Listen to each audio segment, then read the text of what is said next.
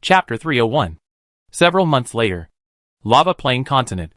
Several elite armies of diverse races, each exceptionally large in size, crossed the border territories and arrived on this rather peculiar continent. The soldiers in the armies had already known their destination before setting out, so they merely looked around curiously, not reacting with any apparent surprise. On behalf of the Lava Empire, I welcome you all. The Lava Empire's envoy, leading a detachment of several thousand lizard warriors, had already been waiting for a while. Upon seeing the reinforcements arrive, the envoy hurried forward, shook hands with the commanders of each of the three armies, exchanged a few words, and expressed his gratitude for the aid. Then he sent the three armies to the cities within the empire's interior. These three armies, judging solely by their organizational abilities, were formidable elite forces.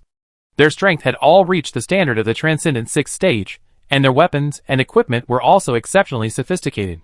They were three different divine players, all powerful figures from the surrounding eastern region. They had come to the lava continent for no particular reason, simply to support their allies. As for why they hadn't come when they requested assistance previously, but had come this time, sending so many elite troops, even demigods, that was a story in itself. Above the sky, four radiant shadows converged. "Thank you all for coming to assist us this time," Fang Xingchen said politely, bowing to the three divine avatars before him. In any case, their support had certainly relieved him of a pressing need. Otherwise, given the enemy's progress, they would likely have attacked his main city in the heartland before long.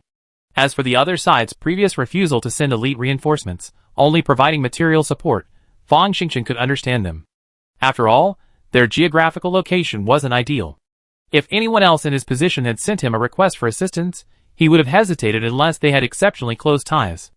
After all, if they attracted the attention of the opposing leader, his elite reinforcements could be completely wasted. "We're allies in the same region, so it's only natural to help each other. No need to be so polite," one of the slightly plump figures said with a smile. "Don't worry, with the three of us helping you, we'll definitely help you intercept the enemy army. Once the other reinforcements arrive, we can push back directly. It's not impossible." Upon hearing this, another middle-aged man in armor patted his chest and laughed loudly. "That's right. Although the three of us coming here aren't in our true forms, working together, we can easily suppress a powerful demigod. As long as you can hold off the true god on the other side, we'll take care of the rest." The last female deity also smiled and nodded. The three of them looked at Fang Xingchen with a touch of envy. They hadn't expected this seemingly ordinary young man to actually be related to the Dark Monarch, and it seemed like a rather close connection. Otherwise, they wouldn't have come here. After all, rashly interfering with other players' battles without support was unwise, especially since they were not far from the enemy boss. If they weren't careful, they could easily be trapped themselves. "Thank you all for your help." A smile crept onto Fang Xingchen's face, and he bowed again. If possible, he wouldn't want to contact Su Xingyu directly. After all, the distance between them was quite far, separated by more than a dozen player continents. If it were in the void, this distance wouldn't be a big deal for a divine player. It could be crossed in an instant. However, this was a supercontinent dotted with player empires. With more than a dozen player continents separating them, even the most powerful would find it incredibly difficult to cross. Located on the edge of a vast ocean, on a plain belonging to players, a massive sea clan army, having crossed several plains and continents, successfully arrived here via teleportation gate.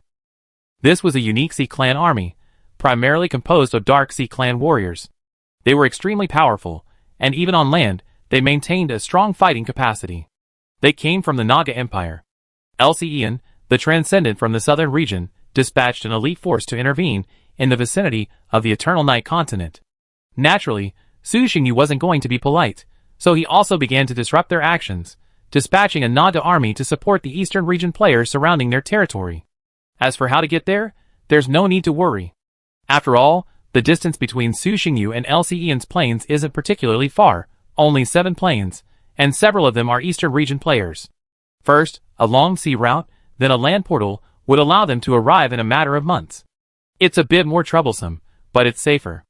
In fact, going directly by sea is the fastest. The sea army that Ian sent to support the Shark Empire did so, even crossing directly through the hostile Sea Empire. But while the other side could do this, the Naga army couldn't. They were outmatched, and there was nothing they could do about it.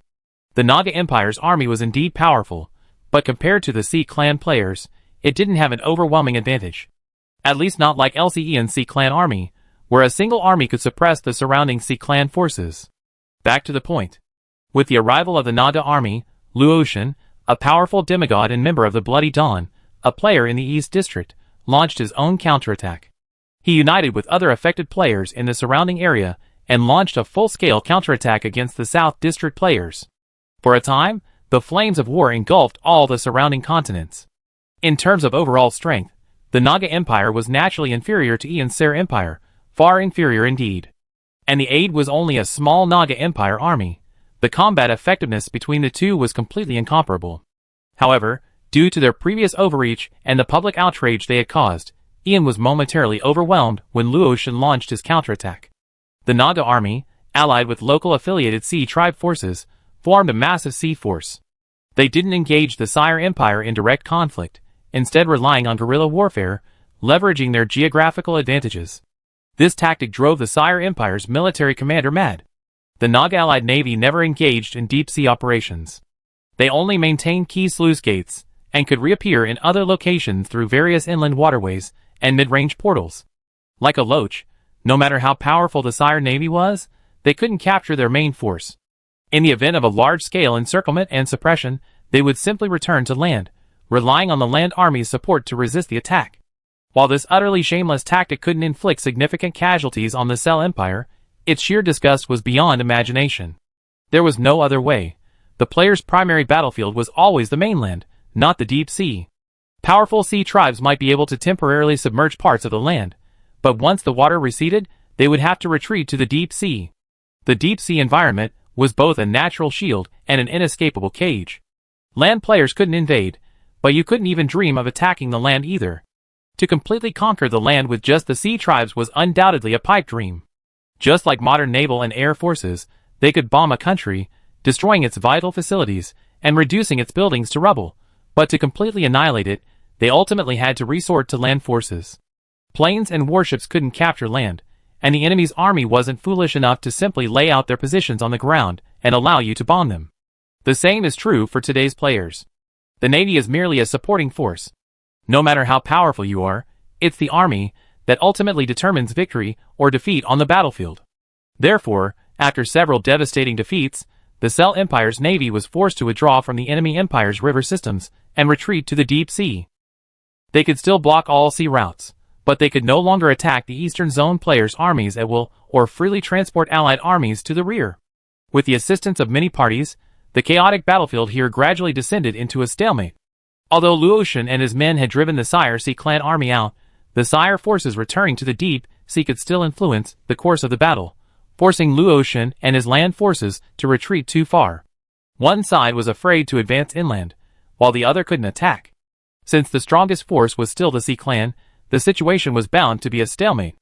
After fighting for a while, realizing he couldn't defeat these players, Ian simply abandoned the situation, maintaining the stalemate. He then dispatched more Sea clan troops to other sea areas, disrupting the battlefield and providing significant support to the players in his own region. The other three Transcendents, while not as far-reaching, also dispatched elite troops to intervene in the closer battlefields. In an instant, the situation across the entire battlefield continent escalated several levels. In the blink of an eye, another 3 years had passed. Around the Eternal Night continent, the Dwarf Empire, once a great empire filled with steel cities, and proud of its dwarfs, now lay in ruins. After being overrun by the Eternal Night army, most of the dwarves still surviving in the Dark Lands abandoned their former faith and became shameful blasphemers. Some even chose to join the Eternal Night army as its minions, turning their warhammers against their former companions. In the center of the planar continent, the imperial capital of Santa Cruz, 1 million Eternal Night troops converged here, completely encircling the area. Escape by conventional means was impossible, and even space itself was sealed off. This place had become a complete dead zone.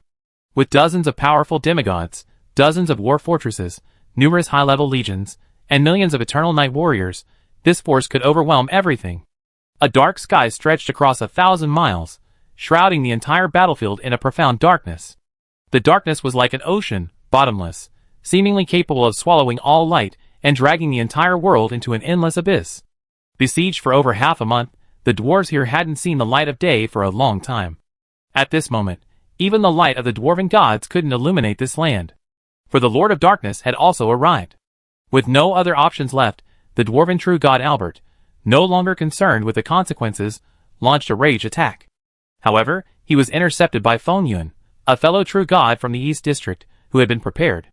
The weakened dwarven true god, while still within his homeland and supported by faith, was no match for Feng Yuan, so his attack was in vain. The two counteracted each other, leaving no impact on the battlefield. In fact, the dwarven true god's actions even caused renewed turmoil in the dwarven empire's faith. The people were in a state of panic. Without divine interference, the Eternal Night Empire's true strength was simply incomparable to the Dwarf Empire. Formed high-level legions, war fortresses that spanned the skies, and powerful demigods charging single-handedly into battle. The gap was too vast. In just 3 years, they had completely penetrated the Dwarf Empire's heartland and reached its core, the imperial capital, Santa Cruz. And it wasn't until the attack on the Dwarf Empire's capital, to avoid any mishaps, that Su Xingyu personally descended, blocking the dwarf true god's last retreat. After 2 weeks of fierce attacks, even though Santa Cruz was a veritable iron city, defended by 1 million elite troops, it was still conquered by the Eternal Night Army. As the energy shield shattered, the city gates were split open, and the solid iron walls were also ripped apart, creating several passages through which the cavalry of the Eternal Night Army filed in. Kill! Massacre this city. Offer victory to the great Lord of Darkness. Destroy the alien gods, and offer a blood sacrifice to the Lord. With roars of fury, legions of the Eternal Night charged in, and the capital of the Dwarf Empire fell completely. The dwarf warriors within the city did not surrender immediately. As the energy shield crumbled, they seized various weapons and charged forward. Live and die with the imperial capital. Evil believer of the alien god, even if I die, I will make you pay. Kill! Kill! Kill! Years of imperial war had inflicted heavy losses on the Dwarf Empire, but it had also amassed a large number of elite legions. The two sides engaged in a brutal battle. They were so brilliant that it could even move the gods. Each of them was a fervent believer, willing to die for the gods. But the brilliance of their will could not avert defeat. Led by their demigod commanders, several 7th-tier legions unleashed a brutal slaughter on the dwarven army, seemingly unstoppable. The elite warriors of the Dwarven Empire fell in droves. The slaughter raged for 3 days. A sudden roar echoed from the sky. The divine war, which had lasted for half a month, finally came to a close. Every living being looked up, and beheld a scene they would never forget. Chapter 302. 10,000 meters in the sky, a video appeared, a leaked image from a mysterious space. In the dark space, an armored dark god wielded the death lance, striking the dwarf true god without a chance to fight back. The spear pierced through his scarred body, pitting him to death in the void.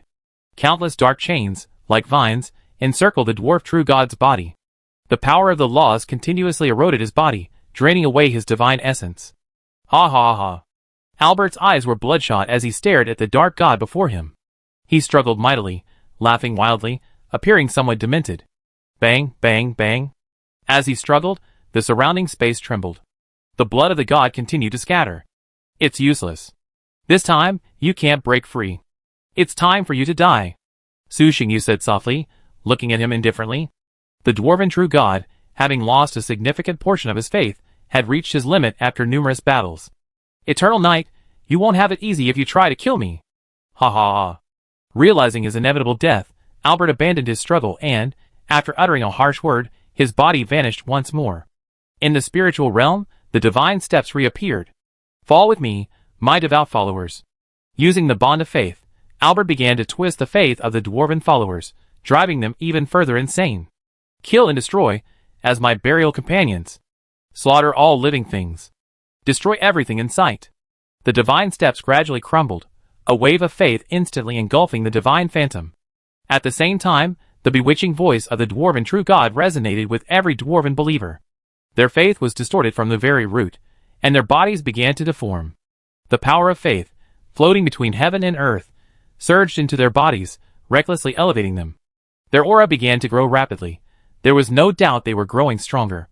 But at the same time, their sanity was also draining away. Kill! Blood sacrifice. Sacrifice all living beings to our Lord, and bring him back from his slumber. Ha ha ha. Kill! Kill! Kill! Destroy. Everything should be gone. The first to change were the believers in the imperial capital of Santa Cruz. They were closest to the divine, and had the closest connection to the dwarven true god. The already fanatical dwarven followers went wild, the light of wisdom extinguished in their eyes. Feeling their growing strength, they laughed wildly, drew their weapons, and charged at the heretics whose auras differed from their own. Their faces were hideous, their forms like wild beasts, looking for death. The Eternal Night Warrior's eyes turned cold, and he swung his long sword, beheading the charging beasts. But it was no use. More and more beasts rushed forward, more frantic than real beasts, knowing no pain, no death, no fear.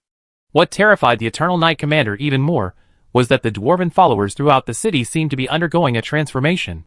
The dwarven followers hiding in their homes, their faces grim and their eyes bloodshot, rushed out with weapons and began searching for the heretics who needed to be purged. You have to know that this city currently has nearly 10 million dwarves, a truly insane number. Ha ha ha.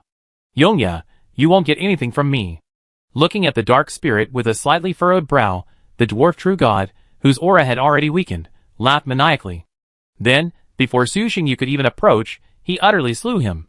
No one can kill me, not even you. Bang!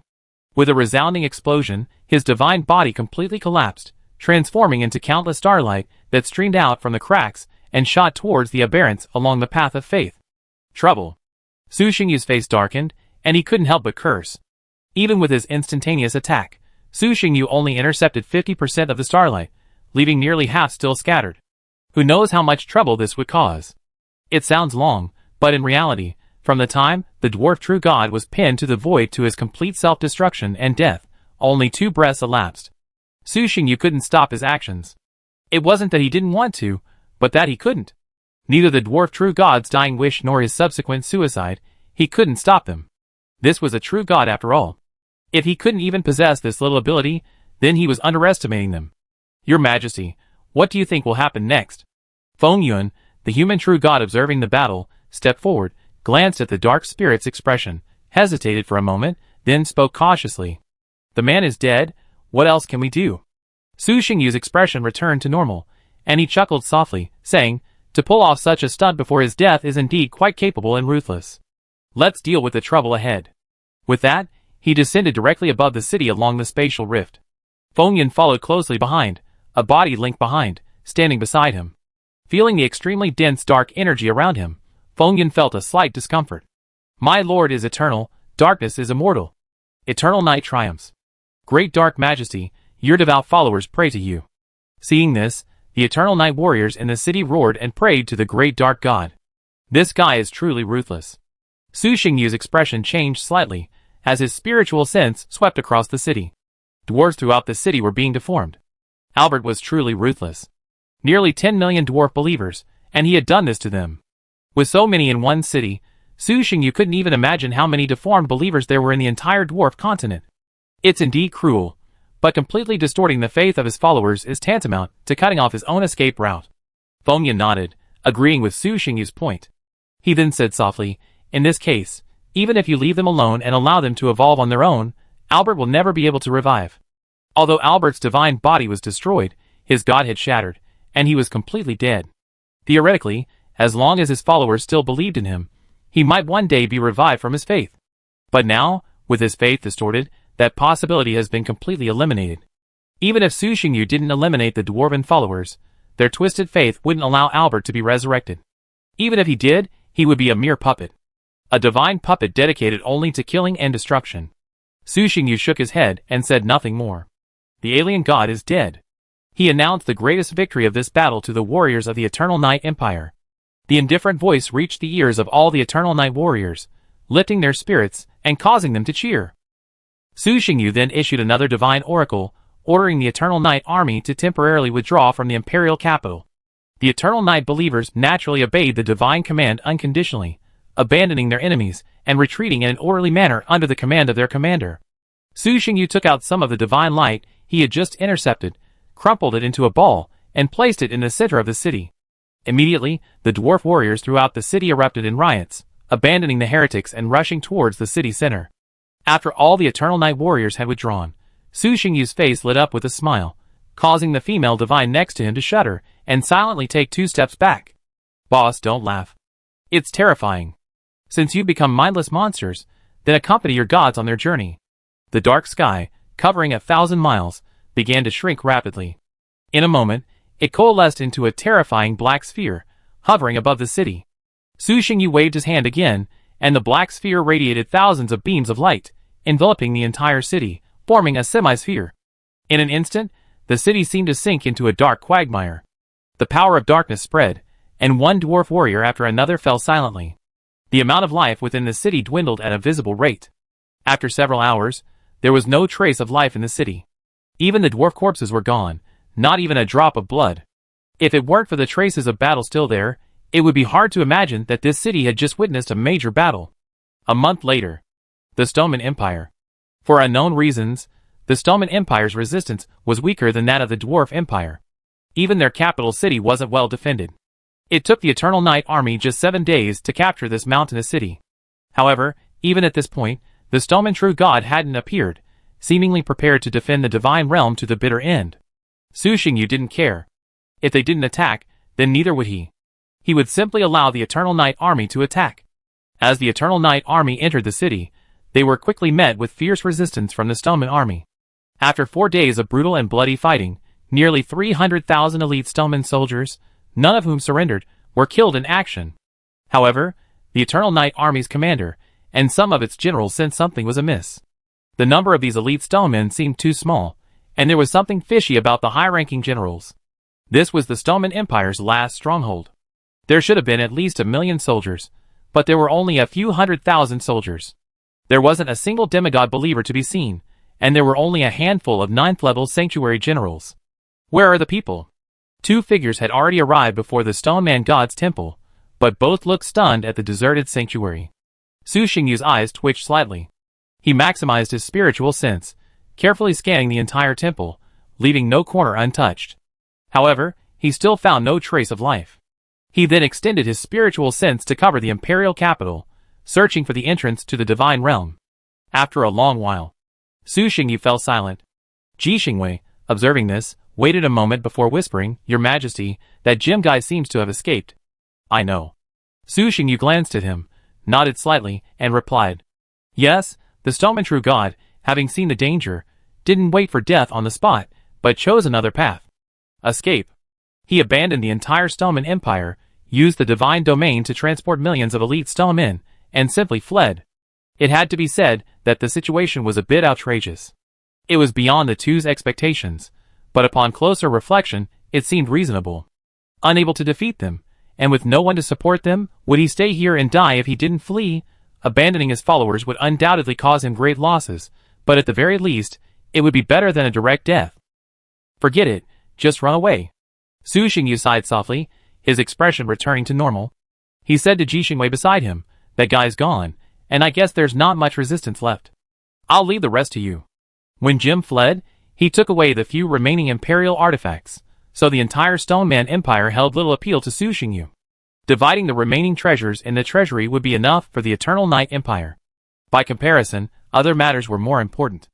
"Okay." Ji Xingwei nodded quickly in response. What Su Xingyu disdained, he appreciated.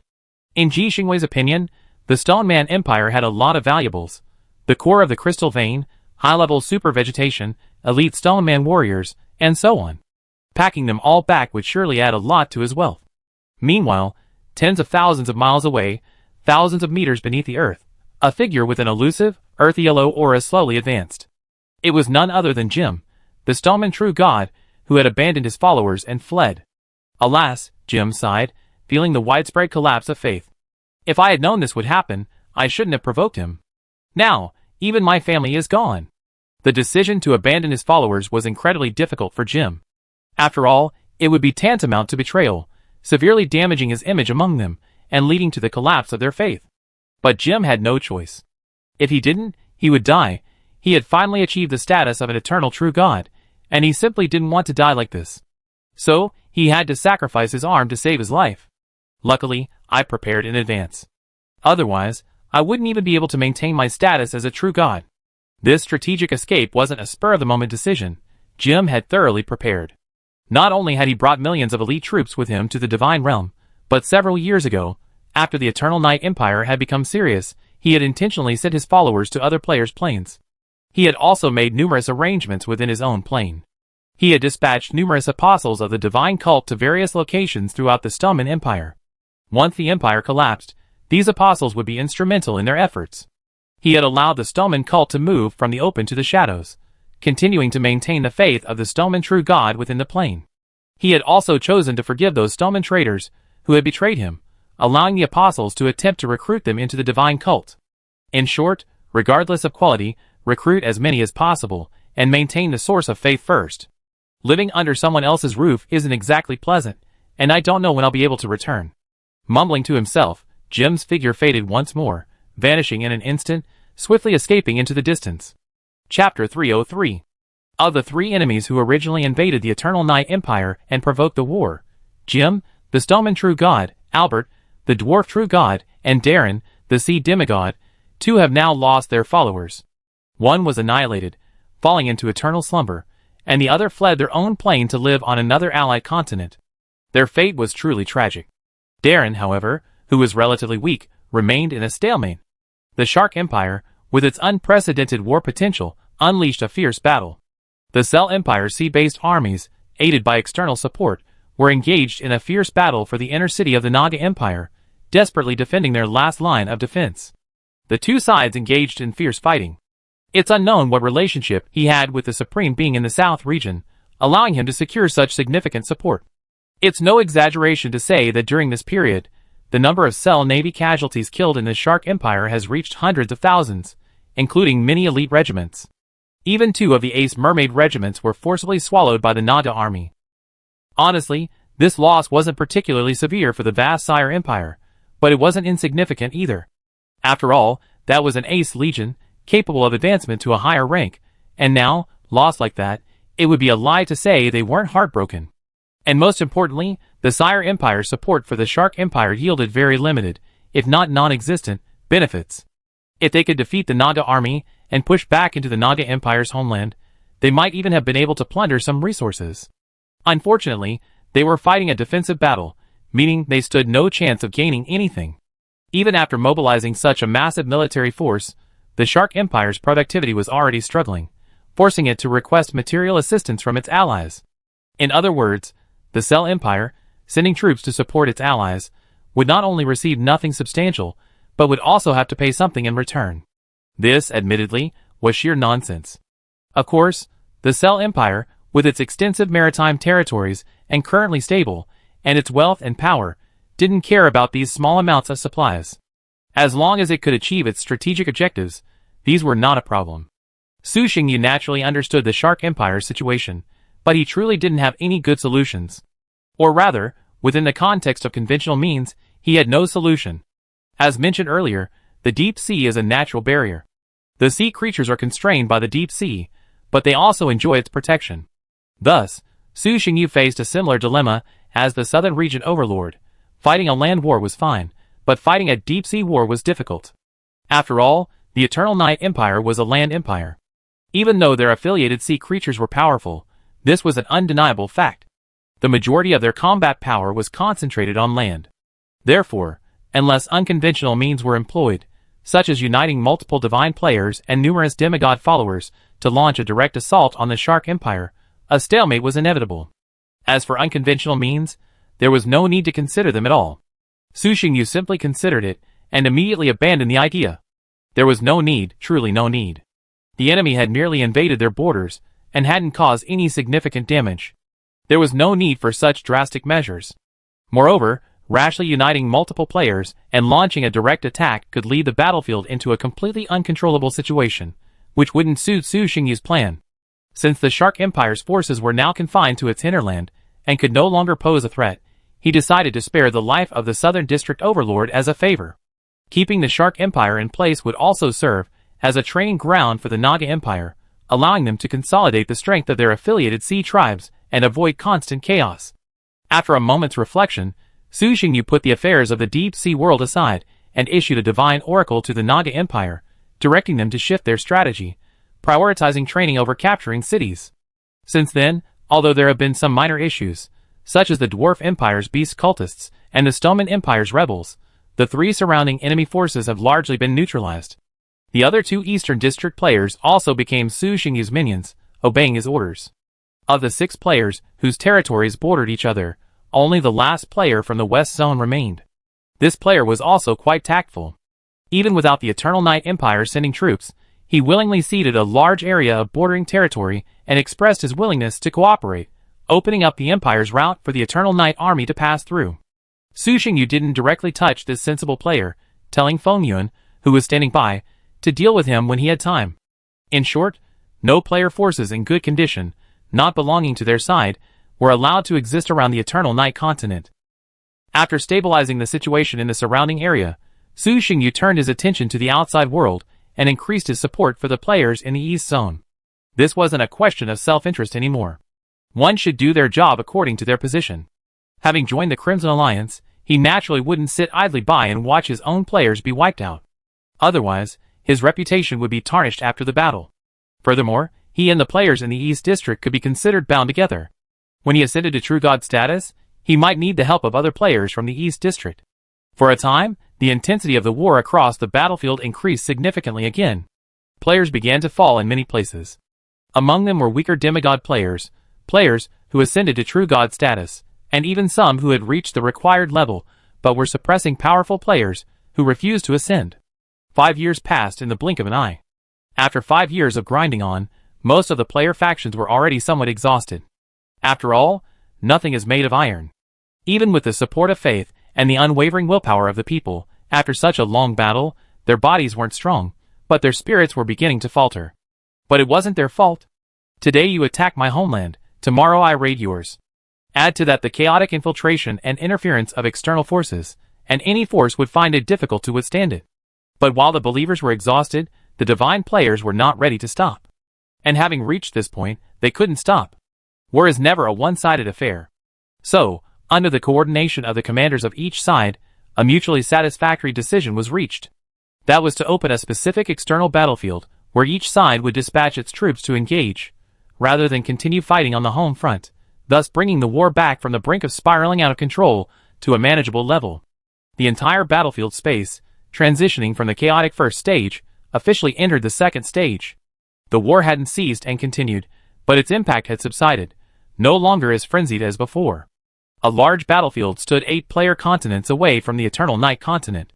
This battlefield was named Skyfire by the players of the East Zone. There was no other meaning, simply because the deity that once ruled this continent wielded the power of fire, resulting in the continent being dotted with eternal volcanoes. Additionally, the final act of the flame god's fall completely altered the continent's celestial phenomena, causing massive fireballs to rain down from the sky from time to time.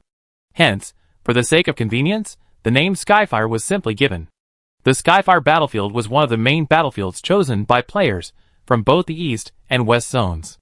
Using a single-player continent as the battlefield for the battle was, admittedly, an extremely extravagant act. But the Skyfire battlefield's strategic location meant it wasn't too far from the top leaders on either side, so arriving wouldn't take too long. With the arrival of each army from the Empire of Faith, the number of warriors here had already reached an astonishing level. Players from both regions each occupied half of the Skyfire battlefield, creating a north-south standoff. They enslaved the remaining flame believers and repaired the war-torn cities, transforming them into war fortresses that served as permanent strongholds for both sides. Such a massive army naturally lacked unified command, so the entire Skyfire battlefield was divided into multiple battle zones, each commanded by its own player commander, allowing the believer armies of both sides to clash freely. At this moment, at the center of the Skyfire battlefield, on the desolate land, nearly 1 million elite warriors from each side gathered. On one side, a dark sky enveloped the sky, while on the other, a blizzard of cold winds blanketed the area. The extreme celestial phenomena, permanently altered by the flame god before his death, were altered once more by the formidable strength of the two armies. Gazing at the Frost Legion across from them, feeling the chilling chill emanating from the heavens, the faces of the Eternal Night soldiers grew solemn, yet a hint of excitement lingered in their eyes. Such powerful warriors. Such formidable foes. This is truly the first time I've ever encountered such a formidable foe. Yingyu, the commander of the entire Eternal Night army, exclaimed with emotion as he gazed upon the Frost army. It was no exaggeration to say that this was the most powerful army he had ever encountered. He had also visited the territories of other allied alien gods and witnessed many powerful believer factions, each of which possessed its own formidable armies of believers. The followers of those allies were far more powerful than the two alien god empires previously vanquished by the Eternal Night Empire. However, even so, in Yi Hingyu's opinion, those allies were still not as formidable as the Frost army before him. Even without a fight, one could tell from their aura alone. This was an army capable of confronting them head-on. Be careful, everyone. Follow the commander's orders. Don't advance rashly. This opponent is not easy. Don't risk your life. Yi Zhan, the commander of the Eternal Night Paladins, the Empire's most powerful being, and only a step away from becoming a powerful demigod, spoke solemnly to the other generals. The other generals, commanding powerful legions, nodded in agreement. Even without Yi Zhan's reminder, they could tell that their opponent was clearly not a formidable force. This was an extremely powerful army. If they continued to lead their legions recklessly into the enemy lines as usual, they might have been annihilated. Like the Eternal Night Army, the opposing Frost army engaged in similar discussions. Looking at the dark sky that threatened to swallow up the entire continent's light, the Frost army's soldiers also felt considerable pressure. Fight! After a long standoff, the battle was imminent. Neither side pushed forward their front legions, but instead launched a welcome attack. The sky thickened with snow, and countless glacial peaks fell like raindrops, assaulting the Eternal Night Army. Each glacier was dozens of meters long. At first glance, it looked like the end of the world. The Eternal Night Army was no less impressive. Carrying numerous dark curses, these ultimate black balls, seemingly intent on devouring all life, fell from the sky and smashed into the Frost Army's camp. Defend. Intercept. The expressions of the commanders on both sides changed slightly, and they immediately mobilized their armies for defense. Using the lower-level soldiers as their energy source and the generals as their core, a layer of energy shields instantly emerged above both armies. The glacier pierced the dark shield and instantly disappeared, transported thousands of miles away, impacting an empty expanse of land. Instantly, the ground cracked and the ambient temperature plummeted below freezing. Before the extreme black spheres even approached, they were frozen by the icy force emanating from the blue shield, transforming into solid black spheres that then fell freely downward. The attack, which could severely damage a normal army, had no effect on either side. Interesting. Yi Hingyu sneered and immediately ordered the archer corps to attack. Swoosh, swoosh, swoosh. The next second, countless arrows shot up into the sky, their two special abilities imbued with dark energy, like thick beams of light, blasting towards the enemy army. Messfield, the commander of the Frost army, waved his hand again, and thick layers of ice immediately appeared above. Bang, bang, bang. The dark beam struck the ice, instantly creating large pits. The power was terrifying. It's easy to imagine that if they had struck a living being, they would have been completely shattered. Then, the Frost army also launched a volley, but the result was naturally futile. Afterwards, both sides conducted various long-range probing attacks, but neither side was able to harm the other. This was actually within the expectations of both generals. After all, this was an army that could put pressure on them. It would be truly strange if they couldn't even handle such a challenge. The commanders on both sides, without hesitation, immediately ordered their legions forward, preparing for close combat. The first contact wasn't with the cavalry on the flank, but with the massive warriors on the front lines. Heavy metal infantry, often tens of meters tall, collided with frost giants of similar height. For the Lord of Darkness. For the Frost King. Axe against axe, the terrifying force trembled at the moment of collision, and every collision was like the collapse of heaven and earth, emitting a deafening roar. Bang, bang, bang. Chapter 304. Equally matched. The super heavy tank warriors on both sides might have had slight differences in physical fitness, but their overall strength was similar, even down to their height and build. As a result, for a while, the two sides fought without much success, reaching a stalemate. You struck, I struck, and after a long battle, they couldn't even break through the defense. What a powerful warrior. Weapons clashed, wrestling, arm muscles tensed, unleashing boundless power. But no matter how hard he exerted, he couldn't make an inch of progress. The metal giant warrior couldn't help but sigh. This was the first time he had encountered an opponent of his own caliber and strength.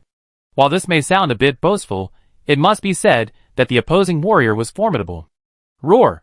The frost giant roared in anger, the muscles in his arms bulging, his face grim and ferocious. A constant surge of power surged, attempting to crush the metal giant warrior. However, the metal giant on the other side was as steady as a mountain.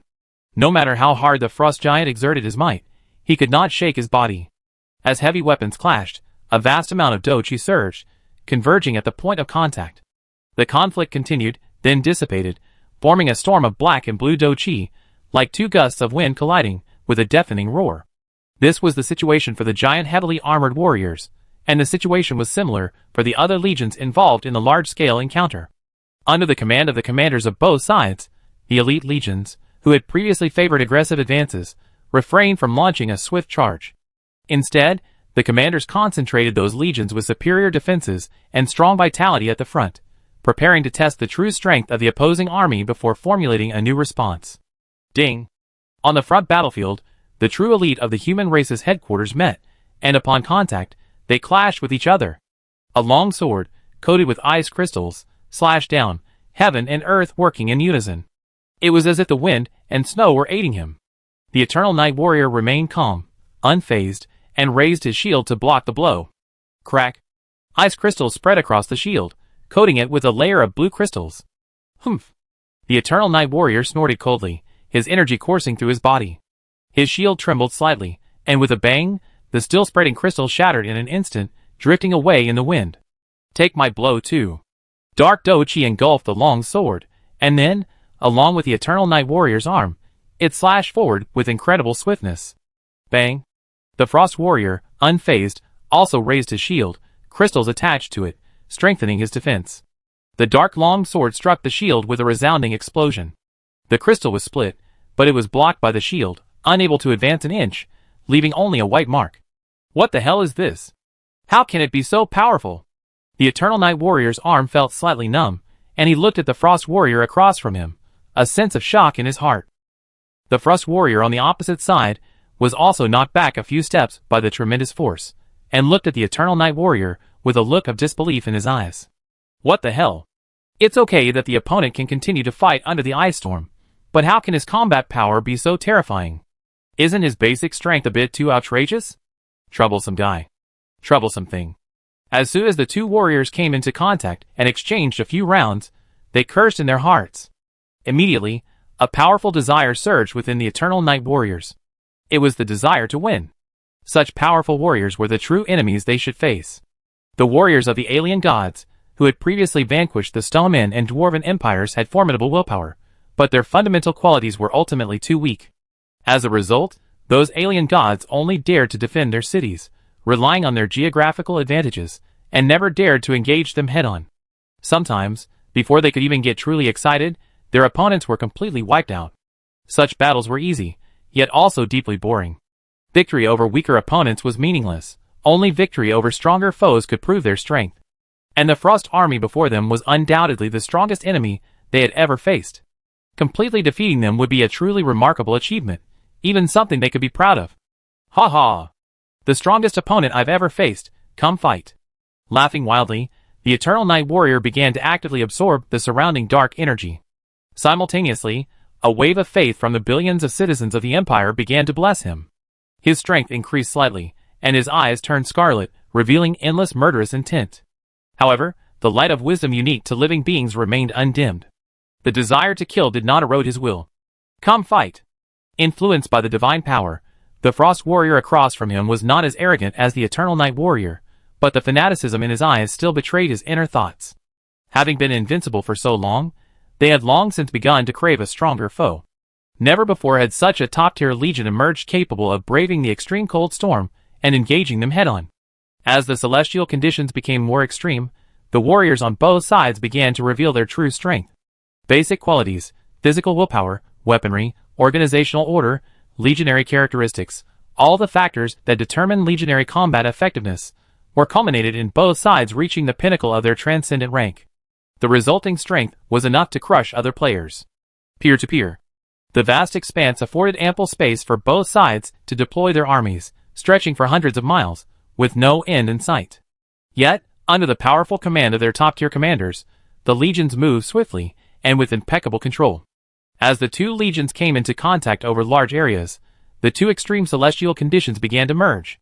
The extreme cold storm swept in, freezing the bodies of the Eternal Night Warriors and slowing their mental awareness. The forces of darkness also began to erode the Frost Warriors.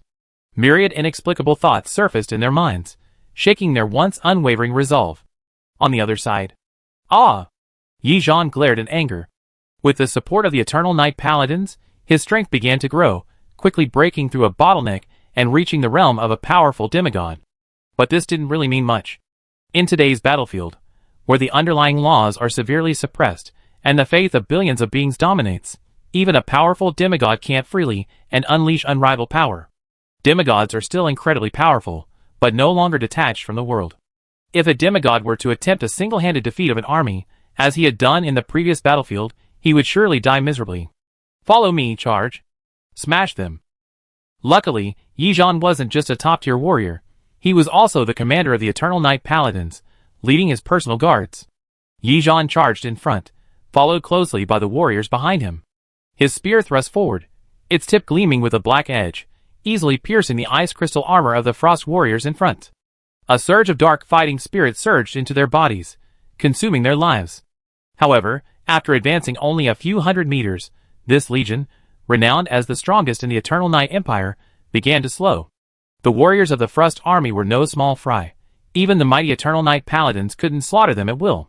Having lost their momentum, facing the relentless resistance of the elite tacticians, it was only natural that their speed would slow. Whoosh! The Eternal Night warriors gasped for breath.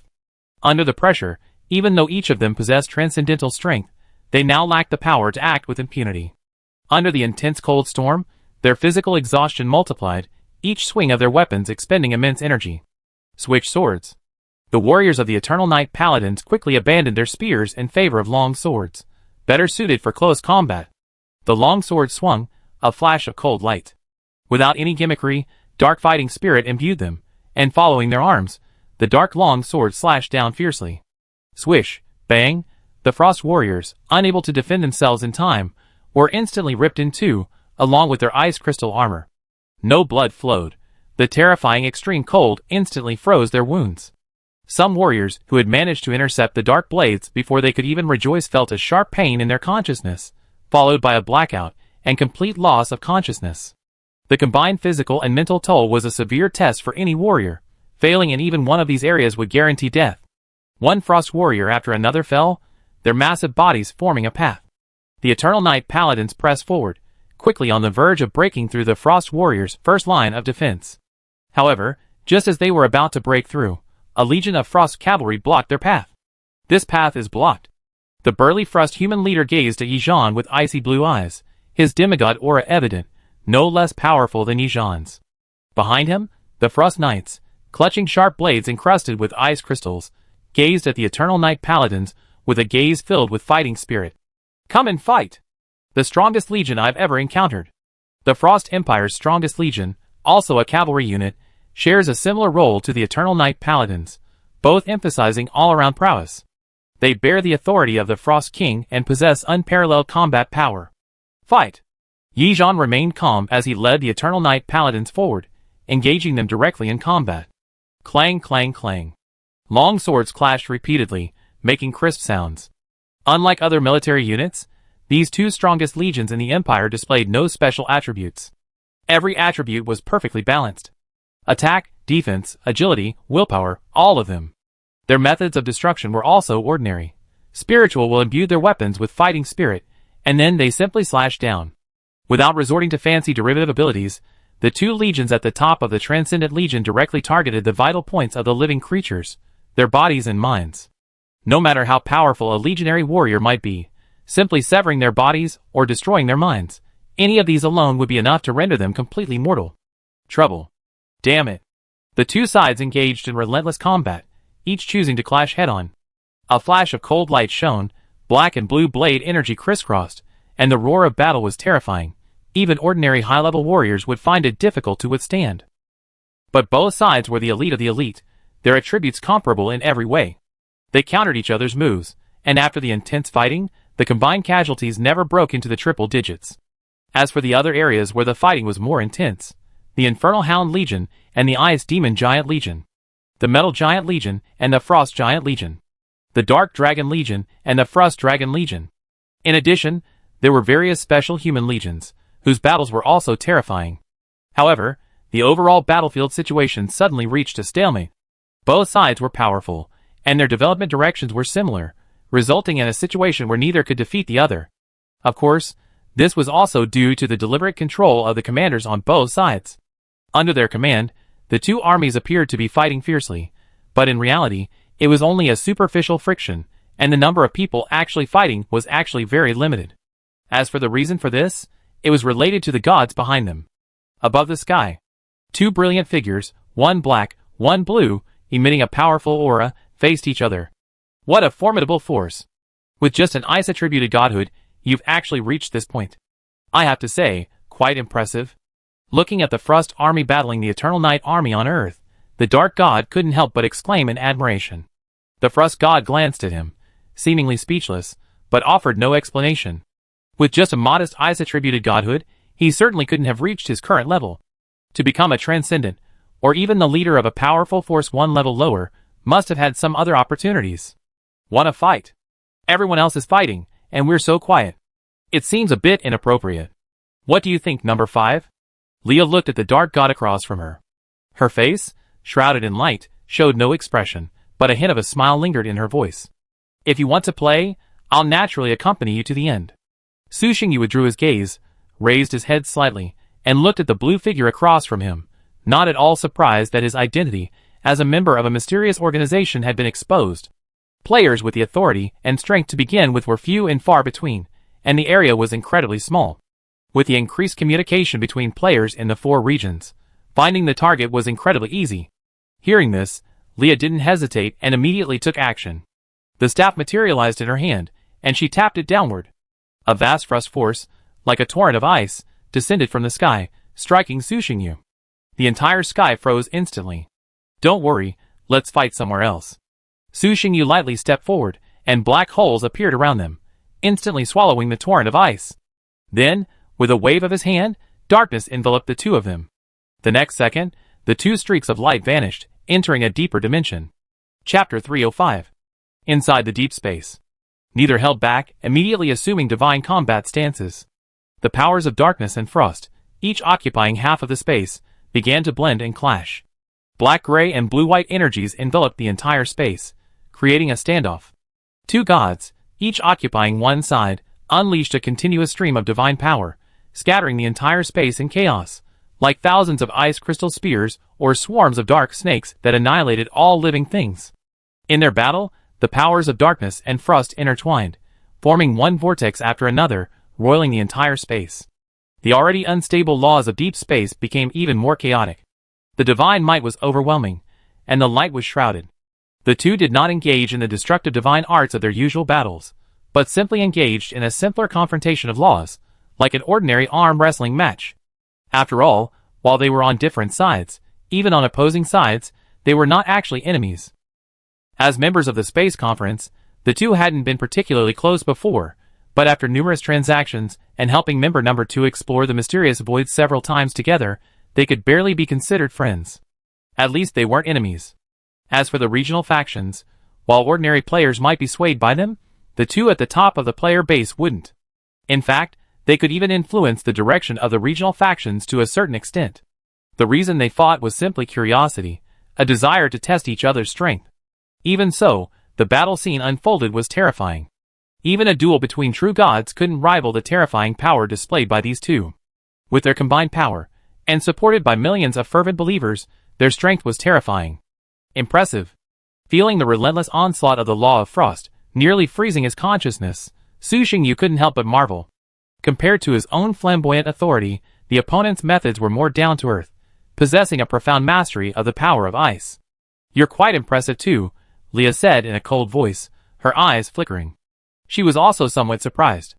The opponent's strength was even greater than those of the transcendents she had previously fought. Though somewhat surprised, the two didn't stop immediately. Instead, they increased their divine power output, clearly intending to test their opponent's limits. And at the same time, to test their own limits. For them, the opportunity to battle against beings of their own rank was rare. Be careful. If you can't handle it, remember to let me know. Su Xingyu's figure transformed into a dark shadow, growing ever larger, eventually transforming into a dark giant 10,000 feet tall. I'll give you that too. Leah snorted coldly, seeming somewhat dissatisfied with Su Xingyu's slight. She also grew in size, transforming into a 10,000-foot tall ice giant. Instantly, the power of the two laws surged. Their mere presence overwhelmed the space, making it feel as if it was about to shatter. The residual power of the conflicting laws even broke through the blockade of deep space, spilling outward. The two elite armies engaged in battle on the outer world, sensing the divine aura emanating from the heavens, instantly invigorated their spirits and fought even harder. Some of the more aggressive legions roared and threatened to charge the enemy lines. The commanders of both sides saw this, their faces darkening. They were forced to mobilize rapidly, shrinking the battle lines and forcibly suppressing these troublemakers. Thousands, even tens of thousands of miles away, as the battle in deep space began, other players in the Skyfire battlefield, as if receiving a signal, simultaneously intensified their offenses. Not only did the armies of believers engage in more intense fighting, but even the divine players themselves began fighting in deep space. Thanks to the deliberate arrangements of the commanders on both sides, the player battlefield this time did not exhibit the one-sidedness of previous battles. The strength of the players on both sides, whether in their armies of believers or the true gods themselves, was nearly equal. Demigod versus demigod, true god versus true god. Neither side could defeat the other. In this case, unless they were willing to risk everything and engage in a life-or-death duel, even if they gave it their all, they would only end up in a stalemate.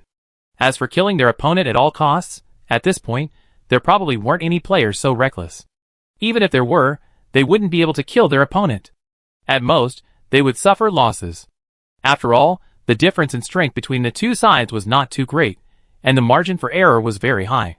Even if you risked everything and fought your opponent to the death, it would be impossible to determine the winner in a short period of time. And once the opponent realized their intentions, they would certainly not sit idly by and wait for death. They would inevitably launch a counterattack. It's just a competition of ruthlessness, as if no one dared to say so. These players, who have experienced so much and are still alive, may not be as good in other aspects, but when it comes to ruthlessness, they are no less capable than anyone else. They know clearly that if they want to survive and become stronger, they can't just give in. They must be timid when necessary and ruthless when necessary. Both blindly giving in and blindly being ruthless will only lead to their destruction.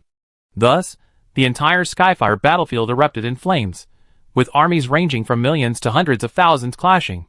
While the scale was far smaller than the previous battles on home turf, the intensity of the war far surpassed it. After all, the legions that made it to the extraterritorial battlefield were, without exception, the elite ace troops of their respective factions. Their combat effectiveness far surpassed that of the vassal soldiers.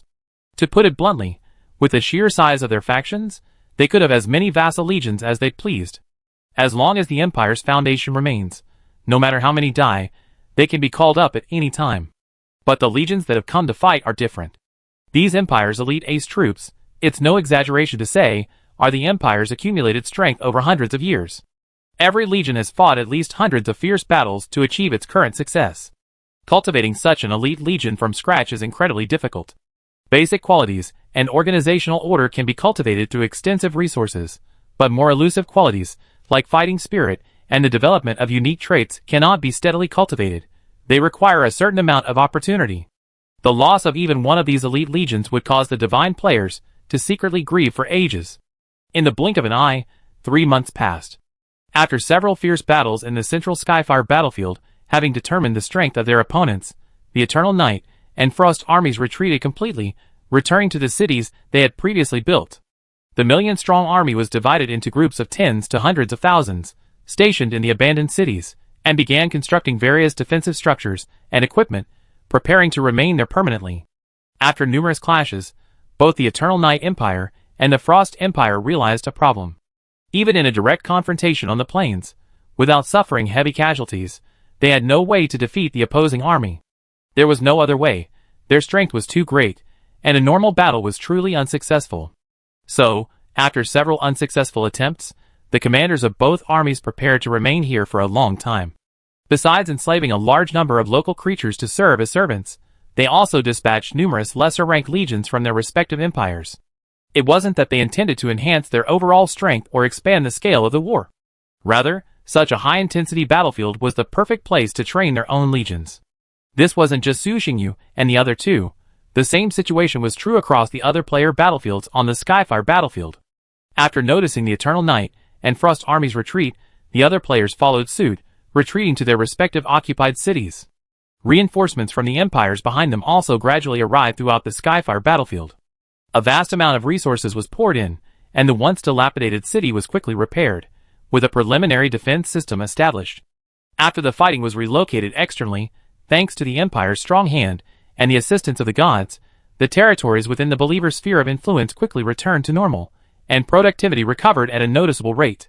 Simply put, they had abundant resources to use again.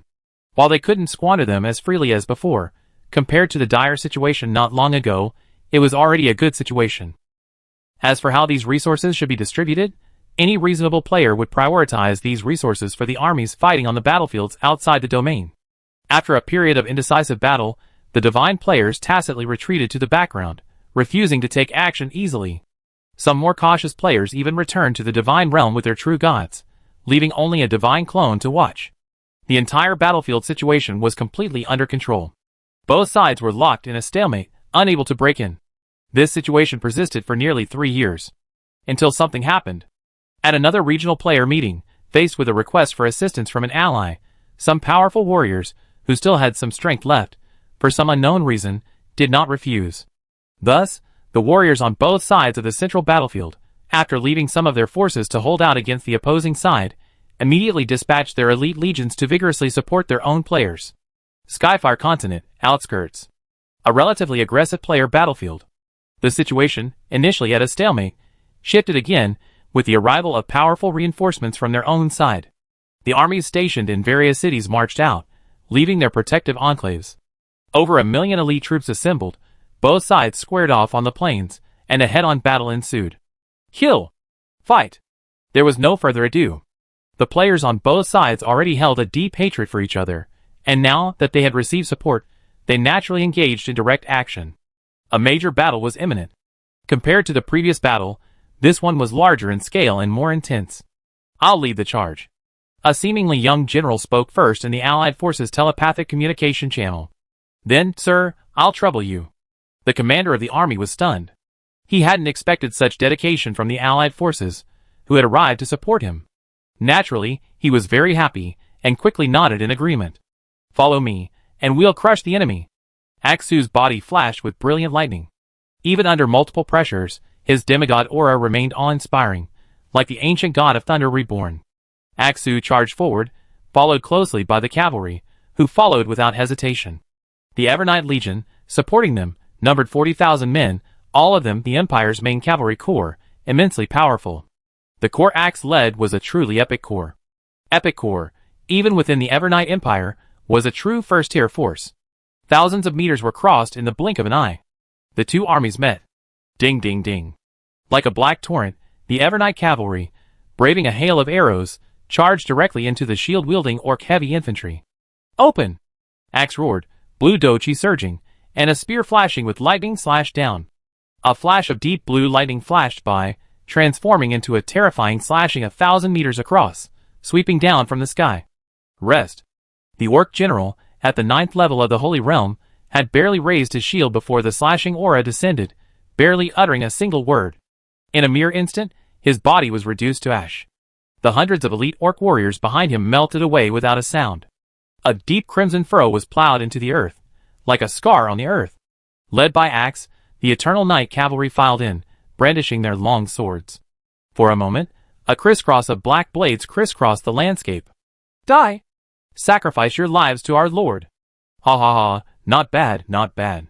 Although a little weaker, you're still barely worthy of our slaying. Facing these heavily armored warriors, who were significantly weaker than them, the Eternal Knight cavalry, warriors of the Epic Legion, didn't concentrate their fighting spirit on their blades as they had before. They unleashed their might recklessly, their terrifying blades slicing through everything, easily slicing through the shields, armor, and bodies of the Orc Heavy Infantry. The Orc Heavy Infantry, renowned for their sturdiness and defense, were pitifully vulnerable against this Eternal Knight cavalry. Damn it! Stop them! For the glory of the Orc God, brave Orc warriors, stop these monsters! Don't retreat! Our Lord is watching you! The Orc Heavy Infantry roared, raised their shields, and charged forward, blocking the Eternal Knight cavalry like a rock. But it was no use. Even with their brilliant will, they couldn't make up for the vast gap in hard power. A legion worthy of being called the Empire's elite was now being mowed down. It was, admittedly, a bit of a mess. Chapter 306. Damn it! High above the sky, deep within space, the Orc God, engaged in battle with his opponent, glanced at the battle below. His face darkened, and he couldn't help but curse. Until now, the orc god had clearly never imagined that a few mere legions could have such a terrifying impact on his vast orc army. Even for a legion of followers of the most powerful, this was too outrageous. The orc god wanted to interfere with the battle below, but he was helpless. The opposing dwarf god stared at him intently, giving him no chance to intervene. The vast battlefield below, led by Axe, with an epic legion at the vanguard, followed by 30,000 Eternal Night Knights, they unleashed a fighting force that moved the god. The speed of the formation's destruction was beyond imagination. And unlike previous cavalry methods of breaking through the enemy lines, the Eternal Night cavalry left corpses and rivers of blood wherever they passed, as if they were driven solely to kill. Though they only had 40,000 men, they now resembled an army of hundreds of thousands. No matter how the orcs tried, they could not completely suppress or contain them. Such brutality greatly boosted the morale of their allies, causing them to cheer loudly. Several dwarf cavalry regiments roared and charged directly into the gaps opened by the Eternal Night cavalry, continuing to tear at the Orcish lines and widen the gap. Ha ha ha! Follow me and defeat them. For the glory of the dwarf god, everyone, follow me and smash through the Orcish defenses. Fight! Fight! Fight! The dwarven army's morale was surging, and they appeared incredibly excited. Led by their commander, they charged forward, launching a fierce attack. Then, something unexpected happened. Even further away, the Frost Legion, supported by Leah, also engaged the dwarven army. The commander of the epic legion, a frozen smile on his stern face, then swung his long-handled sword, coated in ice crystals, forward, sending a gust of cold air resembling the roar of a frost dragon. Swish! In an instant, hundreds of elite dwarven warriors, along with a 9th-ranked dwarven commander in front of them, were transformed into ice sculptures. They continued charging forward, slashing with their swords, but they were permanently immobilized. Shatter! The demigod-level commander, looking at the hundreds of ice sculptures before him, whispered with a cold glint in his eyes. As soon as the words left their mouths, the ice sculptures ahead instantly shattered into icy dust amidst a series of explosions, dissipating into the air. Now, not even a shard of debris remained, let alone blood. Truly brutal. Before now, the Frost Legion wouldn't have done this. Crushing bones to dust was a waste of energy and a bit of a hassle. Freeze them into ice sculptures, then chop them off. Until they encountered players who mastered resurrection magic, and after suffering minor setbacks, they developed a habit of completely destroying their opponents. You can resurrect corpses and fight again, right? I'd even crush corpses into dust. If you have the guts, you can continue to resurrect. Kill! Sacrifice the enemy's life to the Frost King. Weak believers of the alien god, tremble in the cold wind. The Frost warriors roared, their long swords sweeping across, a chill sweeping through them. The dwarf warriors who stepped forward to block them were transformed into ice sculptures before they could react, then shattered and shattered. Die! A few of the more elite dwarf warriors, braving the freezing storm, arrived beside the Frost warriors, raising their various weapons and wielding all their might, slashing down. You overestimate your abilities. Who do you think we are? You dare challenge us? The Frost warriors, scornful at the enemy's fierce counterattack, casually swung their long swords and slashed back. Though their timing was slower, their long swords arrived first. The ice crystal long swords collided with the various heavy weapons. A loud bang echoed. Block! After the weapons collided, they didn't separate immediately. Instead, a blue-white crystal instantly spread from the point of impact, engulfing the entire weapon and extending towards the dwarf's body. Whoosh, whoosh! The dwarf warrior's expression paled slightly, and he gasped for air as he pulled his weapon back with all his might, then struck again. The weapons clashed several times, and then with a resounding bang, the improved, gold-grade weapon in the dwarf warrior's hand shattered. How is this possible? Looking at the shattered weapon in his hand, the dwarf warrior couldn't believe his eyes, and let out a horrified roar. The dwarf empire, renowned for its forging, forged weapons that were absolutely imperfect. Even if the opponent was wielding an epic weapon, it wouldn't be so easy for him to sever his weapon in a few strikes. Nothing is impossible, weak dwarf. It's your honor to die at my hands. The Frost warrior looked at the dwarf with a look of mockery. After years of fierce battles with the Eternal Night army, all his tactics had been futile, leaving him with only the most fundamental of skills. He almost questioned his life. It now seemed that it wasn't that those tactics were ineffective, but rather that the opponents they had encountered were too strong and tough. Swish! A long ice blade slashed across, sending ahead, eyes still open and horrified, soaring into the air before being quickly frozen and falling to the ground. The Frost Army that had arrived to support them was roughly the same size as the Eternal Night Army, both numbering just over 40,000. Facing the Dwarven Army, they similarly displayed unmatched strength, charging forward unstoppable. Ordinary Dwarven warriors couldn't even get close to them, frozen into ice sculptures by the icy blue blades and instantly dispatched. A few elite Dwarven warriors barely managed to block the blades, braving the biting wind to reach the Frost warriors, only to be dispatched with a few blows. Ice Servant. Seeing the Dwarven warriors so weak, the Frost warriors employed their same techniques for clearing out the mobs to increase their efficiency. Amidst the terrifying cold wind, icy blue phantoms gradually solidified. With crystal bodies as their forms, they emerged from the wind and snow. Kill! With furious roars, these ice crystal warriors stretched their hands forward, wielding crystal blades. Simultaneously, a complete set of ice crystal armor emerged from their bodies. In an instant, the Frost Army on the scene expanded by 3 times. The newly born ice crystal warriors weren't particularly powerful, but they possessed the strength of ordinary Dwarven warriors. And most importantly, they weren't afraid of death. As long as the extreme cold persisted, and as long as the Frost warriors survived, they would continue to spawn. Damn it! Stop them! Don't let them get to us! The commander of the dwarf army looked on, with a scowl, as he gazed at the Frost army, which was rampaging through his own ranks. Damn it! How could such a powerful army exist? This simply didn't make sense. The powerful dwarf elite warriors were merely the equivalent of the enemy's casually crafted ice crystal warriors. It was completely out of character. The dwarf army suffered the same fate, and the opposing orc army was in a similar situation. Each dark orc warrior, corrupted by the power of darkness, turned and attacked the orc army with unparalleled ferocity. The Frost army slaughtered the dwarf army, and the Eternal Night army slaughtered the orc army. Both sides, without interfering, each killing their own way, in perfect harmony. For a time, the two main armies on the battlefield suffered devastating losses. The orc and dwarf commanders wanted to mobilize their allies to intercept the enemy reinforcements, but they were unable to do so. Both Commander Eternal Night and Commander Frost, the two reinforcement armies' leaders, refused their request. Their reasons were perfectly valid. I'm enjoying the killing spree here. Why should I return for reinforcements? The commanders on both sides were unhappy about this, but they could do nothing about it. Before the reinforcements arrived, the gods had already issued a divine oracle, urging them to be courteous to the reinforcements and not to offend them. Under these circumstances, they had no way of forcing the reinforcements to move. Even if the reasons given were perfectly reasonable and legitimate, or even completely unreasonable, they were completely helpless. Then the situation on the battlefield took a strange turn. The main dwarf and orc armies, having abandoned their previous offensive momentum, formed a defensive formation, somewhat hesitantly. Conversely, the smaller reinforcements worked extra hard, charging forward relentlessly, and slaughtering the enemy soldiers. The two divine players battling in the sky, upon sensing the situation on the battlefield below, suddenly turned a dark, utterly dismal expression. This was quite different from what they had expected. They had hoped to leverage the strength of their allies to inflict heavy damage on the enemy, but while they had inflicted heavy damage, their own side seemed to have suffered heavy losses as well. So wouldn't that be the same as having no reinforcements at all? It was a complete trade-off. Looking at the reinforcements fighting bravely below, the two men frowned, sensing something was amiss, but they couldn't pinpoint what.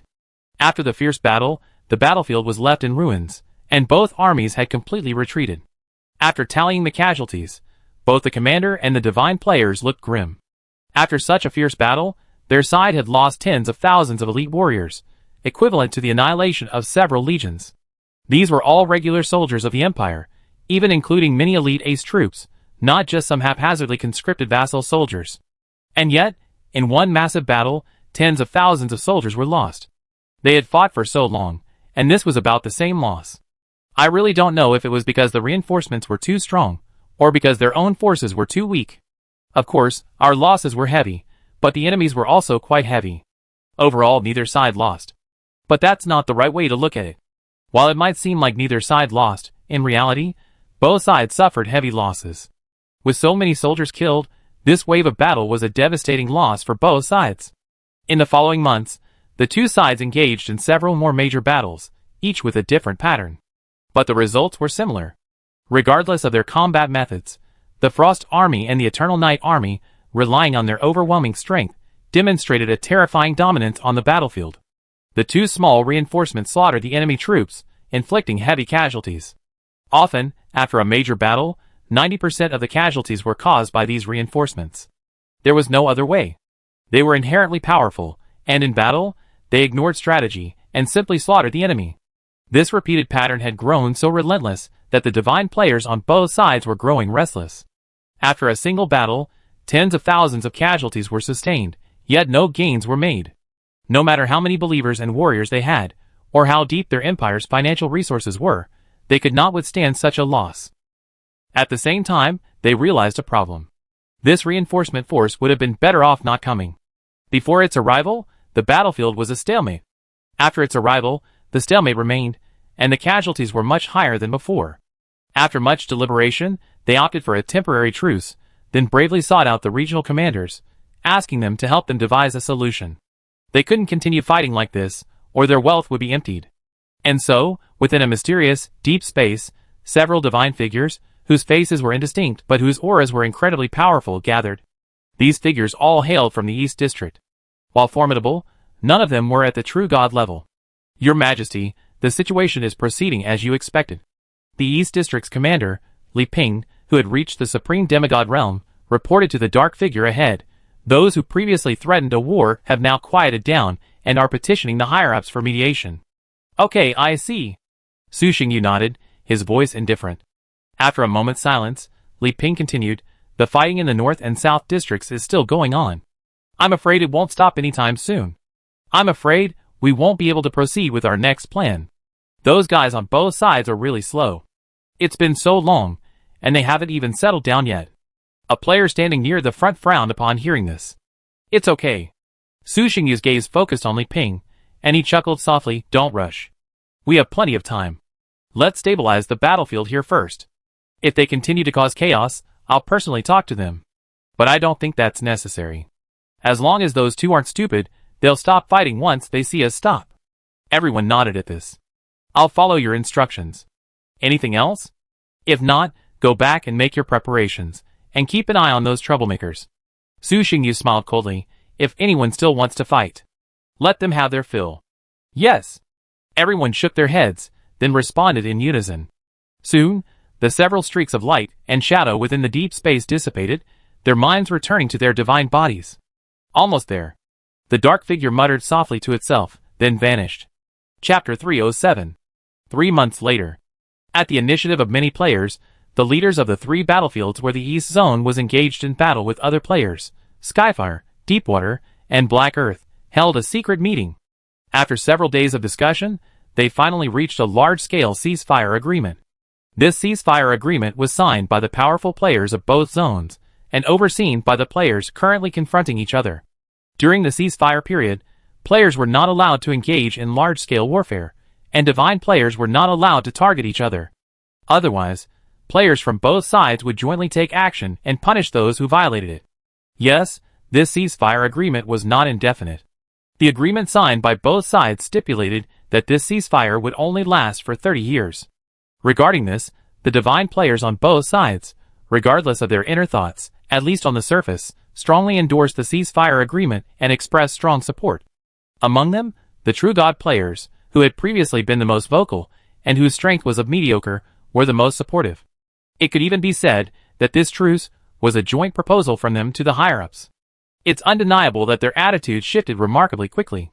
Understandably, before this, due to their deep-seated grudges against their opponents, they were the least supportive of a truce, constantly clamoring for an all-out war, begging the higher-ups for support, and then completely wiping out the opposing players' army of believers who intervened. However, after the higher-ups' reinforcements arrived and several major battles were fought, they all unanimously changed their minds. From being the most belligerent players, they instantly became the most peace-loving players on the battlefield. Whatever previous grudges they had now all been put aside. There was nothing they could do about it. It wasn't that they wanted to let go, but they had no choice. After the arrival of the boss's elite troops, and after several major battles, even they, however slow-witted, realized a problem. The bosses above seemed unwilling to continue the fight. And if they and the others went against their will and continued the battle, it wouldn't be impossible. After all, they were now all part of a regional faction. Even if the bosses were powerful, they couldn't just attack them directly over a disagreement. the negative impact of that would be too great. However, that didn't mean the bosses were powerless against them. Take the previous example. A single major battle would have cost them tens of thousands of elite warriors. If there had been a few more, their army of believers would have been practically annihilated. Of course, the results for the players fighting them were similar. As expected, the leaders of both sides must have reached some kind of secret agreement. The elite troops they sent out to reinforce the enemy only targeted the local army, and did not specifically target the support troops. Simply put, you kill my minions, I kill yours, everyone kills their own, and no one interferes with each other. This conjecture may seem absurd, but judging by the battlefields of the many players being reinforced, it seems pretty close. The local army suffered heavy losses, and the vast majority of those casualties were inflicted by the support troops, while the casualties among the support troops were pitifully small. They would never believe that the two sides hadn't discussed this beforehand. I felt deeply frustrated. But the players who were being supported had no recourse. They had requested the support themselves, and the troops that arrived had fought tooth and nail, inflicting heavy casualties on the enemy. No matter how you slice it, there was nothing wrong with it. It was precisely because of this that the players, who had previously called for an all-out war, hoping to seize the opportunity to annihilate their opponents, were forced to bite the bullet, swallow their previous arrogant rhetoric, and jointly request a ceasefire from their superiors. Even if it meant paying a price, they accepted it. In short, they couldn't continue fighting like this. Respect was important, but their lives were more important. Time passed, and after the players in the East and West regions had achieved a near-complete ceasefire, a sense of urgency suddenly rose in the hearts of the players in the other two regions. You have to understand that in this battlefield, their player numbers were already inferior to those of the other two regions. Now that the other regions have ceased fire, if they continue the internal fighting and deplete their own strength, the power gap between the various parties will only widen. If it falls below a certain threshold, the players from the East and West regions, united as one, might actually be willing to pay a heavy price to completely annihilate them in this battlefield. There are many players in both regions who see things clearly. Therefore, under the leadership of their respective transcendents and commanders, in less than 6 months, the battlefields of the South and North regions quickly consolidated, reaching a stalemate. Later, an agreement was reached, achieving a complete ceasefire. Since then, after years of war, and the elimination of those players no longer worthy of existence, the remaining players have demonstrated strength that intimidates others. They are all tough foes. To eliminate these players, either the aforementioned individuals must take action or multiple players must join forces to attack. There is no third option. The entire battlefield space entered an unprecedented period of peace. In the blink of an eye, another 6 months have passed. In the Eternal Night Continent, in the Dark Divine Realm, within the lonely Divine Palace.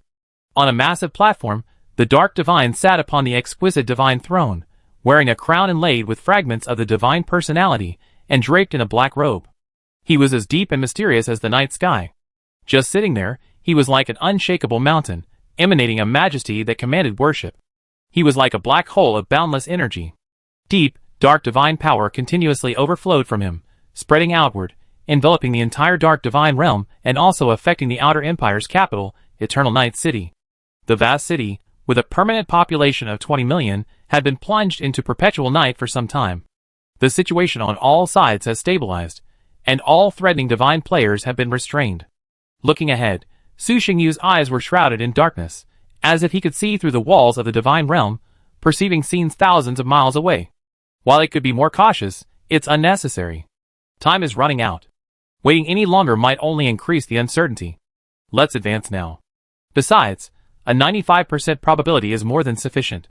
After reviewing all his recent arrangements in his mind, making sure nothing had been missed, Su Xingyu muttered to himself, deciding not to wait any longer. He released the seals upon himself, no longer suppressing himself, allowing the vast power of faith to surge into his divine form, elevating his divine rank even higher. After releasing his restraints, he transformed into an indescribable dark figure, like a bottomless abyss, devouring the endless stream of faith. Each swallowing was like the abyss taking a deep breath, and each breath allowed his divine rank to rise a step further. In an instant, the entire dark divine realm was completely sealed off. At the center of the Eternal Night Continent, an extremely black sphere appeared in the sky. Then, with the black sphere as its starting point, the boundless dark divine power spread across the Eternal Night Continent, as if to drag the entire continent into a state of utter darkness. Inform all lords and war zone commanders of the Empire. The entire Empire is on high alert and on full alert. They are ordered to garrison the borders. No army of any force is allowed to enter the Eternal Night continent. Violators will be killed without mercy.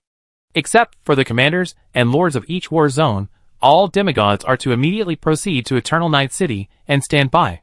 No mistakes. Upon noticing the changes on the Eternal Night continent, the Eternal Night Empire's leadership convened an emergency meeting and quickly made a decision. Following the pre-planned plan, the highest-level orders were issued to all parties in the Empire. Although Su Xingyu didn't give a specific time for his upcoming ascension, he did issue a divine oracle in advance to allow the Eternal Night Empire to prepare. Of course, he certainly couldn't just announce his ascension to true godhood and then demand that the Eternal Night Empire prepare in advance to avoid any unexpected consequences. That would be too embarrassing. The oracle he issued to the Eternal Night cult was brief. Essentially, I will return to the throne of the true god. I may face interference from alien gods. You must be prepared for the onslaught. While the meaning was similar, the prestige was significantly heightened. Now, sensing the dark spirits return to the throne of the true god, the Eternal Night Empire, without hesitation, immediately activated full-scale war preparations. Aside from the armies still stationed on the Skyfire battlefield, they had expended the entire Empire's resources. Besides anything else, the sheer force of power was enough to shock even the most ordinary player. Double-digit high-ranking legions, millions of Eternal Night elite warriors, dozens of demigods, a vast array of magical warships, war fortresses powerful enough to shatter mountains and sever rivers. Spanning thousands of miles, encompassing the sky and land, a massive magic circle capable of altering the very fabric of the universe. Whether on land, in the deep sea, or even in deep space, the Eternal Night Empire had sealed off all of it. Even a true god wouldn't dare attempt a direct attack. As for a frontal breakthrough, that would be tantamount to seeking death. It's no exaggeration to say that the forces currently stationed by the Eternal Night Empire were sufficient to annihilate those true gods. To ward off potential trouble and ensure His Majesty the Divine smooth return to the true god throne, the Eternal Night Empire held nothing back this time, deploying even greater strength than in the previous war of annihilation. Let's put it this way. If the Eternal Night Empire had been willing to deploy half the force it was deploying today against the two nearby alien god factions, those two divine players would have simply turned and fled without a second thought. This force was simply too overwhelming. Even without a fight, simply watching was enough to make ordinary players despair. When the gap reaches a certain point, giving up is actually a good strategy. Elsewhere in the battlefield, as Su Xingyu began his true god ascension, the other three transcendents, as if receiving a signal, began their ascensions within an hour. Such a large movement, coupled with the high degree of information exchange, as the four transcendents began their true god ascension, the divine players on other continents quickly received the news. The strongest players in the region had all begun their true god ascension. It must be said that this was quite explosive news. For a moment, undercurrents surged in all directions, and small groups of players gathered secretly to hold meetings to respond. The battlefield, which had previously been stable, was once again stirred by a slight ripple. The players' hearts, which had just been suppressed, were once again stirred. They have never lacked the spirit of struggle. As long as the benefits are great enough, even transcendents dare to give it a try. In a deep space in the Skyfire battlefield, over a dozen divine players, who had reached the promotion criteria gathered here. These players weren't just from the Skyfire battlefield, but also from the other two battlefields. It could be said that the strongest players from the eastern region within this battlefield space had all gathered here. Since Su Xingyu had ascended to true god and couldn't come, the eastern region's commander was now the leader of this gathering. Elven goddess, Li Ping. His Majesty the Dark Lord has ascended to true god and can't come. I'll preside over this meeting. A deeply amiable smile graced Li Ping's beautiful face. Let's discuss the situation on the three battlefields. Without His Majesty the Dark Lord, they're probably getting restless again, harboring some inappropriate thoughts. Without the supreme powers to hold them in check, some divine players would inevitably harbor inappropriate thoughts. For example, they might take advantage of the supreme powers' weakened state after their promotions to collectively eliminate them and divide up their followers' power. This wasn't Li Ping's nonsense. In fact, two divine players had approached him not long ago. Though they didn't say it outright, their words implicitly conveyed this. There's no problem on my side of the battlefield. The previous deterrent was effective, and I'm still there. They don't dare to cause trouble. A player, who had also reached the supreme demigod realm, replied. There's no problem on my side either, another supreme demigod replied. They're just a bunch of idiots. They have no idea how vast the gap is between themselves and the transcendents. Another player sneered. Do you really think that ascending to true God status early gives you the power to stand on equal footing with us? How naive. Ignore them. Anyone who dares to attack us will be eliminated. The player next to him also sneered. They're interfering with our path to advancement. I don't care who they are. I'll kill them all. Go talk to them if you dare. The tall, hot-tempered orc player's gaze was icy. After all this manipulation, in a sense, their fate was now linked to that of the Dark Gods. Chapter 308. After the first batch of divine players completed their ascension, ascending to true godhood became a significant challenge for other players, especially those with stronger strength who needed more time to transform. To complete their ascension, they must maintain a relatively stable environment. Otherwise, if other divine players came to disrupt their ascension, it would be no joke and could lead to serious problems.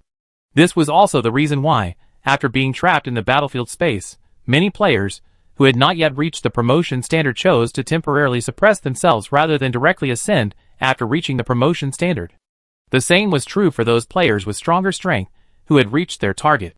Even when they knew they could no longer advance, they dared not ascend, fearing that their opponents would seize the opportunity and sweep them away in a single blow. The top powerhouses who needed to embark on the primordial path also had similar concerns. Although their strength was significantly greater than that of other players, the four transcendents had created a significant gap. Even without their true divine bodies, they could withstand a full-scale attack from the divine players. But they still didn't dare to advance rashly. After all, in an unstable environment, people are easily incited, especially when the stakes are high. One or even several players can't defeat the transcendence followers, so what if 10 or even dozens of them attack together? Undoubtedly, even a powerful transcendent would face certain death. It can be said that each party was wary of the other, and all were stuck in a stalemate. You fear me, I fear you, which means that even if everyone meets the promotion requirements, they dare not advance and can only continue to suppress it. But suppressing them from advancing wasn't a solution. So someone suggested staggering the promotions, with 4 transcendents advancing first, while the other, more average players would help guard and prevent others from interfering with their advancement. Then, after the transcendents had completed their advancement, they could advance, with their respective transcendents guarding them. I have to say, this proposal is actually quite good and somewhat feasible. After all, the Guardians aren't just one individual or a single faction, but rather a large regional player community comprised of multiple player factions. Even if some of them harbored malicious intentions, it would be difficult for them to reach a consensus. Simply put, you never know if your companions are reliable. What if they're actually a transcendent spy? Well, brace yourself for the wrath of the strongest. As long as both parties have sufficient trust, there's at least an 80% chance of a successful advancement. However, Su Xingyu and the other 3 didn't agree with this plan. It's hard to say what will happen to the other transcendents. But one thing is certain. The 4 transcendents currently within this battlefield space do not trust the loyalty of other players, even if they share a region with them or even belong to their ranks. Prophets are a powerful force. No one knows better than them how many good things they possess. If those top players of a lower tier of strength harbor any ill intentions, they, who are currently ascending, will be doomed. The 4 do not want to gamble everything they have on the loyalty of other players. Besides, if they really want to gamble, why not do it while they are outside? Compared to the current battlefield, where players have only known each other for a few decades, those who belong to the same player organization and have been together for hundreds of years are clearly more trustworthy. So, for greater security, before opening the extraterritorial battlefield, the 4 transcendents secretly held a brief meeting. That meeting primarily focused on one matter: how to create a stable environment for their ascension to true godhood. And then, everything that followed unfolded. Opening the extraterritorial battlefield would divert conflicts and de-escalate the intensity of the battlefield, allowing players on all sides to temporarily calm down, transforming the battlefield from chaos and disorder into an orderly state with basic rules.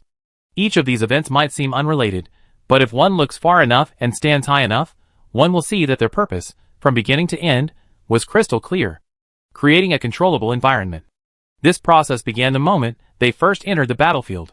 After the 4 transcendents' secret meeting, their minds were clear and their resolve strengthened. They then began to deliberately reduce those destabilizing factors. Of course, this couldn't be concealed from everyone, least of all the regional commanders and those in charge of the major battlefields. After all, many orders had to pass through their hands before they could be carried out. But Su Xingyu and the others didn't expect to conceal it. Besides, why would they?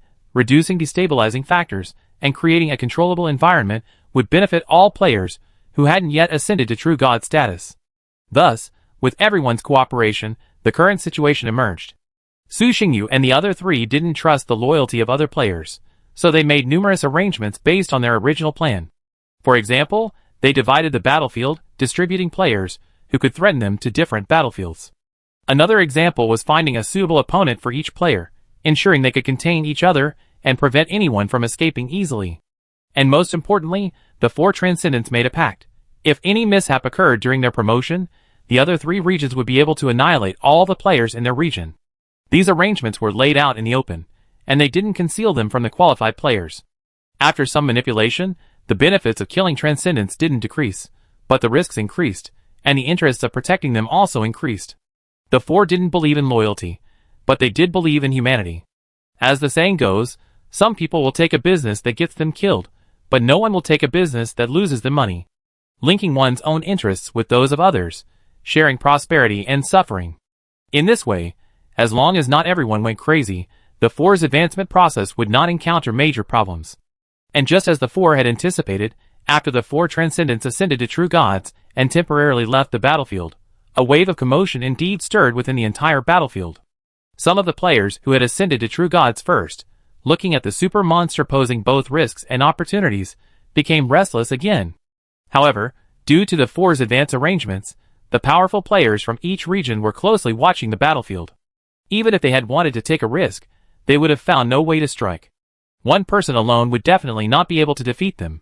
The true gods were indeed powerful, but even with the addition of their followers, it was unrealistic to expect them to defeat the followers who had lost the Transcendent. A forced attack would likely result in a counterattack. The strength they displayed was equivalent to that of 3 to 5 true gods. According to everyone's estimates, a complete defeat of the Transcendent's remaining forces would require the simultaneous attack of at least 7 true gods. There was no other way. The arrangements were too outrageous, and this was a battle on the enemy's home turf. Who knew how much preparation the Supreme Being had made before leaving? However, after the battlefield was divided, and amidst the constant suspicion, they dared not openly seek out their companions. Thus, let alone gathering 7 true gods, even if they could gather enough true gods to play mahjong, even if they were powerful, they would be reduced to a situation where they had the will but not the strength. A few months passed in the blink of an eye. In the dark divine realm, with a profound accumulation that had already surpassed the limits of a demigod, Su Xingyu didn't need to actively break through. He only needed to release his own limitations, and the bottleneck, so difficult for ordinary demigods to overcome, would naturally be broken through. 5 ultimate laws of authority emerged, like spirits of law, surrounding the dark god. The violent power of the laws spread out in all directions, like a swarm of dancing snakes, emitting a piercing scream. This was a mental shock powerful enough to inflict damage on a powerful demigod. The authority emanating from the Dark Godhead, with the Dark God's ascension, began a new round of transformation. At the same time, the Godhead located in his chest also shone with a brilliant black light. The cheers of millions of believers floated in vain in his mind, overwhelming him like an endless tide. The pure and flawless power of faith threatened to drown his consciousness and transform him into a true dark god. Thankfully, the foundation he had laid was strong enough, allowing him to stabilize his mind and avoid collapse. Divine artifacts surrounded him, swaying left and right, like young children surrounding their father, cheering and leaping for joy. The artifacts, along with their masters, were baptized by the power of faith and began their ascension to a higher level. The most crucial step has arrived. The dark god, who had closed his eyes tightly, feeling the transformation of his body, suddenly opened them. His eyes were as dark as the abyss, like 2 deep black holes, devouring all light. The most crucial step in becoming a god through faith. Building the steps to godhood, embarking on the path to true godhood. The boundless power of faith surged from all directions, like streams converging into a river, ultimately flowing into the sea, rushing upward. The towering divine stairs appeared before his eyes. It had 5 levels, 100 meters high. It was ethereal, like a dreamlike illusion, yet too real to ignore. With the influx of faith, the illusory divine stairs gradually began to solidify. Bang! An extremely ancient aura emerged from the divine stairs and spread outward, instantly enveloping the entire dark divine realm. It even threatened to spread outward. Fortunately, Su Xingyu had prepared in advance, reinforcing the barriers of the divine realm space and sealing off the entire dark divine realm, preventing the aura from escaping. 1, 2, and 3 are the true gods, 4 and 5 are the main gods. What a simple and clear division. Su Xingyu, a man-sized man, looked up at the divine stairs before him. His dark eyes now gleamed with excitement, unable to suppress his emotions. The throne of the true gods was right before his eyes. Climbing the first level led to the lower true gods, the second to the middle true gods, and the third to the upper true gods.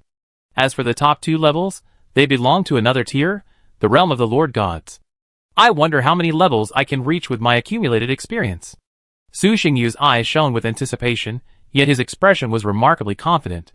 Boundless power of faith poured into the divine stairs, rapidly stabilizing them. 6 months later, the first level of the divine stairs transformed from virtual to real, becoming a physical entity. And this was far from over. With the appearance of the first level, the entire divine stairs began to tremble once more. Su Xingyu's expression remained indifferent as the power of faith poured into it, stabilizing it once more. Immediately afterwards, the second level of the divine steps gradually solidified, showing signs of transforming into a physical form. 13 years passed in the blink of an eye. Outside the divine realm. On the Eternal Night continent, the Eternal Night army remained on alert. No one knew what was happening within the divine realm. The aura occasionally emanating from the black sphere grew increasingly terrifying.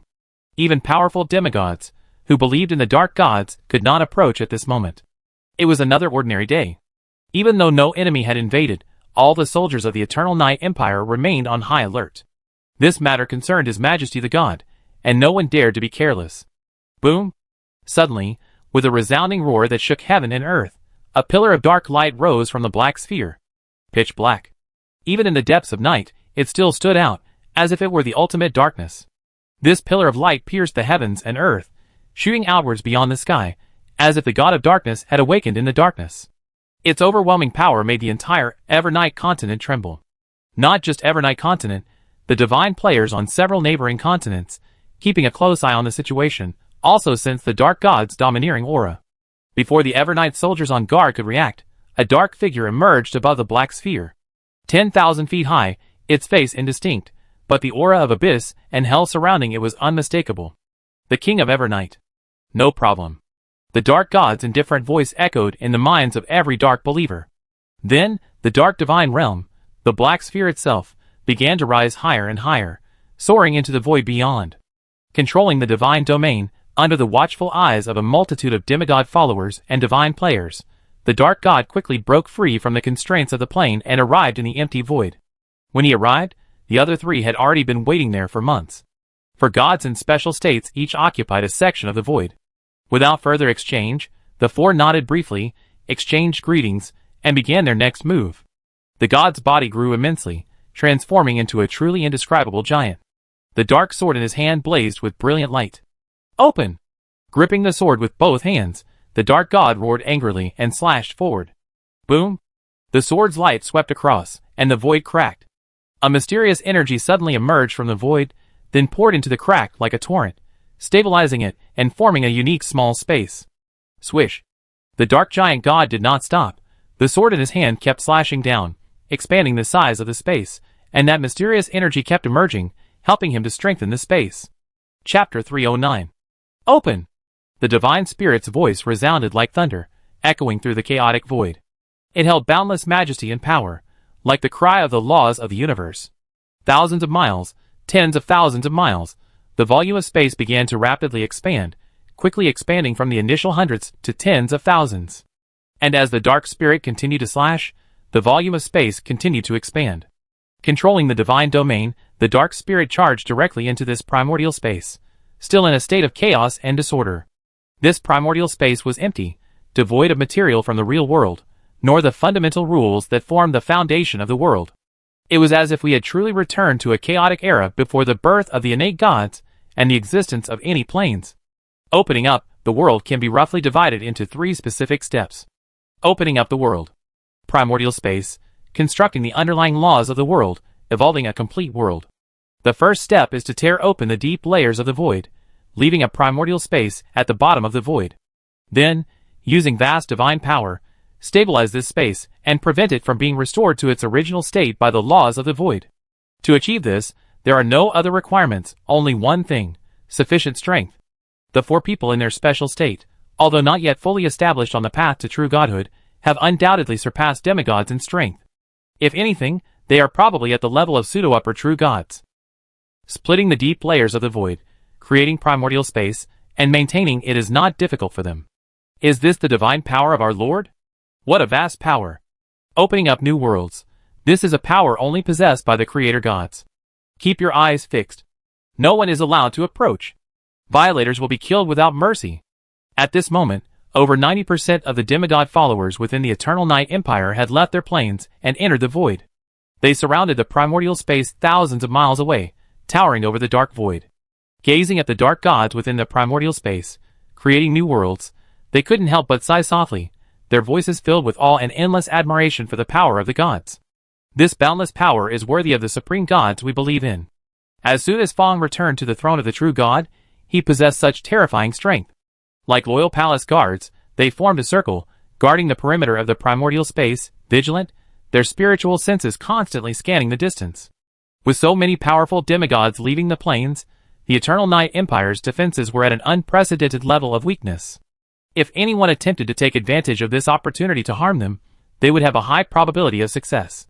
Yet, despite this, the Eternal Night Empire dispatched all of its demigods without hesitation. This was despite the fact that the Dark Gods hadn't issued any directives. After all, the Empire's ministers knew the truth perfectly well. Disregarding those ethereal and illusory considerations, even considering practical matters, they knew full well that the Dark Gods were the foundation of the Eternal Night Empire's survival. As long as the gods remained, even if the Eternal Night Empire were completely destroyed today, a new one could be built.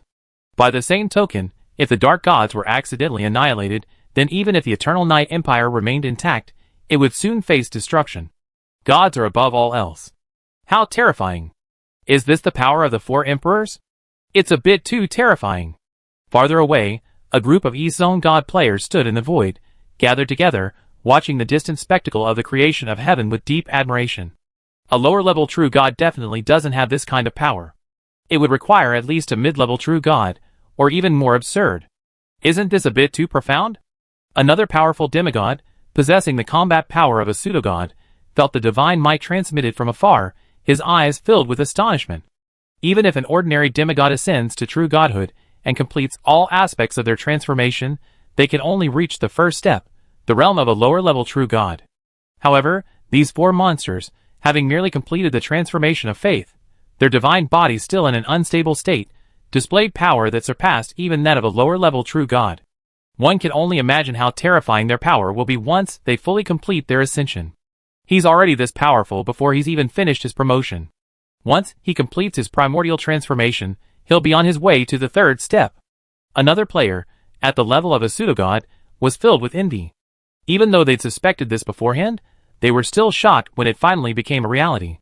Innate deities represent potential and all-encompassing power, a power unmatched by players, like them, who achieve deity through sheer faith. Aside from anything else, for an innate deity, reaching the fifth step is absolutely a piece of cake. Unfortunately, not every player can embark on the primordial path. Even those with pseudo-god power, considered formidable by other players, are ineligible. Theoretically, the strongest demigod and pseudo-god should be on the same level of strength. But players with inside knowledge understand that the two are completely different concepts. Pseudo-gods represent combat power. The strongest demigod, in addition to combat power, also represents potential. As for the former, most powerful demigods can achieve it by accumulating more time without rushing to ascend to true godhood. The latter, however, is different. When you ascend to demigodhood, it's already been decided. Reaching the strongest demigod realm through accumulation of time alone is not possible. This battlefield space is currently one of the largest of all battlefields, with hundreds of players, but only a dozen or so have reached the strongest demigod realm. Is opening up a world so difficult? Watching the dark spirit continuously slashing at the void, expanding the scope of space, Li Ping, who was learning from her experience, suddenly felt a surge of pressure. This was too difficult. As time passed, the dark primordial space that Su Xingyu had opened up had now reached the size of a small plane, and he still didn't stop, constantly swinging the dark divine sword, expanding the size of the space he was in. If it were only the size of a small plane, Li Ping felt that with his own accumulation, and after completing the transformation of faith, he could still do it. But a small plane should be the limit of his strength. However, now, the dark spirit was still expanding the size of the space, and the other 3 transcendents were doing the same, which made him feel a little suspicious. Am I being too hasty to ascend to a true God right now? Why not wait a while, and accumulate a deeper foundation before ascending? I don't think it needs to be that big. Another supreme demigod, also here to observe and learn, frowned briefly, then chuckled to himself. Although we're all supreme demigods, these 4 have accumulated far more than we do. Normal supreme demigods shouldn't need to create such a large world. A small plane would be enough. Otherwise, if everyone were to meet their standards, I'm afraid few would be able to complete the ascension. Sometimes, even within the same realm, the disparity can be ridiculously vast. Even among supreme demigods, the gap between one person can be far greater than that between an ordinary demigod and a powerful one. Some supreme demigods can fight multiple true gods simultaneously, while others struggle to fight just one. So, holding everyone to the standard of being the strongest is clearly unreasonable. I agree. We're not all transcendents, so how could we all create such a vast world? Watch out, everyone. Don't let anyone mess things up. In a deep space, a group of figures, whose faces were indistinguishable, and whose identities were indistinguishable, gathered there. They gazed at the distant scene of the creation of the universe, their eyes revealing greed, tyranny, fear, and an incomparably complex mix of emotions. They've begun to create a world, and those demigod followers have also left the plain continent. This is the perfect opportunity. Should we act? A disembodied voice asked. Those guys are watching. If we act now, they can be back at any time. It'll only take a moment. Another voice replied. Are you going to fight or not? Can you give me a firm answer? You say we'll fight, then you say we won't. It keeps me feeling uncertain and terrified all day long. One figure said in a rather hostile and somewhat irritable tone. How can we fight? There's no good opportunity. The best opportunity was when they were undergoing their transformation, but we couldn't even gather enough people. Another figure said grimly, now we have enough people, they've already been promoted, and there are others watching over us. Who knows if this is a trap? So you're all ready to give up? A deep voice asked. What else can we do? The risk is too great. That's the darkness of one of the 4 emperors. If we take action and can't defeat him beyond repair, then we'll be the ones to suffer. The Light Shadow's eyes flickered, and he said rationally, unless the majority of players join us in attacking, there's no chance of success from the start. When dealing with the strongest, there can be no mercy. If we choose to attack, we must defeat him beyond redemption. Otherwise, when he recovers, we and the others will suffer his endless retribution, something they cannot endure. That person's arrangements were made too early, too thoroughly. Someone said helplessly, those powerful figures are too far-sighted. I even suspect that the intermediate realm has been left in its current state specifically to advance. Alright, since you're not going to take action, then let's disperse. Seeing no one was ready to take action, the streaks of light and shadow vanished, leaving no trace behind, as if they had never been there. And that mysterious resistance group never had a definitive name. Several months later, as time passed, the space Su Xingyu opened up grew larger and larger. In contrast, the pressure he endured grew ever greater. That's about it. When the entire dark primordial space reached the size of a large plane, Su Xingyu felt the overwhelming pressure from all sides, feeling unable to move forward. He understood that this was his limit. But for a large plane, this was enough. Seal! The dark spirit roared, and the divine domain beneath his feet erupted with brilliant light. Endless dark divine energy gushed out from it. In an instant, the entire primordial space was shrouded in absolute darkness. It was like a black curtain, blocking the sight of all living beings. Not even the divine consciousness of the spirit could penetrate the depths. Of course, if they deliberately explored, they could do so, but doing so would only disturb the master of the primordial space. In the primordial space, the origin of darkness emerged, and laws swirled around it, weaving like a spider web, forming the underlying laws of this space.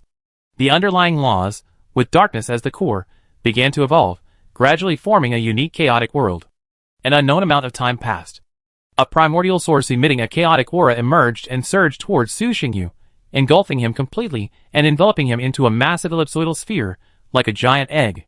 Su Xingyu didn't resist, allowing this most primal, purest energy to surge into his divine body. As the primordial essence merged into his body, Su Xingyu, who had been suppressing his body and keeping it unstable, also released the restraint. Gradually, the divine body began to dissolve, transforming into the most primordial dark essence. An intense pain, long unseen, descended upon him. However, the dark divine, long transcendent, merely experienced a brief fluctuation of consciousness before remaining silent. With the system's help, time passed rapidly within the primordial space. Once the divine body completely dissolved and transformed into a mass of dark essence, the next stage of evolution quickly began, transforming the acquired divine spirit into the innate divine spirit. The evolutionary process was lengthy, and Su Xingyu felt a wave of drowsiness wash over him. After leaving a warning mental reminder, he fell asleep. Based on the time scale of the battlefield space, 15 years passed in the blink of an eye. Within the dark space, accompanied by a resounding roar, the dark dome at the center suddenly cracked open. What an unprecedented sense of comfort! The dark god, with a boundless body and emanating a chaotic aura, opened his eyes, awakening from a long slumber. The entire dark world trembled with his awakening, as if cheering and celebrating the master of darkness. Looking down at the dark world that had already completed its initial evolution, Su Xingyu smiled.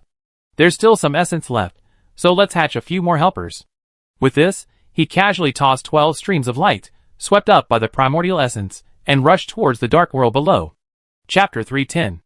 Long black hair flowed freely, silver eyes were indifferent, and their form and features were flawless, like a work of art meticulously sculpted by the creator. Every inch of their skin, every line, exuded unparalleled perfection and refinement. As a transcendental rank increased, everything about them changed, including their physical form, evolving towards the perfect form they envisioned. This change could be controlled by humans. It could be to optimize their existing form, or, even further, to completely change their appearance. It could even be to directly reverse their gender. After all, strictly speaking, deities don't have a fixed gender, at least not the original deities. Sometimes, the same deity could appear completely different to different believers. Deities, the embodiment of all living things. They didn't particularly care about their physical form, but later, to better spread their faith, they altered it to a level more acceptable to believers. But those were all born naturally. The current generation of gods is slightly different. They're unique. Even after achieving true godhood, they tend to be more human-like. For this reason, they're still quite particular about their physical form. However, generally speaking, even if they alter their form, they won't change significantly from their original form. After all, the original form is the best. If you alter it too much, you might fool the weak, but not the powerful. It's like graffiti. The real and the fake are easily discernible at a glance. Su Xingyu didn't deliberately alter his appearance. His original form was already good enough. Wearing a divine crown and a black robe, the young man stood in midair. Even without needing to do anything, his mere presence radiated majesty and dominance, like the ruler of all things. With a wave of his hand, he could reverse the course of the world and alter the fate of billions of lives. His divine might was boundless and immense. He lowered his head slightly, gazing down at the newly opened dark plain below. The world beneath him remained in a pristine state. There were no flowers, trees, or mountains, no rivers, and no trace of life, only desolation and chaos. The extremely dense elemental energy, like a black tide, overwhelmed everything, covering the entire plain. At first glance, it resembled an ocean plain filled with black liquid. What kind of creature should I create? It's a difficult choice. Su Xingyu gazed at the ocean below, lost in a rare moment of deep thought. Although he had successfully ascended and transformed into an innate divine spirit, nothing in this world could affect him. But no matter what, this is a large plain, and it's perfectly compatible with the laws of his authority. Leaving it unattended would be tantamount to wasting natural resources. This newly opened plain is still in its initial stages of evolution, making it the perfect place to cultivate new families. However, deciding which families to cultivate was a bit of a challenge for Su Xingyu. With his abilities, there were so many targets to choose from that he didn't know how to make the decision. As for civilization, the Eternal Night Empire already exists. Creating a familiar born from technology would be pointless. But if we choose a monster race, the best we can achieve is the level of the Infernal Hounds. Reaching the pinnacle of a higher race is already the limit. Silver eyes flickered as Su Xingyu muttered to himself, and even if I did, it wouldn't be of much use. The Eternal Night Empire certainly doesn't lack a superior race. In today's divine society, divine players categorize creatures into 4 levels: low, medium, high, and super. Low races. Races unable to form civilized societies, and whose individual cultivation potential is low. For example, goblins, ratmen, green-skinned goblins, and crypt dwarves. Medium races. Races capable of forming civilized societies, and whose individual cultivation potential is normal. For example, humans, half-elves, orcs, dwarves, and goblins. High races. Races capable of forming civilized societies, and whose individual cultivation potential is high. For example, high elves, powerful orcs, and divinely favored races. Super races are currently only conceptual. No one currently has a super race of believers. This racial classification applies to the vast majority of divine followers. The criteria for their classification is also simple, based primarily on two factors: individual cultivation potential and the reproductive capacity of the race. Individuals of lower races, without external support, will mostly cease at the third level. A very few gifted individuals may only reach the sixth level at best. Striving to surpass the upper limit and reach the epic realm is nearly impossible. Intermediate races are much stronger. The threshold to the mid-level transcendental realm is not high for them. Any individual with even a modicum of talent within the race could potentially break through. However, for them, the epic realm remains a significant barrier, one that only a very few talented cultivators can overcome. The higher races, however, are quite special. Compared to the lower, middle, and upper races, the gap between them is vastly greater, with the upper and lower limits potentially even greater than between lower and higher races. For example, the majority of the clans under the command of the players, who have advanced to the middle realm early, are all of the higher races.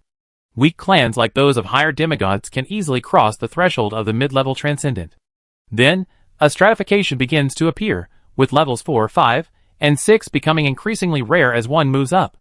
Only a very few geniuses can overcome the limitations and break through to the high-level transcendent.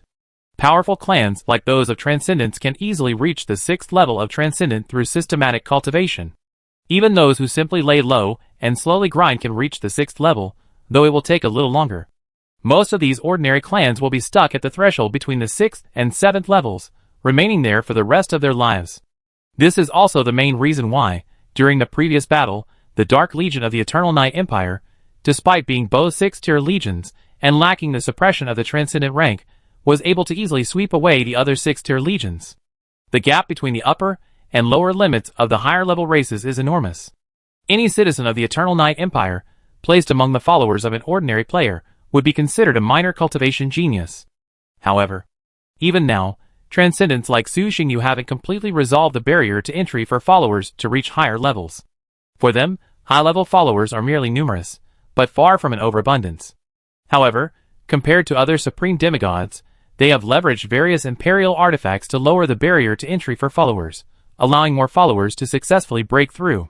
For example, the methods of the 4 emperors of the Eastern region, the dual training of physical strength, Qi, and spiritual will in the Eternal Night Empire, the breakthrough of collective will in the War Empire, the contracted elemental spirits in the Magic Empire, and the primal tempering in the Chaos Empire. Other methods in the Eastern region, such as the purification of will in the Glorious Empire, the training of heavenly thunder in the Thunder Empire, and the Undead Empire's unity of all souls, all use the same method. In more common terms, their clans are equivalent to a 6th order, race. The clans of the gods on all sides today have long since undergone a fundamental difference from their original primitive races. Take the headquarters of the Eternal Night Empire, for example. They were originally ordinary humans, generally ranging in height from 1.6 to 2.2 meters. However, they now stand 3.2 meters and upwards, highly compatible with the power of darkness. With successful growth, they will reach the 6th order of transcendence. Continuing to call them the human race is actually a bit inappropriate. They should be called the dark human race. The other players were actually similar, like the ice spirit humans, holy light humans, magic elves, and so on. They had actually surpassed the category of a mid-level race, but were still far from reaching the level of a super race, not even reaching the semi-super level. This was why they had to be classified as a high-level race. After all, the most basic requirement for reaching super race status was divine in origin. Achieving this was incredibly difficult. In Su Xingyu's opinion, even though the dark humans were already powerful enough, achieving super race status was still a distant prospect, with no real hope at all. Reaching super race status through sheer accumulation alone was probably impossible in this lifetime. A complete transformation, a fundamental change, is needed. Let's create a semi-super race, otherwise they might not be able to keep up with me later. After pondering for a long time, Su Xingyu stroked his chin and muttered to himself, elemental life is good, but reproduction is difficult. Furthermore, the difficulty of breaking through to demigod status might be even greater than that of the current dark families. As for bloodline monsters, their intelligence isn't good enough. If I keep playing around, I could easily end up losing myself. After a while, after weighing the pros and cons, Su Xingyu finally made a decision. Let's go with semi-elemental life. While their talent isn't as high as that of elemental life, overall, their growth ceiling is higher, and they're more suitable for me. Su Xingyu acted without hesitation, and immediately began to operate. Creating a new race isn't something a true god should possess, not even a master god. But with the system's help, it was manageable. He extracted a large amount of life essence, along with the remnant souls of the Holy Spirit that had been dormant in the divine realm, and poured them all into the world below. A nascent world consciousness swirled around him, like a child. Bang! With a casual wave of his hand, boundless dark divine energy surged forth, pouring into the world beneath his feet, guiding this still unconscious world towards his desired direction. The dark tide surged and rippled, as if fish were swimming within, brimming with vitality and energy. With the life source at its center, small vortexes formed, and the vast sea of dark elements gathered around them, eventually converging into a massive black egg, its exterior gleaming with ancient inscriptions. Months flew by in the blink of an eye. After getting the dark world's evolution back on track, Su Xingyu didn't wait any longer. He immediately sent a message to the East District members, informing them that he had completed his ascension, and that they could prepare to begin their ascension. In the outer void, four large plains stood apart from the battlefield continent. In the four directions of the void, the outer perimeter of each plane was enveloped in energy, making it impossible to see what was happening inside. In reality, the four individuals within those planes had already completed their ascensions. They simply hadn't emerged. Outside the dark plane, a group of eternal night demigods stood guard day and night. Thanks to their forewarnings, the entire battlefield space was now peaceful. Aside from minor skirmishes, nothing else had occurred, making it seem rather dull and boring. Some unpleasant thoughts even arose in their minds, such as the possibility of someone causing trouble, which would be a good way to stretch their muscles. The eternal night demigods were chatting away the time, when a sudden loud noise erupted from the dark plane ahead, followed by a cold, indifferent voice. Don't resist. As soon as the words left their mouths, before anyone could react, a powerful suction force erupted from the dark plane. Swoosh, swoosh, swoosh. In a matter of moments, hundreds of eternal night demigods were dragged toward the dark plane by this suction force, and then, unhindered, were thrust directly into it. Consciously comprehend. How much you gain depends entirely on your fate. Su Xingyu waved his hand casually, sending hundreds of streams of light shooting directly toward the tide below. At the same time, the players who had already returned to their respective divine realms, upon seeing the message from their leader, were instantly overjoyed. After all this time, it's finally my turn to advance. Although they were anxious, they didn't advance immediately. Instead, they left the divine realm and met with the surrounding players before returning to the divine realm to begin the advancement process. They kept each other in check and advanced together.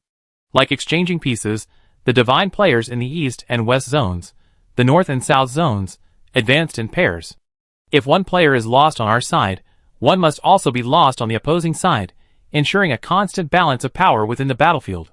Although this operation was quite cumbersome, it was also done to avoid accidents. With their lives at stake, no one wanted to act haphazardly, and everyone sought to minimize the risk. Soon, in less than 2 weeks, the players within the battlefield began advancing one after another. The players involved in this battlefield were already stronger than those in other battlefields, and after decades of hard work, no matter their initial strength, they had now reached the advancement standard. Some players, even if they could still accumulate more, didn't want to give up this once-in-a-lifetime opportunity, and immediately began to advance. The entire battlefield fell into an unprecedented period of silence. Even the small number of true God players, to avoid misunderstandings, ceased activity. If the battlefield had been peaceful during the previous 4 Transcendence advancement, at least the armies of believers were still engaged in training and fighting. Now, even these armies of believers had retreated into the city motionless. The demigod believers and their elite legions had long since returned to their homeland, guarding the divine realm and protecting the gods. Chapter 311. Eternal Night Continent. Announced to all regions of the Empire, our Supreme King has returned to the throne of the true God. Shortly after the Dark God awakened, a shocking piece of news broke from the Eternal Night cult. With the Empire's help, it spread like wildfire, soon reaching every inch of the Empire. Everywhere the Dark God's radiance reached, this news reached them. In fact, even if the Eternal Night cult didn't spread the word, some dark followers had sensed something unusual. After the Dark God's ascension to true godhood, especially after completing his transformation from an innate deity, everything connected to him was significantly impacted, and none more so than his followers. The supreme grace of the god, the favor that had merged with them, had been greatly enhanced. This enhancement could even be called a transformation. Not only did it greatly deepen their connection with the dark god, but it also fundamentally and directly increased their strength. This improvement wasn't a sudden, gradual process. Otherwise, those less powerful clans wouldn't be able to withstand it. This good news was accompanied by a grand celebration across the entire Eternal Night continent, along with a number of short-term welfare policies, such as basic tax cuts.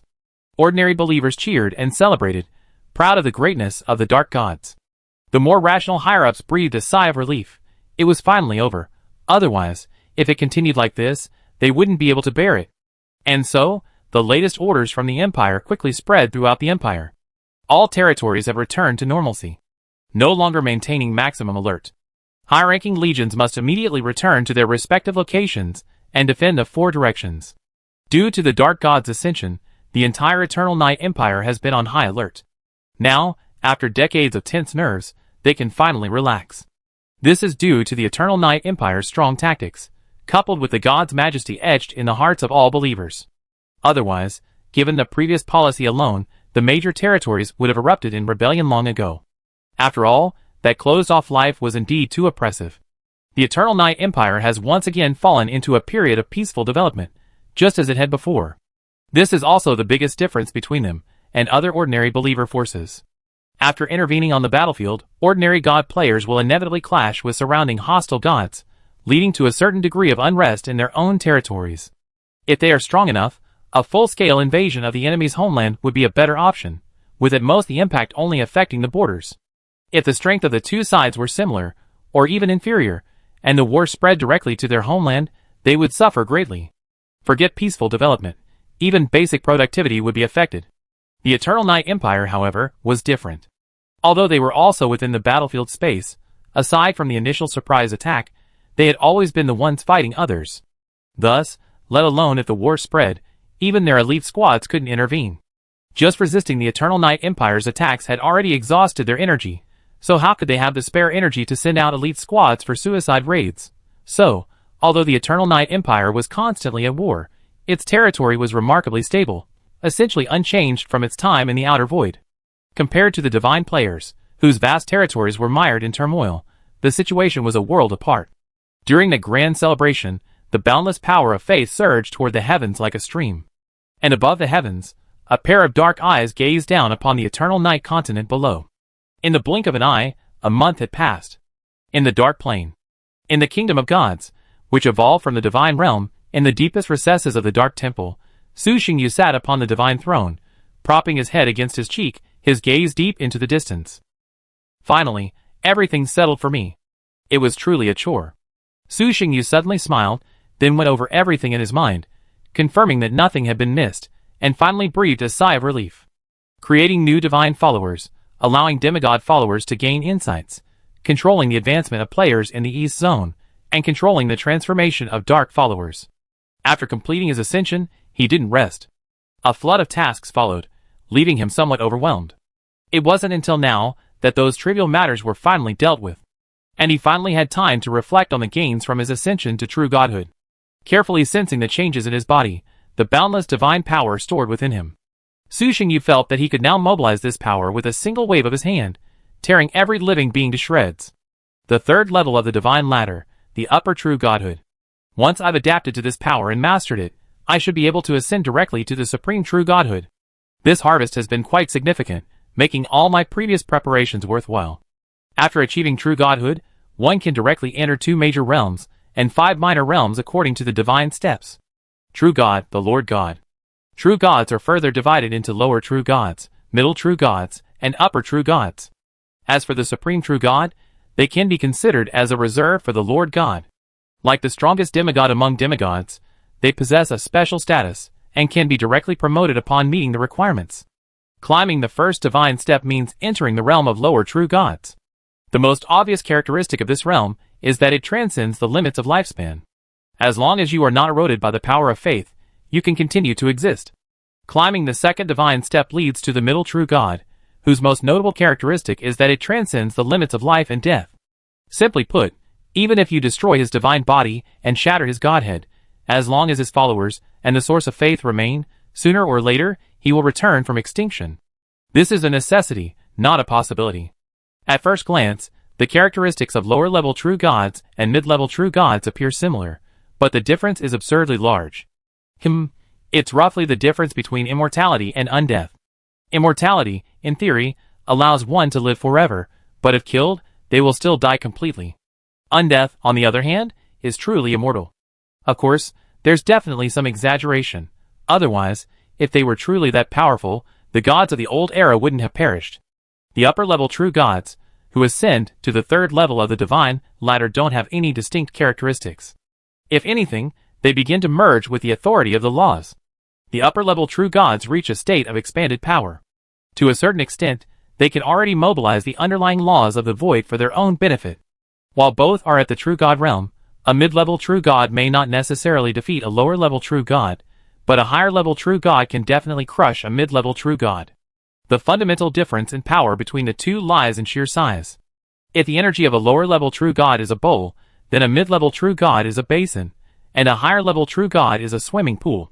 This vast disparity cannot be bridged by authority or artifacts.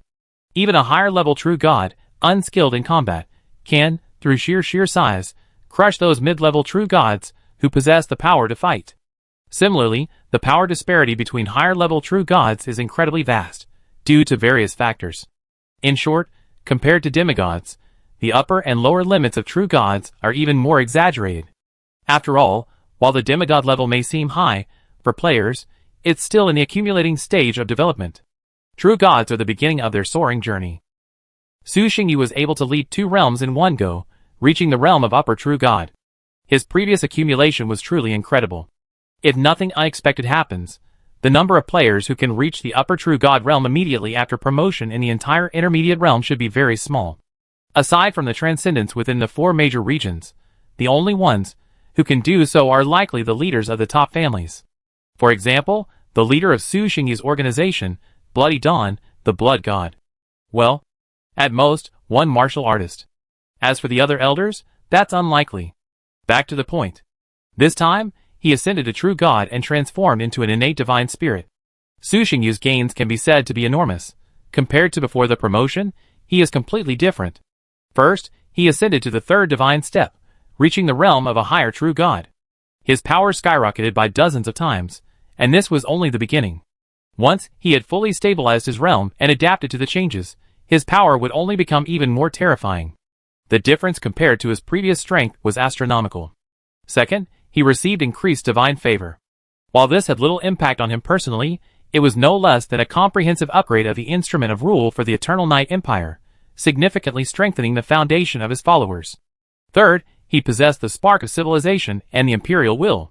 As a divine being, he witnessed the Eternal Night Empire's development, from a barbaric tribe of a few hundred people to its present state, dominating multiple planes and boasting billions of citizens. So, taking advantage of his ascension to true godhood, he used his supreme power to directly intercept a spark of fire. Spark of Civilization Introduction. It contains everything that has happened to the Eternal Night Empire to date. The spark that emerged from it can carry on the Eternal Night Empire's legacy. The flame lives on, the Empire endures. Imperial Will Introduction. The Dark Lord, with his supreme power, rallied the faith of billions of the Empire's citizens, bringing it to full manifestation. The combined power of all living beings cannot be ignored, not even by gods. Looking at the flame in his left hand, and the pure white ball of light in his right, Su Xingyu's eyes flashed with pride, clearly delighted with his masterpiece. Spark of Civilization, needless to say, will ensure the survival and expansion of the Eternal Night Empire, and will be of great assistance to his future plans. After ascending to true godhood, he will no longer be confined to the Eternal Night Plane. Even though the Eternal Night Plane is vast, it is ultimately just one plane. Expanding to other planes within the void, dispatching the Eternal Night demigods, and establishing new affiliated forces was an inevitable choice. With the spark of civilization, all it needed was a single strand, combined with sufficient manpower, and within 100 or 10 years, a low-profile version of the Eternal Night Empire could be created from scratch. As for the Imperial Will, as the system description states, it represents the combined faith of the Empire's billions of citizens. As for its function, it's quite simple: suppression. Using the Empire's citizens as a vehicle, This immense will was projected, and then suppressed powerful enemies. With this, the Eternal Night Empire's legions would be much more effective in dealing with exceptionally powerful individuals. As long as enough legion warriors were gathered, even a true god would be suppressed, and their transcendental abilities would be extinguished. As for the fourth and final reward, the Kingdom of God. Compared to the fragile divine realm, the divine kingdom that emerged after ascending to true godhood was far more durable and more easily movable. In the future, when patrolling the void plane, one could directly control the divine kingdom. For believers in the gods, the divine kingdom was extremely important, much like a human's house. Within the divine kingdom, the power of its master must be at least one level higher. It's not impossible for a lower-level true god to attack a middle-level true god, or for a middle-level true god to resist a higher-level true god. After sorting out his gains, Su Xingyu did nothing. Leaving a divine clone to observe the outside world, he sat upon the divine throne and fell into a deep sleep, preparing to rest his mind and body for a good night's sleep. To successfully ascend to a true god, he arranged this and that, negotiated with numerous players, and constantly managed the situation. He also had to maintain his full concentration throughout the true godhood process to avoid any mishaps. He had been incredibly busy during this time. Now that he finally had some free time and had taken care of important matters, he needed to rest. After all, he was a supreme god, towering over billions of beings, not a toilsome beast struggling for survival. How could he be constantly busy? Besides, there was no end to the tasks. As long as one existed, new things would arise every day. After he fell into a deep sleep, the dark world outside the kingdom of God continued to evolve rapidly. Hundreds of eternal night demigods entered a state of seclusion, racing against time to comprehend the primordial laws of darkness around them. This was a truly rare opportunity. After all, the world wasn't constantly evolving. 12 black eggs, each hundreds of meters in size, were scattered across the globe, constantly absorbing the surrounding primordial energy. Their aura grew increasingly powerful. Even before they were fully born, the aura they emanated had already reached the demigod realm. Beneath the black tide lay a vast number of black elemental eggs, numbering in the tens of millions. Compared to the giant eggs that Su Xingyu personally oversaw, even at the cost of splitting the divine essence and injecting fragments of the godhead, these elemental eggs were far more flexible. As a result, their life force evolved at a much faster pace. Over time, the elemental eggs' life force intensified, and some even developed consciousness. The divine kingdom, the dark world, and the battlefield all fell silent. Those who advanced, those who accumulated, those who transformed, each minding their own business without interfering with the others. Chapter 312. Time flies, years pass by like a shuttle. Time flows like the water of a river, swiftly passing by, never to return. 10 years passed in the blink of an eye. What seemed like an eternity to mortals seemed like a mere nap to the immortal gods. With 4 supreme beings in charge, even though the vast majority of players had ascended, temporarily depriving the followers of their greatest support, the remaining divine players in the battlefield dared not cause trouble. They even acted more cautiously than before, fearing that a single inadvertent disturbance would attract the attention of the supreme beings and lead to their immediate destruction, becoming the first victim of their true god ascension. Before the supreme beings ascended to true godhood, they were suppressed by the power of a higher realm, and they were unable to defeat them. Now that they had ascended to true godhood, the situation was even more dire. With the incredible accumulation of those supreme beings, they could easily leap directly into the realm of upper true godhood. Such a huge disparity in strength is nothing more than a slap in the face. So even if the enemy force is at its weakest, the perfect opportunity for them to strike and annihilate them, they can do nothing at this point. They can only watch helplessly as their enemies grow stronger, allowing them to ascend to true gods, only to return with even greater strength to defeat them. It's undeniable that they are deeply unhappy. But there's nothing they can do. Being inferior to them, even if they feel unhappy, they can only grit their teeth and endure, not daring to express any dissatisfaction. They also clearly understand the pros and cons. After ascending to true gods, their enemies might become stronger than them, but they would likely still be at the same level. Even if they were stronger, their strength would be limited, and at most they would only be able to beat them half to death. If they acted now and provoked the one above, they might be slapped to death. The lesser of two evils, watching their enemies ascend is clearly less harmful than offending the strongest. Over time, some divine players, with less accumulated knowledge and shorter transformation periods emerged from their seclusion and successfully ascended to the eternal and immortal throne of true God. Compared to later generations, This first batch of divine players ascending to the intermediate realm possessed relatively deep accumulation. Coupled with several rounds of natural selection, the success rate for ascending to true godhood was extremely high. Aside from a few unlucky individuals, almost no player failed to ascend. At least, that was the case in Su Xingyu's battlefield. For those who failed to ascend, if they fell back to the demigod realm, Su Xingyu would ignore them. However, if they failed to withstand the tide of faith and became puppets of faith, he would offer only apologies. With no relatives or friends, Su Xingyu had no interest in figuring out how to save them. He simply attacked and crushed them with 2 punches before they could cause a major disturbance. As for whether they could be resurrected, or what to do with the remaining followers, Su Xingyu didn't care. As long as they stayed out of trouble, it was all that mattered. The 12th year of their ascension to true godhood began. Aside from a few players with deep accumulation still in the process of transformation, most divine players had already completed their transformation. Even the 4 supreme demigods had arrived in the dark void, beginning their journey of creation. What surprised Su Xingyu was that one of the 4 supreme demigods in the East District was actually an old friend of his. Fang Xingchen, the god of lava.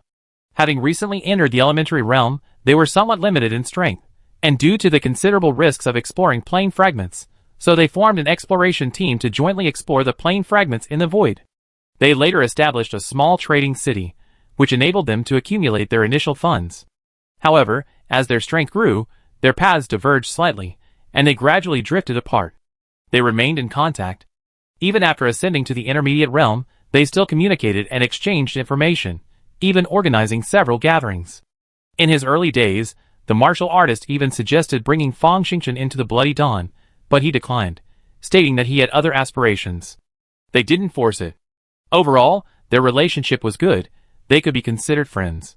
That's why, after receiving Fang Xingchen's request for assistance, Su Xingyu coordinated to have nearby players from the East District come to help him resist the invasion. Of course, what truly surprised Su Xingyu was Fang Xingchen's current strength. Fang Xingchen's ability to fight against true gods was quite normal, Su Xingyu thought. However, the fact that he had actually achieved the status of a supreme demigod and was now preparing to transform into an innate divine spirit was a bit surprising. Although Su Xingyu had encountered many supreme demigods among his players, that was simply because they were incredibly powerful. In reality, achieving the status of a supreme demigod was quite challenging. Even in the Blood Dawn, where powerful figures abounded, only 3 other people, aside from the 8 elders who wielded combat authority, had reached this level. Su Xingyu didn't consider Fang Xingchen's strength to be top tier, yet he managed to become a supreme demigod. It was a bit outrageous. There must have been other opportunities. But even if it was unexpected, Su Xingyu had no intention of exploring anyone else's secrets. There was no need. Every player who made it this far had some luck. He himself had been given a cheat code from the start. As for the other transcendents, they were probably no better than him. After a grueling struggle, the supreme demigods successfully opened up a new primordial world. Except for the more powerful commanders in each region, who managed to open up a medium-sized plane, the primordial worlds opened up by the remaining supreme demigods were all small-sized. Even so, it wasn't bad, surpassing 99% of the current divine players. Afterwards, like the 4 transcendents, they chose to conceal their planes and began to reshape their divine bodies, transforming into innate divine spirits. Within the battlefield, although most players had ascended and their strength had increased significantly, some were already eager to seek revenge for their previous level of suppression. But under the icy gazes of the 4 supreme beings, everyone suppressed their urges and decided to wait. Once they had fully adapted to the change in strength and their own leaders had ascended, it would not be too late to seek revenge. They had plenty of time. There was no need to rush. It can only be said that those who understand the times are heroes. Year 25. The 4 supreme demigods of the East District had successively ascended and removed the energy barrier outside the plane, thus reporting to the transcendents waiting outside. Due respect was still due. Even if they hadn't completed everything yet, they couldn't just let the boss watch over them from outside, could they? After their transformation, they were more than capable of protecting themselves. It was just that they still needed to control the evolution of the world and the birth of their new clan, so they couldn't just leave. Of course, what they didn't know was that Su Xingyu wasn't guarding outside at all. Except for when they were opening up the world, when Su Xingyu came out to observe, the rest of the time it was his divine incarnation and the other dark apostles who monitored the battlefield.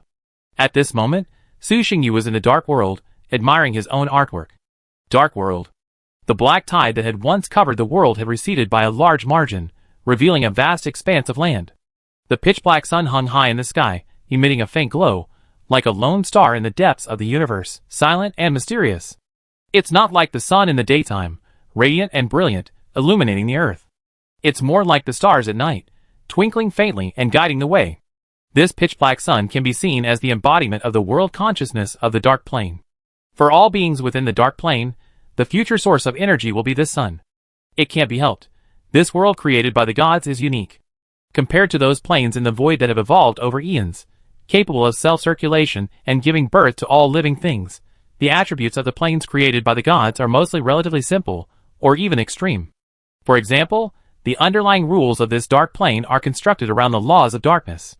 Therefore, everything born within this plane is bound to be influenced by these laws, and the dark elements within them are extremely rich. If creatures capable of adapting to harsh environments were to settle here, they would likely perish within days. Thus, the normal laws of the world's operation are completely inapplicable here. This special world must employ unique methods to maintain its functioning.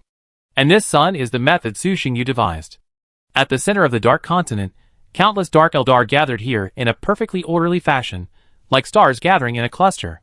Because they were newly born, most of the dark Eldar were still in their infancy, standing only 5 meters tall. They resembled humans in appearance, with wings on their backs, somewhat resembling the dark angels of hell, mysterious and elegant.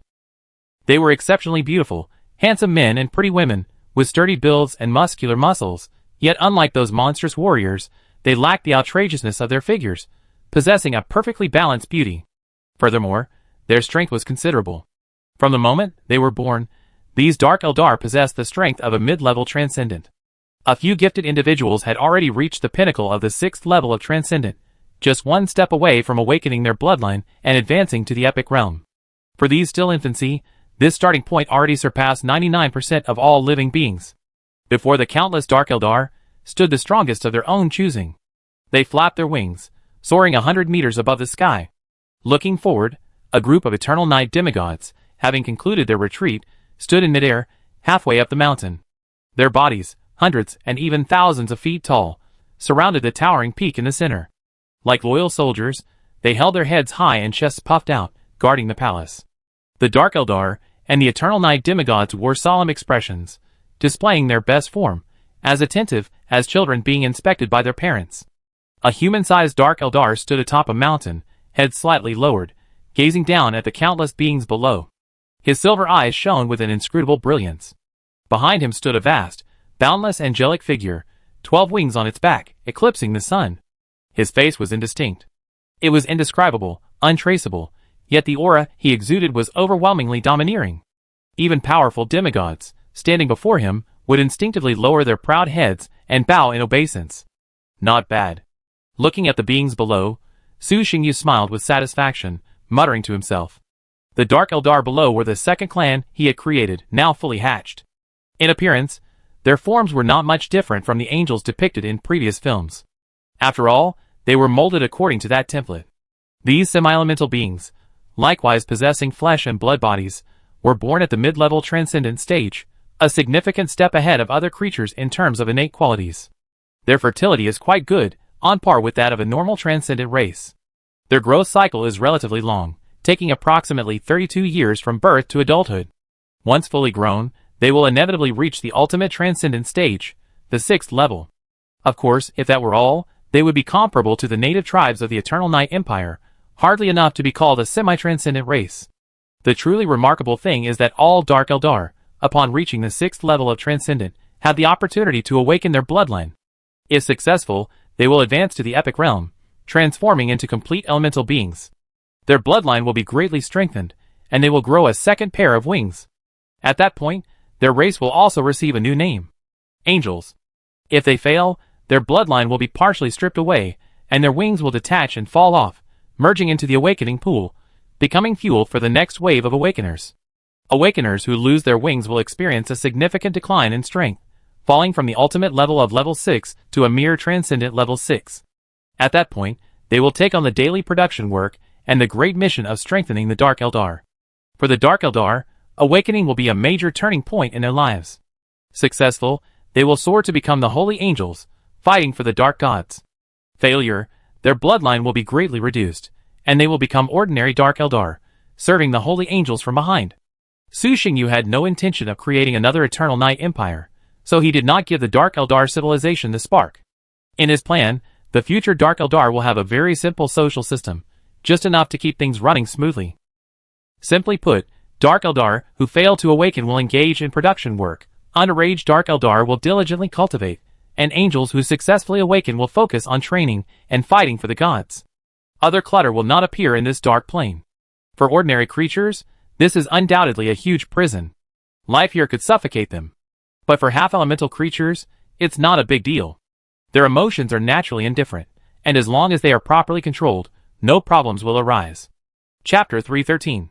Su Xingyu summoned the Dark Eldar simply to meet them and leave a lasting impression, facilitating the spread of his faith. Subsequent developments unfolded just as he had anticipated. The Dark Eldar, born from his hands, already possessed a strong sense of belonging. These Dark Eldar were aware of the source of their power. Thus, there was no need for any special publicity. Upon meeting him, the Dark Eldar automatically became his devout followers, their speed astonishing. Su Xingyu did not remain here for long. He dispatched a group of personnel from the Eternal Night Empire to help the Dark Eldar establish social institutions and teach them various knowledge, enabling them to rapidly navigate social evolution and grow into beings useful to the Dark Gods. The 12 giant dark eggs scattered across the world continued to evolve, they're emanating a more terrifying aura of life. The life consciousness within the eggs was growing stronger. Barring any unexpected events, they should be fully hatched in a few decades. Su Xingyu had high hopes for these 12 dark giant eggs, into which he had poured countless efforts. If nothing unexpected happened, these 12 super beings would become his right-hand men, helping him handle those tedious tasks. Meanwhile, across the battlefield continent of the Outer Void, undercurrents surged. As all the divine players completed their advancement, their hearts grew increasingly restless, each eager to start a war and teach their former opponents a lesson. However, due to the existence of the previously signed peace agreement, they could only contemplate it in their hearts. For the time being, no one dared to initiate action. Although most divine players had already guessed that the truce agreement signed earlier was likely specifically designed to facilitate the smooth ascension to true godhood, how could it have been so coincidental that the truce was reached so quickly, with the divine players on all sides so cooperative during the process? They would have never believed there wasn't some ulterior motive. Now that all players had ascended, the peace agreement, theoretically, had expired. Furthermore, the timeframe for the agreement seemed to have long since expired. So even if someone tore up the agreement and directly started a war with other players, the higher-ups wouldn't have said anything. But these were just their speculations, and no one had expressed a stance. Even if there was a 90% chance of this happening, speculation was still speculation. No one dared to gamble, and no one wanted to be the first to speak out. Everyone understood the principle that the first bird to stick its head out gets shot, and if they guessed wrong in this matter, they could be beaten. Therefore, until now, no player had taken action, and the entire battlefield was engulfed in a strange atmosphere. Clearly, all sides wanted to start a war, but no one took action. After several months, no one was willing to take the initiative to break the current deadlock. So, they approached their superiors, hoping for a definitive answer. However, these superiors were undecided, so they continued their search, eventually finding the commander of their own region. However, even the commander couldn't give a definitive answer. They couldn't figure out what the superiors were planning, so out of respect for the most powerful, and unwilling to continue to speculate, they reported the situation directly. The agreement was reached by your organization, so it's your decision how to proceed now. Beginnings and endings are essential. Eternal Night Continent. In the Eternal Night Temple in a border city, Li Ping's divine avatar stood before a dark figure, reporting the situation. Your Majesty, this is what's happening. What should we do next? Should we continue to suppress them and maintain peace on the battlefield, or should we let them go and have another major war? After successfully ascending to true god status, Li Ping had resolved a major problem that had plagued him for years. No longer living in constant fear, he was in a good mood, a distinct smile on his face. As the saying goes, it's better to open up than to block. With no intelligence coming in from outside, we'll have to stay here for decades at the very least. We can't just keep suppressing them forever. Su Xingyu's divine avatar glanced at him and said casually, "So what do you mean?" Li Ping said hesitantly. "Since they want to fight, then let them fight." Su Xingyu's eyes flashed, and he chuckled softly. "We asked them to cease fighting before, simply to create a safer environment and allow us to ascend smoothly. Now that we've ascended, the agreement is naturally null and void. I'm not their master, so I don't have the time to bother with them." His tone was quite casual, unconcerned. If before his true god ascension, other players could rely on their realms to suppress him, and if their numbers were sufficient, they could still surround and kill him. But now that he has ascended to true godhood and gradually mastered the power of a higher true god, those ordinary players no longer pose much of a threat to him. So, for these players, he has only one request: don't let too many of them die. If there were heavy casualties, he wouldn't be able to explain to the Crimson Alliance after he left. "Okay, I'll inform them when I get back." Hearing this, Li Ping nodded, then hesitated before asking, "Do we need to communicate with those three parties? Otherwise, if we allow them to continue fighting, the situation could get out of control again. Too many casualties would make it difficult to handle. Most divine players have grudges against the other players around them. Some of these grudges are minor, and even if a war breaks out, it's likely to be a casual encounter, with no consequences. But some players have blood feuds. Before ascending to true god status, they were badly beaten. Now that they have sufficient strength, if they start fighting again, they're unlikely to let it go until they've paid back for the losses they've suffered. This could easily trigger a new war, dragging in the other divine players. This is something Li Ping doesn't want to see. So, he wants to communicate with the other three parties, and have them each keep their subordinates in check. It's fine to start a war, but it's best to draw a line and fight within the permitted boundaries. Su Xingyu pondered for a moment, then smiled and said, "You're the commander here? Since you have this idea, let's discuss it with them." After his promotion, Su Xingyu returned to his old self, minding his own business and paying little attention to other players. So, he readily agreed to Li Ping's proposal. "Thank you, Your Majesty." Li Ping's face lit up, and she said earnestly. Soon, Su Xingyu used the system's communication function to contact the strongest players in other regions and expressed his desire to discuss matters. The three supreme beings didn't refuse. After consulting with their regional commanders, they agreed. A few days later, under the veil of dark divine power, three figures silently descended into the void.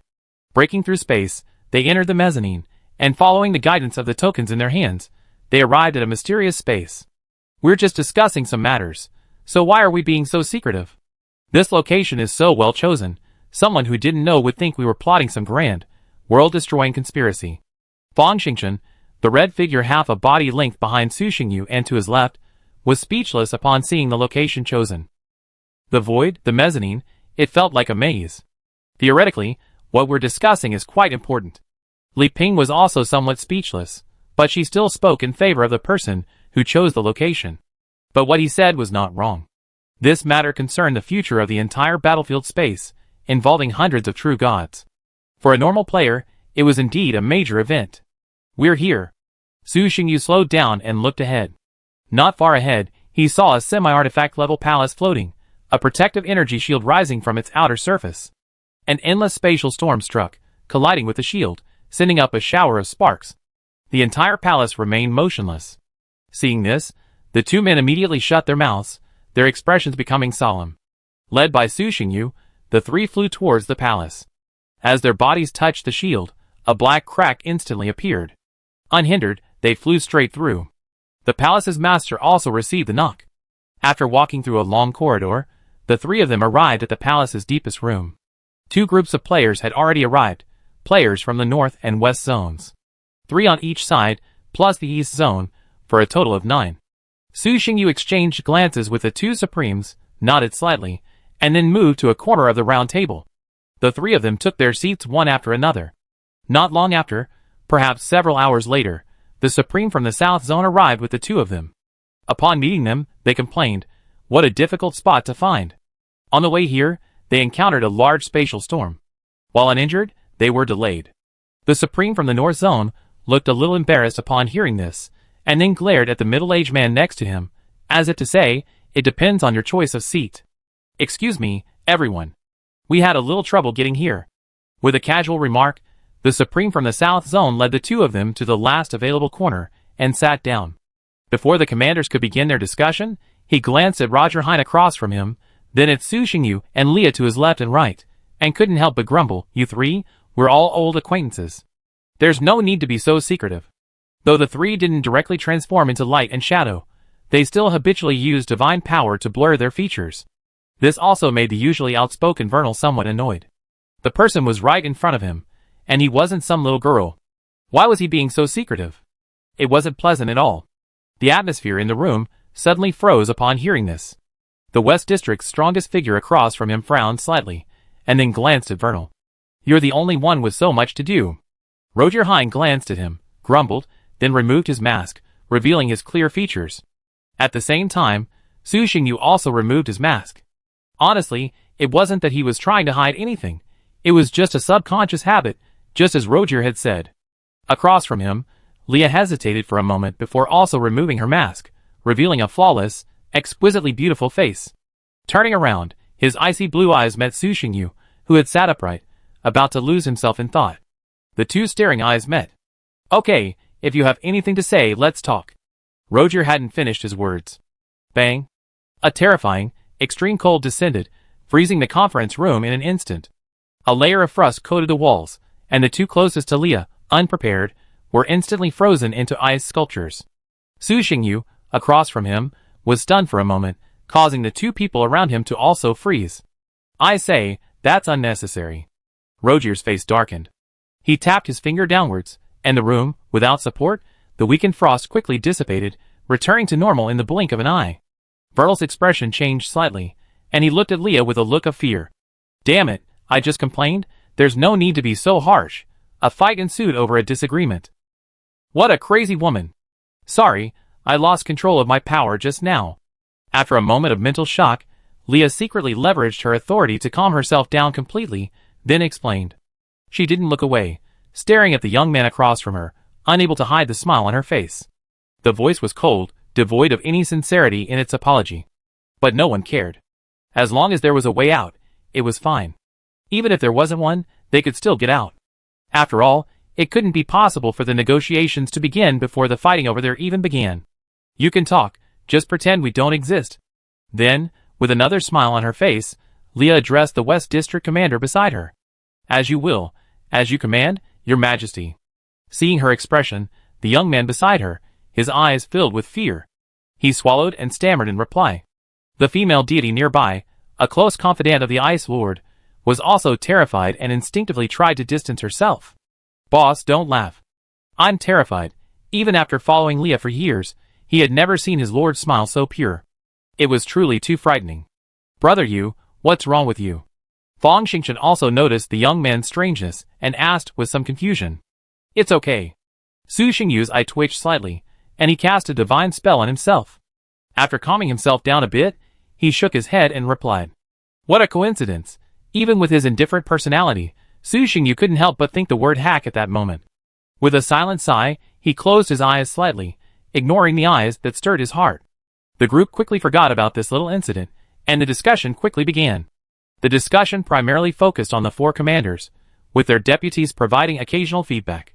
The four supreme being served more as witnesses and did not participate.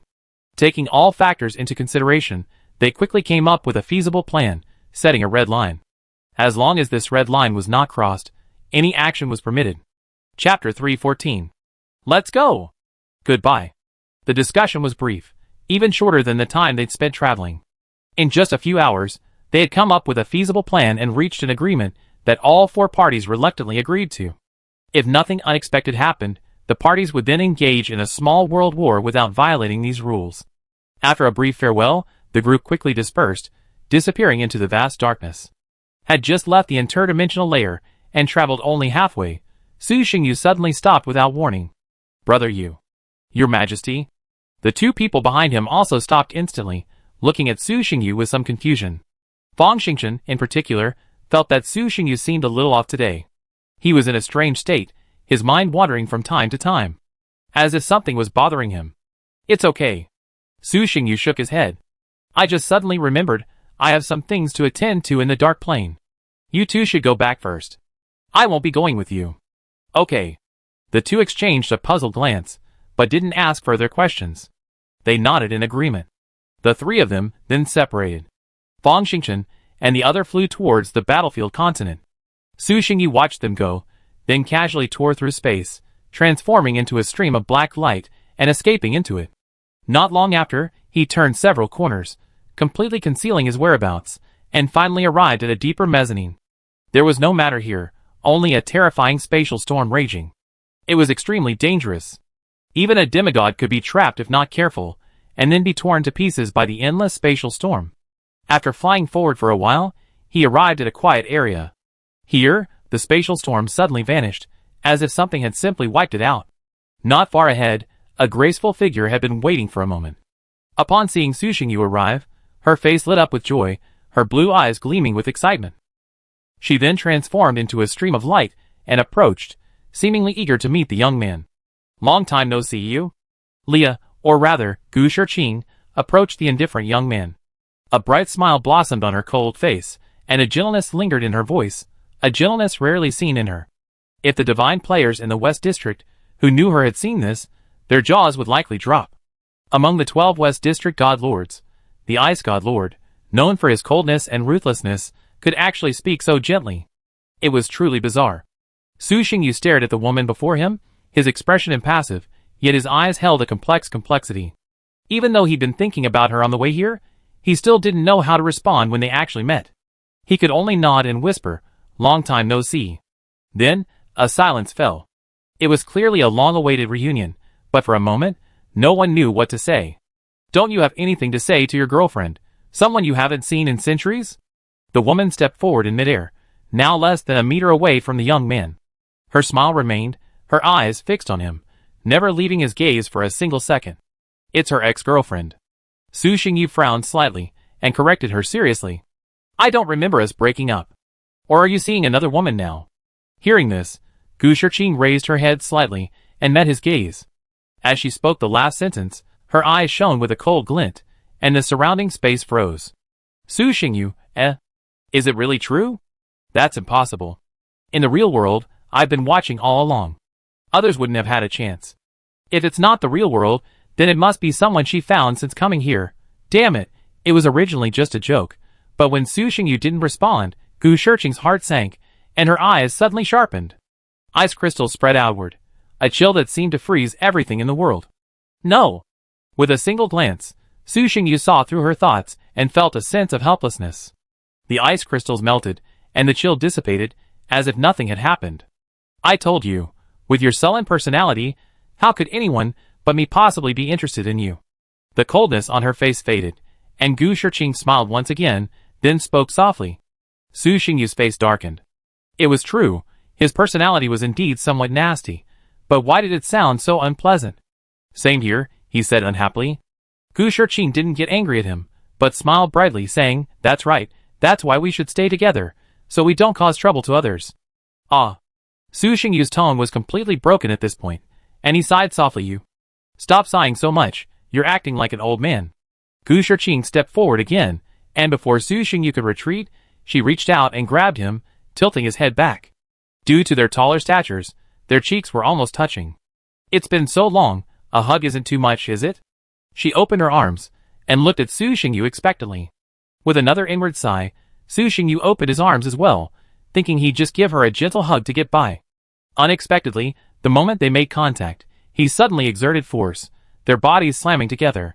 Su Xingyu was startled at first by the soft, delicate body in his embrace, but then a thought occurred to him, his eyes becoming complex, and he let her hold him. Minutes passed like this. "Thank you," Gu Shiqing said softly, her cheeks flushing slightly, as if she were a little shy. Although they had been in a boyfriend-girlfriend relationship before, their relationship had only progressed to a kiss. Now, reunited after such a long separation, she felt deeply moved, and her emotions surged.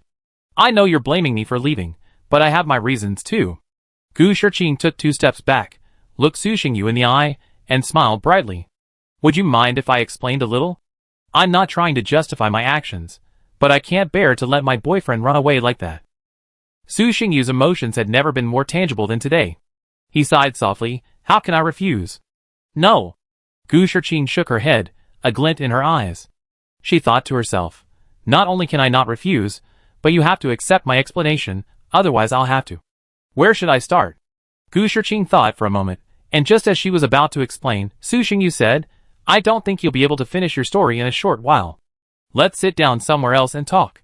Su Xingyu didn't really care about her explanation. After all, knowing his ex-girlfriend well, He knew she must be completely convinced of his own abilities. Besides, they were already meeting, and neither of them could let go. Does an explanation really matter? The fact that he hadn't refused the invitation and had chosen to come here was enough to explain everything. As you say, Gu Shiqing said softly, a smile on her lips. Soon, the two of them vanished into thin air. A moment later, the spatial storm swept in again. Meanwhile, Fang Xingchen, who had separated from Li Ping outside the battlefield continent and returned to his own plane, arrived at his divine kingdom and began to ponder his next strategy.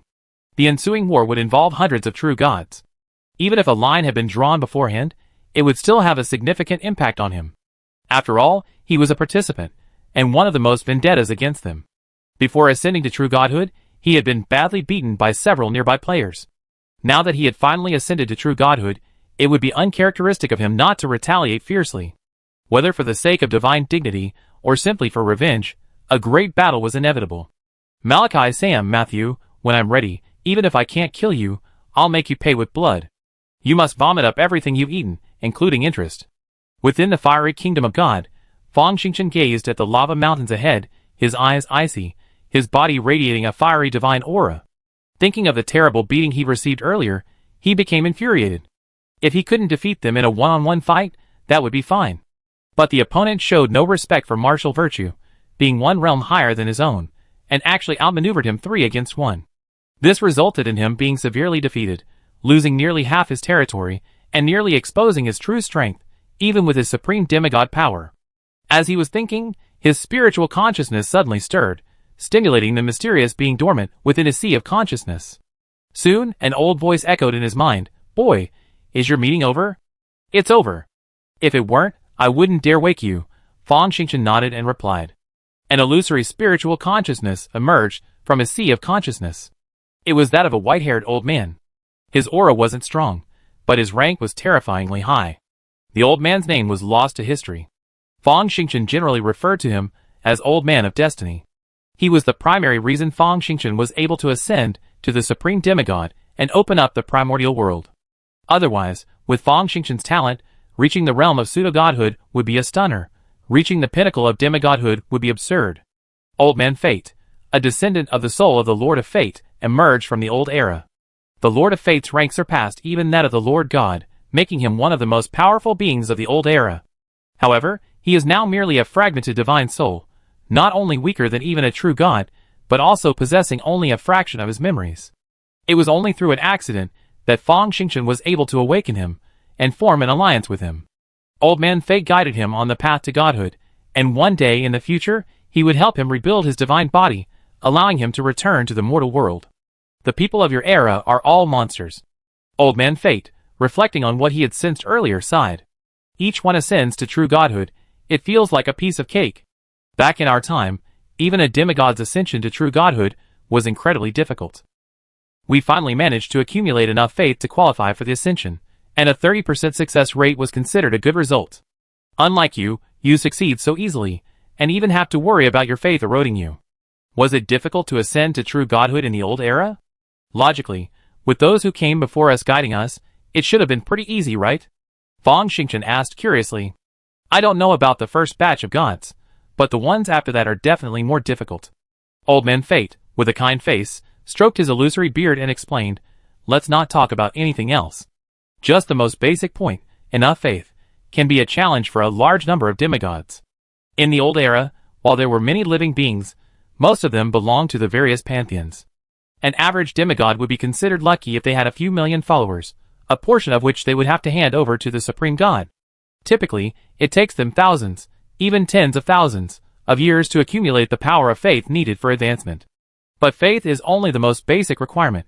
Acquiring the essence of the priesthood is the real challenge. They are not like you, born with a fragment of godhood and able to simply follow the established rules. It must be said that the destiny of this era favors you humans. As he spoke, the old man felt a touch of envy. Compared to their old era, this was practically a life of ease. If even this couldn't lead to godhood, then they might as well find a piece of tofu and die. I disagree with that. Fang Xingchen shook his head and argued, although we started from a high point, we also climbed step by step. Unlike you, you were born divine, possessing the power of a true god from birth. You don't need to cultivate further, Just follow the laws of origin, and you can ascend to the level of a major god, or even further, to the 13th level. The old man was silent at first, then smiled. You have a point. Those innate gods are truly the darlings of the universe. Old man, how far do you think I can go? After a moment's silence, Fang Xingchen asked again. Your previous accumulation was too weak. Even if you complete your transformation, you're only at the peak of a lower true god. After 100 years, once you've fully mastered your own power, ascending to a middle true god won't be difficult. The old man looked him over and casually said, As for the future, there's no bottleneck between true god and supreme god. With your strength, establishing a pantheon and reaching the peak of supreme god will undoubtedly be no problem. As for the 13th rank, it depends on your luck. To reach the 13th rank, you need a ticket. In our era, it was the heart of origin. I'm not sure what that is in your era. He then added, Alright, don't dwell on it. You want revenge, don't you? Hurry and prepare. You've wasted so many believers. You don't understand development at all. In the old era, Fang Xingchen would have been unable to maintain the believer resources he currently possessed without the strength of a supreme god. Don't worry, I'll take care of those 3 guys, no problem. A cold glint flashed in Fang Xingchen's eyes upon hearing this. After ascending to true god status, even if he were alone against 3, he would be quite confident.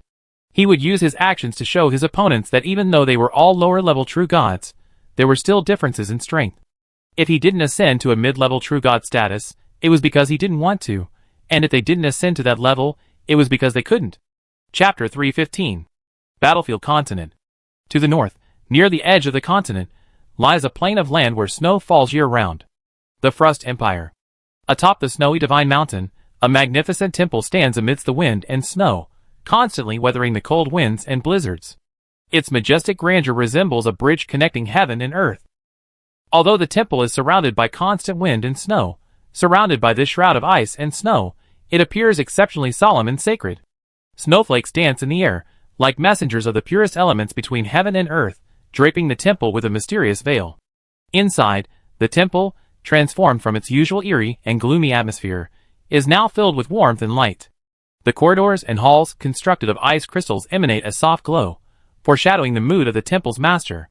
Deep within the temple, in an ordinary room, a regular-sized round ice crystal table is laid out with a variety of delicious dishes and drinks specially prepared for the gods. The two, dressed in ordinary clothes, sat across from each other at the table, eating and chatting. The scene resembled those of ordinary families within the Believer Empire, a remarkably warm one. Su Xingyu had originally planned to find a more normal setting for a proper conversation, but somehow, after a few words from the woman, he had followed her back to the ice and snow empire, where they ended up dining and drinking together in the temple. Gu Shiqing also took the opportunity to explain her past in the main world to Su Xingyu, so as to prevent him from harboring any resentment. If it were anyone else, Gu Shiqing wouldn't bother to pay attention. If they were unhappy, they were unhappy. If it was a misunderstanding, it was a misunderstanding. What did it have to do with her? If the mood was good, she'd explain a few words. If the mood was bad, she'd tell them to get lost. In the main world, she had a strong background and held considerable power. While she didn't have to worry too much about others' opinions, she still couldn't act with complete independence and discretion, completely following her own will. That was normal after all. In the main world, everyone was ordinary, and power didn't come from within, so how could they possibly do whatever they wanted? But things were different after arriving in this world. As her strength grew, she was now, frankly, one of the very few who stood at the top of the gods. She could do anything she wanted, without needing to consider anyone's opinion. As for feeling dissatisfied, if she wasn't satisfied, then keep it to herself and never show it. Otherwise, one more ice sculpture would be added to the temple. But that was for ordinary people. The young man before her was clearly different. If possible, she still hoped that their relationship could return to its former state. To do so, she would naturally explain everything clearly, leaving no lingering doubts. After that, whether Su Xingyu accepted it or not, the matter would be over. There was no need to keep it hidden, lest it cause a rift in their relationship in the future. Let's get back to the point. The story between Su Xingyu and Gu Shiqing is simple, but also a bit melodramatic, just like something out of a TV drama. They were childhood sweethearts, having met in an orphanage since they were very young. Su Xingyu was an orphan, sent to a community orphanage at a very young age, while Gu Shiqing was sent there at the age of 7. Both had personality flaws and were exceptionally intelligent, maturing much earlier than their peers, which meant they couldn't play well with other children their age. The two, each with their own unique ways, naturally became inseparable companions. Through elementary, middle, and high school, they attended the same school and classes. Although neither was particularly forthcoming, their affection grew. During this time, a family offered to adopt them, but both declined. In high school, they left the orphanage together and found part-time jobs. With various scholarships and government subsidies, they were able to support themselves. Although they could have lived comfortably on their own, they tacitly agreed not to propose a separation, instead renting a small apartment and moving in together. In many ways, they were remarkably similar, with their striking looks, calm personalities, and exceptional intelligence. Aside from their gender, they were practically cut from the same cloth. Their long relationship fostered a special bond, and after a playful confession from the woman, they became boyfriend and girlfriend. Then, not long after, the villain arrived to disrupt the situation. Unlike Su Xingyu, who was sent to an orphanage without even knowing who his parents were, Gu Shiqing's background was slightly more unique. Before entering the orphanage, she had a complete family, a large one at that. Gu Shiqing's father was the heir to a large foreign family, and her mother was a student studying abroad. The plot is a bit melodramatic, but to put it simply, the parents met unexpectedly and quickly fell in love. Then, the woman discovered that things weren't what she expected. After many setbacks, she returned to China with her only daughter, but was not welcomed by her biological parents. After her unexpected death from illness, her daughter was sent to an orphanage. If that were all, then it wouldn't matter to Gu Shiqing. She had already started a new life, and the past was over. She didn't want to care, and she couldn't. Then came the most outrageous part. Gu Shiqing's father's family originally had few direct descendants, but after some bizarre manipulation, only one branch remained. That's right. Gu Shiqing's father's branch. In an accident, her father also died. If they didn't want to give away the family business and plunge into internal strife, they had to find a legitimate heir. So, the elder, the head of the family, did some research and recalled his son's early experiences, which is what happened afterwards. This is what Su Xingyu knew. That's how it happened. I was thinking I'd take you in after a few years, but I just finished dealing with them when you ended up here. Gu Shiqing said helplessly, her expression a mixture of innocence and grievance. Although she had enjoyed an unimaginably wealthy life after returning home, if she had a choice, she would still prefer a simple life with the one she loved. Besides, her life before was pretty good, it was very comfortable. But there was no choice. Her family was too powerful, and even within the constraints of national restrictions, they might not be able to forcibly remove her. It wasn't that she was so important, but forcibly removing a citizen of a country would be like slapping someone in the face. However, just because they couldn't be taken away didn't mean they wouldn't be affected. Gu Shiqing, unwilling to see her life affected, weighed the pros and cons, negotiated a few terms with her nominal grandfather, and then voluntarily returned home. With the old man's support, she grew at an astonishing rate, quickly bringing order to the family, which had begun to fall apart due to the old man's age and lack of an heir. Then, before she could get her boyfriend out to enjoy life together, he was pulled into this world. Lifting his glass and downing it in one gulp, Su Xingyu sighed softly, a hint of apology on his face. Sorry. Ultimately, it was a matter of strength. Back in the main world, compared to ordinary people, his path to advancement was quite good. Excellent grades, a prestigious university. But compared to those behemoths, he was still dwarfed. It's okay. Seeing this, Gu Shiqing's eyes gleamed. She calmly leaned over, took the young man's hand, and softly soothed him. It's only been a few years apart. Honestly, life over there is actually pretty good. Except without you. Gu Shiqing silently apologized. Everything she had said before was true. There was no deception, but she had concealed some things. For example, another reason she was willing to go back was revenge. Yes, revenge. Gu Shiqing had a long memory, so she hadn't forgotten the faces of her relatives or the pain of her mother's death. Before, she hadn't had the opportunity or the ability, so that was fine. Now that she had the chance, she naturally wanted to take it for revenge. Of course, the most important reason was that she had no choice.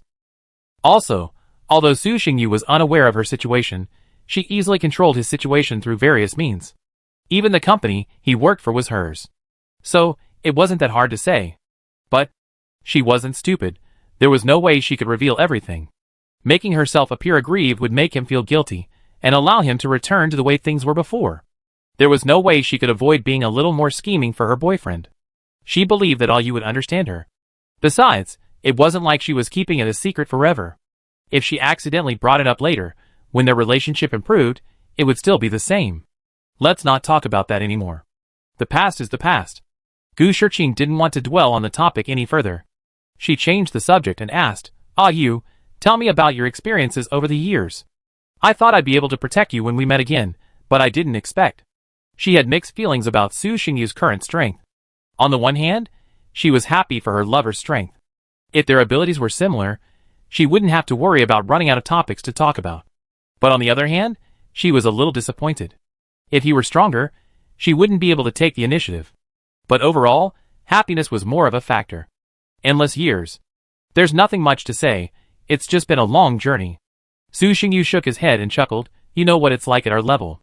There are generally good opportunities. As long as there aren't any problems early on and enough accumulation occurs, once the snowball rolls, it's like crushing the competition. That's true.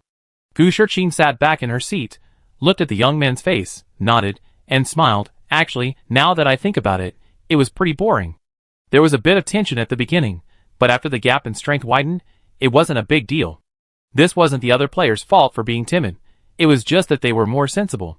After all, when their strength reaches a certain level, they themselves become a dominant force, and any player with even a modicum of self-awareness won't stand in their way. So, without sufficiently significant benefits, no one would want to provoke them. They chatted for a while longer. Su Xingyu looked at her and asked, what are your plans for the future? No, we'll just wait and see when the fighting outside ends, and then we can just leave, Gu Shiqing replied honestly, shaking her head slightly. Then, a thought struck her. She fixed the young man's gaze, becoming slightly more serious, and asked, why, are you going to attack those two guys? They're weaker than us, but only slightly. I'm afraid they won't be easy to kill. If we can't defeat them quickly, there's a high probability that outsiders will intervene. If nothing unexpected happens, the situation in other battlefield dimensions is similar to their own, nearing its end. At most, the fighting will continue for a few more decades before someone reaches an agreement and leaves the battlefield dimension. And a few decades simply isn't enough time for them to deal with the other two transcendents. Of course, if you really want to fight, you can give it a try. Even so, Gu Shiqing didn't object. She was very supportive, even offering advice. I suggest we blockade the sea area, coordinate with the others, hold out for a while, and then we can team up and take down the guy in the North District first. Stop!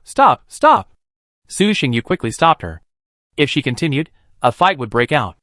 I'm just asking about your future plans. Don't overthink it. You asked me that out of the blue. I thought you were planning something big. Gu Shiqing chuckled softly, then said, I haven't made any future plans. I've been looking for you, taking things one step at a time. Now that I've found you, I'll naturally follow you. In terms of their approach to life, she and Su Xingyu were quite similar. Both were rather lazy types. Unless something urgent happened, like a powerful enemy chasing them, she would never take the initiative to do anything.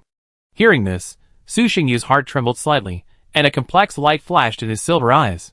For a moment, he didn't know what to say. Okay, don't overthink it. Just follow the plan. Seeing this, Gu Shiqing spoke again to comfort him. With their strength, there was no need to worry so much. After all, if even they were so worried, how could anyone else survive? That makes sense. Su Xingyu smiled, picked up another glass of wine, and drank it, clearing his mind of distracting thoughts and relaxing. There's no doubt that after leaving this battlefield, some drastic changes will inevitably occur, but so what? The world is constantly changing. As long as one's strength can keep up, there's no need to worry about being left behind. Thus, ultimately, one must return to basics. There's no need to overthink. Simply focus on improving one's strength. Although he has now ascended to true godhood and has become a higher true god, he still has considerable room for improvement. Having thoroughly absorbed the accumulative knowledge gained in the demigod realm, stepping into the realm of supreme true godhood will be no problem at all. Chapter 316. After the group returned to the battlefield continent and discussed the results, they convened a small meeting within their respective regions. The attendees were the strongest divine players in their respective regions. In other words, the powerful ones in the eyes of the ordinary divine players. The main purpose of this meeting was to inform them of the bottom line of this war, and to guide the other players to avoid crossing it as much as possible. As for the ordinary players, they didn't need to know this. With their strength, even if they wanted to cross the bottom line, it would be impossible. It's not that they didn't dare, but that they couldn't. The world is so sad. When you are too weak, even a reckless attack will be seen by the stronger as just the cuteness of a young animal. They don't feel fear. They may even find it amusing. For the 4 Supreme Masters, as long as the top-tier and second-tier divine players weren't dragged into the fray, they could let the more average players stir up trouble without worrying about crossing the line. It could be said that this line was quite loose. After the meeting, the masters returned to their respective planes and continents and immediately gave their subordinates a precise response. The war can begin. Go ahead, fight as you wish, as long as you can afford the consequences. The elders' response was somewhat strange and puzzling, but no matter how they pressed, the elders offered no further explanation. So, the players stopped dwelling on it. As long as the higher-ups don't object, the war is over. As for the consequences, as gods, they are responsible for their actions, and there are no consequences they cannot bear. Since that's the case, let's fight. In less than 2 weeks, the once peaceful battlefield continent has once again erupted in flames, and the scale is far greater than any previous one. In fact, many divine players know that even if they give their all and fight at all costs, they will most likely not be able to kill their opponents. As fellow lower-level true gods, if the enemy hides and stubbornly defends their homeland, they have no chance. In such a situation, choosing to go to war is not a wise move. But, this time, they are not pursuing profit. They have only one purpose in going to war, to vent their anger and seek revenge. Even if they can't kill their opponents, they must give them a beating to vent their anger for their past actions. Otherwise, they will keep it in their hearts and feel very unhappy. Eternal Night Continent. To the west, the seas where the Shark Empire resided. On the surface, thousands of magical warships, like steel sea dragons, sailed across the turbulent sea. Beneath the surface, countless sea warriors, marching in legions, advanced in an orderly fashion. This was the combined navy of the Eternal Night Empire. Even a fraction of the empire's might was enough to crush 80% of the sea players. The Eternal Night Navy, mighty and powerful, advanced swiftly into the distance.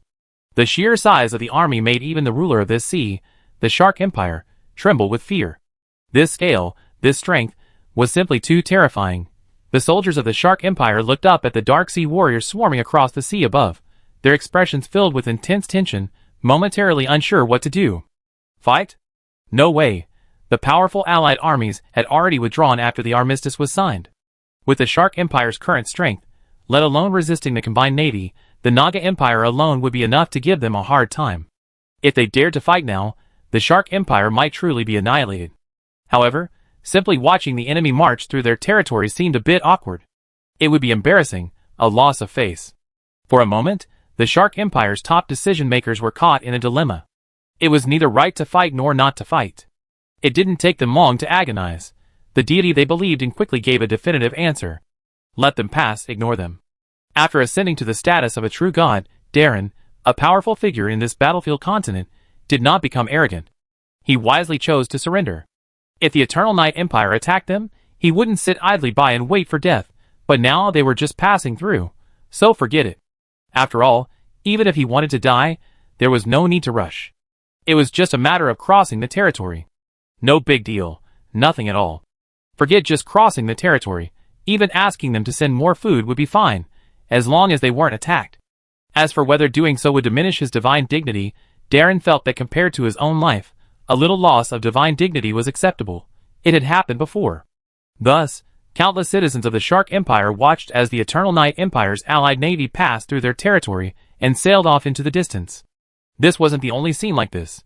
Subsequently, the allied navy passed through the territories of 3 more players. Sometimes, to save time, they even unceremoniously used local portals. The divine players could only watch in silence. Again, this wasn't the first time. Finally, after nearly 2 months of travel, this incredibly large allied navy arrived at an unclaimed sea area. Why unclaimed? Because the divine player who previously ruled the sea area had fallen. At the same time, the Eternal Night Navy's enemies, the followers of the 4th Overlord of the southern region and the vast sea-dwelling forces of the Cell Empire, also arrived in this sea area. The Eternal Night Empire's allied navy had a single purpose, to fight. Players in his own region were fighting. As the East Zone's strongest, Su Xingyu couldn't just stand there and watch the show, could he? That would be disastrous. So, back in the previous meeting, the 4 strongest had agreed to send a few people to a location not too far from either side to practice. The original plan was for the strongest to face off against each other. That is, the East Zone against the West Zone, the South Zone against the North Zone. After all, even Transcendence, according to the East Zone's strict divisions, had strengths and weaknesses. Emperor versus Emperor, King versus King, this would benefit all parties. But the two who recognized the boyfriend, girlfriend, naturally couldn't agree to this, so they found a random excuse, leading to the current situation. The East District versus the South District, the West District versus the North District. If anyone was to be asked who bore the greatest pressure from these changes, it was undoubtedly Rogier Hine, the North District's most powerful figure. Vernal's followers were located deep in the ocean. Even if Su Xingyu were superior, he couldn't possibly do anything to him. However, the Undead Empire and the Frost Empire were both on the mainland. If Leah harbored any ill intentions, she could inflict severe damage upon him. Rogier was displeased, but reality was cruel. The minority obeyed the majority, and he had no choice but to accept it. And so the situation unfolded as it is today. They easily captured those dilapidated cities, turning them into temporary strongholds, and then the two sides engaged in direct combat. It wasn't an all-out war, with millions of troops facing each other, but rather dozens of smaller battlefields, each with tens to hundreds of thousands of soldiers. The center of the original sea area, the main battlefield for the two sides, was home to a larger number of warriors, numbering hundreds of thousands, the elite of the elite. Fight! Kill! On one side was the Sire Sea clan army, with its merfolk army as its main force, and various powerful Murloc warriors as its main pawns. On the other side was the Dark Sea clan army, with its Dark Naga as its main force, and the remaining Dark Murloc warriors as its main pawns. Without any exchange of words, the orders given to both sides were to annihilate the enemy army. With the command of both commanders, the battle was imminent. On the Sire side, the gem atop the scepter held by the mermaid magician shone brilliantly. Spirit of the deep sea, heed our lord's call, awaken from your slumber, and fight for the Sire Empire. After a brief chant, the surrounding waters began to surge, and instantly, water elemental warriors were summoned one after another. Their strength ranged from level 5 to level 6, and as far as the eye could see, their numbers were endless. For the Lord of the Deep Sea, for the Sire Empire. Roaring, the water elemental army launched a surprise attack, charging towards the Dark Navy like a herd of wild buffaloes unleashed. This was standard practice for the Sire Empire. As long as the mermaid mage's magic power remained undepleted, they could continuously summon water elemental warriors from the deep sea. These warriors weren't particularly powerful, but they were numerous and their cost was extremely low, practically zero. So that's how you do it, huh? The Naga leader's eye twitched, and then he roared, form a formation and unleash the dark domain.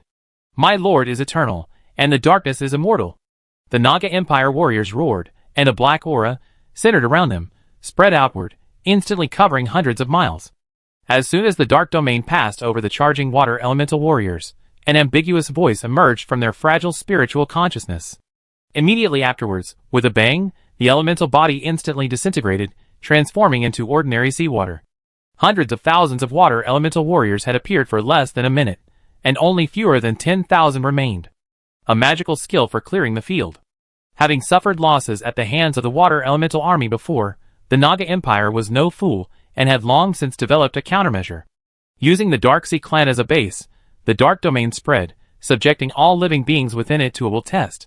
Any creature below a certain level would have their consciousness shattered. Unfortunately, the water elemental warriors summoned by the mermaid magician were so crudely crafted that a large number of them would fail this test. If a normal creature failed the assessment, they would either faint or become a vegetable.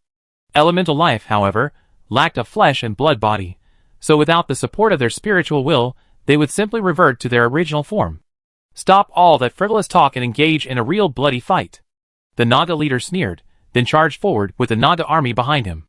With a sweep of his spear, the dark fighting spirit transformed into a dark crescent, instantly destroying the charging elite water elemental warriors, turning them into a pool of seawater. Just what I want. The commander of the Sira army, observing this, also sneered, then commanded the Sira navy to advance. He was not surprised by the defeat of his own water elemental army. After all, this wasn't the first time.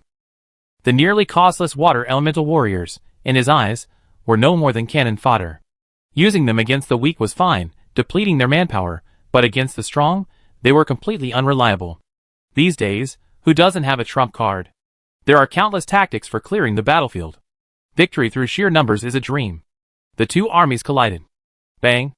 The Naga heavy tank warrior swung its metal spear, colliding with the whale heavy tank warrior's battle axe. A dull thud echoed, rippling the sea. You again! Die! The Naga warrior swung his spear repeatedly, his attack swift as thunder. The violent force released from his spear seemed to crumble the very air. However, the whale warriors on the other side were no pushovers. No matter how the Naga warriors attacked, they remained motionless, steadily absorbing the blows. Deep Sea Tide. The Merman Magician Corps, in the center, launched another offensive, the sea churning as they charged towards the Dark Sea Clan warriors. Bang, bang, bang. The Sea Clan warriors in the front row, facing the waves, felt an overwhelming force, and were sent flying backwards. As the front row warriors collapsed, chaos erupted among the Sea Clan warriors throughout the entire corps. The opposing Sierra Legion immediately followed suit, swinging their weapons. Puff, puff, puff. Dark Sea Clan warriors were decapitated, and blood gushed forth profusely. Troublesome creatures. Another Naga Corps leader, observing this, cursed angrily, and led the warriors behind him towards the Merman Magician Corps' position, ready to dispatch these troublesome creatures first. The Naga warriors roared, brandishing their spears.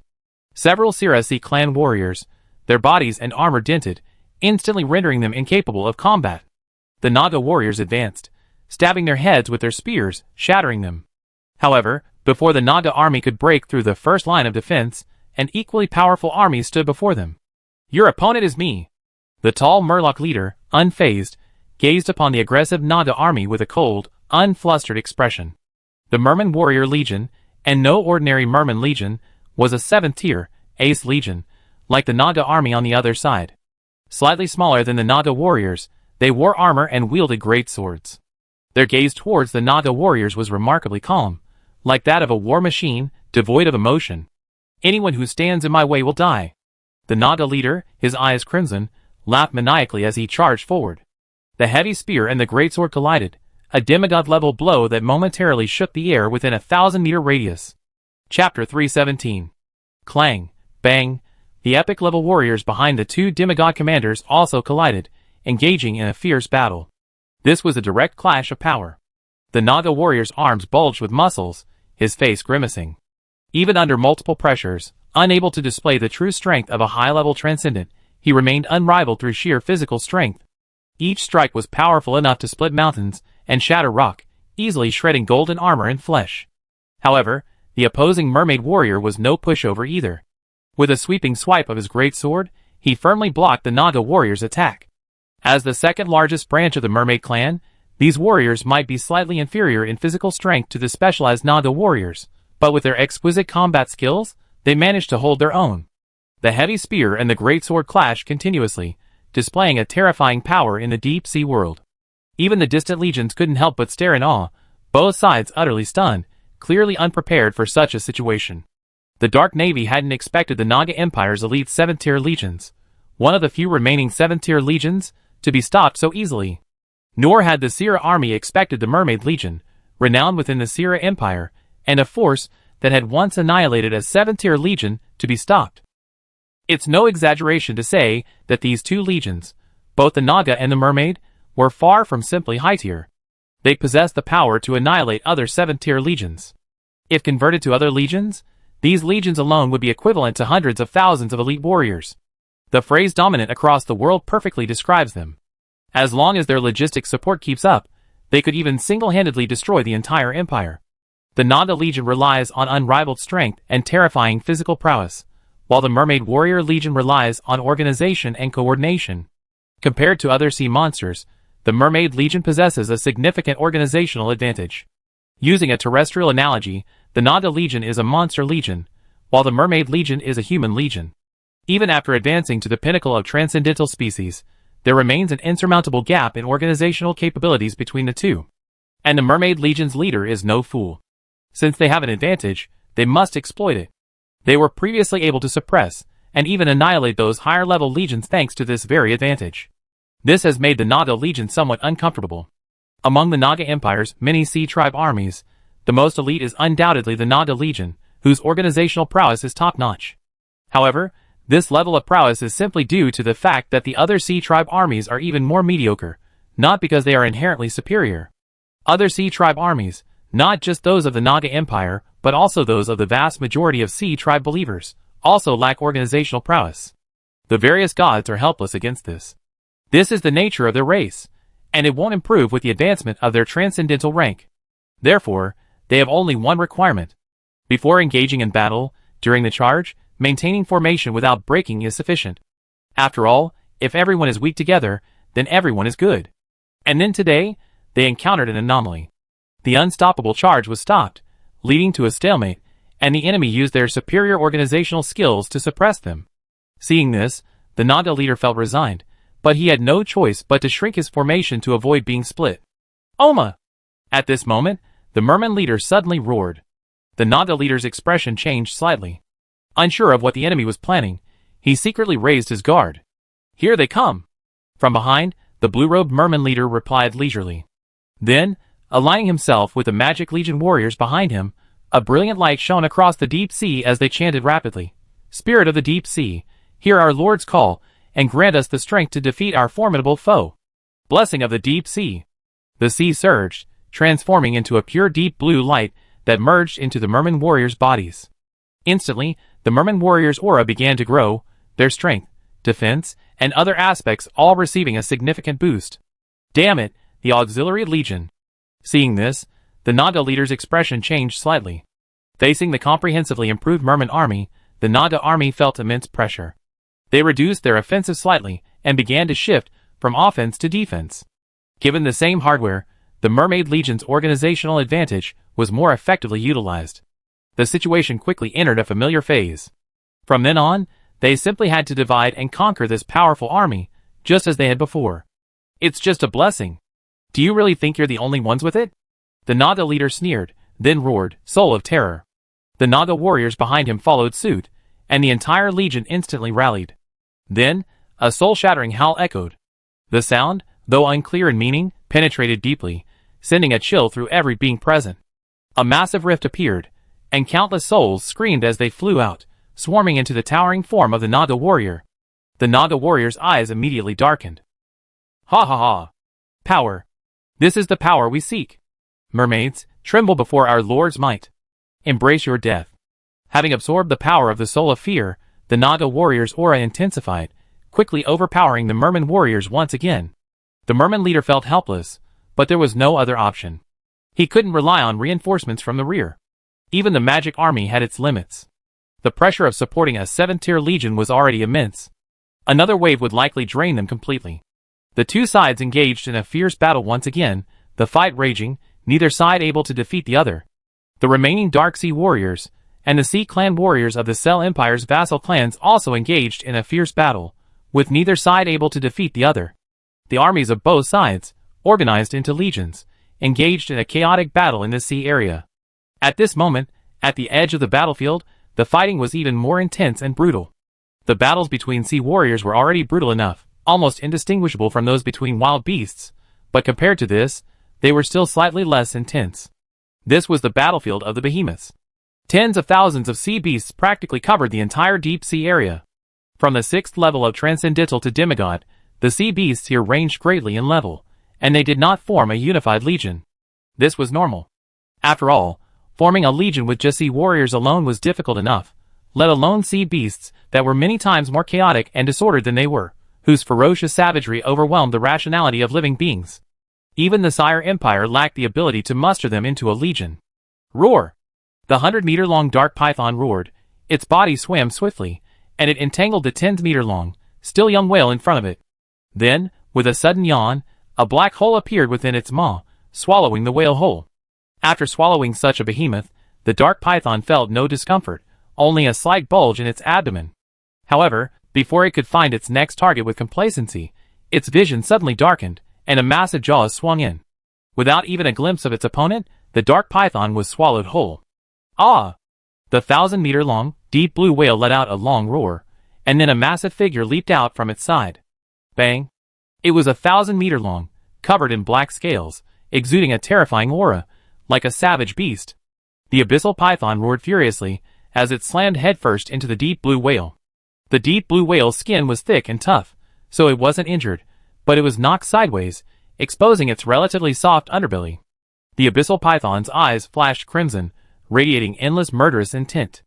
Opening its massive, fawn-filled maw, it struck the demigod deep blue whale directly. Rip! A large chunk of flesh was torn off, blood gushing out.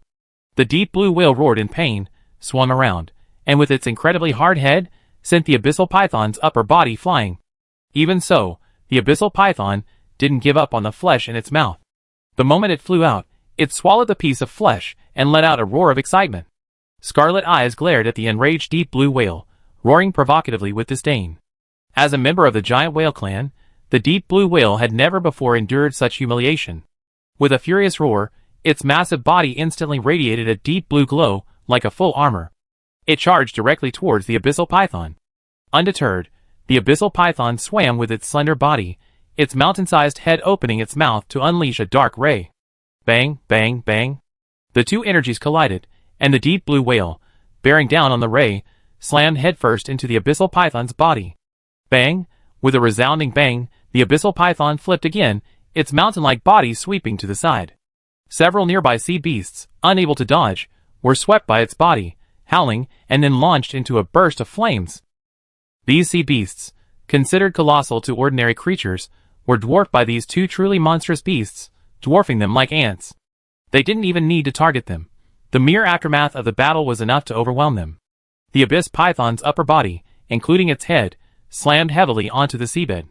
With a resounding thud, the solid earth began to crack. Blood spilt. Ouch! A brutal roar echoed through the battlefield. The abyss python, acting as if nothing had happened, twisted its body and charged forward once more, colliding with the deep blue whale and tangling with it. The battle between the two sides was brutal, with bites ripping off vast swathes of flesh and blood, yet they seemed oblivious to the pain, relentlessly biting their opponents.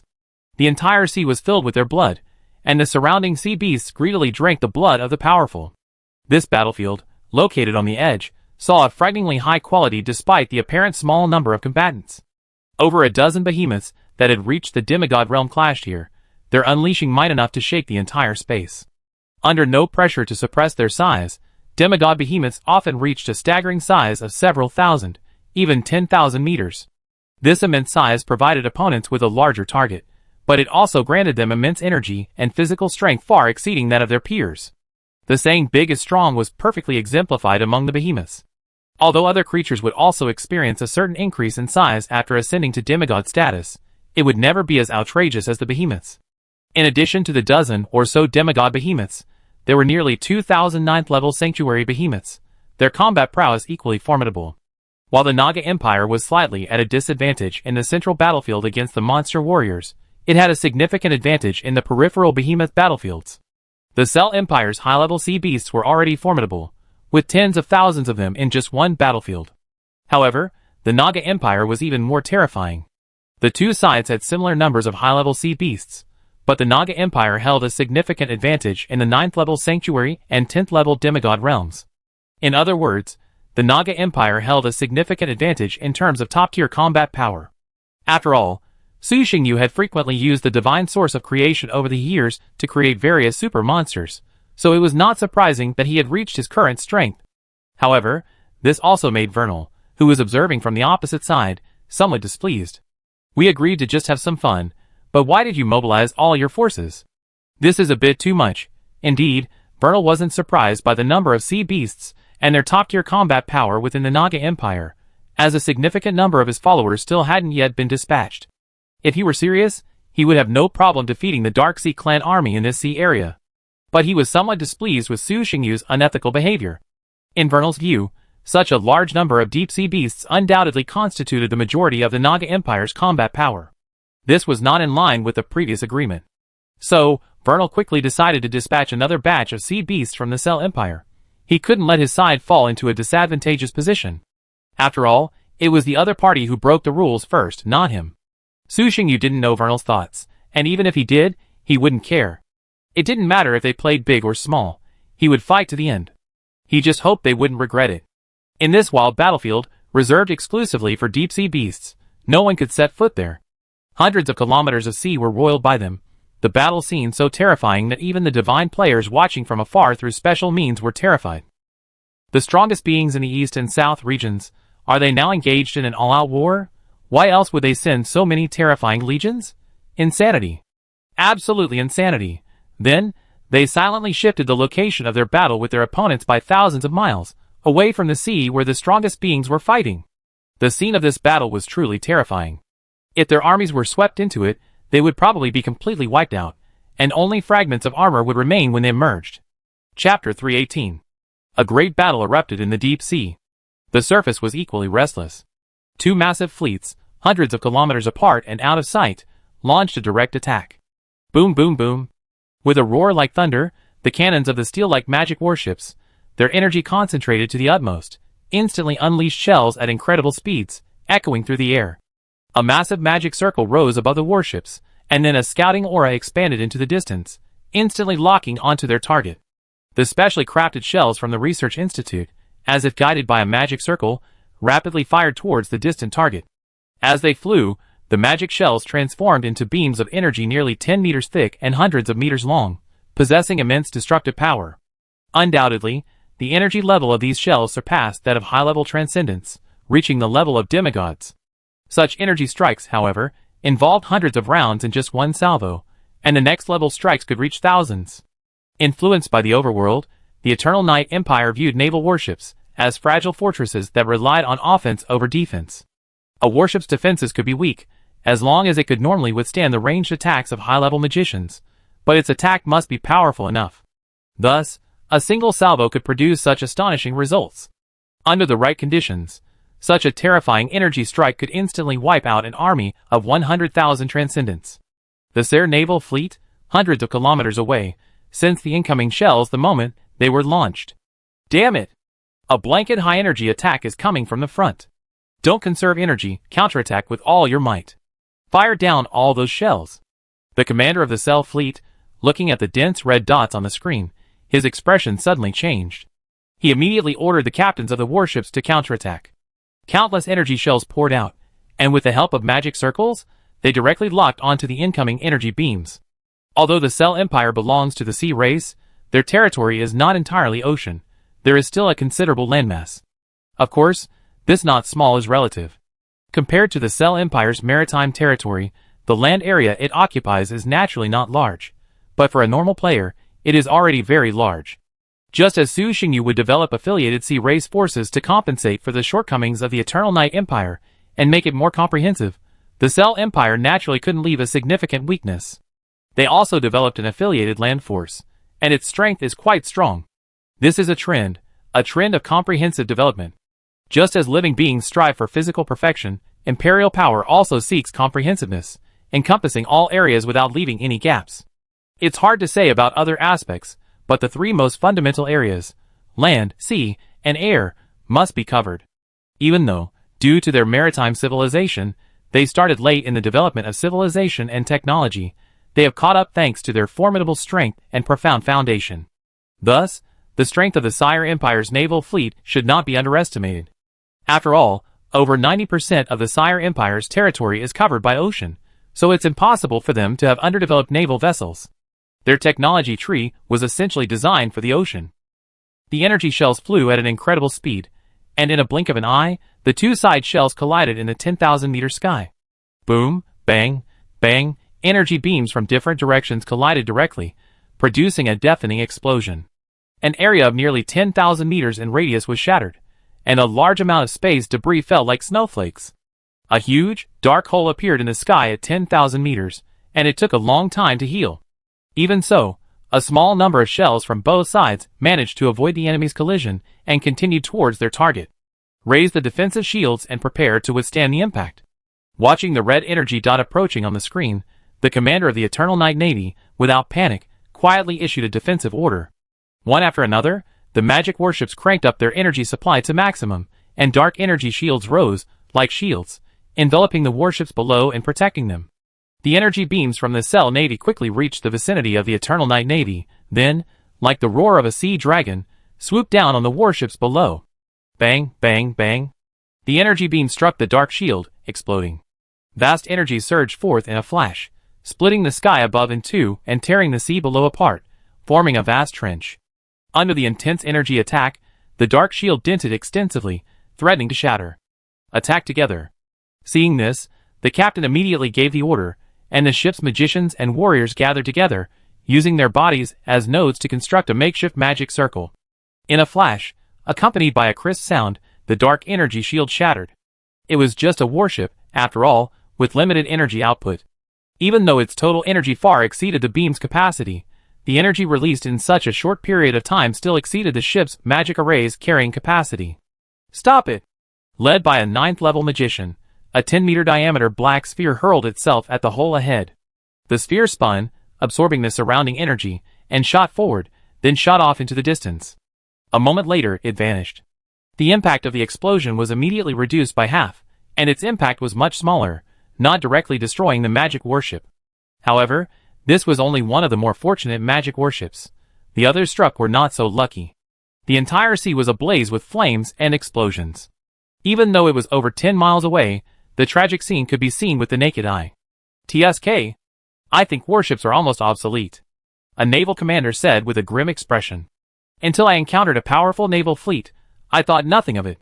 But now, after facing a tough opponent, I realize how fragile they are.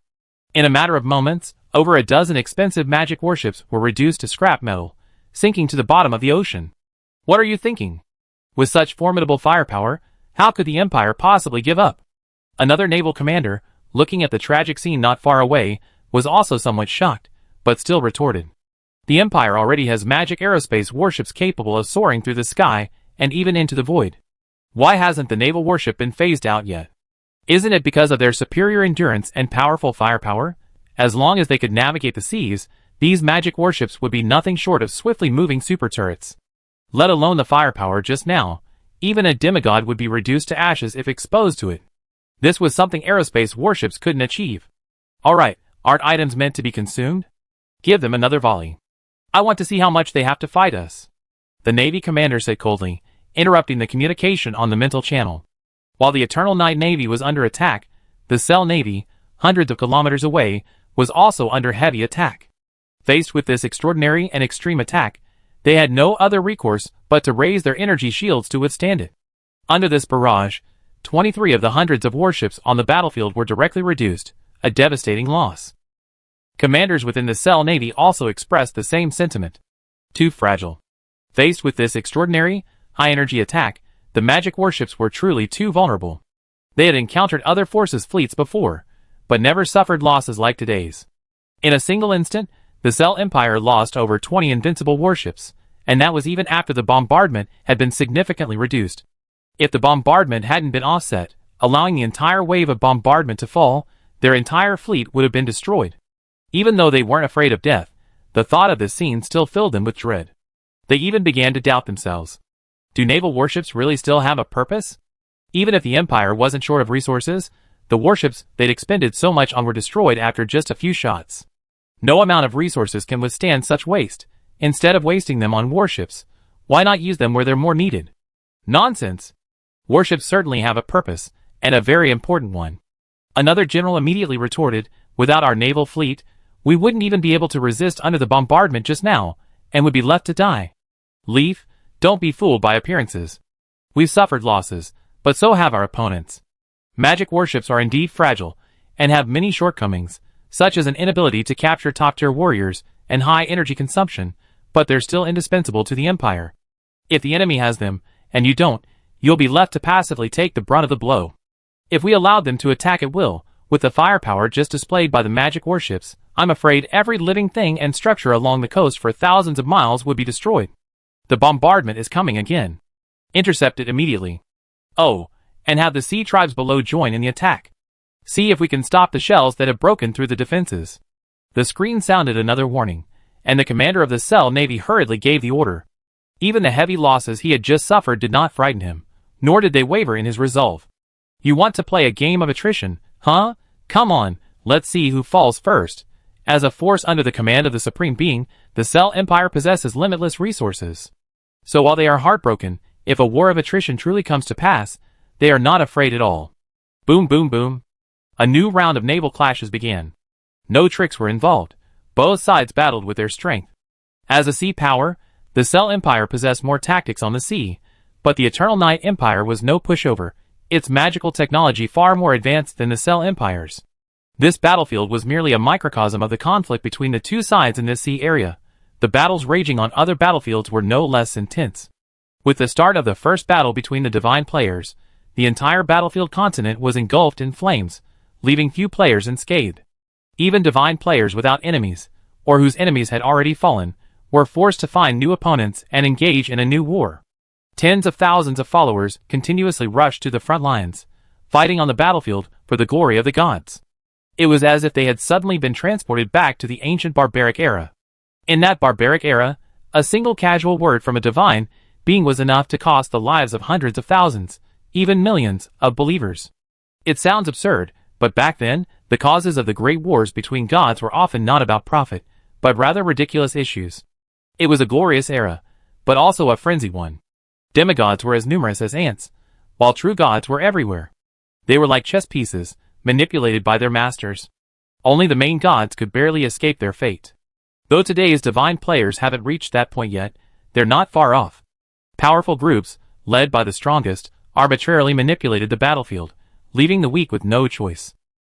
For example, right now, all divine players must participate in the war. Even if they don't want to, they have to. How well the fight goes is another matter, but whether or not to fight is a matter of attitude. After all, even the strongest have taken action, and you're just standing by and watching.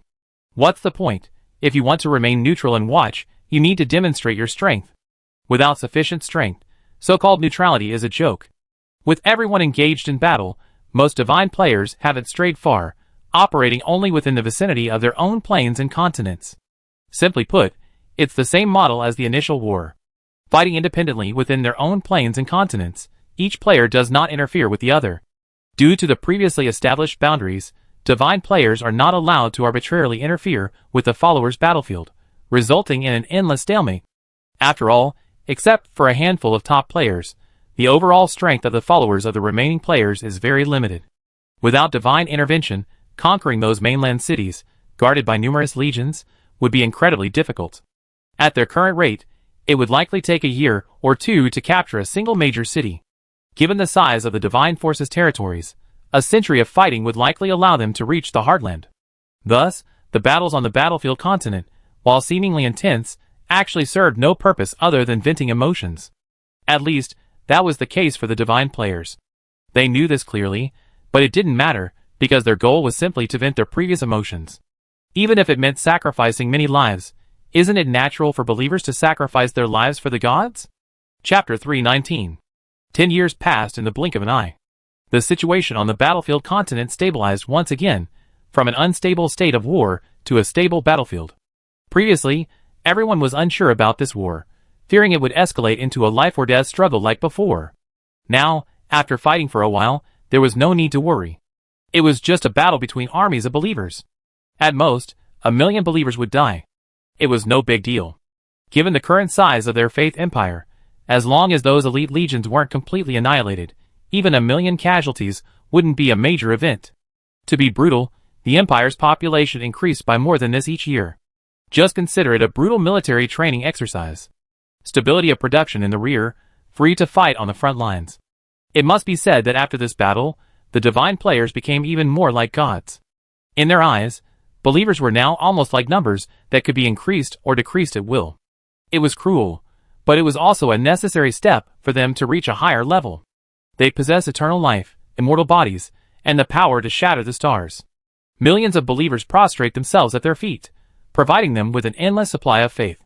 Under these circumstances, they can no longer constantly monitor their followers as they once did. At best, they can only observe them in the grand scheme of things.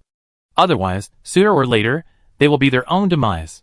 Millions of believers will slowly pull them down from their lofty thrones and drag them into the mire of the mortal world. When the gods give up some things and grant their followers more freedom of choice, isn't that a good thing? The God of faith should be high above the glorious divine kingdom, looking down upon the multitude below, not descending into the mortal world and empathizing with his followers. Descending into the mortal realm and enduring worldly suffering is the province of saints, not the most holy of gods.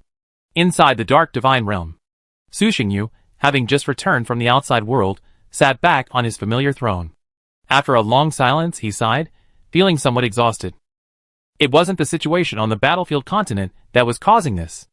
After ascending to true god status, Su Xingyu hadn't paid much attention to the other players, and now he was even more lazy, leaving all command to Li Ping. So whatever they did, and what happened to them, had nothing to do with Su Xingyu, and he naturally wouldn't worry about it. The battle between the Eternal Night Empire and the Cell Empire was going relatively well.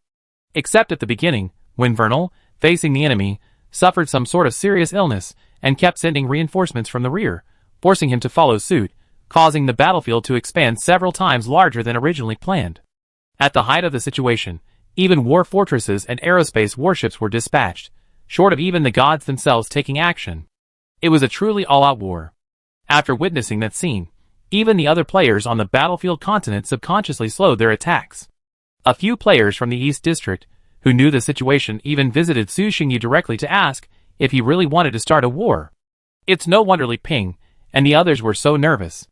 After all, the sight of two supreme beings clashing in the sea was terrifying to anyone who witnessed it. Dozens of demigods, dozens of war fortresses, a vast array of aerospace warships, organized high-level legions, tens of thousands of sea beast swarms, and millions of sea warriors. The entire ocean environment was permanently altered, even significantly impacting the territories of surrounding players. The combined power of both sides was, without exaggeration, enough to annihilate the followers of most players. This was completely different from the earlier claim of just casually fighting and treating it as military training. Finally, through the efforts of many players on both sides, the misunderstanding was finally resolved. Both sides withdrew their forces simultaneously, leaving only the million-strong Sea Tribe army to continue the fight. This brought the intensity of the war in that area down to a normal level of training exercises.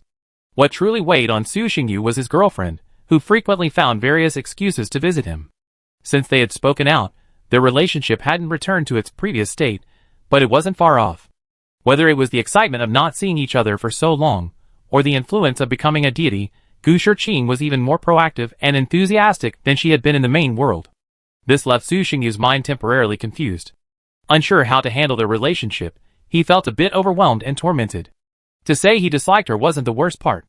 Although Gu Shiqing came over frequently and was quite proactive, she was very measured in her actions. Furthermore, she knew Su Xingyu intimately, making it impossible for him to dislike her at all. After all, he was still a human being with emotions. Sigh. Su Xingyu sighed again and shook his head, temporarily putting aside the trivial matters and turning to other serious matters. Although Su Xingyu had given Li Ping full authority to allocate players in the East District, allowing her to handle them as she pleased, Li Ping still compiled a list of major events and the direction of the situation for Su Xingyu to review. Whether he looked or not was his business. Whether he gave or not was his own. Li Ping was perfectly clear on this matter, leaving no room for error. These guys, one moment they said they wanted to fight, only to call for a ceasefire a few days later. Looking at the documents in his hand, Su Xingyu couldn't help but laugh.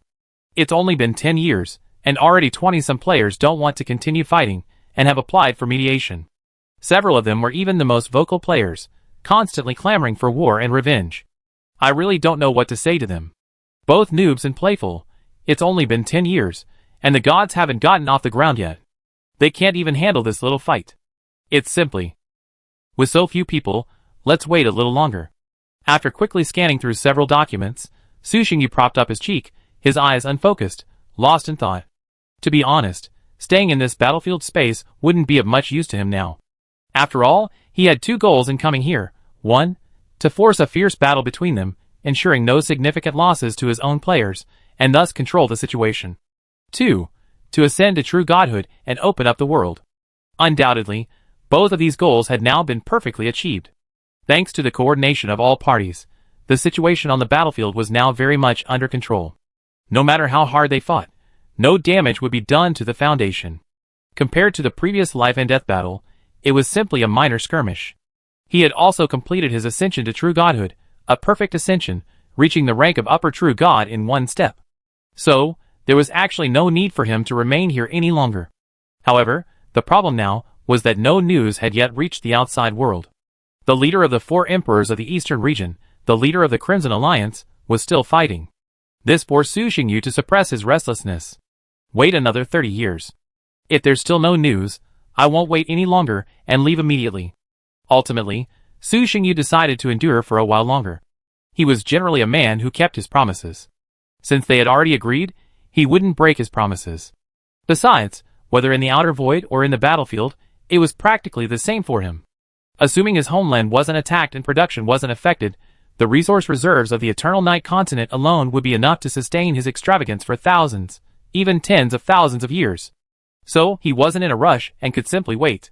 When the others had had enough and grown tired of fighting, he could then push for peace talks and end this boring battle. Or, when the time was right, he could push for it again. Ending this battle wasn't difficult for him. It could even be a matter of a single word. Time is of little value to the gods. 15 years passed in the blink of an eye. In another battlefield space. The number of divine players in this battlefield was equally massive, even more numerous than in battlefield number 3, where Su Xingyu was stationed. However, that was at the beginning of the war. After hundreds of years of chaotic fighting, even with occasional pauses, the struggle continued unabated due to the lack of a final agreement between the parties. To achieve victory, the divine players on all sides resorted to every possible means, showing no bounds. The supreme being presiding over the eastern region was the one who had once surpassed Su Xingyu in the ranking matches. He was the strongest of the eastern region's divine players, the leader of the God of War Alliance, the organizer of the Crimson Alliance, and the foremost of the 4 emperors. War. The 4 eastern region divine emperors possessed distinct personalities, dark and indifferent, gentle in magic, violent in chaos, and unyielding in war. Perhaps influenced by his past as a soldier, or perhaps by the influence of power, War was not particularly fond of resolving issues through negotiation. He preferred war to negotiations. Add to that the other 2 supreme beings in this battlefield space, one of whom also possessed a rather volatile personality, and this contributed to the constant chaos and disorder of the battlefield. The 3 parties refused to coordinate. The resulting situation was that the western and northern regions jointly resisted the eastern region's attack. Yes, even though the eastern region had fewer divine players, with the support of so many top-tier experts, they still held a slight advantage. Especially Jean, both supreme beings, even outnumbered 2, he still managed to suppress his opponent. He even had enough energy to support his fellow divine players across the continent. The authority he wielded was perfectly suited to war. Living in such a chaotic realm, ravaged by war, his divine authority had grown significantly. So much so that even when simultaneously besieged by an emperor-level and a king-level transcendent, he maintained the upper hand. However, after a century of fighting, John himself was still able to hold out, but the other divine players were beginning to struggle. They had indeed gained much from this battle, having produced numerous elite legions, but the losses were astronomical. Millions of warriors had flooded the battlefield, and countless other believers had perished. By now, everyone was exhausted. Not wanting to retreat, yet unable to advance, the battlefield had descended into a complete stalemate. Inside the palace where the East District players were holding a meeting.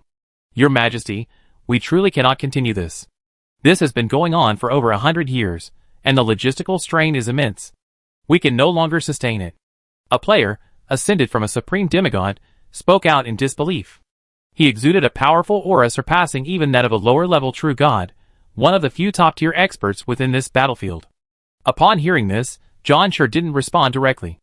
After a moment's silence, he turned to the other divine players and asked, "What do you think?" "Your Majesty, we truly can't hold out any longer. If we continue, we'll likely damage our foundation. I believe the situation is almost over. There's no need to continue fighting. It's unrealistic to expect to completely eliminate them. If they can't hold out, they'll undoubtedly spread the word to the outside world, and then this place will likely become even more chaotic. This goes against our original plan." This time, the other players didn't remain silent and spoke up. They truly didn't want to continue fighting. While they had a strong foundation and could hold out for a while, their subordinates were beginning to strain. This was especially true for those divine players, whose capitals had been invaded by the enemy, reduced to deities of fallen nations, and forced into exile in other empires. They yearned to cease the war, return to the plain continent, reclaim their lost territory, and restore the glory of the gods. Seeing this, John Sheng fell into deep thought. After a moment, he sighed inwardly and said, "Then do as you wish. When Yao, contact the players on the other 2 sides and arrange a meeting with them. After that," he added, "be firm and don't weaken our resolve." "As you command, Your Majesty."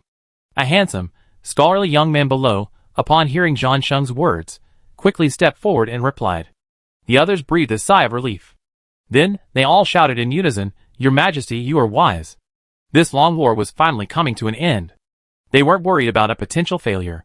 After all, let's be honest, while the players in the East Zone were certainly feeling the pinch, the players in the other two zones were likely feeling even worse.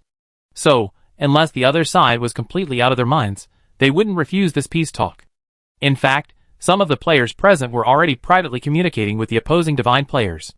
Their willingness to negotiate was even stronger than theirs. It was simply a matter of saving face. Otherwise, the opposing players might even be willing to pay a price to force peace. Let's put it this way. Before this, the biggest obstacle to peace talks was the strongest of the three factions, especially their Eastern District boss, who remained unwilling to cease hostilities. Go ahead, get everyone else ready. War's face remained solemn as he waved his hand. Although he still wanted to continue fighting, he wouldn't go against the wishes of his supporters and go against the tide. History taught him that those who go against the tide of the tide have a bad end. Then, remembering something, he spoke again.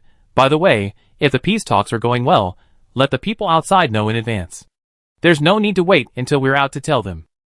Okay, I'll arrange it right away. Chapter 320. Battlefield Space Number 3. In a small, temporarily open space, Li Ping and a group of influential divine players in the East District gathered to discuss important matters.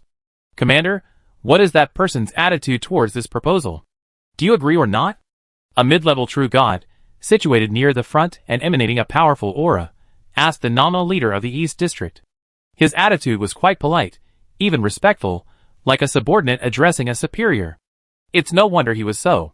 As true gods, who had ascended from supreme demigods, there was also a considerable power gap between them. The world Li Ping had opened up was a medium-sized plane, and this alone was enough to demonstrate the power gap between him and the other three. To put it simply, one was the master of a top pantheon, and the other was a senior member of a top pantheon. Note that these were normal senior members, not special beings like Eternal Night or Radiance. The Dark Monarch has agreed to peace talks. Upon hearing this, Li Ping's eye twitched, as if reflecting on something. Then, he replied. He had come to visit with a pile of documents, prepared with a plethora of persuasive speeches, but the Dark Monarch had merely glanced at them and declared, "All right, I'll leave the negotiations to you." Then, he sent him back. Thinking of that experience, Li Ping was speechless. This was too perfunctory. As the most powerful being in the East District, facing such a major event that concerned all the divine players, shouldn't he have stepped forward and spoken a few words in a small meeting? And yet, with just a single word, he simply threw the matter to him and sent him back. After a moment's silence, another mid-level true god couldn't help but ask, "Your Majesty, do you have any other instructions?" His thoughts echoed Li Ping's earlier. Since this matter concerned the players in the East District, some arrangements should be made. Everyone turned their gazes upon hearing this. Even without considering strength, everyone still highly recognized the abilities of the Dark Emperor currently in charge. After all, they were the most direct beneficiaries. Under his arrangements, checks and balances were maintained, allowing everyone to ascend to true god status smoothly and without paying a heavy price. The current stability of the battlefield space also owed much to him. No wonder he had made it this far. He had strength, opportunity, and wisdom, the very essence of a powerful being. No. Li Ping shook her head, then said, "The Dark Lord hasn't given me any instructions. He has given me full responsibility for this matter, to facilitate peace talks between all parties as quickly as possible. Of course, even if we negotiate, we can't weaken our resolve. We're not losers. We're just not wasting time here." Everyone, Fong Xingchen, who was quite familiar with Su Xingyu, couldn't help but internally grumble. As expected of you, brother Yu. Long ago, after several encounters with Su Xingyu, he realized that his elder brother, while certainly a capable fighter and generous to his companions, didn't enjoy interfering in other people's affairs. Even when he did have to deal with something, he would cut the Gordian knot and resolve it all at once. "Papa!" Ignoring the silence, Li Ping clapped her hands lightly, drawing everyone's attention. "All right, forget about that. Perhaps His Majesty the Dark Lord feels that peace talks aren't difficult, so let us handle it. Our main goal now is to reach an agreement with the other three parties as quickly as possible and release everyone. I'm sure you're tired of staying here." Li Ping didn't know what the others were thinking, but he no longer wanted to stay here. Theoretically, peace talks shouldn't be a problem. Hearing this, another mid-level true god spoke up. "The divine players on the battlefield continent are increasingly war-weary and don't want to continue fighting. It's the same here, and the other three regions are in a similar situation. I spoke with the guy on the other side not long ago, and they're even more impatient than we are." Hearing this, everyone looked at him speechlessly. Brother, aren't we still at war? Why are you still chatting with the other side? Ahem. Realizing something, the mid-level true god coughed twice, and continued, anyway, that's the situation. In my opinion, peace talk shouldn't be difficult, and it might even be over in no time. The child's play of the battle left the divine players on the battlefield continent feeling constrained and unable to move freely. So, after decades of playing, aside from a handful of powerful individuals who held an advantage and sought to profit from it, most divine players had grown weary of it. And even those who held the advantage didn't really want to continue fighting. The reason was simple: the benefits didn't match the costs. After the parties dissolved the agreement, they went to war out of revenge and a desire to vent their anger. However, after inflicting some losses on the other side, the situation reached a complete stalemate. They were in a dilemma. If they couldn't penetrate, the enemy's defense was a tough challenge. Given the restrictions of the rules, if they attacked aggressively, they would likely suffer even greater losses than the enemy. That would be more trouble than it's worth, and defeat the purpose of their original intention in starting the war. They couldn't retreat either. The war had already lasted so long. Where would their reputation be if it ended so abruptly? So they could only make do with the bittersweet, using that battlefield to train their troops and barely recoup their losses. But how should I put it? From a profit perspective, it wasn't really profitable. Because divine players are a tough nut to crack. Not only are they difficult to defeat, but the rewards are also very limited. If a fight really came to this, the indigenous planes of the outer void would clearly offer a more cost-effective outcome. This may sound disrespectful, but in the eyes of divine players, indigenous planes are a soft target. Easy to defeat, high rewarding. So, generally speaking, divine players on all sides were unanimous in their agreement to facilitate peace talks and leave the battlefield. Since that's the case, I'll leave the important task of negotiation to you. Li Ping nodded, looking at the mid-level true god with a smile on her face. The mid-level true god's expression changed slightly upon hearing this. He was about to refuse. While that was true, he didn't want to create trouble for himself. Well, do you have any questions? Li Ping asked before he could reply, her eyes narrowed slightly. No. Shaking his head, the mid-level true god's face showed a hint of helplessness. Don't worry, we've got your back. Even if the talks fall through, you'll be fine. Seeing this, Li Ping offered a soothing reassurance. Since you said so, I have no choice but to accept. As you say. Soon, the divine players from the Four Directions region sent a delegation to begin negotiations. Just as everyone expected, the negotiations went incredibly smoothly. None of the divine players in the four regions wanted to stay there any longer. After the negotiations concluded, under the impetus of all parties, the flames of war on the continent, from top to bottom, died down at a visible speed. The last divine player war was over.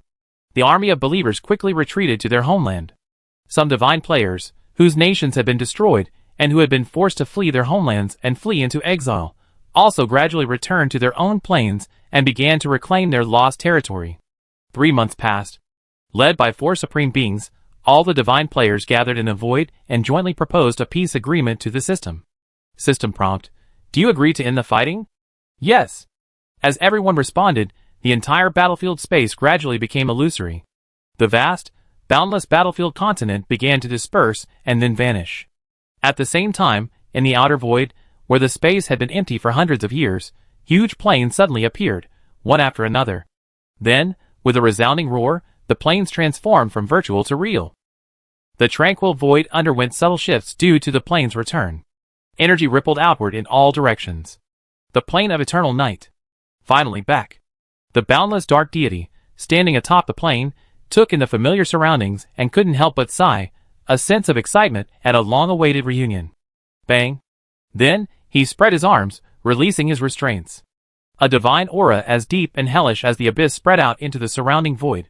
A pillar of darkness, reaching heaven and earth, shot upward, extending infinitely, then transformed into boundless radiance, rapidly expanding, as if declaring his presence to the void. Wherever the dark light passed, the stars trembled and the plane shook. With the eternal night plane at its center, billions of miles of the surrounding area were affected. Countless void creatures, as the light enveloped them, prostrated themselves in the void, adoring the distant horizon.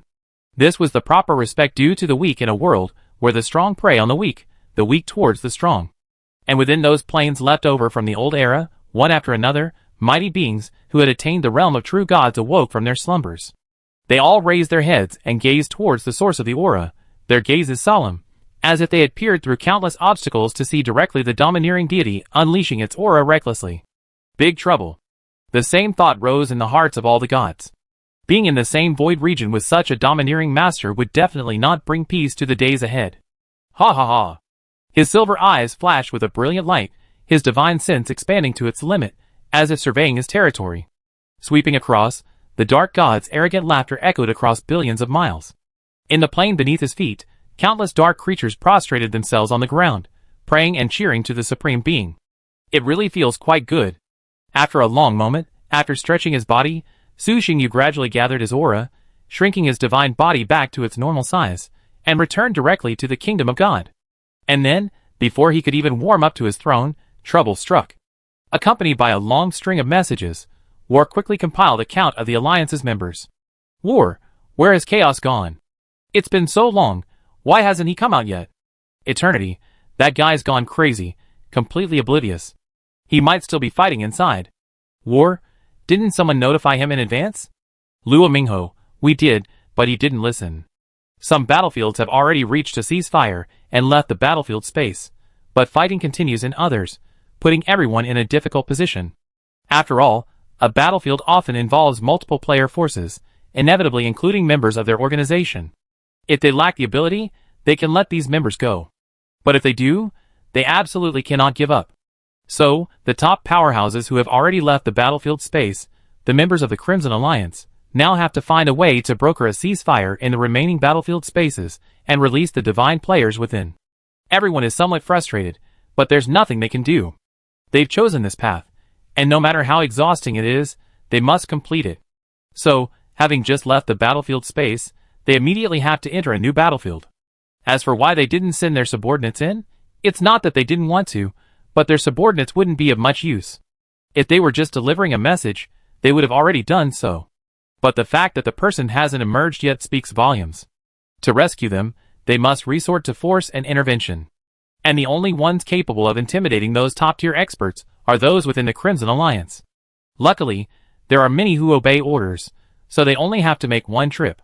Otherwise, if they were to go in and out repeatedly, it's hard to say what would happen to the gods, but the creatures within the plane would likely be devastated.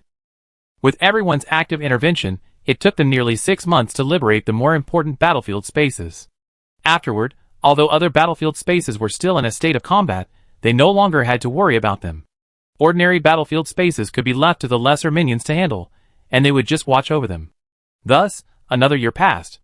Across the entire intermediate realm, all players within the battlefield spaces reached an agreement and returned to the outer void. And then, before any parties could count the casualties, a drastic change engulfed the entire intermediate realm. System notice.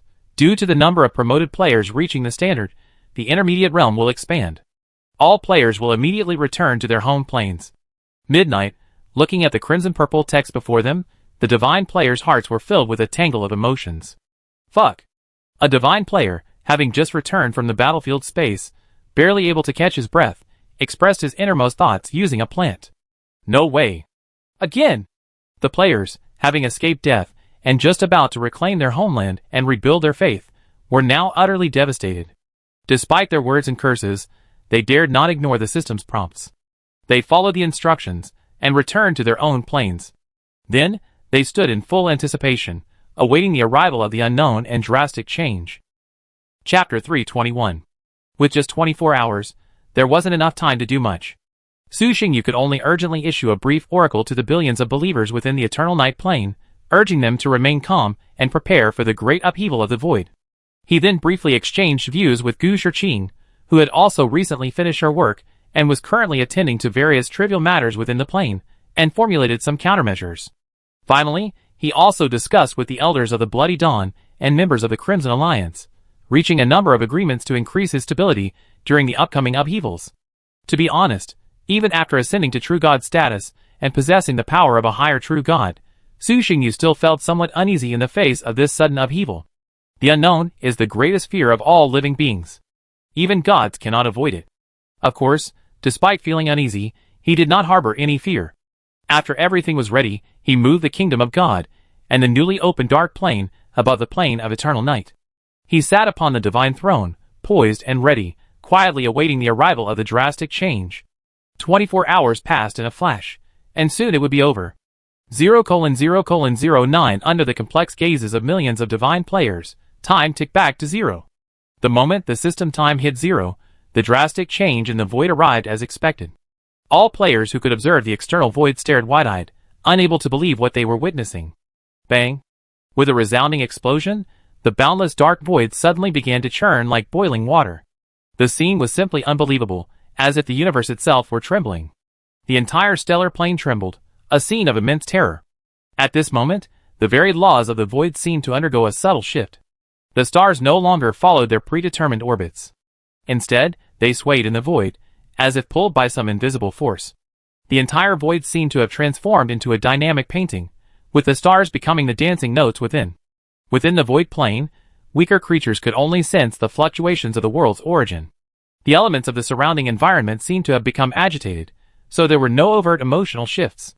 The more powerful creatures, however, were terrified, their bodies practically drained of strength, nearly collapsing to the ground. The void beasts atop the meteorite awakened. These void beasts, possessing the power to traverse the void, felt the void's majesty with all their might. Instinctively, they prostrated themselves on the ground, trembling and whimpering, not even daring to raise their heads. Creatures who have reached a transcendental level can indeed ignore many natural disasters within the planes of existence. However, when faced with the even more terrifying void disaster, they are still like mortals facing a natural calamity, unable to do anything but wait for death. Even immortal gods, possessing the power to shatter worlds and destroy planets, are in much the same boat. The aftermath of the void disaster may not destroy them, but they are also powerless to withstand its impact head-on. Luckily, this void disaster isn't targeting any living creatures. Otherwise, with no restrictions, this wave of impact would likely wipe out 90% of all living creatures within its range. Holy crap! Oh my god! What's going on? Is the universe coming to an end? Even if it's expanding, isn't the image of this expansion a bit outrageous? Oh my god! Is this a wonder unique to the intermediate realm? It's on a completely different level than the primary realm. Many players stared at the scene in the outer void, their mouths wide open, each expressing their shock in the simplest terms.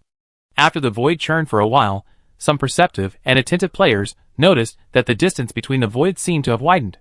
If the distance between two planes was originally 10 void units, it was now 30.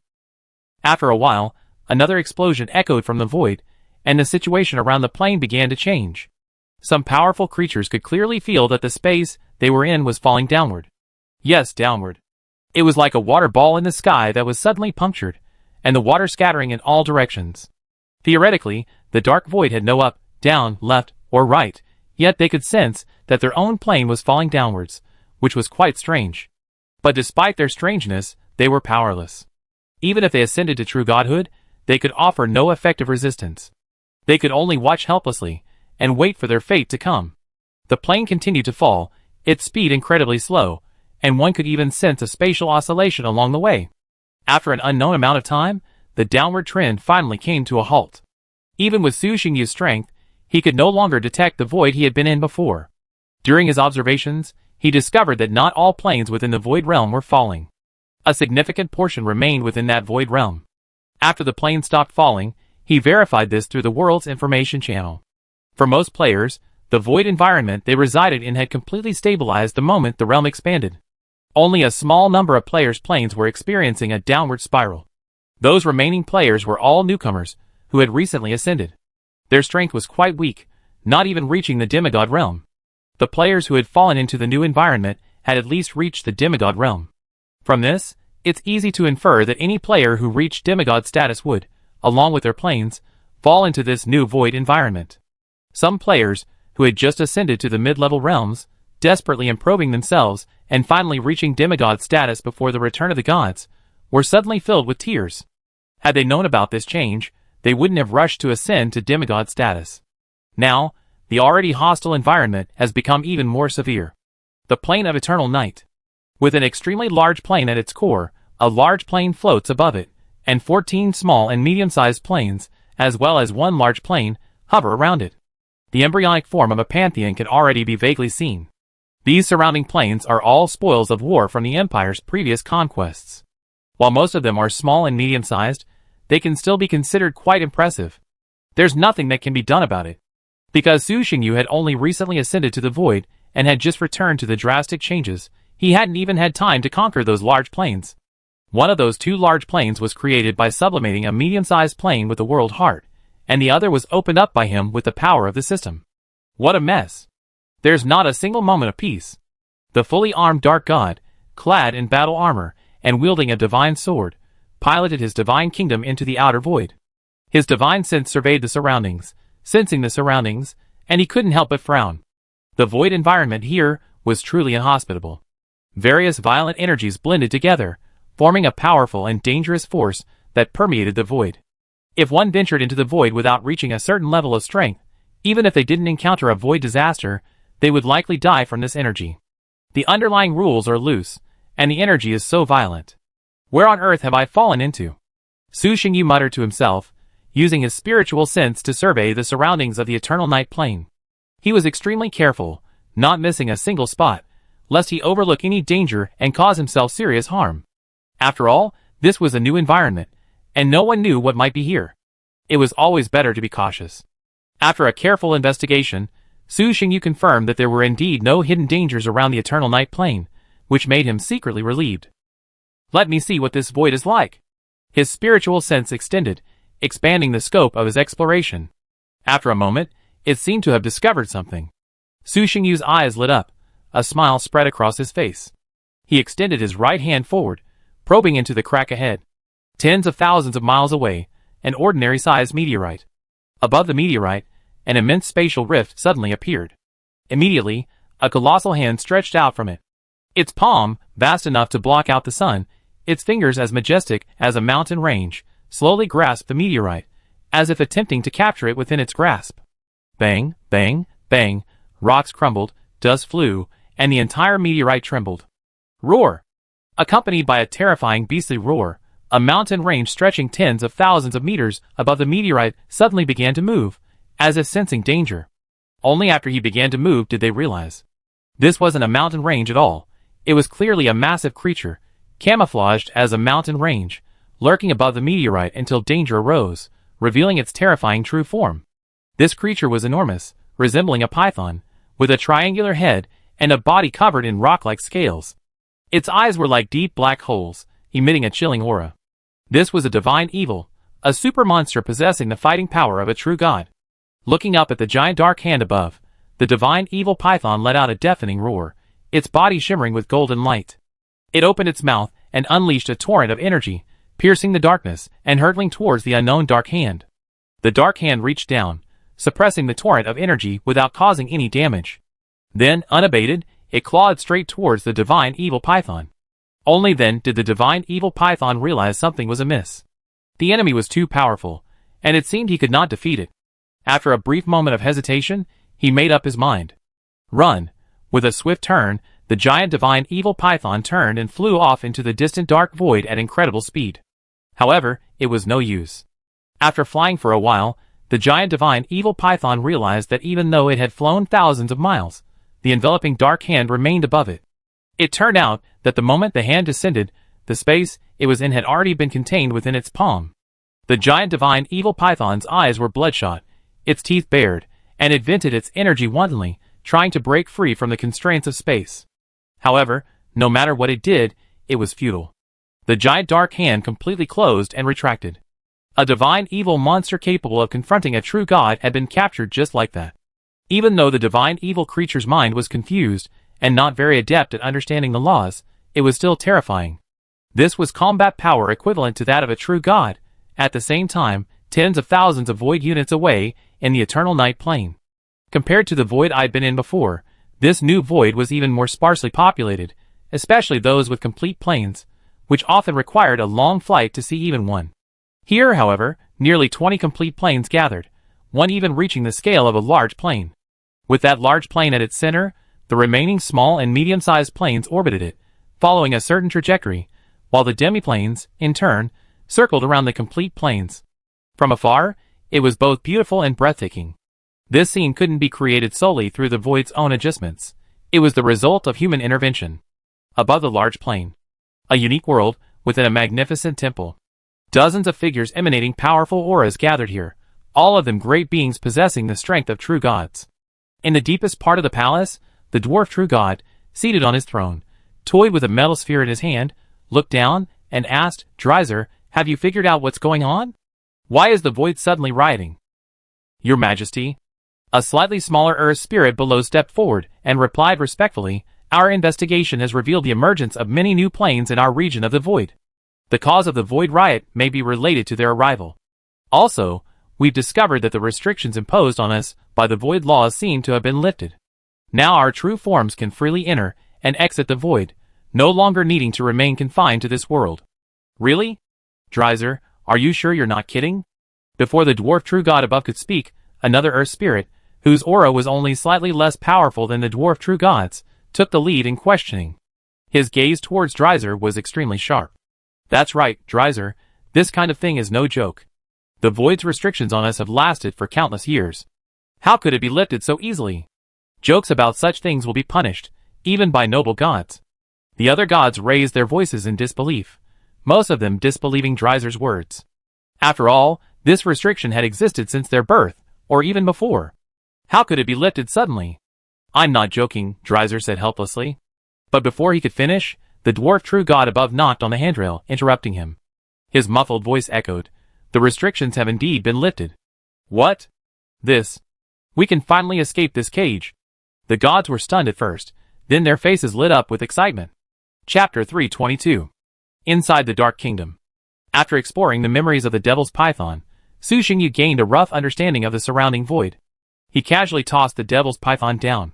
As it fell, it gradually grew larger, returning to its normal size, like a vast mountain range with no end in sight. The Devil's Python crouched on the ground, trembling, afraid to even move. The experience had left a profound shock on its soul. With the void gods restricted, he, with the strength of a lower-level true god, could roam the void, unrivaled for thousands of years. Even if he occasionally encountered a more powerful devils, he could easily escape. But today, he encountered a true monster. He was sleeping on a meteorite, digesting the blood he had previously consumed, when he was inexplicably captured. Any resistance he had made was futile. The opponent's strength far exceeded his imagination. This also caused the divine evil python, whose animal instincts had overwhelmed its rationality, to regain its intelligence and become much more docile. This is really difficult to deal with. After briefly sorting through the memories of the divine evil python and several other creatures, Su Xingyu couldn't help but feel a headache. The troubles in this void were far greater than he had anticipated. This void was at the bottom of the universe. The rules and order here were extremely loose, which meant that the creatures in this void were much more powerful, and many of the restrictions on creatures had no effect on them. Simply put, the bottom layer was too sloppy, resulting in a host of bugs. Divine evil creatures, evil gods of the abyss, old gods of the void. There was a clear historical gap compared to the previous void area. Today, this lower-level void region can be said to have truly been passed down from the old era. The creatures here have inherited the vast majority of the legacy of the gods of the old era.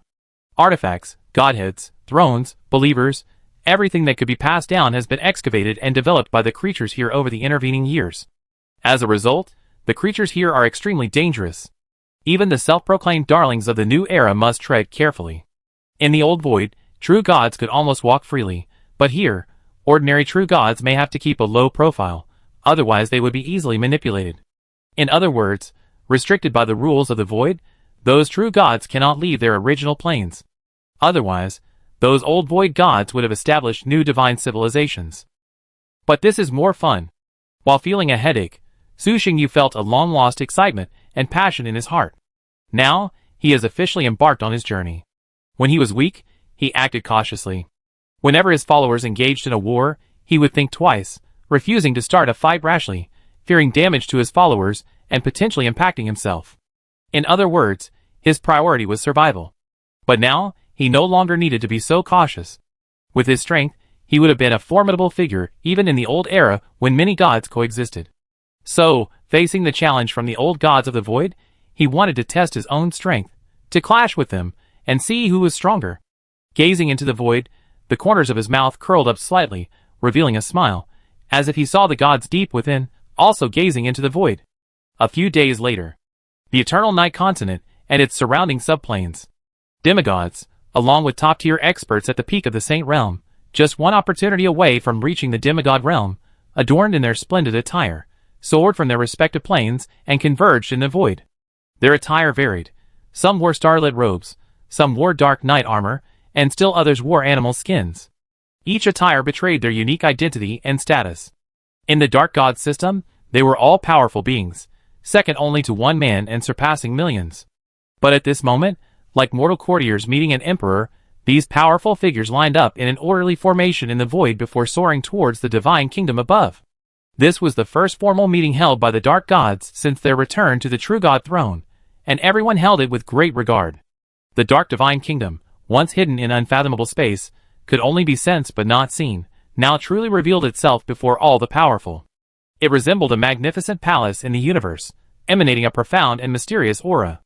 Watching the top powerhouses soar upward, the dark believers on the plain continent were filled with envy, wishing they could take their place. They too wanted to witness the divine majesty with their own eyes.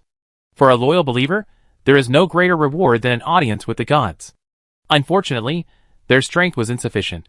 The believers summoned by the gods this time were not judged by their achievements, status, or identity, only by their strength. Only those at the top of their powers, or nearing the level of demigods, could gain entry to the divine kingdom. They had only themselves to blame. Why hadn't they worked harder to cultivate and reach the standards required for the divine majesty's summons? When they entered the dark kingdom, they were stunned by the scene. The interior seemed like a self-contained universe, filled with mystery and wonder. There weren't many exquisite buildings here. Instead, the kingdom was filled with various celestial wonders, a reflection of the power and authority of the dark gods. Standing within the kingdom, one only needed to lower their heads slightly to easily see the distant void.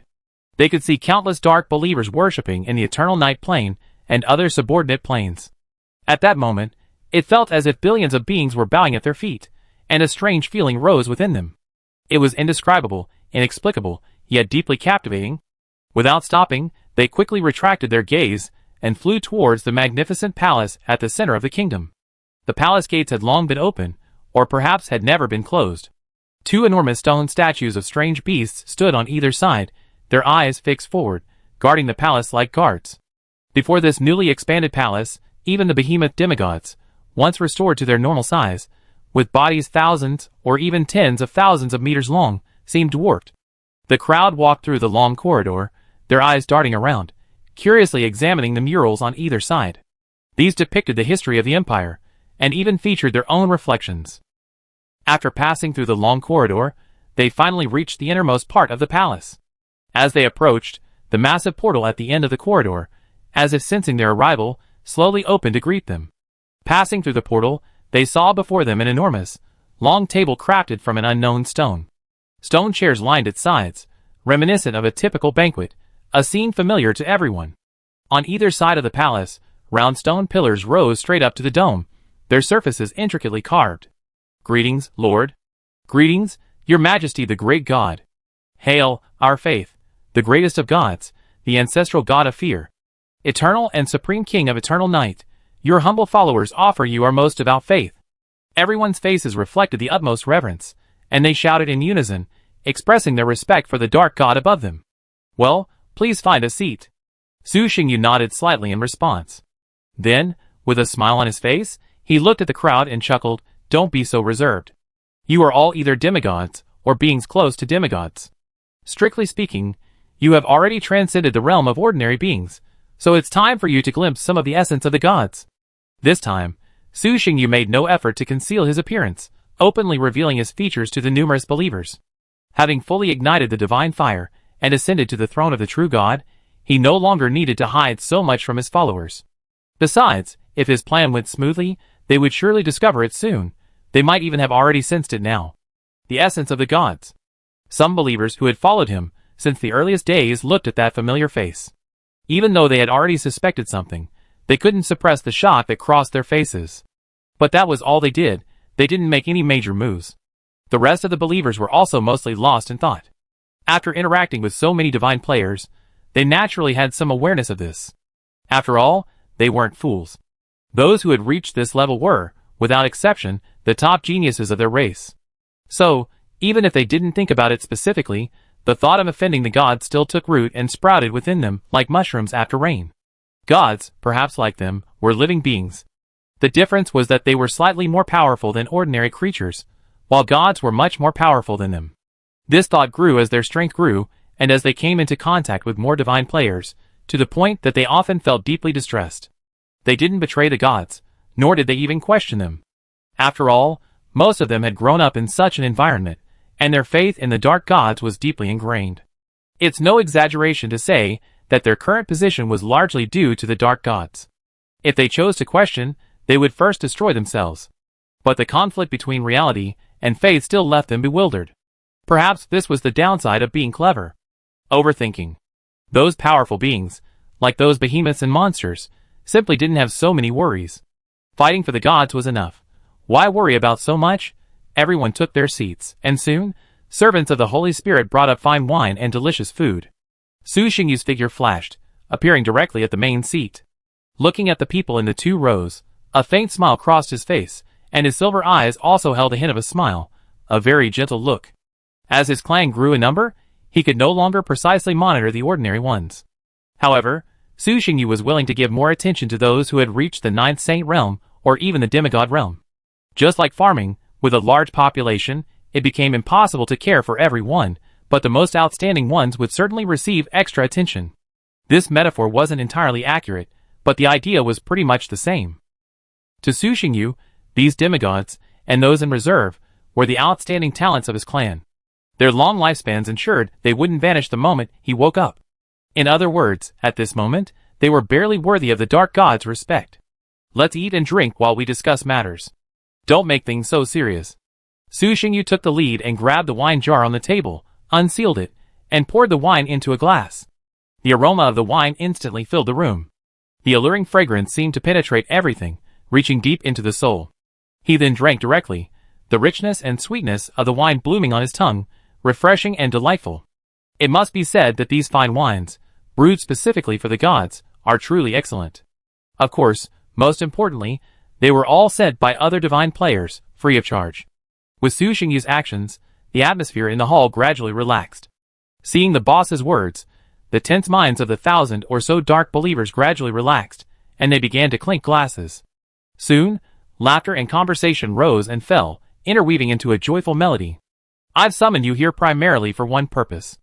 After a few drinks, Su Xingyu finally put down his glass. Seeing this, everyone slowed down their movements. He softly said, I'll find a path for you to become gods. Although some of you have already reached the realm of powerful demigods, I'm sure you all have no idea how to achieve true gods. Yi Zhan, Yemo, Nidhogg, and the others all nodded silently. As the first powerful beings in the Eternal Night Empire to enter the demigod realm, after hundreds of years of training and numerous opportunities, they had now also reached the realm of powerful demigods. However, with the exception of Nidhogg and the deep-sea giant Kun, who had a grasp of the path to true gods, the others had no idea what to do next. This wasn't good news. After all, theoretically, powerful demigods were the last sub-level of the demigod realm. The next step would be true gods. Even if they hadn't yet reached the standard for advancement, they should have had some idea of how to proceed. But the truth was, apart from daily practice and continued refinement, they had no clue. Hearing Su Xingyu's words, everyone perked up and focused, like studious students listening intently to their teacher's lecture. If you want to achieve true godhood, I can't help you. You have to walk this path on your own. Su Xingyu, with a smile on his face, first let everyone know that he himself was still a true god, so how could he help others achieve true godhood? Before anyone could get disappointed, he slowly said, however, I can offer you 3 suggestions. Chapter 323. 3 suggestions. At this, everyone's heart suddenly rejoiced. They clearly hadn't expected so many options on the path to godhood. Seeing their reactions, Su Xingyu smiled faintly. With his ascension to true godhood, and a single step, directly achieving the status of a higher true god, ordinary believers, even those at the higher levels and demigods, could hardly offer him much help. There was no other way. The power gap between the two sides was simply too great. For him now, his believers were merely a source of faith. If he encountered a truly formidable opponent, he would have to fight them himself to determine the outcome. Relying solely on the power of his believers was utterly incapable of achieving ultimate victory. And this trend was only growing as his power grew. If this continued, perhaps one day his believers would become completely useless, serving only as power banks. The most vivid analogy is that, when dealing with a true god, Su Xingyu could single-handedly suppress it, while his followers would need to mobilize numerous powerful individuals and suffer heavy casualties to have a reasonable chance of success. The gap between a demigod and a higher true god is several minor realms, and there's also the barrier of a true god in between. This often results in his followers being relegated to mere chores, rarely able to play the decisive role they once did. Ultimately, it's because his development has been too short, and he's far from reaching his ultimate potential. He's constantly improving, while his followers are somewhat powerless to follow through, leading to the current situation. Therefore, if he doesn't want to be without help for a while, providing some help to his followers is essential. Only by allowing these followers to improve their strength, ascend to true gods, and follow his footsteps can they truly help him, rather than just serving as a source of energy, waiting in the wings. Of course, if he truly desires assistance, there's another, more efficient, and readily available method. That is to directly subjugate other divine players, incorporating them into his divine system, and making them subordinates of the Dark Lord. Divine players, unlike followers, possess greater strength and greater potential, making them perfect candidates for subordinates. Given the divine player's arrogance, it might be difficult to persuade them to willingly become subordinates, but for Su Xingyu, it wouldn't be that difficult. It's simply strength. Given his reputation, as long as the news spreads, many will be willing to become his subordinates, to cling to his power. Su Xingyu wasn't opposed to recruiting divine players as his subordinates, but he couldn't abandon the path of strengthening his followers. My first suggestion is to follow my lead and pursue the path of godhood through faith. Su Xingyu looked at the crowd, their puzzled gazes met, and he spoke softly, with darkness as your foundation, building on the current faith of the Dark Pantheon, you can gather the authority associated with darkness, thereby achieving demigodhood, and then ascending to true godhood. Within the Dark Pantheon's foundation, this path is quite smooth and won't present many bottlenecks. Your chances of achieving true godhood will be significantly higher. Of course, if you choose this path, it means that you and the Dark Pantheon will be closely bound together, sharing weal and woe, forever inseparable. Your Majesty, I have something I'm confused about. Su Xingyu had just finished speaking when the Pope of Eternal Night, standing below, spoke impatiently. Speak. Su Xingyu looked at him, and nodded slightly. The others also looked at the Pope of Eternal Night. Under the gazes of his colleagues, his expression grew somewhat nervous, but he still raised his own question. According to what your Majesty said, these are all paths of faith, and they are based on the foundation of the Dark Pantheon that your Majesty has established. So, if we also achieve true godhood through this path, wouldn't it take away the power of your Majesty's faith? Wouldn't this affect you? As a Pope of the divine cult, specializing in divine history, he was quite knowledgeable about the path of faith. In his early years, he even had some outrageous ideas. For example, the method currently proposed by the Dark Pantheon. There were countless successful examples. If those alien gods could achieve godhood through faith, why couldn't we? Then he discovered something difficult to explain. Ultimately, his loyalty to the dark gods led him to suppress this thought deep within his heart, never sharing it with anyone else. And now, since His Majesty had raised the issue first, he took the opportunity to express his doubts. In his view, for a god, there was no such thing as too much faith. Establishing a new religion within the foundation of the Dark Pantheon would provide a foundation for faith for other beings, and this would inevitably generate a share of faith belonging to the dark gods. If that's the case, why even suggest this path? Hearing the Pope of Eternal Night's words, the other dark believers immediately grew anxious. Your Majesty, no. Your Majesty, how about we try a different method of becoming a god? How can you do that just for me? We only have one faith in the Dark Majesty. The people of the Eternal Night continent can only have one faith. How can we establish another religion? The dark believers were incredibly united in their commitment to protecting the dark gods, to the point that they'd even given up on becoming gods. Stop! I haven't even finished my sentence. Why are you so anxious? Su Xingyu had a headache and quickly spoke to stop them.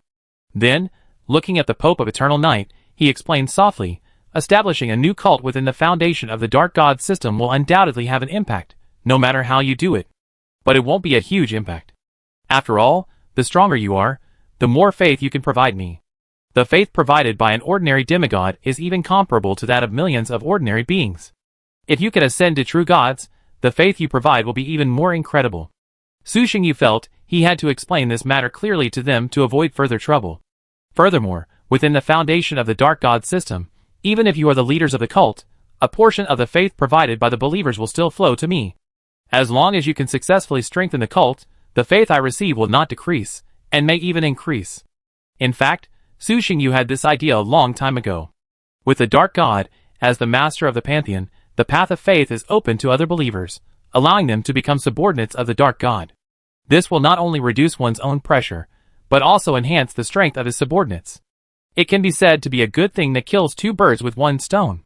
However, his previous strength was insufficient. No matter how confident he was, he couldn't allow a god of faith of the same rank as himself to appear within his pantheon, even if that god was his own disciple. Any other questions? Su Xingyu asked softly, looking at the crowd. No. Everyone quickly shook their heads. Then let me offer my second suggestion. Su Xingyu continued, the second suggestion is also the path of faith, but you can gather other divine powers based on your individual abilities. Once you have truly established a divine cult, you can then reintegrate it into the Dark Pantheon. Without the Dark Pantheon as your foundation, you will have more options and face fewer constraints. However, the difficulty of achieving godhood will also be significantly greater. Everyone fell into deep thought upon hearing this, weighing the pros and cons of the two options. As for the third suggestion, it's the path of the ancient gods. Su Xingyu continued, continuously strengthen yourself and become a monster comparable to a true god. I can only offer you a reference for this path, and I can't provide much help. You will have to rely on yourself for the most part.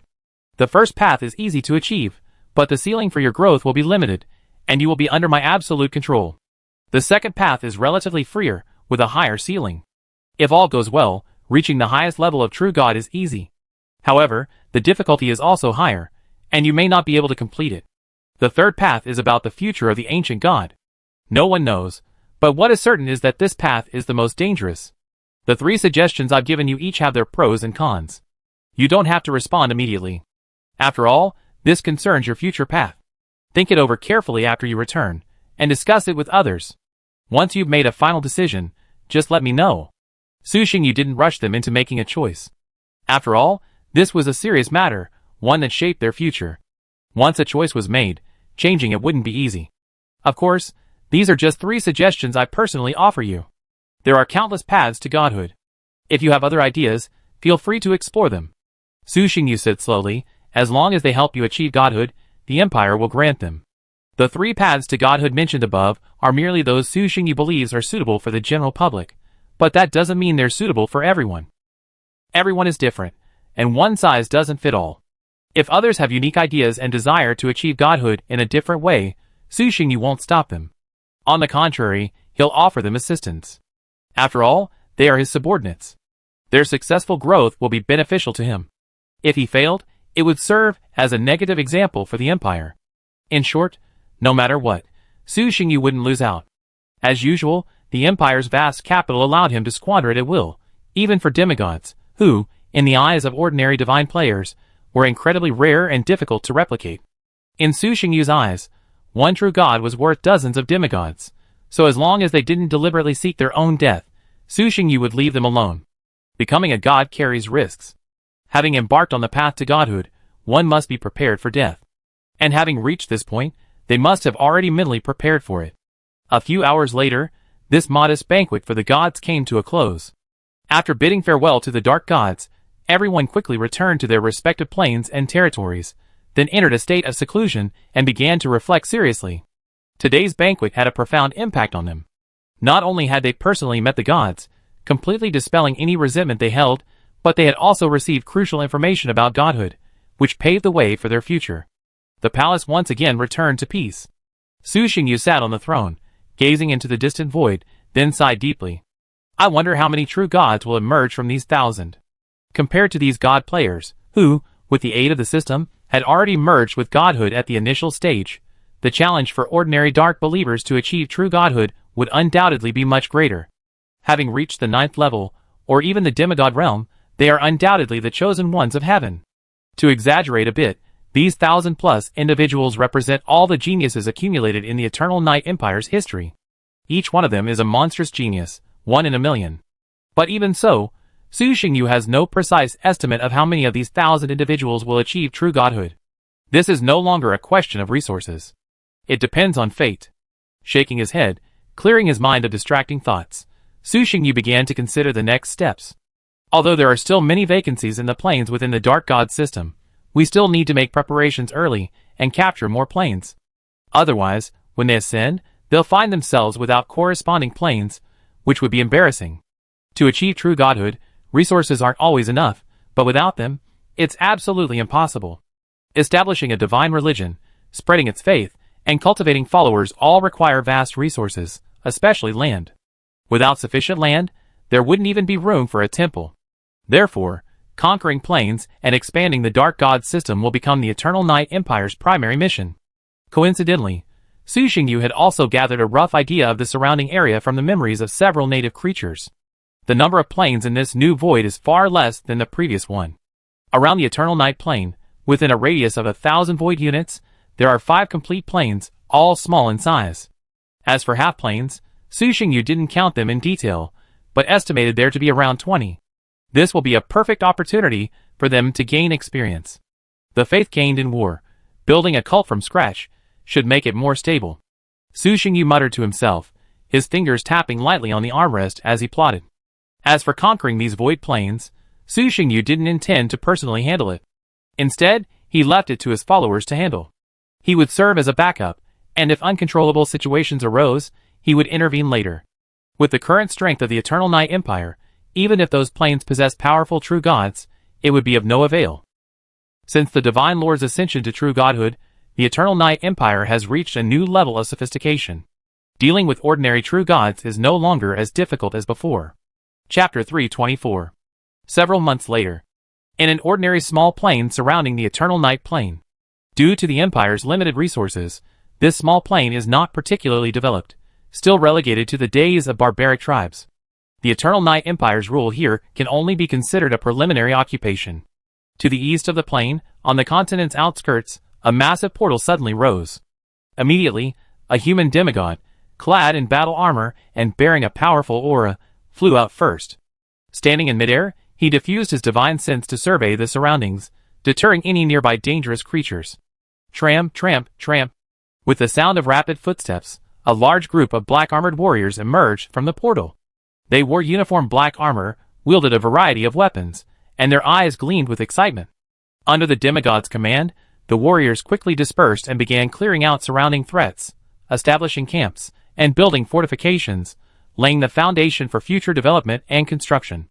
These black-armored warriors were incredibly powerful, considered elite even within the Eternal Night Empire. However, while they obeyed the Eternal Night Empire's orders, strictly speaking, they were not its regular soldiers. Before this, they belonged to the demigod above the sky. Simply put, they served as personal guards for the lords of their respective territories, maintaining a separate relationship with the Eternal Night Empire. On a normal day, even if an imperial order came, it wouldn't reach them directly. It would usually reach their superior lords, and that was the end of it. Without the support of divine faith, it's hard to say whether, in a critical moment, they would obey the lord's or the empire's orders. And it was precisely because of their loyalty that this demigod lord was able to bring them from their fertile territory to this desolate, barren, and uninhabited savage plain. Clear the surrounding ferocious beasts and gather those intelligent creatures. For the Lord. For the Dark Crimson God, for the Dark Lord. With the adjutant's command, this elite army launched a sweep against the surrounding creatures. Powerful beasts were slain, monster tribes destroyed, and their members captured and brought back to the newly established camps for indoctrination. Before these territorial warriors, the savage creatures of this plain seemed particularly weak. The two sides were simply on the same level. Sometimes, while the difference in transcendental rank appears relatively close, the actual battle reveals a stark difference in strength, and those resisting savage creatures are instantly slaughtered. After several months of remediation, a safe zone covering hundreds of miles was cleared, and a large number of intelligent creatures were brought back to serve as labor. A new city was being built at a visible pace. A vast amount of resources and supplies were transported in through the portal. At the call of the demigod lord, more and more people chose to leave their comfortable surroundings and come to this dangerous and barbaric plain. At the same time, a new divine church was established, the Dark Crimson Cult. This was the cult of the Dark Crimson God, recognized by the cult of Eternal Night and affiliated with the Dark Lord. For the people of the Empire, who had worshipped the Dark Lord since childhood, suddenly having to worship another god, even if the deity of this cult was the lord of their own territory, was somewhat uneasy. For a while, it was difficult to recover. However, despite the discomfort, fortunately, with the Dark Lord's permission, no one developed a rebellious attitude. Additionally, these new gods were generous, offering generous promises and generous gifts, and the citizens of the empire, who had willingly followed them, gradually changed their minds. Of course, the fastest converts were the barbarians of this plane. Faced with a powerful and aggressive attack, these barbaric creatures, still in their primitive tribal state, quickly succumbed and began to believe in the new god's church. Although their loyalty wasn't very high, it was a very good start for the new god. Establishing their own cult would at least ensure they could achieve demigodhood in the future. Once they achieved demigodhood, they would have ample time to slowly develop their own faith. With the spark of civilization bestowed upon them by the Dark Lord, as long as they acted prudently and developed step by step, they should have no problem amassing enough followers to become true gods. They had long anticipated the slow pace of development, so they harbored no complaints. With the full support of the Eternal Night Empire, all the surrounding planes, with the exception of the newly opened Dark Plane, were developed. One after another, powerful demigods, along with the first wave of the Empire's subjects, migrated from the Eternal Night Plane and began a new round of development. Dark Plane. After decades of development, the number of semi-elemental creatures here has increased nearly tenfold, approaching 10 million. They lived in tribes on this vast continent, lacking any advanced social system, leading a simple life of working from sunrise to sunset. For the creatures of this plane, there weren't many avenues for entertainment. Daily life could be simply divided into two parts: working and production, providing resources for the angels; praying to the dark gods, providing them with the power of faith. It could be said that their value was being squeezed to the extreme. Any normal creature would have rebelled long ago.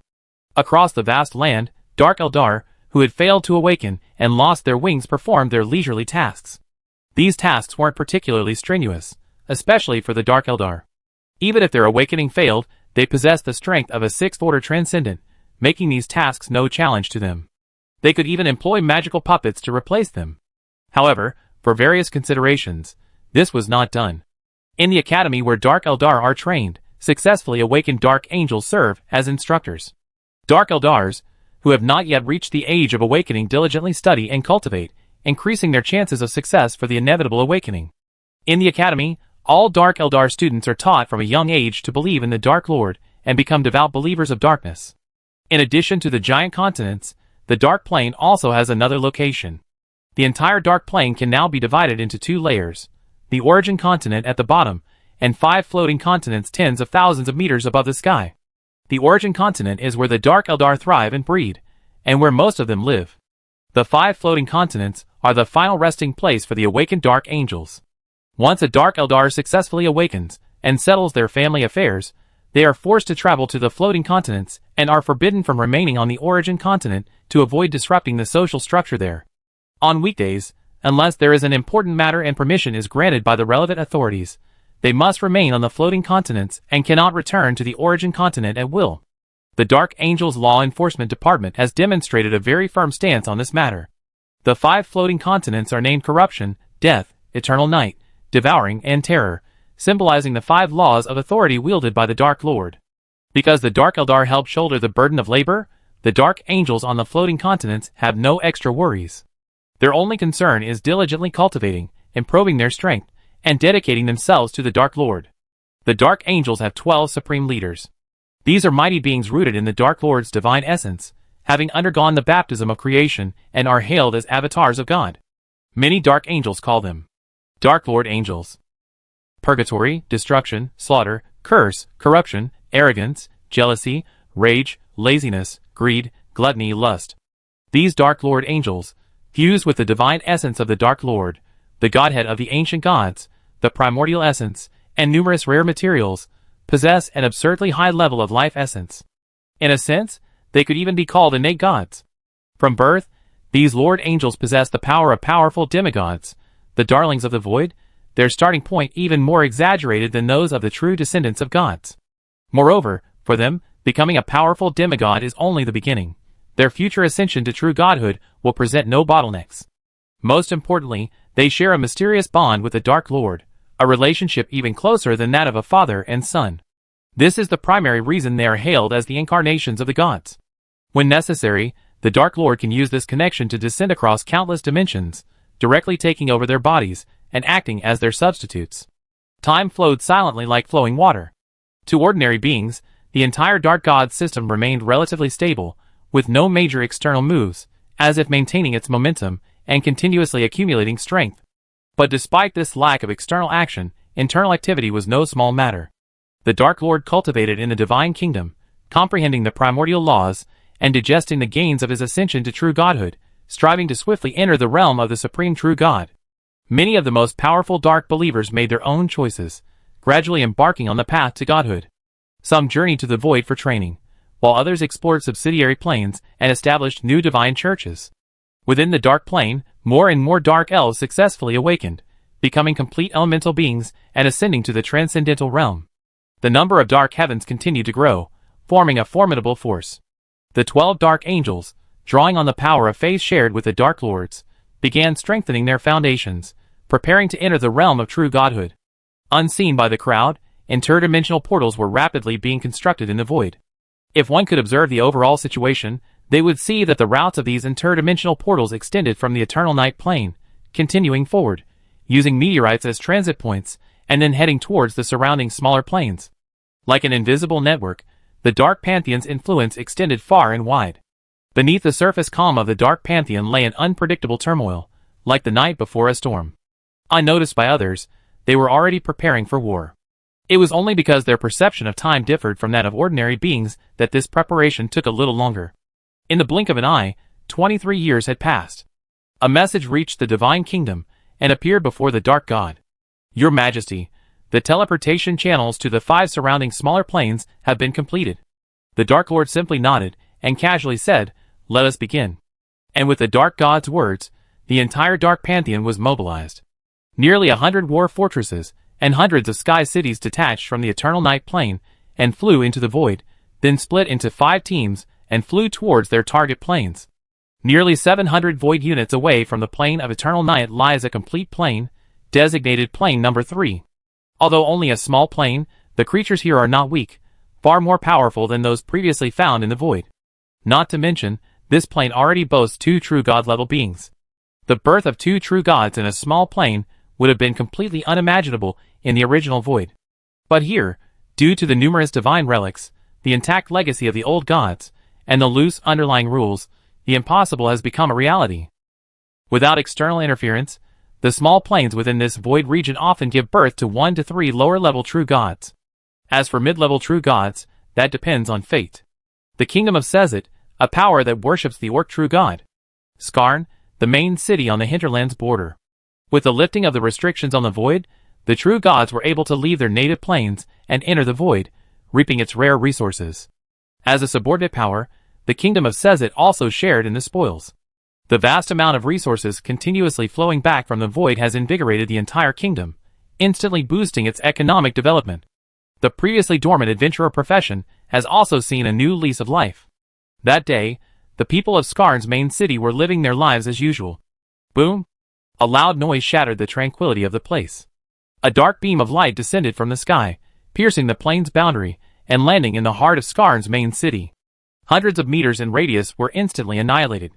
The city lord, possessing 9th rank strength, was reduced to ashes before he could even react.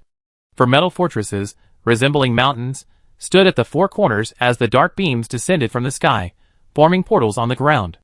The demigods controlling the war fortresses simultaneously exerted their full power, activating them with all their might.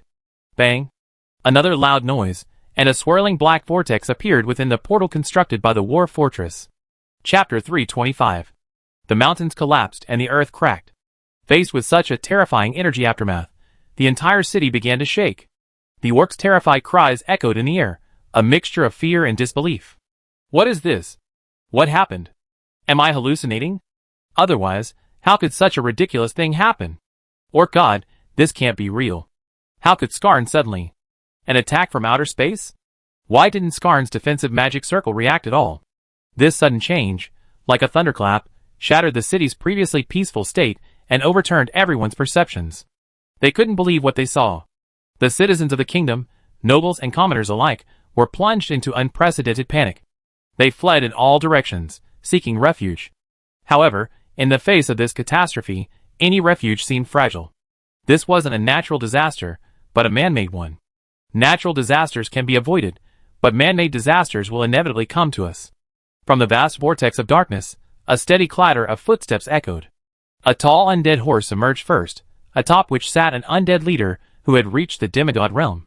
Following closely behind, black-armored death knights charged out in an orderly fashion. "Men, by our lord's command, conquer this world." The undead leader raised his spear high and roared, "There are no limits in this battle. Kill as you please." To conquer a territory, the first step was to eliminate the native inhabitants. In the past, the Eternal Night Empire maintained a high moral compass and exercised restraint when conquering planes, refraining from wanton slaughter. However, that was because they wanted to expend less effort recruiting the local creatures, and because the Dark Lord was more merciful. The current situation was slightly different. First and foremost, the supreme leader of this army was the Eternal Night Empire, not the Dark Lord. This time, Su Xingyu did not interfere with their decision-making, allowing them to make their own choices. Given the situation of the Eternal Night Empire's high command, they would show no mercy to other creatures on the Void Plane. Even if they were to use the local creatures as the foundation of their religious power in the future, this did not necessarily mean they would resort to a policy of appeasement. For these creatures, already accustomed to the worship of the local gods, converting quickly would be extremely difficult. Thus, fear and doubt were better than soft tactics to penetrate their psychological defenses and undermine their faith. Kill!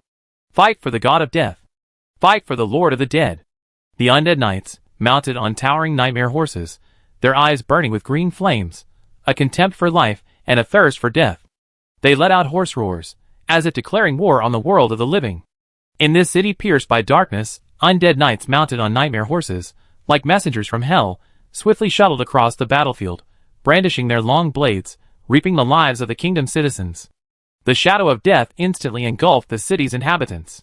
Whether ordinary citizens, formidable warriors, or the faithful knights guarding the temple, all seemed vulnerable to the undead knights' attacks, shattered at the slightest touch. In a single exchange, the kingdom's legions, suppressing their fear and barely forming a formalized regiment to launch a counterattack against the undead knights, were routed and utterly slaughtered. This wasn't surprising. After all, the Death Knights, the first to emerge and spearhead the Empire's attack, were truly high-ranking legions. The gap between the two sides in terms of transcendental rank, weaponry, organizational prowess, and combat skills was immense. It would have been too difficult for the garrison of a single kingdom's main city to resist them. Furthermore, elite warriors continued to emerge from the makeshift portal. This improvised portal, constructed by brute force to open up space, placed immense strain on the user and was unsuitable for ordinary warriors.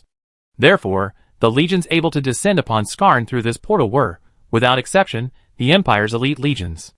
As the last elite warrior emerged from the pitch-black vortex, a resounding explosion accompanied the complete closure of the portal. At the same time, the dark pillar of light from the heavens dissipated. Kill! The terrifying warrior from outer space turned his head towards the creatures within the city, his eyes flashing with a ruthless red light. 3 days later, the entire city fell completely silent. Followers of the God of Death, have no fear. Let the God of Death's grace descend upon this place, and turn it into a land of ruin. The undead commander, seated on a throne made of bones, gazed upon the warriors below and issued a pre-battle declaration. His voice was calm, yet it carried a chilling chill. Kill! Kill! Kill! For the glory of the God of Death. For the Soul Lord. The undead knights vented their tyrannical emotions in the simplest of terms. As high-ranking undead nobles, they differed from the inferior undead warriors in possessing a wider range of emotions. In a sense, they were no different from normal living creatures.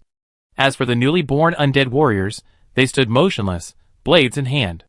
Upon hearing the undead leader's call, green flames flickered in their eyes. Wilbur, lead 2 legions to defend the city.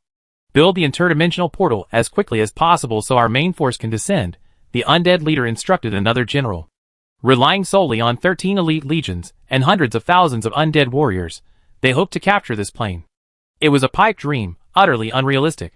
So, they had to construct a stable interdimensional portal to allow more dark warriors to descend. As you command. The sanctuary-level undead general stepped forward and replied respectfully.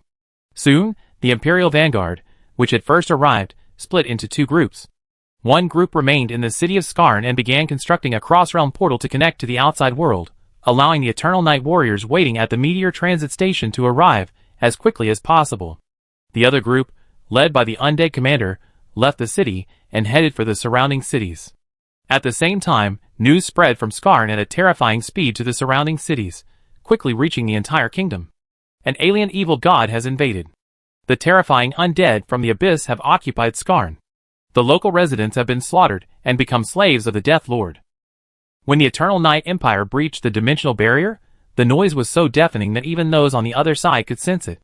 Therefore, concealing the invasion was completely unrealistic. The evil undead lord has invaded the kingdom of Sezet. The lords of the kingdom surrounding Skarn need to prepare for battle. The damned undead are offending the mighty orc god. We must rally the kingdom's armies and dispatch our bravest knights to defeat them. This news shocked the citizens of Sezet, followed by endless anger. As one of the most important faiths in the orc god, they had forgotten the last time a city in the heart of the kingdom was attacked. The minions of the outlying evil god, numbering less than 200,000, dared to attack them. This was simply too much. They treated them like soft persimmons. After a considerable investigation by the kingdom of Sezet, and after paying a considerable price, they had a rough estimate of the number of warriors the Eternal Night Empire had invaded. It would start at 130,000, and definitely not exceed 200,000. As for their exact strength, they were unsure, as all those who had encountered this dark army head-on had been annihilated and become its undead slaves. However, from the perspective of the kingdom of Sezet, since it was still an organized army, no matter how strong it was, it couldn't be much stronger. At most, it would be on par with the Knights Templar. While 200,000 Knights Templar were formidable, the kingdom of Sezet possessed over 1 million elite troops and enjoyed the advantage of home territory, allowing them to reinforce at any time. Meanwhile, the enemy's teleportation channel had been closed, leaving them without further support. A mere 200,000 warriors. I'll kill you. So, after consulting the temple, the kingdom of Sezet quickly mobilized its entire nation and began gathering its first wave of troops, preparing to surprise the invading army. Half a month later, the Eternal Night Empire's army, leveraging its war fortresses and magical warships, conquered 23 of Sezet's cities, expanding the area of its lost land by nearly 100-fold. 3 7th-tier legions and 10 ultra-elite legions, epic 6th tier. Even if 2 were left to defend Skarn, the power they unleashed was far greater than the surrounding cities could match. Most importantly, the war came too suddenly, and Sezet had been at peace for too long, leaving it completely unprepared. Before this, no citizen of Sezet could have believed that war would one day descend directly upon the kingdom's heartland. It was simply absurd. As a result, the Eternal Night Army's offensive proceeded smoothly, encountering no significant obstacles. Due to the rampant slaughter, at least 2 million orcs perished in the past 2 weeks. Rivers of blood flowed, becoming a reality, not just an adjective. The scourge of the undead gradually took shape. Only then did the million-strong expeditionary force urgently assembled by the kingdom of Sezet barely reach the perimeter of the land of the lost nation. Their arrival in such a short time was thanks to the kingdom's portal system and the temple's strong support. Otherwise, it would have taken at least 6 months to reach this point. But it didn't mean much. By the time the Sezet kingdom's army arrived, the Eternal Night Empire's forces had already been consolidated. Although the vanguard army had only recently arrived, the Eternal Night Empire's tentacles had already extended into this plane years before. They couldn't claim to have full knowledge of the Sezet kingdom's actions, but some major movements were definitely not hidden from the Eternal Night Empire. And the mobilization of a large army inevitably involved significant commotion, so their every move was under the Eternal Night Empire's watchful eyes. In fact, many officers within this kingdom's army came from the Eternal Night Empire. Ha ha ha! Such vigorous energy! I can't wait to taste their blood.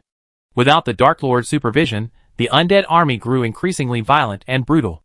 They treated the kingdom's army across the plain with disdain and completely ignored it. This batch of warriors is of superior quality, making them perfect as our vassals.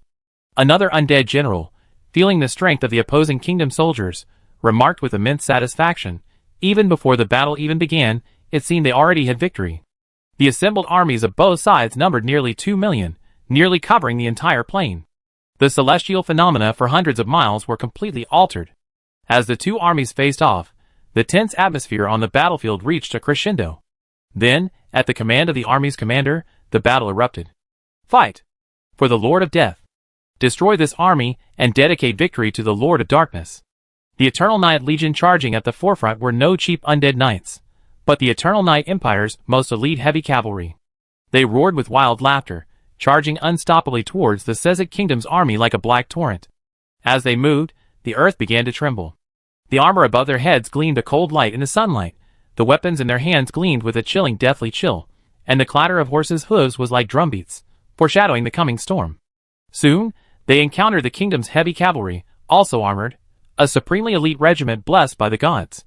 Open!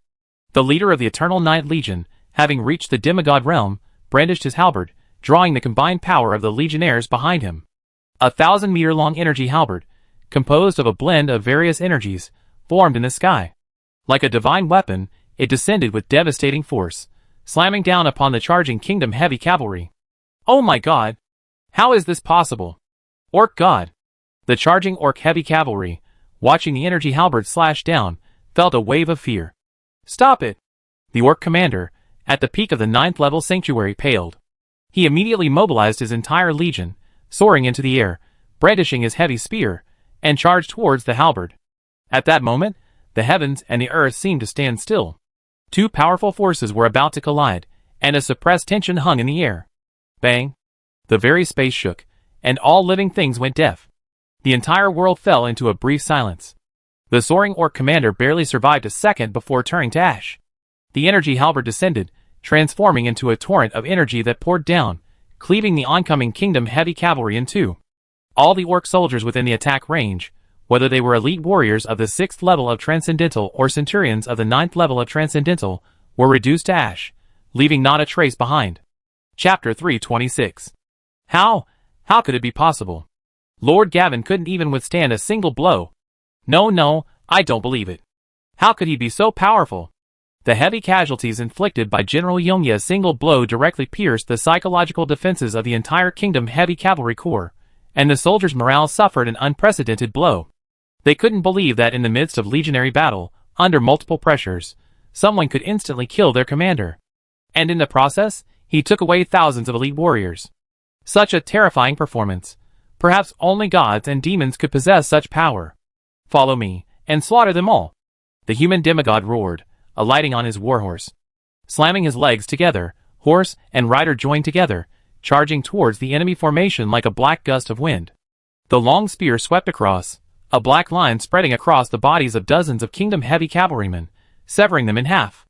Half of his body collapsed, blood gushing out. A large number of Eternal Night cavalry followed closely behind. Clad in heavy armor, their spears held high, they charged forward like an impenetrable wall covered in steel spikes. The kingdom's heavy cavalry, already vastly outmatched in strength, collided without a trace, falling like straw in droves. The Eternal Night cavalry was now like a scythe of death, rapidly reaping the lives of the kingdom's heavy cavalry. Stop them! Follow me! Don't be afraid! For the glory of the orc god, we cannot retreat. Fight them! Even if the kingdom soldiers mustered their courage and led their personal guards to launch a counterattack, it would be futile. After being promoted to a high-ranking legion, the Eternal Night heavy cavalry had become almighty. In other words, they possessed no weaknesses, and their defense was astonishingly strong. Even if the kingdom heavy cavalry's attacks landed on them, at most they would leave a faint white mark on their armor, unable to penetrate even their outermost defenses, let alone inflict any physical damage. In contrast, the Eternal Night cavalry's lethality was immense.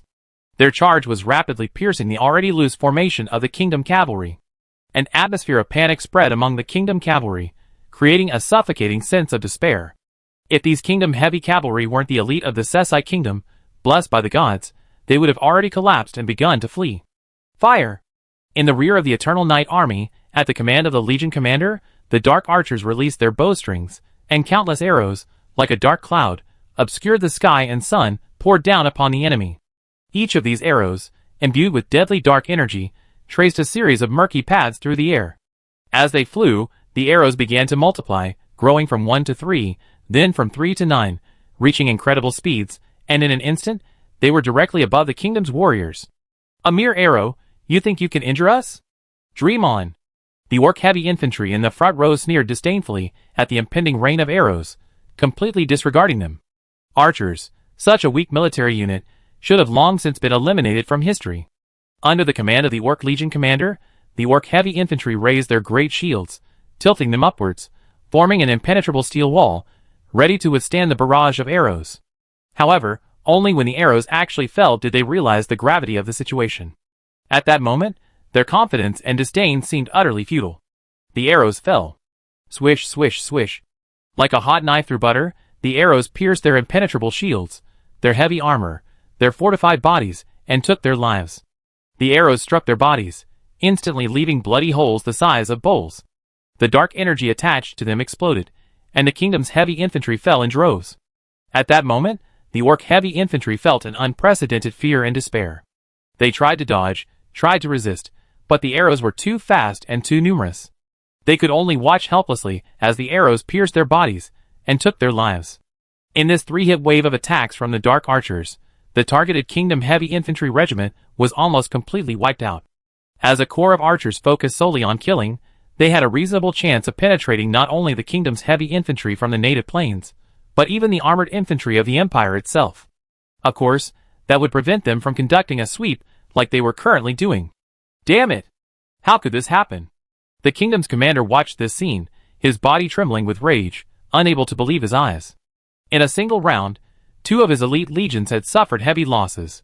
In the name of my lord, let darkness descend upon this place. The Eternal Night commander sneered at the approaching enemy forces, and then unveiled a strategic trump card, Dark Sky. A dark glow shot up into the sky, spreading rapidly like an inky pool, smearing the sky with a smoky black. The allied kingdom forces attempted to counterattack, resisting the ongoing celestial shift, but in a mere moment, they were forcibly subdued. The difference in numbers between the two sides was small, but in quality, it was vastly different, a level of existence completely different. The difference in willpower, conviction, transcendental rank, and organizational order was profound. Darkness enveloped the entire battlefield, and the kingdom's soldiers were immediately plunged into darkness. Visibility was greatly reduced, and even elite transcendental rank 6 warriors could only see within 10 meters. This might have been sufficient for individual combat, but on such a vast battlefield, this range was far too limited. Fear began to spread within their hearts, rapidly growing. Dark whispers emerged within them, guiding them into the abyss. The two armies collided on a large scale, and a fierce battle ensued. Ha ha ha! Charge forward! The undead leader roared, commanding the newly formed Undead Legion to launch a death charge against the main army. One by one, the undead servant warriors, clad in tattered armor and holding shields, charged forward. Damn undead servant warriors! Die! The kingdom's elite troops were at the forefront. Their combat effectiveness wasn't comparable to the Empire's regular troops, but they could still defeat these ordinary undead warriors. A single swing of the blade, a flash of cold light. The charging undead warrior was instantly decapitated, its head tumbling off. After advancing a few steps, its body slowly collapsed to the ground. A mere lowly creature dares to fight us? You're courting death. The towering Minotaur warrior swung his axe, slicing the 3 charging undead warriors in half. Before the Minotaur could even catch his breath, 2 more undead warriors charged forward, their eyes flashing a dazzling red light. The Minotaur warrior suddenly sensed something was wrong, his keen senses of the wild giving him a warning. Bang bang. Undead explosion.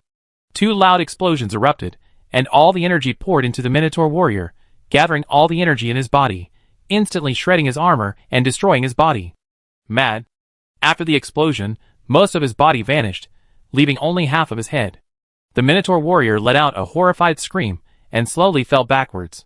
Such phenomena were common on this battlefield. For a moment, the sound of explosions was incessant, accompanied by the painful screams of the orc warriors. Unable to see far ahead, and relying solely on sound to predict battlefield conditions, the orc warriors suddenly grew wary and began to hesitate. At this moment, the elite troops of the Eternal Night army burst in and engaged them. Under the shroud of darkness, these followers of the Dark Lord thrived like fish in water, experiencing growth in all areas. They crushed the elite warriors of the Kingdom Army, unstoppable. A good-looking, useless creature. With such strength, they can't even match the armies of the alien god's followers. The commander of the Eternal Night Army's face was filled with indifference, and a hint of disdain lingered in his eyes, as he looked at the Kingdom Army. To possess the divine favor, yet be so weak, is a waste of that grace. Now that we've tested their limits, there's no need to continue. He then issued orders to the commanders of each legion, Eternal Night Legion, launch an all-out offensive. Destroy them. As the order was issued, several Eternal Night Legions shifted from their previous conservative offensive to an extremely aggressive one. The kingdom's front lines crumbled at a visible rate. The Eternal Night Empire's reliance here had never been on the undead hordes it could readily produce, but on its less than 200,000 elite Eternal Night troops. Even without their undead servitors, relying solely on these Eternal Night elites, they could still sweep through the kingdom's army. Under the fierce attack of the Eternal Night elite, the kingdom's soldiers fell in droves.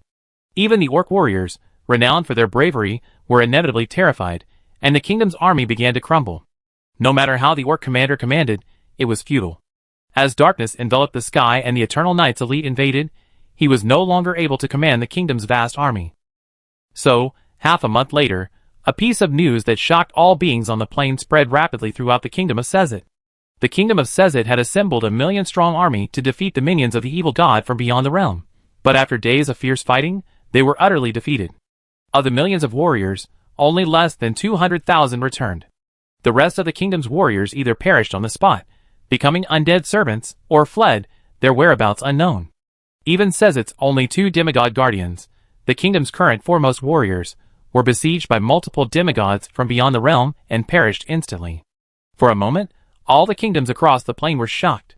They had expected the Sezit kingdom's crusade to fail. After all, these minions of the evil god dared to invade, so they must have their own backing. If they couldn't even defeat a single kingdom, what were they doing here? Seeking death? But no one had expected the Sezit kingdom to suffer such a crushing defeat. They couldn't even bring the evil god's minions to bear, only to be crushed and driven back.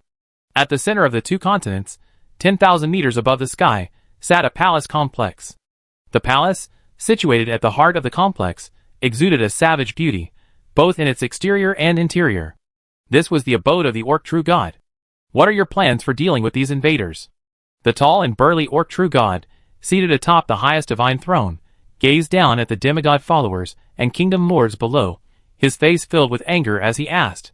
The Orc True God showed no concern for the loss of hundreds of thousands of his followers, even millions. As the only 2 true gods on this plane, he possesses tens of billions of followers. With the lifting of the Void's restrictions on true gods, and the ability to explore the Void, his followers will surely increase even more. Thus, even if the entire kingdom of Sezit were to be destroyed, let alone a few million followers, he would not be overly distressed. But from this incident, the Orc True God sees a threat far beyond just one kingdom. The enemy is most likely targeting the entire plane. If the situation is not handled properly, he himself could perish here. This is not an unfounded speculation. Judging from his own experience, he has recently been preparing to conquer the surrounding demi-planes. Therefore, it makes sense that other, more powerful gods would set their sights on his own plane. The lifting of the Void restrictions can be said to have both advantages and disadvantages. If they seize this opportunity, they can seize other Void planes, gaining more resources, and thereby increasing their own strength and ascending to a higher divine rank. If they are unlucky, they will become the latter, becoming stepping stones for other gods to ascend to higher ranks. This is why the Orc True God was so furious. The kingdom of Sezit was able to quickly mobilize a punitive army, also at the behest of the Orc True God. He had intended to use this opportunity to test the invaders' strength, but who knew that they would suffer heavy casualties and gain no intelligence. In response to the Orc True God's inquiries, the Orc believers below remained silent, their heads tilted, and they stared at the ground, as if they were searching for treasure. A 1,000,000-strong punitive army, after days of fierce fighting, only to return with less than 200,000 warriors. Even if this 1,000,000-strong army was a bit of a rip-off, with only around 300,000 of the kingdom's elite troops, the invaders were still incredibly powerful to be able to defeat them so easily. They might be considerably stronger than the kingdom of Sezit, but if they truly faced these invaders, they would likely suffer a similar fate. Useless. The Orc True God slammed the armrest and roared, "Return immediately and gather the allied forces. I don't care what methods you use, but destroy those invaders as soon as possible." "Yes, your majesty. Your will is our direction." The crowd below breathed a sigh of relief upon hearing this. As long as they weren't facing the invaders alone, it was fine. "Get out." The Orc True God roared again, then waved his hand, sending everyone in the palace flying backwards and out of the palace. Chapter 327. Even death cannot stop us from sacrificing to His Majesty the God. Weak creatures, use your second life to continue the battle for our Lord. In the name of the God of Death, creatures addicted to the world of death, I command you to rise and fight for our Lord. The corpses of orc warriors piled up like small hills, haphazardly placed on the open plain. Approaching, one felt a chilling sense of the sheer number of dead. The orc's blood dyed the entire plain red, transforming it into a blood-red plain. The rich smell of blood filled the air, making it suffocating. At this moment, even the falcons, soaring across the sky and fond of blood, dared not approach this plain, even though their favorite food lay beneath. At the Death Lich's call, the corpses began to stir. Countless orc corpses rose to their feet once again, their eyes ablaze with a faint green flame. Though their bodies were decayed, they still brimmed with strength. Ha ha ha. For the god of death. Fight. Fight, fight for the god of death. A light rain arrived as expected, black raindrops imbued with the aura of death pelting the undead warriors. The fire of the dead in their eyes, like a flame meeting lamp oil, instantly ignited. Ha ha ha, what a beautiful sound. This is the call of the undead to the world of the living. All living things will eventually pass away, and only death is the destination of this world. A high-ranking Lich general let out a sinister laugh as he gazed at the endless stream of undead servants rising to their feet. To receive the Lord's grace is the greatest honor of their lives. Let's cheer for the greatness of the god of death. Another Lich general, looking at the dense mass of undead warriors before him, his face also filled with ecstasy, his arms wide open, as if embracing the world. Liches feel an indescribable excitement when summoning the undead. The greater the number, the happier they are, though they don't know why. Countless undead servants descended from the pile of corpses, picking up weapons carelessly discarded, then returned to their ranks, standing still like robots, and began to form new undead legions. The undead commander, seated on the undead throne, surveyed the undead legions below, a smile breaking across his face. After the fierce battle, their forces had not dwindled, but had actually grown significantly. Although they were just a handful of smaller legions, they were still barely usable. How long will it take to complete the interdimensional portal? The undead commander asked the general next to him. It'll probably take some time. After all, this is a complete plane, and the laws of the world are relatively complete. The gods on the other side seem to have reacted and are constantly interfering with this space. Establishing a stable cross-planet portal will take at least a year. The general next to him thought for a moment and replied softly. So long. Tell them to speed up. We don't have that much time to waste. The vanguard is so small. If they fight to the death and mobilize the entire plane's forces, we may not be able to withstand it. The undead lord was clearly dissatisfied with the progress of the project. Don't save resources now. Use whatever we have. As long as we can capture this plane, everything we spend now will be compensated 100-fold in the future. Not any faster. We're already at our fastest speed, the human general replied helplessly, shaking his head. The members of the engineering department building the interdimensional portal aren't fools. They know their current predicament. Invading an entire plane with less than 200,000 elite troops is tantamount to seeking death. Even if the Eternal Night Empire's army is formidable, it's unrealistic. In a desperate battle, facing millions, tens of millions, of believers and warriors, they would be worn down to death. The only way to resolve this dilemma is to open up support channels from the outside world, and allow a large force to enter. In this situation, there's no need for the undead commander to urge them. They'll arrive as quickly as they can. After all, if you don't value your own life, mine is precious. Then have the rear guard think of a way to send in a few more elite troops. I have a feeling the enemy will make a major move next, and with our current forces, we might not be able to withstand it. Upon hearing this, the undead commander was silent for a moment, then spoke again. I'll go talk to them, but even if they can send reinforcements, I'm afraid they won't be very strong. The human general nodded and said, the Empire is currently developing its satellite planes, and most of its top experts are unable to leave. Furthermore, we have to simultaneously mobilize troops across 5 void planes, and our elite troops are already somewhat scarce. The situation on our plane number 3 isn't the most critical, so even if reinforcements do arrive, it probably won't be our turn. Regardless of whether they have them or not, go apply for them first. The undead commander waved his hand casually. All right.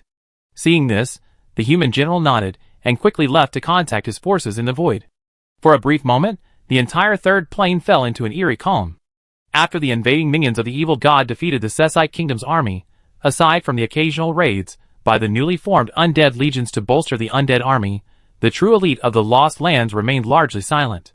They did not pursue their victory to further expand their territory, but instead concentrated their forces on defending the Lost Lands and began constructing various defensive fortifications. They seemed to be planning to settle here permanently. This left the Sessite nobles, who had prepared for exile, somewhat bewildered, unable to understand the intentions of these damned invaders. At this point, the Sessite Kingdom, having suffered a crushing defeat, couldn't be said to have completely lost its resistance, but it clearly no longer possessed the strength to withstand the Dark Army's attack. At this point, if they had simply launched their previous offensive, the Sessite Kingdom would inevitably be completely routed. But they surprisingly remained motionless. The numerous kingdoms within the plane, subordinate to the gods, or bewildered by the intentions of these minions of the evil god. They could only hasten the mobilization of their armies, and dispatch personnel to the Lost Lands to gather intelligence. Even with the oracle of the orc god, the mobilization of all forces would take time. Neither side took action, and the plain fell into a state of tranquility. Far from a major war, not even a single conflict was possible. Several months later, around the Lost Lands, for hundreds of kilometers, the inhabitants of the kingdoms that originally inhabited these lands had either fled with their families, seeking refuge elsewhere, or been slain, transformed into servants of the undead lord, fighting for the evil god. Under the command of the undead lord, the surrounding area has been completely overrun by undead servants. Millions of undead servant warriors roam the perimeter, eliminating any beings with a hint of life. Like guards outside the palace, they formed the first line of defense for the Lost Lands with their bodies. Any entity attempting to enter the Lost Lands must first be eliminated. And engaging them, regardless of the outcome, would inevitably alert the dark forces deep within the Lost Lands, giving them time to react. It was a double insurance policy. To the elite troops of the Eternal Night Empire, these undead servant warriors, transformed from ordinary orcs, were quite weak, even inferior to the common people within the empire. But within this plane, the undead servant warriors could easily defeat ordinary auxiliary troops of the kingdom. So, theoretically, the strength of this line of defense was quite impressive. Adventurer teams from various kingdoms, heeding the temple's call, rushed from thousands and even tens of thousands of miles away to explore this extremely dangerous land of lost nations. They also cleared out the surrounding undead warriors and restricted their range of activity. Otherwise, if they were allowed to spread, serious problems would sooner or later arise. The rulers of each nation did not want the undead plague to strike before their own coalition forces were assembled. At the rate at which the undead spread, once it snowballed, it would affect all living things across the entire plane. Even if they expelled the minions of the evil god, it would be of no avail. Swish, swish, swish. With a fierce whistling sound, the sky suddenly darkened. A fierce wind swept in, shaking the trees and sending leaves flying. The adventurers and undead warriors nearby instinctively looked up. Hundreds of meters above, they saw giant mutated eagles streaking past. Their bodies were massive, their wingspans tens of meters, their feathers gleaming with a metallic sheen, seemingly razor-sharp. The eagles' eyes gleamed with bloodlust. Every flap of their wings unleashed a gust of wind, and when thousands of them flapped together, it seemed as if the entire sky trembled. Undead warriors, possessing extraordinary mid-level strength, roared to the heavens, challenging the eagles above, yet were powerless to do anything. The undead lord paid little attention to these overflowing undead minions, treating them as mere cannon fodder, and thus equipping them with no ranged attack capabilities.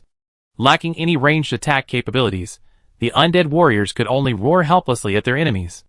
Atop the giant eagles stood a towering orc warrior, their gaze icy as they gazed at the undead below.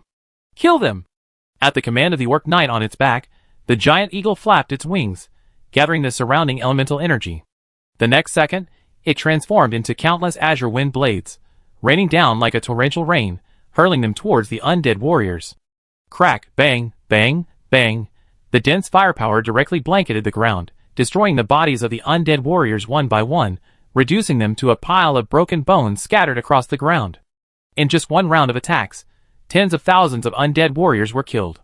It wasn't that the undead warriors were strong enough to withstand the blows, but rather that they were too scattered, preventing the giant eagle knight from achieving a unified attack. At the same time, another group of beings also suffered. The adventurer, initially relieved by the giant eagle knight's arrival, suddenly saw the cyan wind blades engulfing him, and his expression suddenly changed. He immediately erupted in curses. "Damn it! We haven't even left yet. Are you crazy? You're attacking us too. I'm an adventurer sent by the kingdom of Sezet. You can't attack me. Stop, stop! We haven't even left yet." The enveloping wind blades didn't falter at the adventurer's curses, continuing their trajectory and falling. "For victory, you've died a worthy death." The giant eagle knight sneered at the scurrying adventurers below. The undead warriors below outnumbered the adventurers by more than 10 to 1. Both sides were completely entangled, making separation extremely difficult. So let's just attack them. To perish alongside so many enemies is a sacrifice for the gods, and they must be willing to do so. Damn you bastards! I'll report you to the temple. We are also believers of His Majesty. You dare to kill us?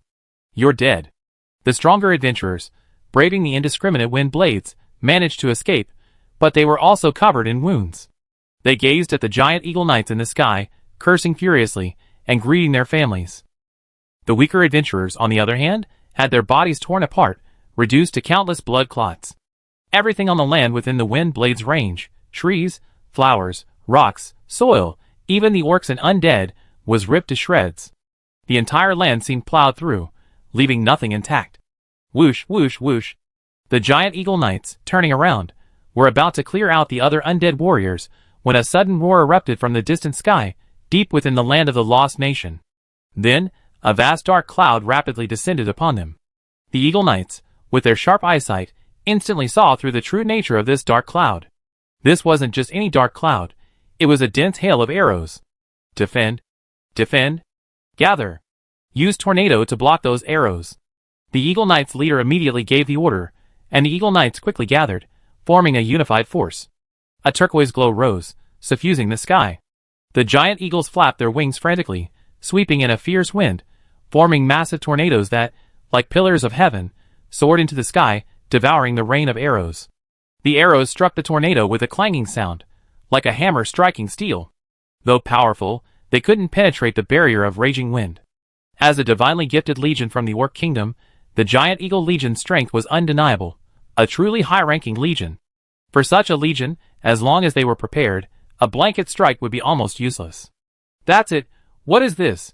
The Giant Eagle Legion leader was about to scoff when he saw, from the same direction, long, thick beams of darkness, barreling towards them at an even faster speed. The terrifying tornado only managed to block less than a third of them, before being pierced through and destroyed. Dodge!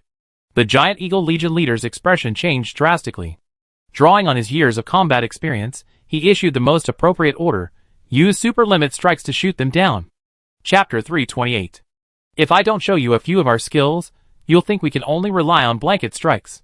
The Dark Archer Legion leader, far away in the depths of the ruined kingdom, gazed ahead, seemingly witnessing the panicked Giant Eagle Knights, and uttered a disdainful sneer. As one of the few ranged units within the Eternal Night Empire, the Dark Archer Legion possesses two forms. The first is a blanket, fragmented rain of arrows, where a single legion can equal the blows of a dozen archer legions. The second is the current beyond visual range, powerful strike, capable of direct fire from unobservable locations. The former is typically used to mow down and clear out legions with mediocre defenses. Once caught, a single wave of attacks can often wipe out an entire legion. The latter is used to deal with powerful legions. After charging, the Dark Archers can unleash powerful fire from beyond their range. Under this powerful strike, anyone, save those high-ranking units specializing in defense, will suffer heavy damage. Previously, the Sessite Kingdom's legions weren't strong enough, so the Dark Archer Legion didn't transform, simply covering and clearing the area. But now, the Giant Eagle Knight Legion's strength has reached the level of their sniper counterparts. Gazing at the rapidly approaching dark beams, all the Giant Eagle Knights panicked. They sensed a deadly threat, a powerful blow unlike any they had ever faced. Fire! Calming his giant eagle mount, the Orc Knight grabbed the short spear at his back, his muscles bulging. Then, with a roar, the towering Orc warrior launched his spear. Bang, bang, bang. A series of ear-piercing sounds echoed. Fueled by the Orc warrior's strength, the short spears, like cannonballs, surged into the sky with unparalleled force, heading straight for the dark beams. The dark beams, transformed into a long rainbow, collided with them. Ding, ding, ding. A series of crisp metallic collisions echoed, like flashes of thunder. The collision of the dark beams and the short spears produced a massive shockwave that distorted the surrounding air, as if the entire sky were trembling. Nearly 80% of the dark beams were either deflected, flying off their original trajectory, or lost their energy in the collision and fell directly to the ground. The remaining 20% continued their original trajectory, shooting towards the Giant Eagle Knights. Defend! A blood shield rose, enveloping the entire Giant Eagle Legion. Puff, puff, puff. Dark beams instantly pierced the energy shields and landed on some of the Giant Eagle Knights. These massive eagles had no time to dodge, and blood holes the size of water tanks appeared, instantly claiming the lives of the giant eagles. The massive body naturally plummeted downward, and the Orc warriors on it screamed as they fell with it.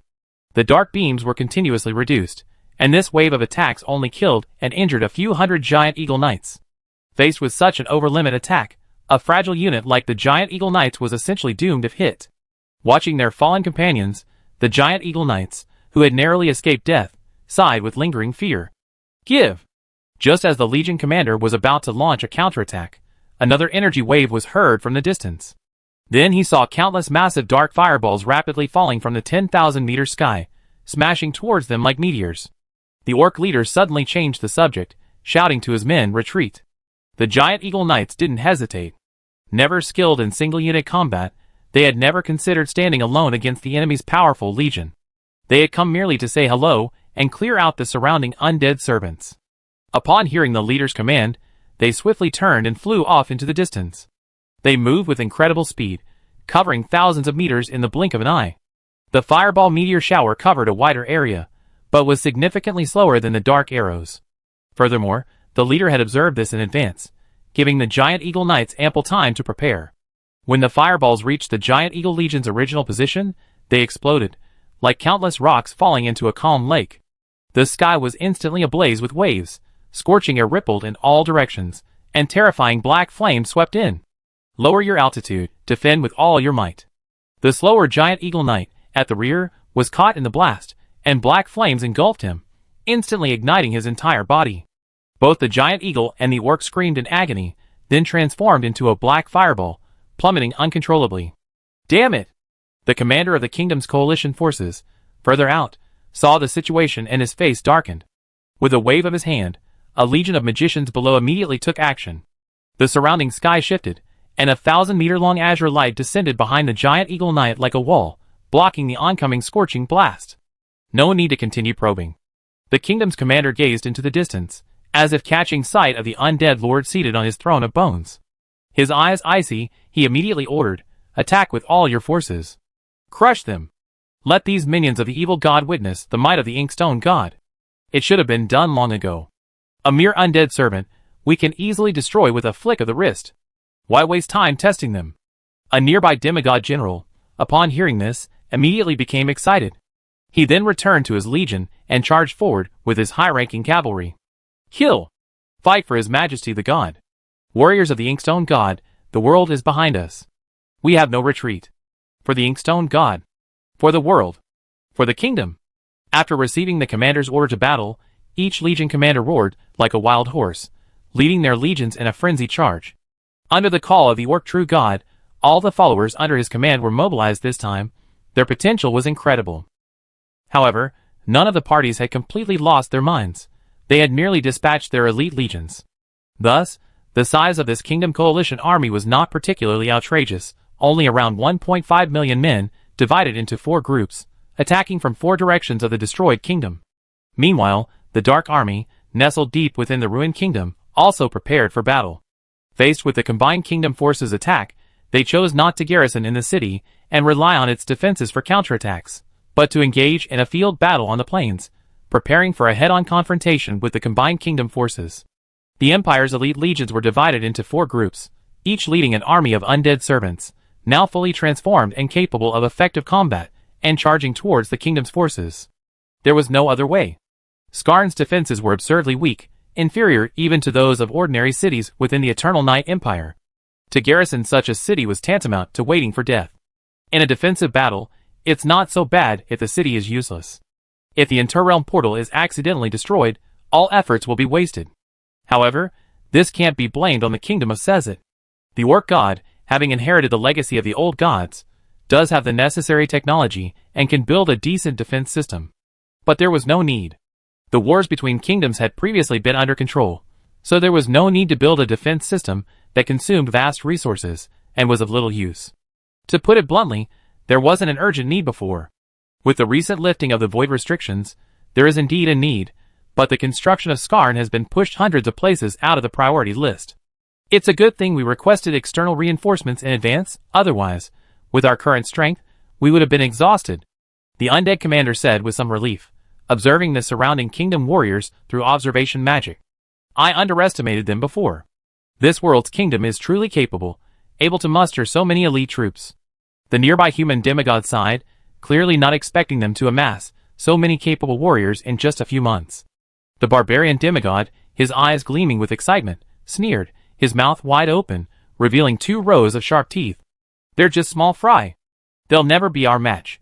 The only ones we need to worry about are those 2 lesser true gods. I hope they haven't united yet, or we'll be in big trouble. Ha ha. Godslayer. I too want to taste the blood of a true god. The blood of eternal and immortal deities must taste quite good. An orc demigod licked his lips, his eyes gleaming with cruelty. Hey, if I remember correctly, the deities behind the forces we're fighting seem to be orcs, right? As an orc, is it really okay for you to say that? The human demigod glanced at him, his eyes twitching in confusion. I only have the dark majesty as a deity in my heart. All the others are merely alien gods, more powerful beings. The orc demigod sneered at this and said, besides, he claims to be the god of orcs. Does that mean he is the god of orcs? I don't recognize his title. Alright, stop talking. Everyone, keep your eyes focused. I can feel the guy's gaze fixed on me. The undead lord, possessing the immense power of a demigod, interrupted the conversation, gazing at the empty, 10,000-meter-high sky in the distance, his eyes grim. To the east, as an orc possessing demigod strength and commander of a high-ranking legion, Burns held a position of supreme importance, even among the entire orc true gods ranks. After all, not every demigod is qualified to lead a legion and lead its warriors into battle. Minions of the evil god, how dare you invade our world? I will make you regret this decision. Burns continued forward, watching the approaching undead army, a flicker of cruelty and anger in his eyes. From behind the dark army, a dense hail of arrows rose up, striking towards the center of the kingdom's army. However, before the arrows had even traveled halfway, another wave of arrows descended from behind the kingdom's army. The two waves of arrows collided, making a clanging sound, and then all lost their momentum and fell downwards together. For the god of death, transformed from a previously fallen orc general, soaked in necromancy essence, the undead general, barely retaining 80% of his former strength, roared and led his undead knights towards the orc army. Seeking death? Burns looked at the undead general's face, a surge of rage rising within him. What blasphemy! Transforming orc believers, blessed by the gods, into such a hideous form. Evil gods, you shall die. Burns gazed towards the center of the dark army, his gaze meeting that of the human commander. He couldn't help but roar in anger. His mount sped up, and he swung his long-handled broadsword. A constant stream of energy and blood gushed out, transforming into a blood-red aura that clung to it. The orc general and the undead general crossed paths. The blade flashed. Swish. The undead commander, a 9th-level sanctuary realm warrior, was instantly split in two. In his dying moments, the green flames in his eyes blazed brightly, as if awakening from his frenzy, a glimmer of clarity returning. His shattered consciousness uttered a final roar. The Inkstone is eternal, the orcs will triumph. Kill! Burns wielded his long sword, leading his personal guards in an unstoppable charge. As undead knight after undead knight fell, his gaze grew colder, and the entire legion seemed to be influenced by him, becoming subdued. Kill! The orc heavy cavalry behind him, watching the undead knights before them, couldn't help but see their fury rise. They swung their swords with all their might, slashing the oncoming undead knights to pieces. The legion, over 10,000 strong, now seemed united, charging forward at an absurd speed. These carefully selected, highly skilled undead knights presented no hindrance to their speed in breaking through the formation. Even the elite legions of the Eternal Knight Empire were no match for this fully fledged super army. The fearless Eternal Knight warriors were quickly shattered by their sheer power. If anyone had looked down from the 10,000-meter sky at this moment, they would have seen their target. Interesting. They're actually heading our way. Should we send someone to intercept them? This legion is quite interesting. If we leave them alone. At the center of the dark army, beside the Eternal Knight commander, a human general watched the orc cavalry charging forward with unstoppable force, his face lit with interest. Let them in. They want to die, so I'll grant their wish. The Eternal Knight commander of the Eastern War Zone merely glanced at them, before speaking with a hint of disdain. A single legion dared to charge into the Eternal Knight army. They were sheer recklessness, treating them like mere thugs. Burns led his legion forward, heading straight for the center of the Eternal Knight army. Under the Eternal Knight commander's unfettered control, he quickly broke through 3 lines of defense and reached the final one. Guarding this line of defense was a seemingly ordinary, unremarkable super heavy infantry corps. In the Eternal Knight Empire, this corps was known as the Temple Guard Corps. More accurately, it was the 3rd Temple Guard Corps. Chapter 329. I will kill you. Burns stared at the dark-haired middle-aged man not far away, his eyes filled with murderous intent. These minions of the evil god dared to offend the great Inkstone god. They all deserved death, especially their commander, who deserved to be hacked into pieces. Faced with the Orc general's furious roar, the Eternal Knight commander simply sneered. He then turned and began mobilizing legions from other directions to block the Orc army. He paid no heed to the approaching Orc cavalry, not worrying at all that they might break through his defenses. After all, this was the Temple Guard Corps, an elite force dedicated to protecting the temple. Compared to legions of the same rank, they might lack in other areas, but in defense, they were nearly invincible. To penetrate them, a legion of the Eternal Knight Paladins would be needed. And it was clear that while this Orc cavalry was formidable, it was still a far cry from their level. Follow me, break through this legion, and slay their commander. Retracting his gaze, Burns looked at the last line of defense before him, roaring angrily at the Orcs behind him. Then, charging forward, a streak of black light, he charged forward. Kill! For the glory of the Orc god! Slay all these minions of the evil god and avenge our fallen brethren. The Orc cavalry followed closely behind, roaring furiously. The entire legion's momentum surged again. Even amidst the vast army of darkness, they had created a realm of their own, a formidable force. Interesting. I'd almost forgotten how long it's been since a legion dared to charge us. Yi Tai, commander of the 3rd Temple Guard, maintained a composed expression as he watched the rapidly approaching Orc cavalry. His lieutenant and personal guardsmen also remained calm. Unlike the other Eternal Knight legions, which displayed a somewhat unbridled air in battle, the Temple Guards were remarkably composed at all times. They were not subject to significant emotional fluctuations due to any battlefield situation. This also meant that their combat effectiveness was remarkably stable. They gazed calmly at the charging Orc cavalry, then expertly raised their shields. Their heavy shields, combined with their towering figures and the heavy black armor clad in them, gave them the appearance of towering steel, conveying an unshakable presence. The two legions soon collided. Die! Burns felt a faint unease as he gazed at the black-armored warrior's calm gaze, but he did not retreat. Blood surged forth, and he swung his long sword, sweeping down with a thin, thread-like stream of blood. Swish! The shield was sliced open, a crack appearing in the sturdy, heavy armor. The Eternal Knight warrior within was cut in half. His warhorse charged past, and the black-armored warrior fell heavily to the ground with a muffled thud. Die! Yi Tai sneered, sprinting forward and delivering a swift punch. His energy and blood surged, transforming into a shockwave. Bang! The Orc cavalry charging ahead were instantly reduced to a bloody mist before they could even see what was happening. For the two demigods, even under pressure, unable to unleash their star-shattering might, it was still easy to kill a high-level transcendental soldier. Come and fight!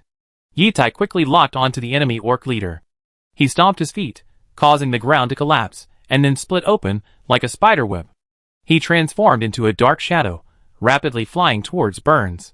He swung his heavy sword, bringing with it a fierce gust of wind, slashing towards Burns's head. Burns, expressionless, slashed with his long sword, colliding with the heavy sword. Bang! As soon as they made contact, an irresistible force surged, forcing the longsword downward. Burns's composure vanished, his eyes filled with horror, and he cried out, "How is this possible?" Burns couldn't believe he had lost in a duel of strength, and so miserably. The two sides were on completely different levels of strength. Burns gritted his teeth, channeling all his energy and blood into his arms, barely able to halt the heavy sword's downward momentum. I'm a physical cultivator. Are you crazy to challenge me in strength? Yi Tai sneered. Seizing the upper hand, he slashed down with his heavy sword, completely subduing Burns. Even though Burns was a warrior demigod, and had reached the rank of high demigod, he felt his claws tingling under Yi Tai's fierce attack. Luckily, demigods weren't ordinary beings, otherwise he'd probably be injured by now. The two weapons clashed repeatedly, creating bursts of explosive sounds that shook the surrounding space. The terrifying aftermath forced back the guards on both sides, leaving a gap wide enough for the two to engage. At the same time, the ordinary warriors of the two legions also began to engage in large-scale contact. The Orc Knights, mounted on tall, demonic horses, wore a ferocious grin, their crimson eyes flashing with murderous intent. Without slowing, they charged directly at the heavy infantry ahead. Bang, bang, bang. Accompanied by a series of dull, resonant sounds, the heavy infantry in the front row were directly pushed back. The temple guards, towering like steel towers, were inevitably thrown back by the onslaught, some even falling to the ground, crushed. The entire defensive line, a straight line, was dented, a truly astonishing sight. At this moment, even the usually composed temple guards were surprised. What a powerful impact. How is this possible? The Orc Knights on the opposite side were even more astonished. Their charge had advanced only 100 steps before its momentum completely slowed, as if they were stuck in a swamp, their resistance growing ever greater. They had encountered this kind of scene before, when they faced an attack from another divine army. Back then, relying on their superior defense, they had successfully fought their way through that army. Though they hadn't killed the commander, they had laid the foundation for their own battlefield victory. So this time, they planned to recreate the previous scene. "Don't be afraid, charge with me and slaughter them," the Orc Centurion roared, leading the Orc Knights forward. Bang! A Temple Guard Centurion stepped forward and swung his sword. The Orc Centurion blocked with his blade, but an overwhelming force struck him, sending him flying and severing his horse in two. "Enough fighting, eh? It's our turn now."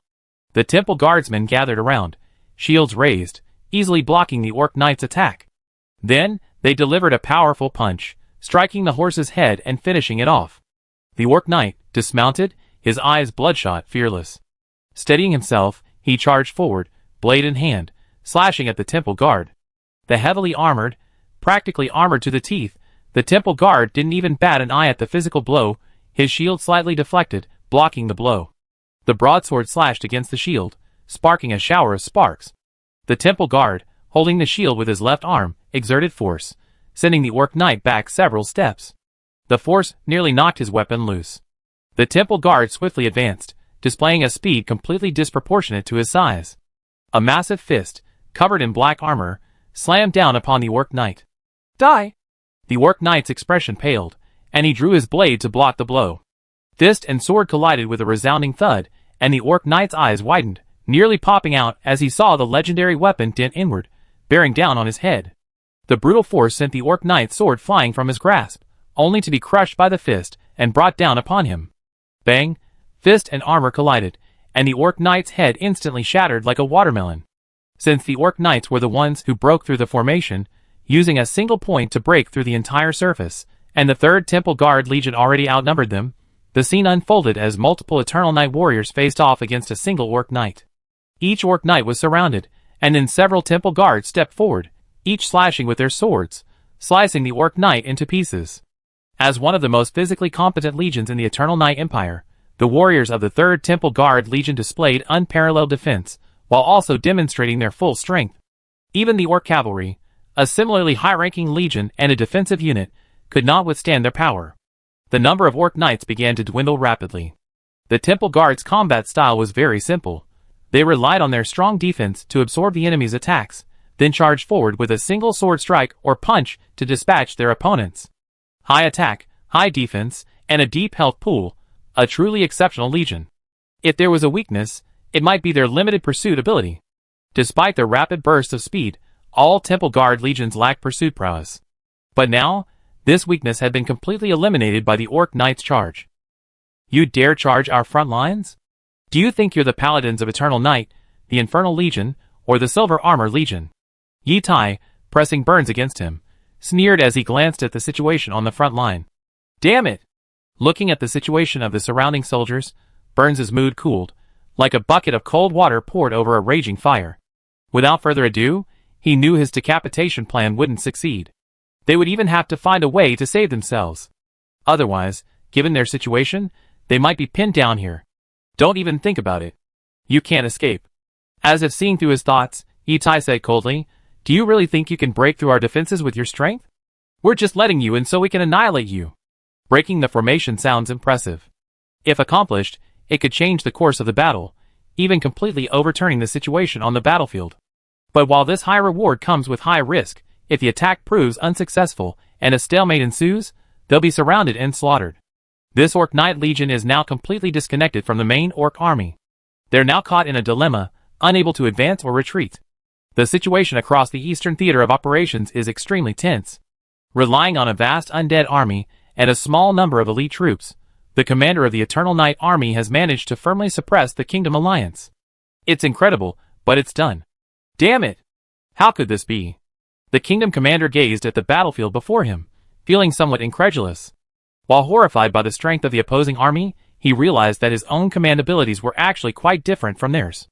It was simply outrageous. As a top commander selected from among many kingdoms, his commanding abilities are unquestionable, undoubtedly the best in the entire plane. But even so, there's still a significant gap between him and the Eternal Knight Commander. This truly surprised him.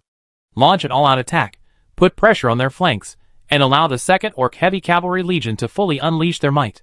Don't engage them, and drive them out as quickly as possible. This time, our opponent is different. Though somewhat surprised, the Kingdom Commander remained calm and composed. Almost there. I've gauged your strength. Now it's time for us to counterattack. The Eternal Knight Commander stepped forward, gazing into the distance, his eyes etched with an icy chill. Let the Holy Spirit Legion take action, so these Void natives can see what it means to be invincible. As you command? Soon, at the heart of the Eternal Knight army, a seemingly unremarkable legion suddenly made a new move. The legionaries spread their wings, and the entire legion soared into the air. In the name of the Dark Lord, grant you strength, agility, and stamina. The leading legionary clasped his hands together, his 8 wings spread out, and he chanted rapidly. Dark power converged, and the long-accumulated divine power of faith began to ignite. As a support legion, even with the essence of a high-level legion, the Holy Spirit Legion's combat effectiveness was not very strong, even inferior to some supersized 6th-level legions. But on the battlefield, their role was greater than that of many high-level legions. A dark halo enveloped the entire battlefield, blessing all legionaries under the Dark Lord, and their strength began to increase dramatically. The weaker the legionaries, the greater the blessing they received. The most powerful Temple Guard Legion saw a mere 10% increase in 3 attributes, while the weaker Undead Legion saw their strength doubled. Fight for the glory of the Dark Lord. Dedicate victory to His Majesty the God. At this moment, both the elite troops of the Eternal Knight Empire and the newly recruited undead warriors seemed to sense the Dark Lord's gaze, roaring furiously and charging forward. The previously stalemated situation was instantly broken. Faced with the rampaging Eternal Knight army, the soldiers of the Kingdom Alliance felt unprecedented pressure. Forget exerting pressure on the Eternal Knight army and saving their own elite troops. They themselves were being pushed back. Chapter 330. The extraordinary buff granted by the Holy Spirit Legion nearly eliminated the gap between the Undead Legion and the Kingdom Legion. As a result, the Eternal Knight army, which had previously been slightly behind in overall strength and relied solely on size, and its elite legions, now surpassed them in all aspects. The resulting situation was that a small number of elite troops from the headquarters, leading a massive Undead Legion, launched a fierce attack on the Kingdom Coalition. The ferocious offensive directly disrupted the Kingdom Army's battle lines. If I don't show you a few tricks, I really think you can stand against us. After receiving the buff, the 3rd Temple Guard Legion completely overwhelmed the Orc Knight Legion. If the Orc Knights had previously been able to fight them with defensive strength, now they could only passively take the beating. A 10% buff may not seem like much, but it boosts the 3 most fundamental attributes that determine physical fitness. The combined combat effectiveness is far greater than 10%. For a top-tier legion like the Temple Guard, this buff was already immensely powerful. At the very least, it could allow them to crush the Orc Knights before them. Annihilate this legion and sacrifice their lives to the Dark Lord. Yi Tai looked at Burns, his armor stained with blood, and the other Orc Knights across from him with a hearty smile. He then shouted to the Temple Guard soldiers behind him, "Such valiant elite warriors, I'm sure our Lord will be pleased." The soldiers of the Temple Guard responded to their leader with their actions. One by one, the Orc Knights were cut down from their horses, and then, along with their beastly horses, were instantly killed. Even though the Orc Knights no longer yearned for victory, prioritizing defense and resistance, they were still clearly unable to withstand the heavy blows of the Temple Guards. The only change, perhaps, was the shift from a one-hit solution to a 3-hit solution. And after the Temple Guards gained the strength of the Holy Spirit Legion, their situation quickly shifted back, leaving the Orc Knights completely helpless against their crude and brutal attack. It was extremely frustrating. At this moment, they were practically waiting for death. As for an explosion, the legions that achieved advancement to higher ranks had honed their spiritual convictions and combat skills to the highest levels, but they could no longer unleash their might with a roar like at lower ranks. With the full-scale eruption of the Eternal Knight army, the balance of power on the battlefield began to tilt in their favor. The Kingdom Coalition forces engaged in the battle were steadily losing ground, and signs of defeat were looming. Seeing this, the Orc gods observing the battle from above in the sky could no longer contain their frustration. He had originally intended to rely on his army of followers to probe the invaders' details before personally attacking and deciding the outcome. However, the current situation on the battlefield did not allow him to wait any longer. If he waited any longer, his army of followers would likely collapse first. Once their army collapsed, even if he personally attacked and displayed his divine power, it would be difficult to regroup. Thinking of this, the orc god no longer hesitated and immediately decided to attack. Bang! The glorious kingdom of God descended from the depths of space, its dazzling light spreading out, dispersing the dark sky over the battlefield and pushing it back, creating a standoff between the two sides. A massive divine figure emerged, its orcish form, larger than a mountain, awe-inspiring. God! The Eternal Night Warriors, currently charging the orc army, instinctively slowed their attack, gazing at the vast figure in the sky with a sense of dread. My lord! God of Inkstone is above. My lord is eternal. The faithful warriors were stunned for a moment, then looked up at the sky, their faces filled with fervor, roaring passionately, as they prayed to the divine spirit above. Fight! The Orcish god offered no elaborate speech, simply saying, My brave followers, go and claim victory. As soon as the words fell, the faithful warriors below roared. Inspired by the divine spirit, their entire bodies seemed to be ablaze, brimming with strength. The Orcish god waved his hand, and a vast amount of faith ignited, transforming into tiny specks of starlight that showered down upon the faithful warriors below. The starlight merged into the warriors' bodies, healing their injuries and enhancing their strength. Having the gods directly burn the power of faith to enhance their followers' strength was undoubtedly an extremely extravagant practice, but at this moment, driven by the need for victory, the orc gods could not afford to sacrifice so much. As long as these evil god followers were driven out, the power of faith lost today could be repaid sooner or later. However, if they were allowed to grow in power, their future might be lost. Thus, despite the immense cost, the orc gods gritted their teeth and gave it their all. Fight for the orc god. Fight for our lord, until death. We must win this battle. We must win. We must win. The boost in power of faith was so noticeable that every warrior could clearly feel their strength rising. They became incredibly fanatical, their faith in the gods reaching its peak. Feeling the power threatening to erupt, the orc army immediately launched a counterattack, roaring with laughter as they launched a fierce attack on the Eternal Night army. The Eternal Night warriors, wary of the divine presence, saw their offensive momentum thwarted. The undead army, once again outmatched in strength, was slaughtered with ease. However, witnessing this scene, the Eternal Night commander remained unfazed, his eyes still icy.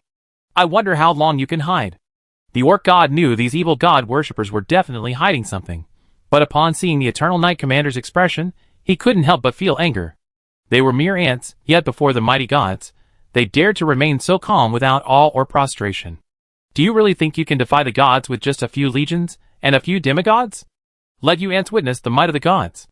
The orc god's gaze blazed, his hands thrust forward in a hollow grip. A massive axe materialized, and with arms raised high, he swung the divine weapon, striking down at the Eternal Night commander, who stood at the center of the army. Where the axe's blade passed, the space, tens of times more solid than normal, compressed by various energies, was easily split open. A terrifying energy shockwave slashed directly at the Eternal Night commander. Although it was only a test, the orc god held back. With a single, full-strength strike, he could completely obliterate the demigod. And the Eternal Night commander's transcendent rank was only the 9th level of the holy domain. If he were truly struck, not even a fragment would remain. Bang! Before the shockwave could even reach its destination, several streams of black light swiftly rushed from behind, colliding with the energy shockwave in quick succession. Get out of here! With a powerful undead lord, a demigod, as the main force, and several demigods assisting, the energy shockwave was deflected and sent flying upwards, radiating into the dark void. After a long moment, it exploded in the air like a brilliant firework. The war fortress, which had remained motionless deep within the lost kingdom, now began to move. For demigod magicians, manipulating the war fortress, approached the orc god and surrounded him. Equipped with semi-artifact staffs, and clad in black robes, they all reached the power of powerful demigods, their terrifying aura emanating from them sending ripples through the air. 7 powerful demigods and 6 high-ranking demigods, a total of 13 powerful demigods, were dispatched to deal with the orc god. You've actually sent so many demigods. The master behind you is truly formidable. The orc god's eyes twitched as he gazed at the powerful demigods surrounding him. This family's wealth was simply too vast. Even the orc god's demigod followers only totaled a few dozen, and several of them only achieved breakthroughs after the void restrictions were lifted.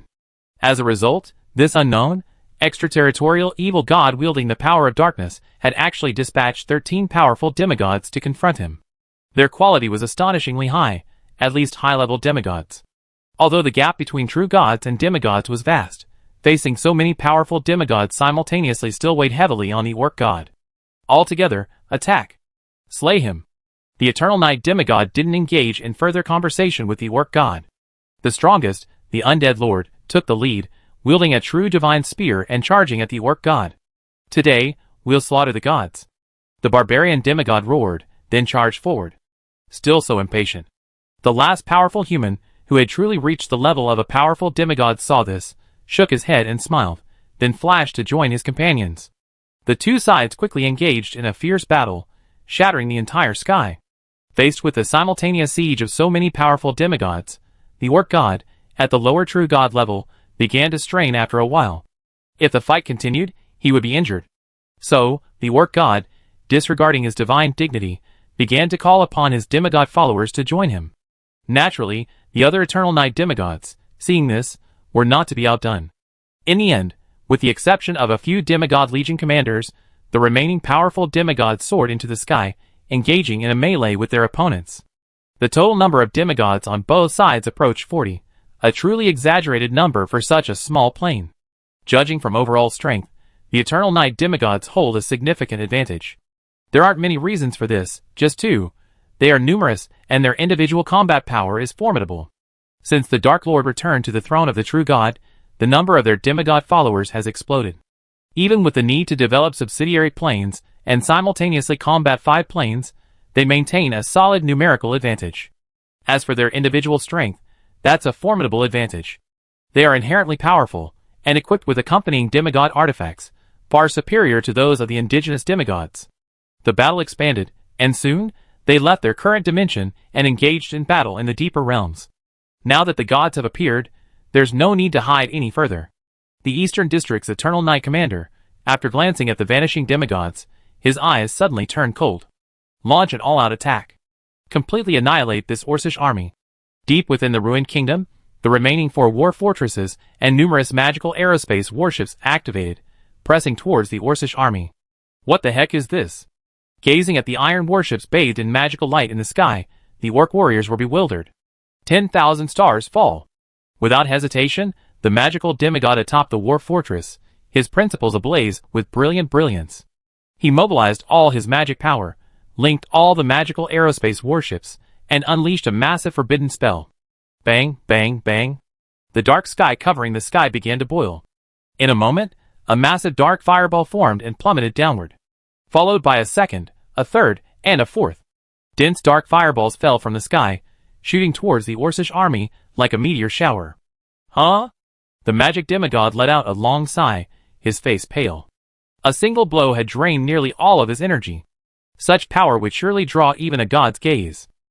Standing in midair beneath the dark fireball, the magic demigod chuckled softly, quietly admiring his own masterpiece. What the hell is this? Watching the dark fireball approaching, an orc general roared to the heavens, nearly losing his mind. How could someone, under such circumstances, mobilize so much elemental power, and unleash a forbidden spell of this magnitude? God of Inkstone, this cannot be true. Some orc warriors collapsed to their knees. Even with their faith, they couldn't withstand the devastating blow that felt like divine might. Damn it! The kingdom's commander's eyes were bloodshot, almost blazing with fire. Concentrate your strength. Stop these fireballs. Don't let them fall. The legion commanders, each at least at the Saint Realm, wore solemn expressions. They understood the gravity of the situation and, without further ado, gathered the strength of their legionnaires, increasing their own strength to the utmost. They then slashed at the dark fireballs rising from the sky. A vast outpouring of energy erupted. Bang, bang, bang. One dark fireball after another exploded in midair. The fragments rained down on the battlefield like black raindrops, completely igniting the earth. Warriors touched by the sparks burst into flames, letting out shrill screams. Among them were orc warriors, and those of the Eternal Night army. From the moment the fireballs appeared, their purpose was single-minded, destruction. Power doesn't discriminate between friend and foe, whoever is infected will be destroyed. Retreat! The well-prepared elite legion of Eternal Night had quietly retreated, putting some distance between them and the orc army, leaving only the undead legion to engage them.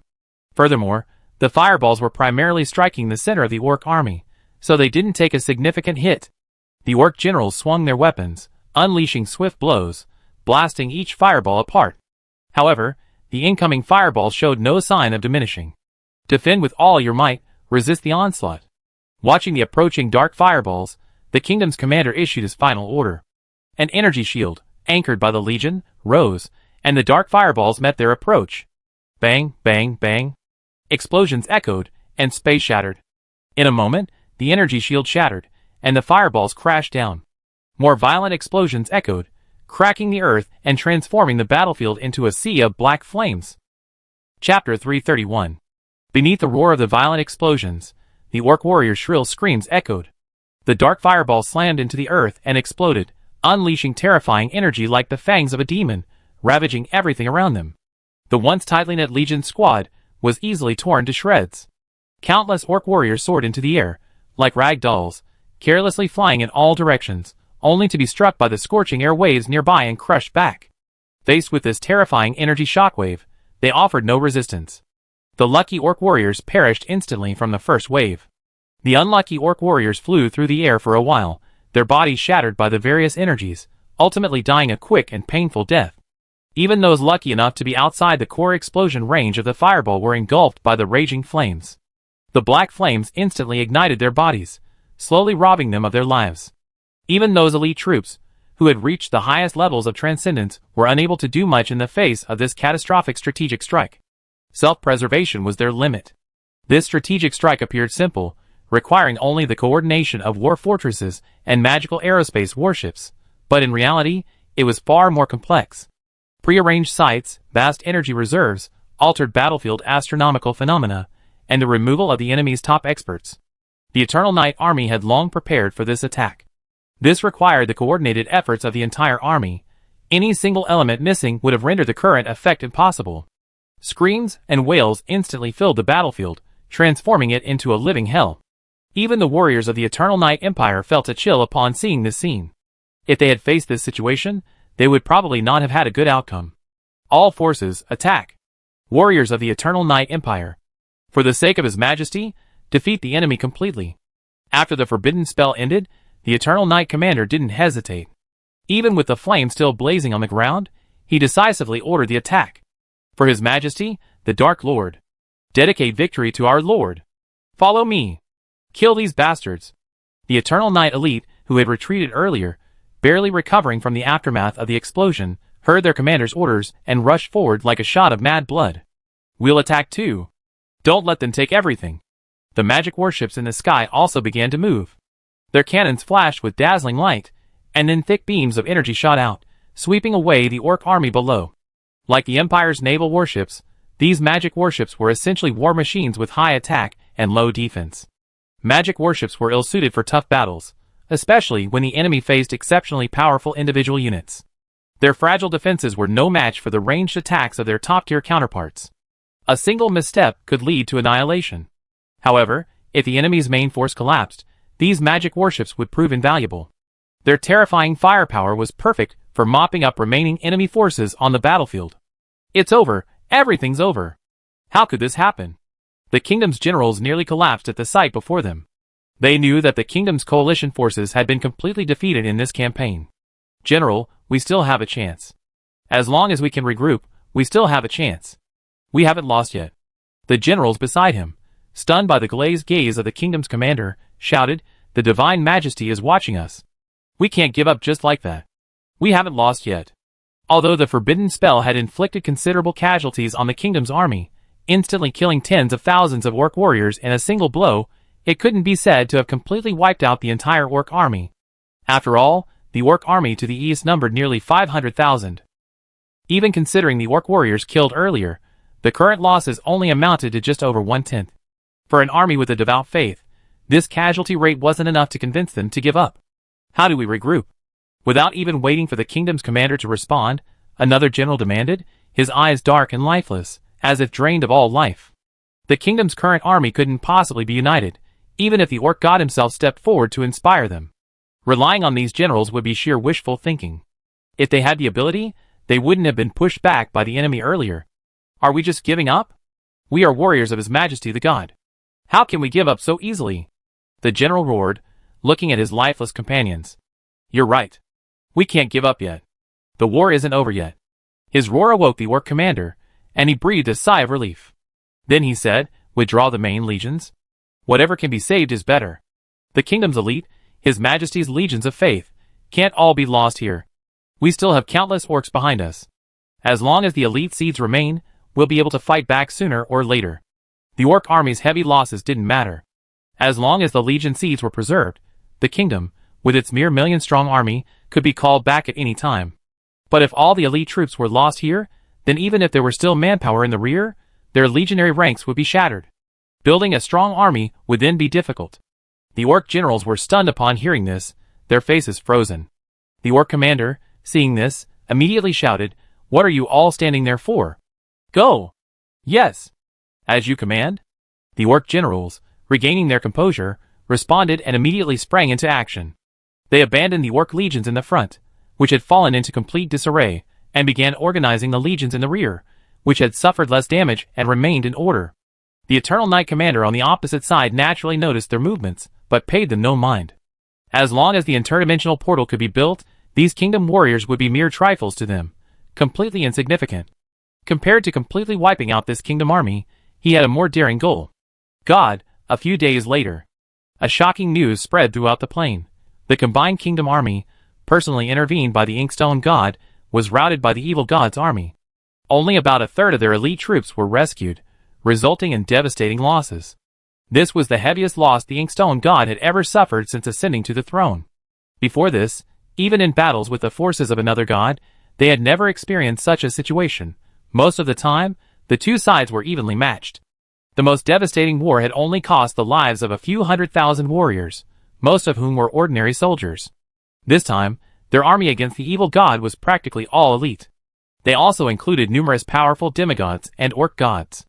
It's no exaggeration to say that they had left no stone unturned in their quest to completely defeat this evil army.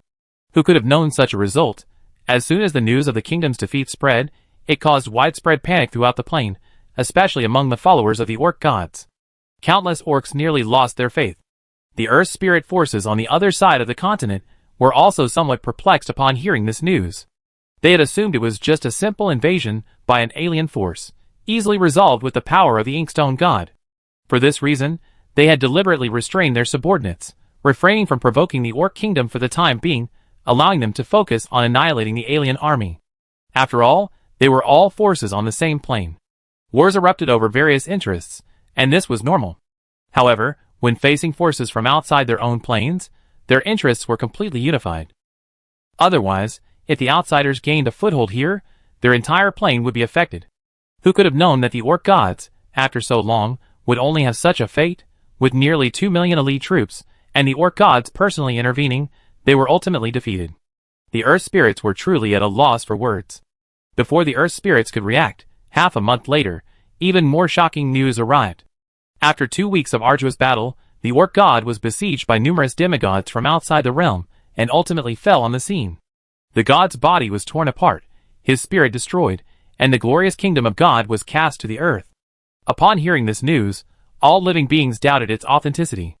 In this world ruled by the gods permeate their lives, and their power and transcendence are deeply rooted in everyone's heart. Everyone sincerely acknowledged the god's invincibility, a result of the experience gained through countless challengers over the long years. The only one who could stand against a god was another god. It was precisely for this reason that the orc army retreated so decisively. They believed that even under the siege of numerous demigods, the orc gods would be safe. Who would have known? By this time, the orc general who had issued the order to retreat had already been executed by the orc cult. The power of many orc gods began to show signs of collapse.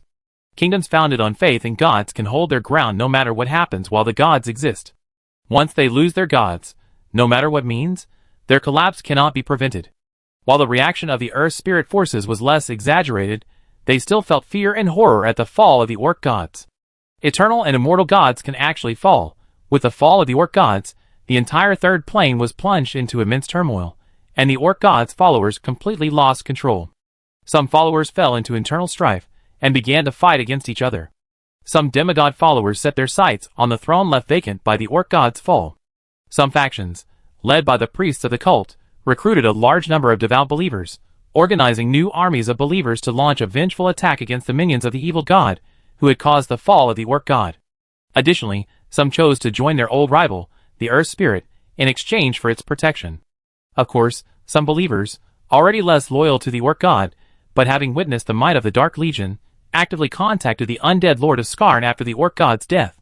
Although the Eternal Night army on Skarn's side defeated the kingdom's expeditionary forces and slew the orc god, they took no further action, remaining on the brink of destruction, awaiting the day when the portal would be built. Even though they all knew that invading the orc forces now would be extremely easy, no one questioned the undead lord's proposal. After all, the land and the people were there, and they couldn't escape. Taking them sooner or later made little difference. Now, the most important task was to build a portal and open up a support channel from the rear, allowing for a steady flow of our own forces to enter and ultimately conquer this plane. For the next period, Skarn remained remarkably stable. Although some fanatical orc generals formed new armies of believers to seek revenge, they were all annihilated by the Eternal Night army, transformed into a new legion of the undead. For months after the fall of the orc god, a dark pillar of light shot up from the depths of the fallen kingdom, signaling the completion of the interdimensional portal. As soon as it was completed, nearly 1 million Eternal Night warriors poured in, most of them ragtag armies from subordinate territories, without formal organization, serving as the Lord's private armies. But while they were a ragtag army, that was only relative to the Eternal Night Empire's regular troops. In reality, within the Eternal Night Empire, excluding those outsiders, they were considered the second tier in terms of combat power. Even against the elite armies of other divine players, they were capable of fighting, and even defeating them. With their arrival, the Eternal Night army within Plane 3 had completely established its foothold. At this point, even if the forces of the entire plane united, they no longer had to worry. With their rears secured, the Eternal Night demigods did not remain in the land of the fallen nation. Aside from the undead commanders assigned to garrison duty, the remaining powerful demigods quickly dispersed, each leading a large army, expanding outward from Skarn. From there, normal operations began.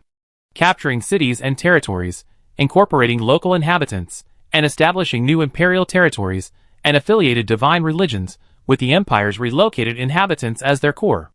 For a time, Plane 3 was dotted with numerous divine churches.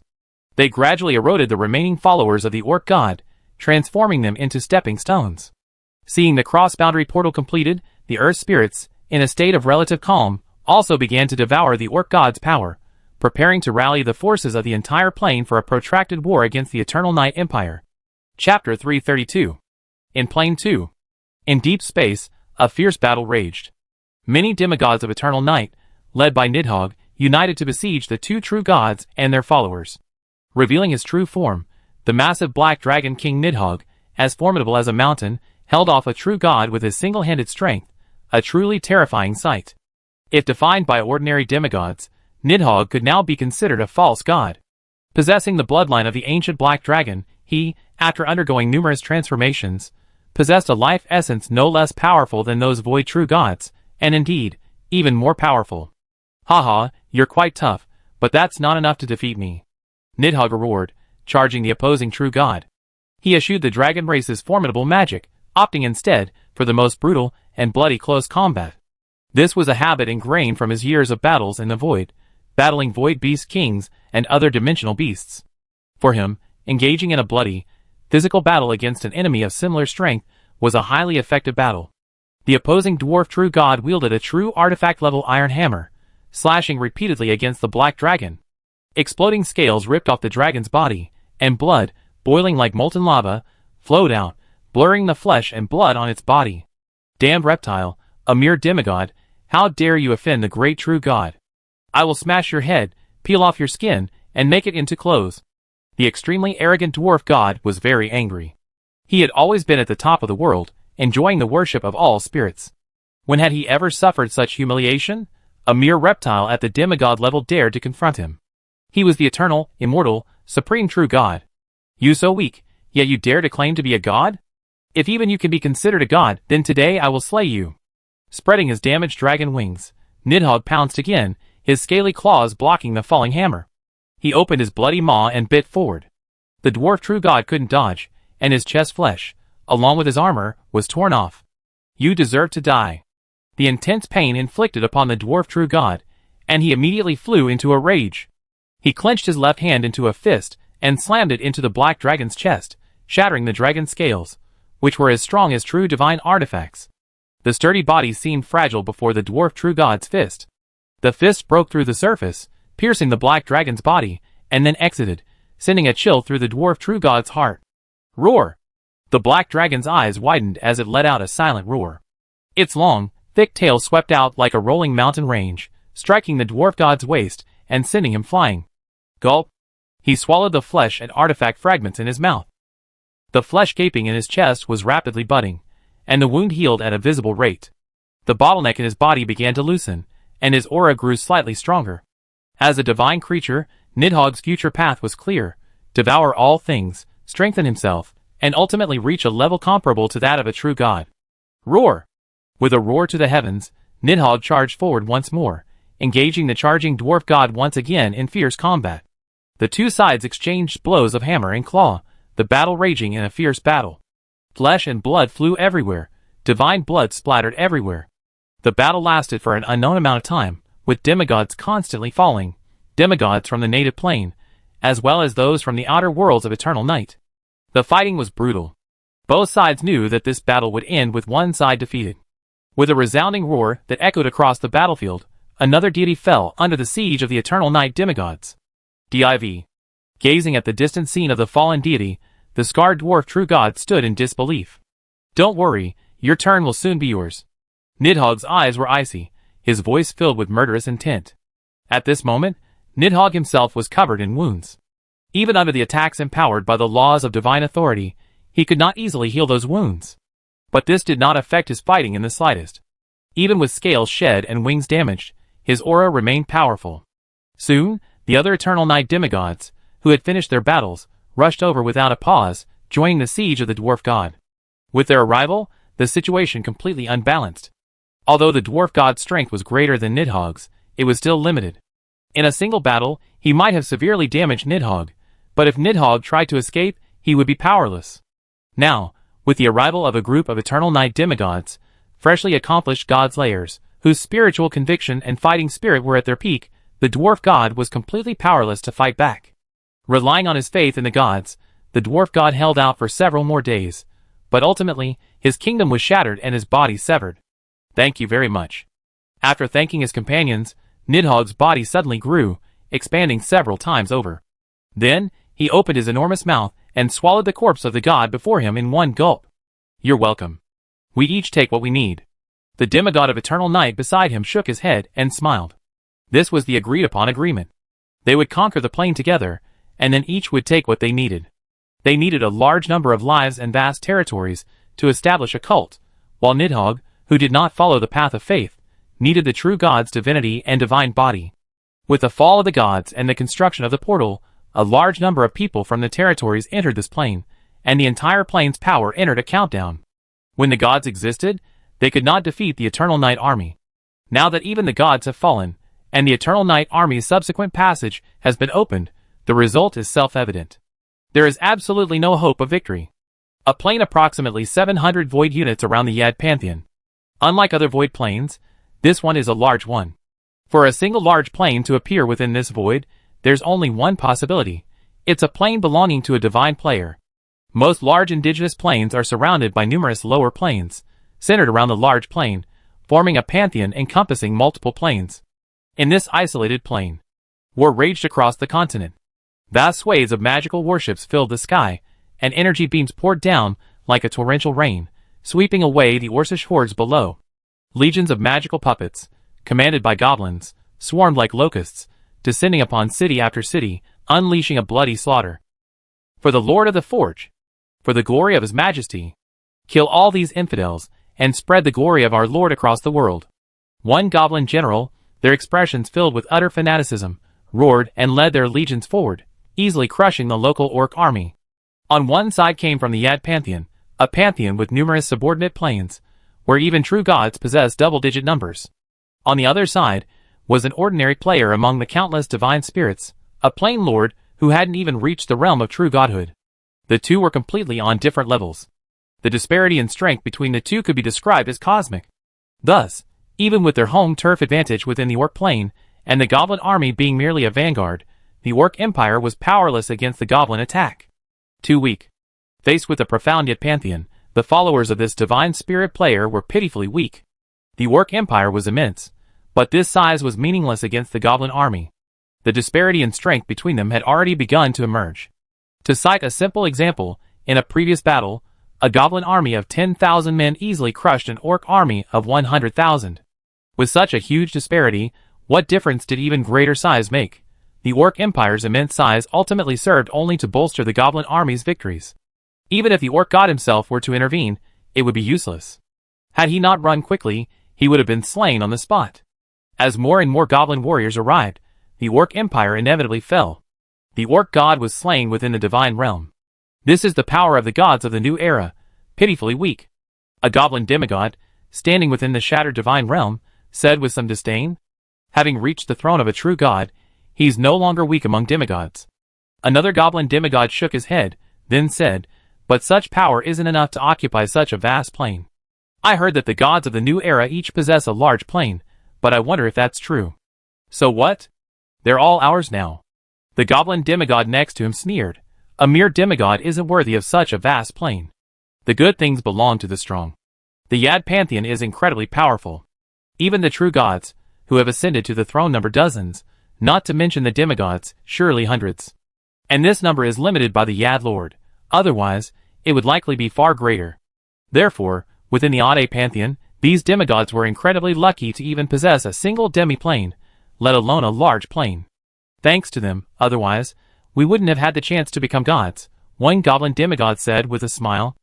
"Alright, enough of this nonsense." The Goblin true god, who had recently fought so hard, waved his hand, and said to the crowd, "Now that the biggest problem has been resolved, it's time for us to reap the fruits of victory."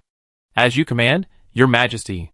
The Goblin demigods all responded respectfully, and then went back to their business. Thus, under the auspices of the Goblin true god, in just a few years, the entire plain was divided up among the Goblin lords. Goblin lords, each at least at the 9th level of the Sanctuary realm, led their own private armies, and began to wipe out the remaining Orc forces. They then established Goblin kingdoms and affiliated cults, embarking on the path of godhood through faith. In addition to the expansion of the divine players, the powerful forces within this void would also expand. As one of the most powerful forces in the surrounding area, the AD Pantheon possessed the potential to expand. Previously, due to the restrictions of the void, their true forms could not leave, confined to the surrounding area. Even if they wanted to expand, they were powerless. Now that the restrictions on the void have been lifted, with a wealth of potential nearby, they naturally would not pass up this golden opportunity. They would capture surrounding planes and incorporate them into the AD Pantheon. Then, they would lift restrictions on their followers, allowing them to ascend freely, thereby strengthening the AD Pantheon's overall strength. Frankly, judging by the overall growth and change in strength during this period, most Void Pantheons have actually achieved far greater success than the Divine players. They've been restricted for far too long, so long that the Lord of the Yad Pantheon was forced to limit the advancement of his subordinates to prevent the tragic outcome of an overabundance of powerful individuals and a shortage of resources. Over time, the Divine players who fell into the new Void Zone gradually gained a foothold and began their own development. The more powerful players began expanding their territories, conquering surrounding void planes and incorporating them into their systems, preparing for the future establishment of a complete pantheon. This strong standard requires that the divine player possess at least the combat power of a true god. True god is the minimum standard because only when one reaches the true god realm can they dare to open the path to deification through faith, allowing their followers to draw on the power of faith to increase their strength. While the path to godhood through faith has many limitations, one thing is undeniable.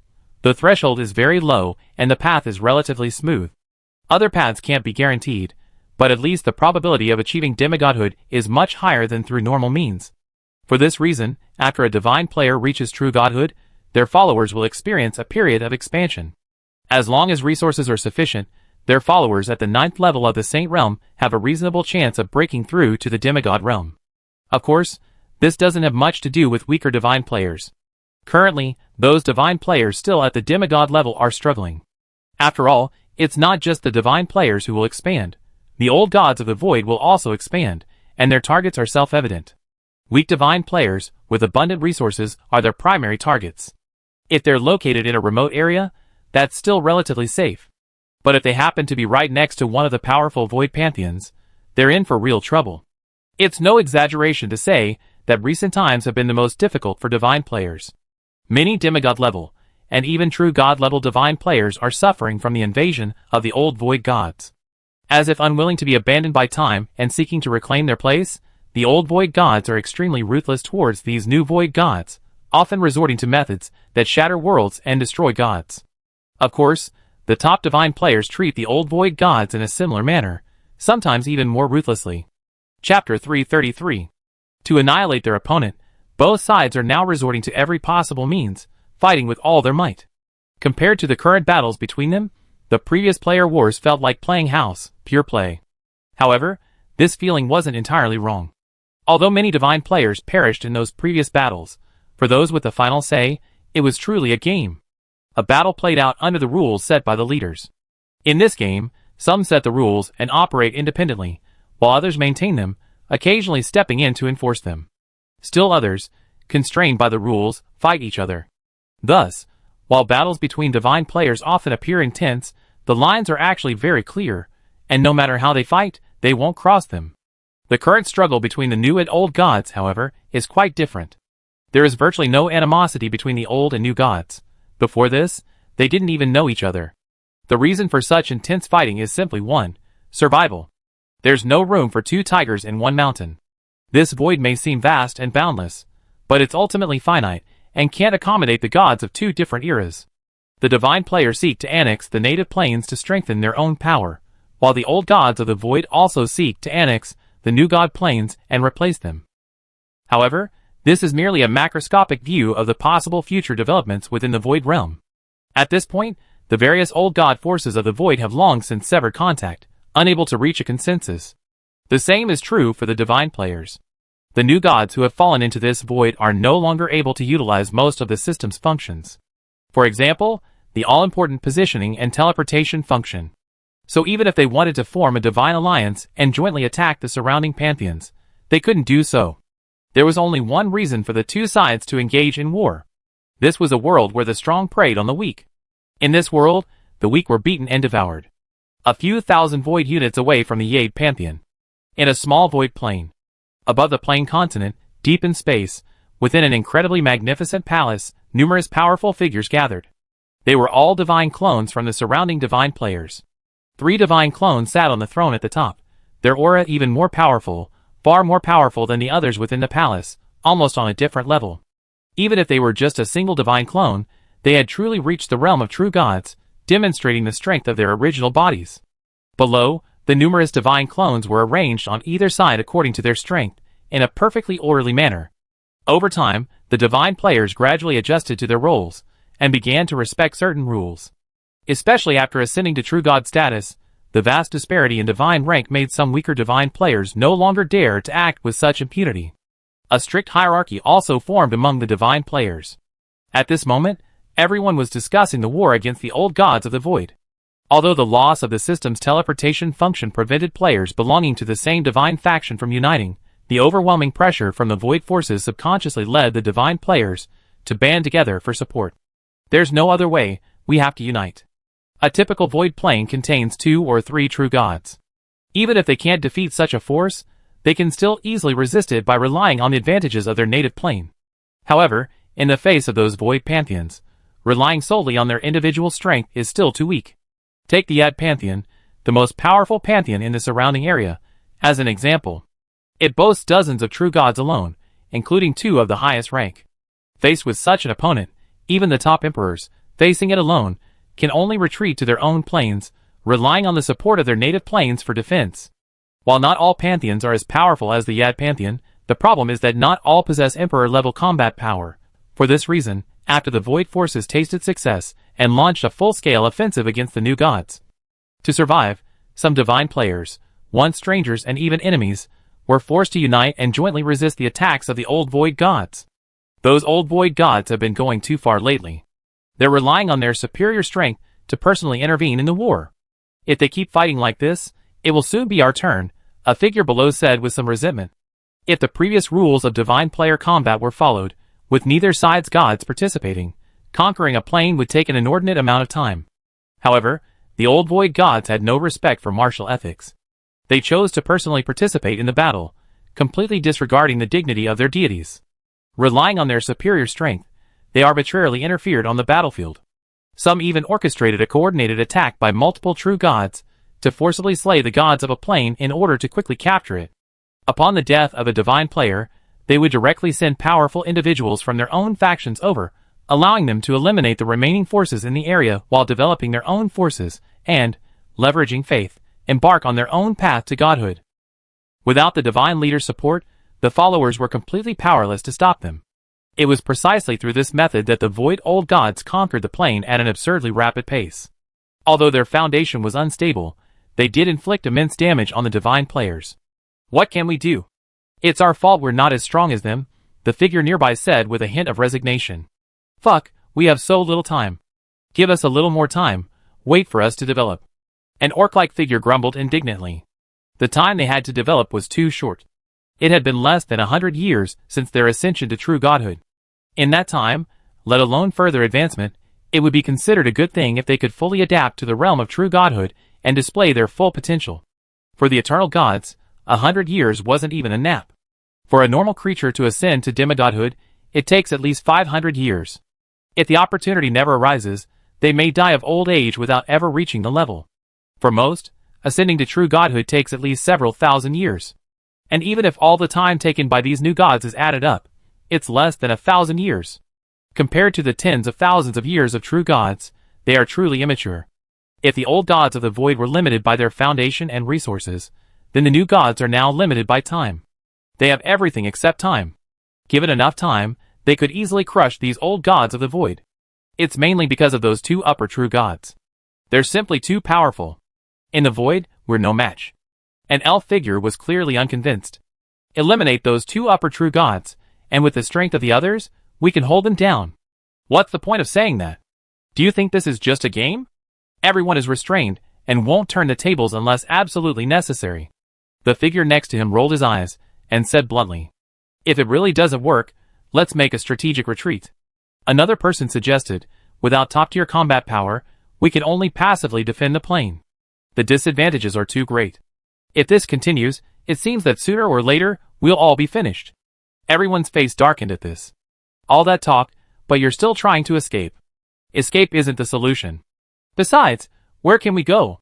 From the messages from others, you should know it's not just here that's dangerous. Everywhere else is equally dangerous. Since we've already fallen into this void realm, that means we can't escape.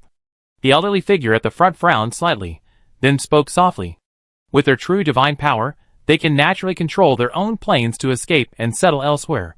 But no one knows how dangerous other places are. From the only remaining world channel, they clearly know that the forces of the old gods permeate the entire void, and no matter where they flee, they will have to deal with them.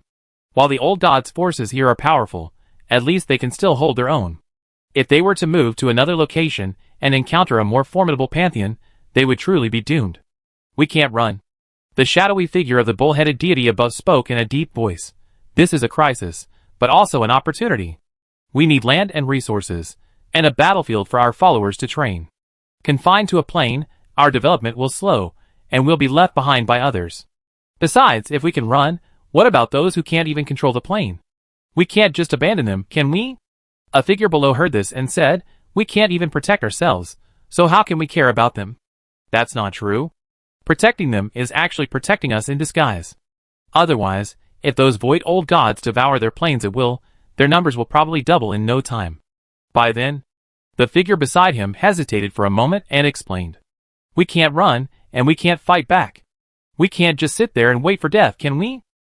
A slightly frail figure below, looking up at the leader above, asked, 3, could you please invite a higher-level true god over? As long as we can stop the leader of the opposing pantheon, we should be able to handle the others. Brother, if I remember correctly, you're from the Bloody Dawn, right? The figure in the middle above heard this, and then looked at the bull-headed deity next to him, somewhat expectantly. I understand what you mean. But aside from the fact that I don't know where they are, even if I did, I probably wouldn't be able to summon them. The bull-headed deity shook its head and explained, at this stage, The truly powerful ones are busy expanding their planes and increasing their strength. They don't have the time to worry about our lives. Upon hearing this, the deity on the right side, that's true. Even if they had the energy to spare at this point, how could they possibly care about us? Then we'll just have to hold on. Who knows how many players will perish this time? The figure in the middle sounded helpless, though he wasn't particularly worried about his own safety. As the leader of a faction, he possessed immense power. Upon his ascension, he possessed the strength of a mid-level true god. Although he hadn't yet ascended to the rank of upper true god, he wasn't far off. As long as he remained within his native plane, even if the opposing Lord Yate approached, he was confident he could defeat him. So, unless the void gods were foolish enough, they wouldn't provoke him at this stage. After all, one has to pick on the weak. Among the numerous divine players, beings like them might not be considered tough enough to crush the enemy, but they could hold their own for a while. With that much time, they could conquer several planes. Time flowed like water. In the blink of an eye, 100 years had passed. The battle within the void realm continued. The conflict between the new gods and the old gods hadn't abated with the passage of time. Instead, it intensified. The entire void had become their battlefield. No one could remain immune, from the lords of the void pantheon to the strongest among the new god players. All were swept up in the conflict. Of course, some joined voluntarily, even contributing to the conflict.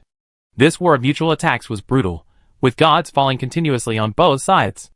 It's no exaggeration to say that in the 100 years since the divine players fell into the void realm, the number of gods who had fallen far exceeded the total number of gods lost in the previous 10,000 years. After all, before this, everyone was confined to the void, unable to leave. They could only fight within their own planes. The more powerful ones would fight within their own pantheons, but the scope was relatively small, making it easy to achieve a state of equilibrium. Now, with the endless void as the battlefield, achieving equilibrium is simply impossible. However, there are both rises and falls. While a large number of gods have fallen, new gods are constantly ascending. In fact, the number of gods ascending is even greater than those who have fallen. Those void demigods, who had been suppressed for a long time and suffered from a lack of space, found an outlet after the influx of new god planes. They ascended in large numbers, a terrifying sight. Even if some perished during the ascension process, it did not affect the rapid growth of void gods. As for the divine players, there is no need to explain them further. The others don't know the situation, but the first batch of those who ascended to the intermediate realms, as long as they are still alive, have all met the promotion requirements. In such a critical environment, they couldn't afford to continue accumulating and strengthening their foundations. They all ascended whenever possible, and the number of true gods naturally swelled accordingly. There was no other way. They had to hurry. If they were slow, they would simply become nutrients for other gods. No matter how profound their foundation, it still needed human life. Once they fell, not only their foundation, but everything would be lost. As the saying goes, a genius who matures is a true genius. Those who die prematurely are nothing. Thus, overall, the strength of the entire void realm is actually increasing, not decreasing. Chapter 334. Meanwhile, the eternal night plane, located somewhere in the void, has become increasingly rich with the incorporation of demi-planes. Its surrounding planes are now comparable in size to those of the void pantheons before their expansion. Though seemingly modest, the dark pantheon's current size is, in reality, already among the highest among the divine players. The reason they can't match the void pantheons isn't because they lack strength, but rather because they have accumulated power over the years, possessing a far deeper foundation. Now, with the incorporation of so many planes, with the exception of a handful of native void pantheons that have encountered tough opponents, preventing them from expanding their territory or even facing invasion, the majority of void pantheons have seen their territories expand by 2 to 5 times. Some of the more greedy pantheons have even expanded by more than 10 times. It can be said that the influx of divine players has simply overwhelmed the void gods. They had never encountered such a wonderful situation, a large plane, with only a few demigods fighting for its power. What's the difference between this and a duck in a hot pot? So, even with the Dark Lord's tacit approval and the Eternal Night Empire's leadership, the Dark Pantheon received orders to expand, and many of the Empire's lords actively cooperated. The Empire's subjects also flocked to the army like crazy, heading to the Void Plains to fight the Void natives and establish their achievements. However, due to the need to maintain basic rule and take each step steadily, coupled with the sparse number of surrounding Void Plains and the Dark Lord's reluctance to personally intervene, the Dark Pantheon's expansion was not particularly rapid. While its scale is not comparable to those of the Void God system, it's actually quite normal. Streams of light continuously emanated from the eternal night plane, soaring into the distant void. These were the powerful beings journeying to the void for training. Colorful passages flickered, centered on the eternal night plane, connecting to various subordinate planes, forming a comprehensive, interdimensional teleportation system. This is the Eternal Night Empire's expansion of its teleportation system in recent years. While expanding its pantheon's territory, the Eternal Night Empire also maintained its commitment to the development of the Dark God system. In fact, the sense of crisis brought on by the unfamiliar void has greatly intensified their enthusiasm for their own development. A vast amount of resources have been invested, and the entire Dark God system has been completely revamped. For example, the teleportation system. The original system was limited to unrestricted use within the Eternal Night plane, and was not very adept at cross-plane teleportation. However, after this expansion, they can now freely teleport to any plane beneath the Dark God system. Once a plane is invaded, powerful beings from other planes can quickly provide support, eliminating the possibility of defeating them piecemeal. In other words, no matter which plane you choose to attack, you will ultimately encounter the entire Dark Pantheon. This greatly strengthens the Eternal Night plane's defensive capabilities. In the future, anyone seeking to breach the Dark Pantheon will have to rely on sheer force, suppressing them from all sides and then forcing their way through. Attempting to erode them piecemeal is impossible. Everything has its pros and cons. Although the emergence of the old gods of the void has plunged most divine players into crisis, they have also rapidly grown under their oppression. War is bad, but it's undeniable that it can rapidly accelerate the development of civilization. The previously invincible forces of the dark cultists, even with wise leaders, inevitably began to slack off. Along the way, they gradually lost their way, unsure of their future course. They lacked a clear goal. With the planes unified and their enemies eliminated, they became dispensable to the Eternal Night Empire, seemingly free from all responsibilities besides their faith in the gods. The comfortable life was even beginning to wear away their will. The simplest solution to this problem was naturally to find them an opponent, to keep them busy and instill a sense of crisis. However, before Su Xingyu could arrange an opponent for them, they fell into this dangerous void realm. There was no need for further preparations. Dangers abounded, and they were unavoidable. As long as they remained in this void, danger would find them even if they tried not to. Later, with the path to godhood opened, all the followers of the Dark Lord became active, and the entire Dark God system was filled with vitality. It was just like the beginning, when the tribe was first established, surrounded by powerful enemies. The hearts of all the Dark Lords once again had many more goals. Their empty hearts were quickly filled, and their fighting spirit was high. Deep space. In the perceptible yet unobservable Dark Kingdom, megascale palaces were arranged in a strange pattern, forming a magnificent and gorgeous palace complex. From afar, it was an indescribable beauty. These numerous palaces within the Dark Divine Kingdom were naturally reserved for the gods. The Dark Divine Kingdom, as the residence of the Dark Lord, was originally supposed to consist of only one dark temple. However, to express his respect for his subordinates, and to help them understand the difference between gods and mortals, the Dark Lord allowed those who ascended to the realm of true God to retain a palace of their own within the Dark Divine Kingdom. On weekdays, they could return to their own planes of Divine Kingdom or remain within the Dark Divine Kingdom. The central palace, a size larger than the surrounding palaces, is the Temple of the Gods. This is Su Xingyu's newly built palace, crafted directly from a massive meteorite. It's no exaggeration to say that this palace alone possesses the power of a true divine artifact. As for the meaning of the name, it's both simple and ambitious. Gods. A single god cannot be called a multitude. Su Xingyu has high hopes for his followers. Although his true gods are currently few in number, only in the double digits, he hopes that in the future, the Temple of the Gods will live up to its name. For each dark god who reaches the realm of true God, Su Xingyu will have them erect a statue to be placed along the corridors of the Temple of the Gods.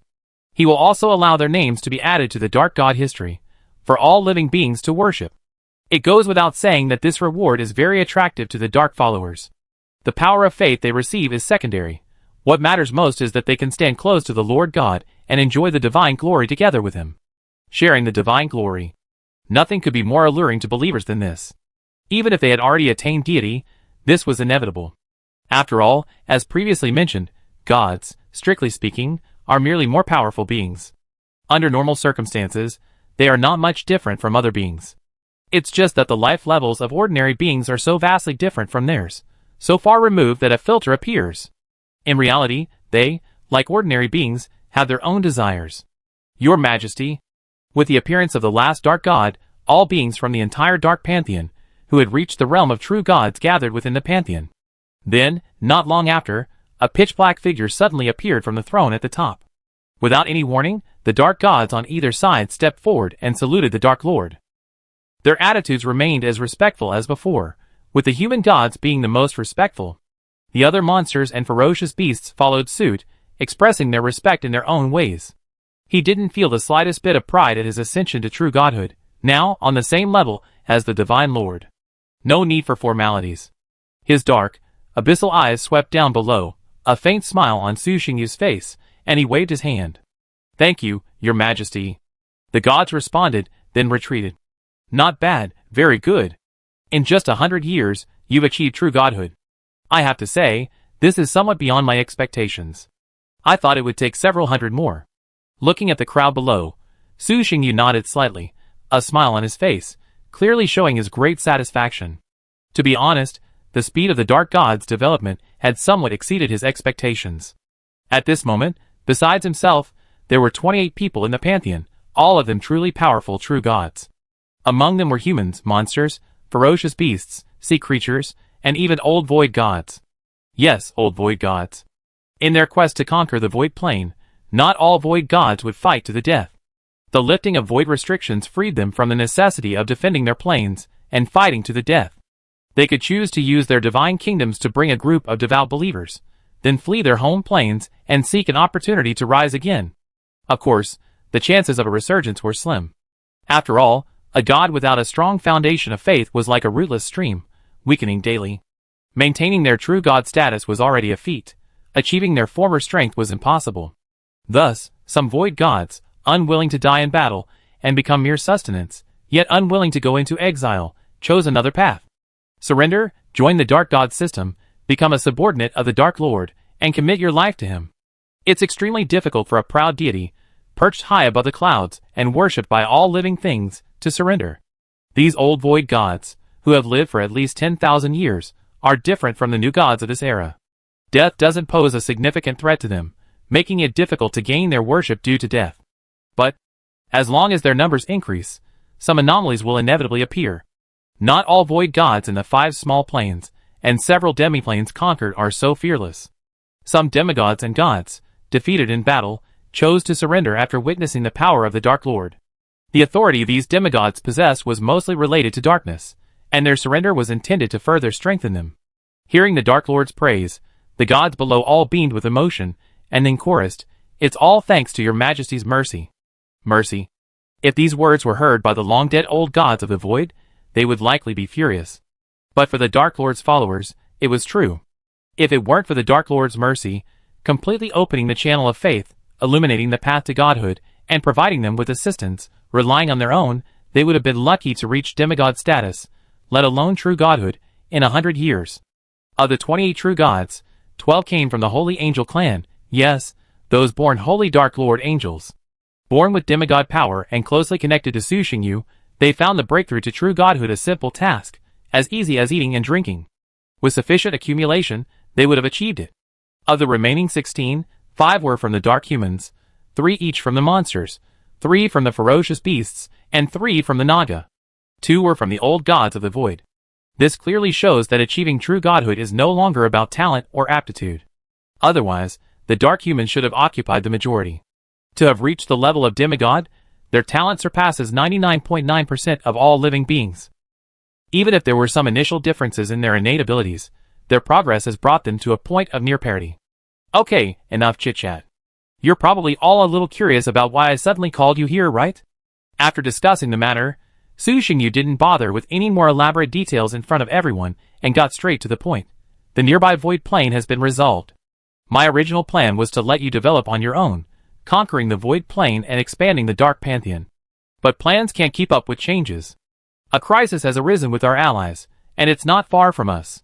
To be honest, Su Xingyu didn't really want to relocate. Not only would it be time-consuming and laborious, but the previously set-up portal would also become ineffective, requiring a new one. According to his original plan, he had settled here and, from this point, rapidly expanded into the void. But there was no other way. He couldn't just stand by and watch his allies in danger, could he? Besides, there weren't any nearby rivals capable of confronting him in the short term. Those small and medium-sized pantheons were no match for the now transformed Dark Pantheon. For ordinary divine players, this might be a good thing. Without sufficiently powerful opponents, they could exploit weaker opponents and expand their territory at will. But for Su Xingyu, that wasn't the case. He could expand his territory at any time. With his supreme true god power, he was practically invincible in this era before the ancient gods fully revived. And the resources of faith he currently possessed would undoubtedly support his breakthrough to the realm of the supreme god. Therefore, what he needed wasn't just simple resources, but a capable opponent to serve as a whetstone. Your Majesty's meaning. The dark deity below hesitated. Discuss the best route. Also, here's information on the other god's system. Be prepared to avoid setbacks. Su Xingyu tapped his finger, and a star map covering the surrounding void appeared before him. Chapter 335. Upon hearing this, everyone reviewed the information about the Yad Pantheon that emerged in their minds while carefully examining the star map on the screen before them, then fell into deep thought.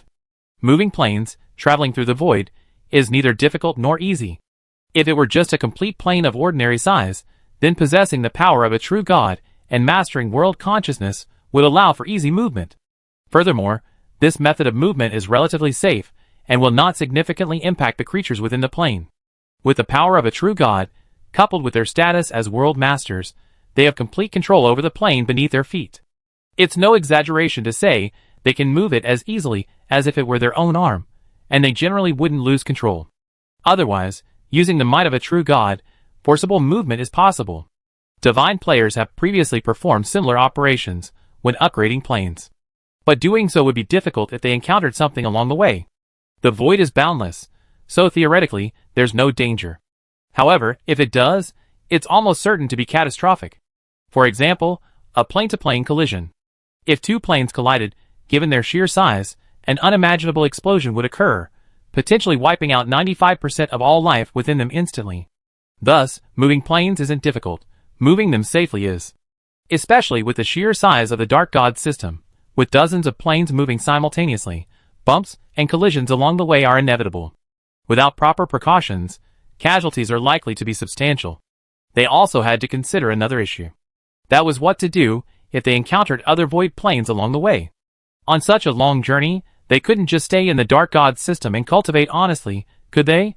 The two sides were separated by tens of thousands of void units, and with so many Pantheon planes along the way, even if the other side didn't take action, they couldn't bear it. They just watched the fat meat float away, and they had to take a few in. Thus, everyone had different opinions on the choice of path, and the argument was quite heated. But this was normal. After all, even though it was a choice of path, there were actually many interests involved. Although everyone was working for the Dark God system overall, when broken down, the benefits would ultimately fall to them. Su Xingyu didn't stop them. He sat quietly on the 100-meter-wide divine throne, a slight smile on his face, his cheek propped up, watching the arguments below. As the ruler of the Dark God system, no matter what choice or action he took, as long as the overall direction was correct, he would not suffer any loss. Finally, after a period of debate, to spare the Divine Master the wait, and to expedite their journey, all parties reached a consensus that was satisfactory to all. You really are. Looking at the path drawn by the crowd, even with some mental preparation, Su Xingyu couldn't help but feel dizzy. This path is too winding. The path they had mapped wasn't a dead end, but it certainly seemed to meander, as if it was destined specifically for the Void God system on the map. Following this route would probably take half as long. Your Majesty, if you're not satisfied, why don't you choose one for us yourself? A subordinate deity below, seeing this, looked a little apprehensive, then spoke cautiously. The other subordinate deities also spoke up, each asking the Dark Lord for help in planning a route. Forget it, let's go with this one. Su Xingyu shook his head, not changing his mind. If he were to choose, he would likely not consider personal gain, and would simply proceed as quickly as possible. Since everyone had finally reached a consensus, and could benefit from it, there was no need to change it. Let it take a little longer, so be it. His time wasn't worth much anyway. As for the divine players awaiting his rescue, nothing serious will happen anytime soon. If anything were to happen, it would have happened long ago, not now. Muttering to himself, Su Xingyu waved his hand and instructed everyone, this journey will likely take quite some time and be quite troublesome. Everyone, go back and prepare. Tens of thousands of void units. Even with Su Xingyu's strength and control of the Dark God system, it would likely take nearly 100 years. If they encountered obstacles along the way, it might take even longer. A journey of hundreds of years, even if the God system moved, would have no impact on the vast majority of creatures within the plane, but necessary preparations were still necessary. As you command? Everyone responded respectfully. Seeing this, Su Xingyu nodded, then vanished in an instant, as if he had never been there. Everyone, see you later. After greeting their companions, the subordinate gods on either side of the hall also dissipated one after another, leaving the Dark Kingdom and returning to their own divine planes. Years later, as streams of light returned to the Dark God system's control, the entire Dark God system, dozens of planes, began to move. Above each subordinate plane, vast shadows emerged. They were the true forms of the gods. Endless radiance spread, like a bright lamp in the darkness, illuminating the entire dark void. In the center, on the eternal night plane, dozens of times larger than the surrounding planes, the Dark Kingdom emerged, and a vast and boundless figure also appeared. He sat on the divine throne, gazing into the distance. A pillar of dark light shot up into the sky, reaching an infinite height, transforming into radiance that spread in all directions, like a black curtain. Thousands of stars and planes of the world were enveloped within it, and countless creatures beneath it prostrated themselves on the ground, praising the greatness of the dark gods. Then, with a slight tremor, the Dark God system began to move. The vast expanse of land, stretching across billions of miles, now seemed like a single entity, rapidly advancing towards the distant void under the control of the Dark Lord. The beings on the path ahead, whether void gods or old gods, trembled in fear at the swift onslaught of the Dark God system. In a mysterious dimension of space. A vast supercontinent, vaster than any other plane. Ancient mountains tens of thousands of meters high, continuous mountain ranges stretching for thousands of miles, and giant trees reaching into the sky. The landforms here seem to be magnified. From the small weeds by the roadside to the scorching sun in the sky, all are magnified dozens of times. Thunder, fire, extreme cold, storms, meteorites, and strange phenomena are everywhere on the continent. There is no logic, just like a painting that has been arbitrarily altered, and all the rules have been changed at will. Yet, surprisingly, the rules of this world are exceptionally perfect, far more perfect than those in the outer void. The living environment here is extremely harsh, yet a vast number of creatures thrive here. Eagles with wingspans of 1,000 meters, obscuring the sky and the sun, titans, towering like mountains, capable of battling dragons, and divine thunder spirits born in the thunder pool. Hidden in the depths of space, untraceable, yet somehow connected to this continent, lies a complex of palaces. Was it perhaps the result of the passage of time or human destruction? These once glorious palaces have fallen into ruin, like the meteorites exposed in the outer void, devoid of any life. Yet, within the few corners of the ruined palaces, one can still glimpse a glimpse of their former glory. One of the palaces is located on the edge. In the deepest part of the palace, the pool has long since dried up, leaving only a lonely stone statue of a deity standing in its center. The deity's statue stood 3 meters tall, its face obscured. Having been neglected for so long, it was now coated in a layer of dust. It remained standing, its eyes fixed toward the palace gate, as if awaiting something. After an unknown amount of time, a trace of energy, invisible to ordinary beings, flowed in from outside the palace and merged into the deity's statue. If there were a believer in the deity, it would provide an answer. That was the source of faith, the power of faith. As the power of faith continued to flow in, the deity's statue gradually transformed. The dust on its body vanished, and its eyes became brighter. In the blink of an eye, half a month had passed. As if it had finally gathered enough energy, accompanied by a slight sound, the statue's eyes gleamed with a sharp light, and then it actually spoke. This is... I am Leighton Leonard, the god of blazing flames. I am a subordinate god under the Lord of blazing flames, and I will incinerate all unbelievers for my Lord. The statue's voice was initially confused, as if it had just awakened from a deep sleep, with long pauses between each sentence. But as its consciousness regained consciousness, it quickly regained its identity. As a deity from ancient times, Leonard might only be a subordinate god, but he was still a subordinate god of the Lord God, and his power was no less than that of an ordinary true god. Has the catastrophe been overcome now? After regaining consciousness, Leonard immediately began to gather information about the current world through his followers. Soon, he gained a general understanding of the current world. Some ants have inherited our legacy and unexpectedly embarked on the path to godhood, achieving true godhood and sharing our glory. It's truly remarkable. Leonard didn't consider the void gods, who inherited the legacy of the ancient gods and ascended to true godhood, as his own kind. He even harbored hatred for them. In his eyes, they were merely petty thieves who had stolen their power. If they had fallen, these old void gods would naturally be their successors. But now that they were resurrected, the successors naturally became competitors. Faithful gods are naturally rivals. Those who share the same heritage are mortal enemies. The void has actually chosen a new darling of the era. This is quite troublesome. Fortunately, the Chaos Continent is still here, and the Divine Throne hasn't yet been born. Otherwise, upon reviewing the information regarding the new gods, this true god from ancient times couldn't help but feel a sense of shock, followed by a wave of dread.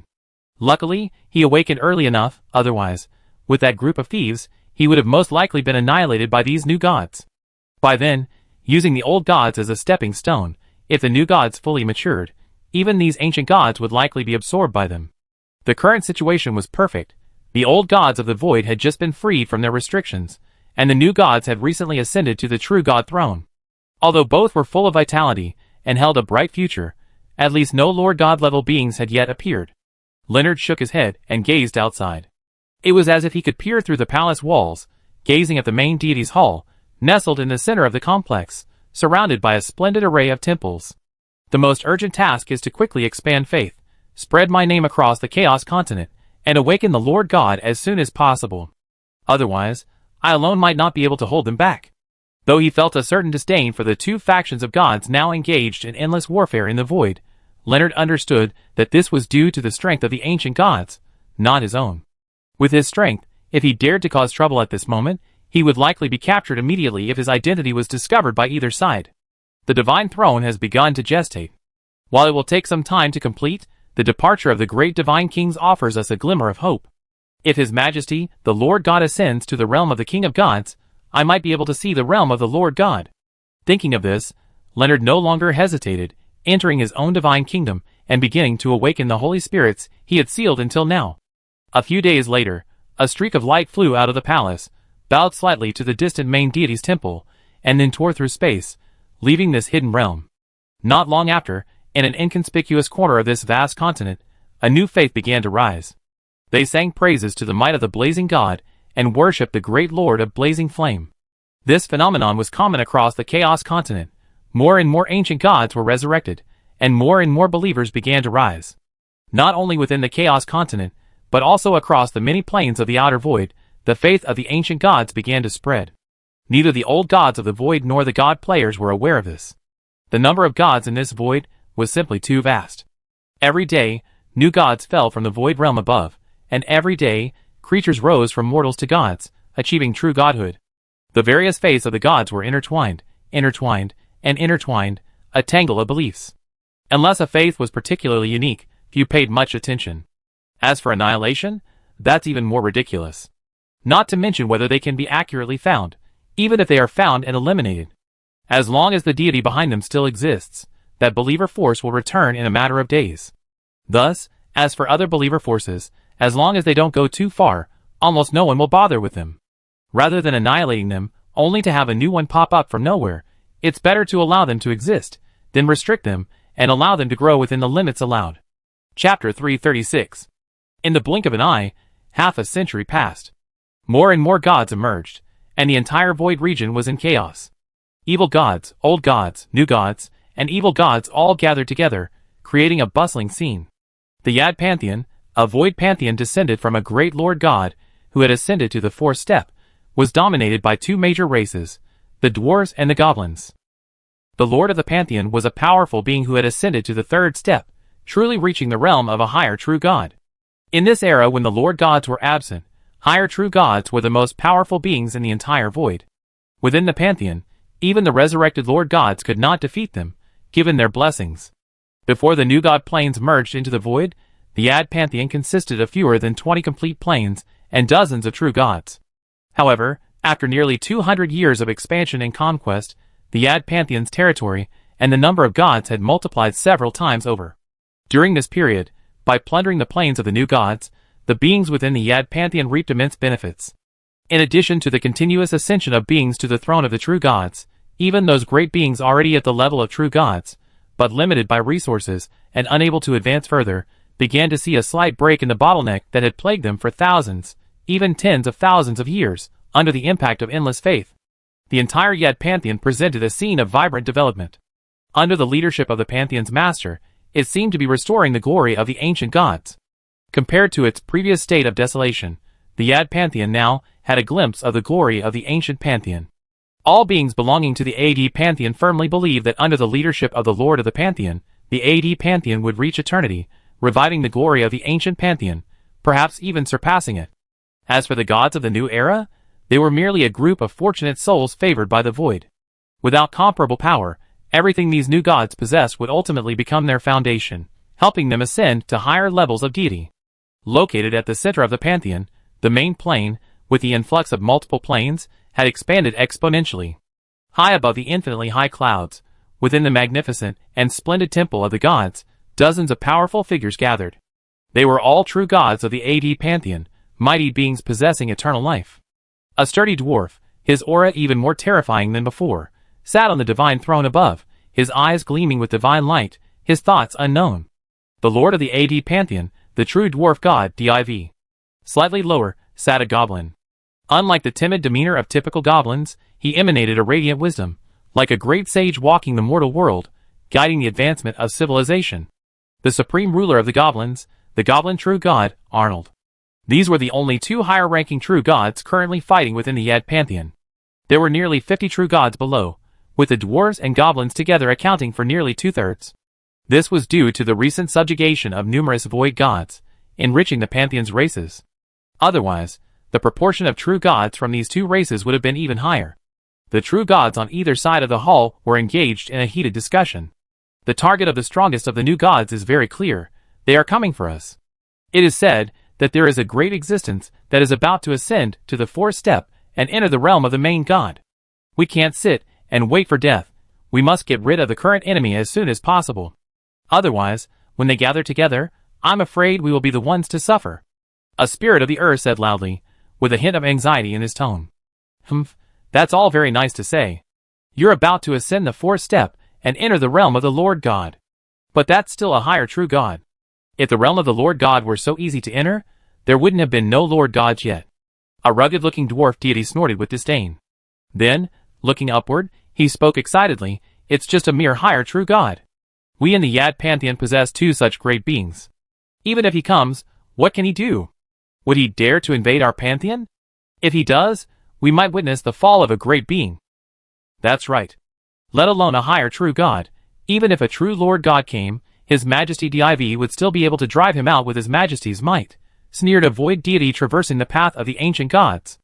As a deity directly defeated by a dwarf true god, who had intruded into his plane, he had complete confidence in the strength of the Lord of the Yad pantheon. If he dares to interfere in our war, let him taste our might. He really thinks that dominating a group of new gods makes him a true god king.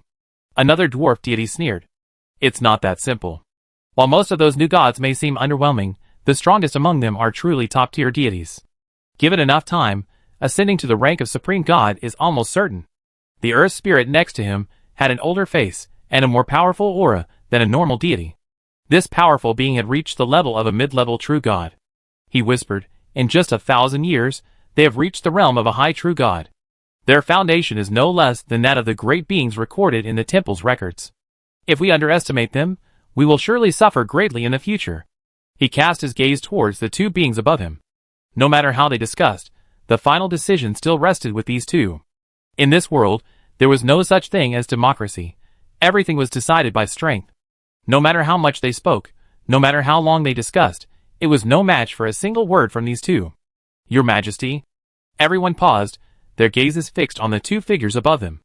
The dwarf true god seated on the throne didn't offer a direct answer, but instead looked to the goblin true god in the second seat, seeking his opinion. Arnold, what do you suggest we do? Although the Dark Pantheon and the AD Pantheon were still some distance apart, and the route was winding, the AD Pantheon gods were well aware that the enemy was coming for them. Therefore, if they didn't want to be caught off guard, they had to come up with a plan now. The goblin true god rose and said softly, Your Majesty, as Vic said, while most of the new gods are relatively weak and insignificant, we must not underestimate the powerful among them. To have reached the third divine step in less than 1,000 years, and reportedly in a single step, "Your Majesty, you should understand better than I what this means." The dwarf true god frowned slightly and said calmly, "So, in your opinion, should we retreat first? Or, in other words, strategically retract and slow down our conquest of plains?"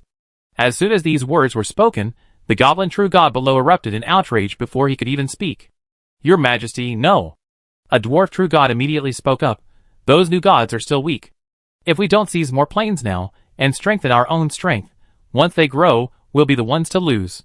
The promotion of a sanctuary to a demigod, and a demigod to a true god, requires vast territories and resources. We cannot retreat at this moment. It's just a higher level true god." One true god after another protested, whether dwarves, goblins, or other deities, their opinion was unanimous. "We cannot retreat. Not only must we not retreat, but we must accelerate the conquest process, annexing the new gods' plains while they haven't matured yet, strengthening our own forces." Though everyone outwardly looked down on the new gods, they knew deep down that these new gods, favored by the void, possessed far greater potential than the old gods, who had inherited the legacy of the ancient gods. Give the new gods enough time to fully mature, and the disasters they had previously inflicted upon them would surely be returned double. Looking at the noisy gods below, Arnold frowned slightly and struck his scepter downward. Ding! The entire palace instantly fell silent. Silence? What's all the noise? I'd have thought this was a busy city. After scolding everyone, Arnold looked at the Lord of the Pantheon and said softly, "Your Majesty, as they say, we cannot retreat. In this battle, neither they nor we have a way out." "So what did you mean?" Lord Yade's expression softened slightly as he spoke softly. "We can't retreat, but we can't underestimate that powerful deity who has come from afar." Arnold didn't riddle them, but spoke directly. After all, he's a true god of the higher order. If he were to join forces with the new gods here, I'm afraid we wouldn't be able to do anything to them. Under the expectant gazes of the crowd, he slowly spoke. "Why not, now, before he arrives, we should whittle down some of the surrounding new god forces and annex those new god plains. Once he arrives, we'll test them. If he's strong enough, we'll switch from offense to defense and digest the plains we've conquered over the years. If he's not strong enough, then we'll proceed as we are now. We'll do what we have to do." The gods in the hall fell silent upon hearing his plan, and their eyes turned toward the goblin lord with a strange look. "I thought you were a retreatist, but I didn't expect you to be a pro-war advocate." "Haha, that's a good idea. We've conquered so many plains lately that we haven't had time to digest them. Let's take on a big one now. Even if we retreat later, we'll have plenty of time to digest and manage." The Lord of the Pantheon above burst into laughter, strongly agreeing with the goblin spirit's proposal. While it's true that the AD Pantheon's territory has expanded significantly during this period, their control over these newly conquered plains is actually pitifully low, and development is even more of a myth. Compared to managing and developing these plains, the AD Pantheon has placed greater emphasis on those still unconquered. Everyone, return and prepare. Although it will take quite some time for that being to arrive, we can't afford to neglect our efforts. Once we're ready, it's time to act. As you command? Soon, the gods dispersed once again, returning to prepare for a full-scale war. Several years later, from the many core planes of the AD Pantheon, as well as those newly conquered by the AD Pantheon, vast figures, carrying their divine kingdoms, soared out, heading deep into the void. This move was massive. With the exception of a handful of gods remaining on the defensive plane, the entire AD Pantheon had mobilized its forces. Their target was clear, the surrounding divine planes. Such a massive movement couldn't be concealed. Furthermore, even before they hatched this plan, the surrounding new gods had already received word and taken precautions. Thus, when the gods of the AD Pantheon gathered and launched their attack, the divine players had already prepared for battle in the void. Fight! They really treat us like pushovers. I thought it was just like when we first arrived. Kill them! The divine players were filled with righteous indignation, already resentful of these old void gods, who had been beating them up for quite some time. If their strength hadn't prevented them, they would have attacked them long ago. They're just a bunch of lucky souls. Even if they managed to ascend to the throne of the true gods after 1,000 years, so what? You don't really think you can stand up to us, do you? A dwarf true god glowed with radiance, looking at the gods in the distance with a hint of disdain. Even though they knew the new gods had been prepared, the old void gods, led by the Yad Pantheon, showed no sign of panic. After all, this was all within their expectations. Mobilizing the entire Pantheon, and involving the other old void gods, was simply impossible to conceal. They didn't intend to hide it. The battle between gods is always open. Conspiracy and subterfuge are of little use. In the end, it all comes down to individual strength. The void gods didn't know what would happen next, but right now, these veteran gods were far more powerful than the new gods. Boom! With the first god taking action, the battle was about to begin. Boundless divine figures shone with brilliance, their light illuminating the dark void. Even beings eons away could sense the changes. The two sides were old rivals, each well-versed in their opponent's situation. They each sought out their respective adversaries and engaged in battle. The magnificent divine kingdoms collided, shattering space and sinking into the depths of space. In the blink of an eye, the void encompassing tens of thousands of miles was shattered, and the terrifying aftermath of the battle rippled outward, reaching the distant void. The void trembled, and the stars shook. Before these mighty beings possessing the power to shatter stars and worlds, even powerful transcendent beings could only tremble, awaiting their fate. At the same time, battles erupted within each divine plane. The divine plane selected by the Yade Pantheon was hit with precision, the plane barrier was torn open, and countless armies of believers poured into it. The believer forces of a group of divine players were also not idle. While supporting the attack planes, they also set off new waves in those divine planes that were occupied but not yet stable. Chapter 337. Across the plains, the void, and deep space, the flames of war raged, engulfing everything. Countless warriors, formed into vast armies, led by high-ranking, transcendental generals, roamed freely across the plains, engaging the enemy in fierce combat. A blood dragon, tens of thousands of meters long, roared and bared its fangs, plunging down upon the earth, instantly submerging a city. The inhabitants, unaware of what had happened, lost their lives. Corpses littered the ground, blood flowing like rivers. Both sides engaged in fierce combat, leaving little time to collect the bodies of their comrades. Sometimes, there was no need for such collection. Necromancers and lich priests would grant these corpses a second life, allowing their companions to take up arms and continue fighting for the gods. The warrior demigod revealed his true form, a massive body 1,000 meters tall, like a moving mountain. They brandished their weapons, a single wave capable of splitting mountains and severing rivers, mowing down all living things within their range like wheat. The might of a demigod was fully demonstrated at this moment. A vast sea of magical warships and war fortresses crisscrossed the sky. Under the command of the goblin lords, thick beams of energy rained down, as brilliant as the aurora borealis, yet as sharp as blades. The earth was torn apart, mountains flattened, the oceans evaporated, the sky ablaze. Faced with this terrifying blow, everything seemed powerless, so insignificant. Ordinary creatures faced with this situation had no choice but to remain where they were and await death. The magical demigods commanded the magic towers, their brilliant magical aura illuminating thousands of miles. Their massive elemental bodies, as vast as the bodies of gods, emanated a terrifying pressure, a formidable awe. Forbidden magical spells, covering 100 miles, descended from the tens of thousands of meters of sky, instantly wiping out all living beings within their range, friend or foe alike. In this catastrophe, countless lives perished, their lives now like numbers on a blank sheet of paper, arbitrarily scribbled and altered. This was a war of life and death for all races, bound by no rules. Destroying the enemy and achieving victory was their ultimate goal. As long as victory was achieved, no one would question the means used. The scale and intensity of this war exceeded all imagination. Before this, neither the divine players nor the old gods of the void had ever experienced such a vast and fierce interdimensional war. It's no exaggeration to say that even the supreme eternal gods seemed dwarfed in this battle. It wasn't that the gods were inadequate, but rather that the battlefield was too absurd. Compared to the bloody battles within the plains, the demigod confrontations within the void and the divine duels within the depths of space seemed somewhat peaceful. After all, they were both at the true god level, so the gap wasn't huge. As long as it wasn't a cross-realm duel at the same divine level, even if one side was stronger, at best they would have the upper hand and suppress the opponent. As for severely injuring or even killing the opponent, I'm afraid you're dreaming. With the seemingly endless power of fate to replenish, the kingdom of God nearby, and being at the same level, even if they couldn't defeat their opponent, they could still hold him back. In terms of numbers, the new gods held a clear advantage, nearly doubling the number of the old void gods.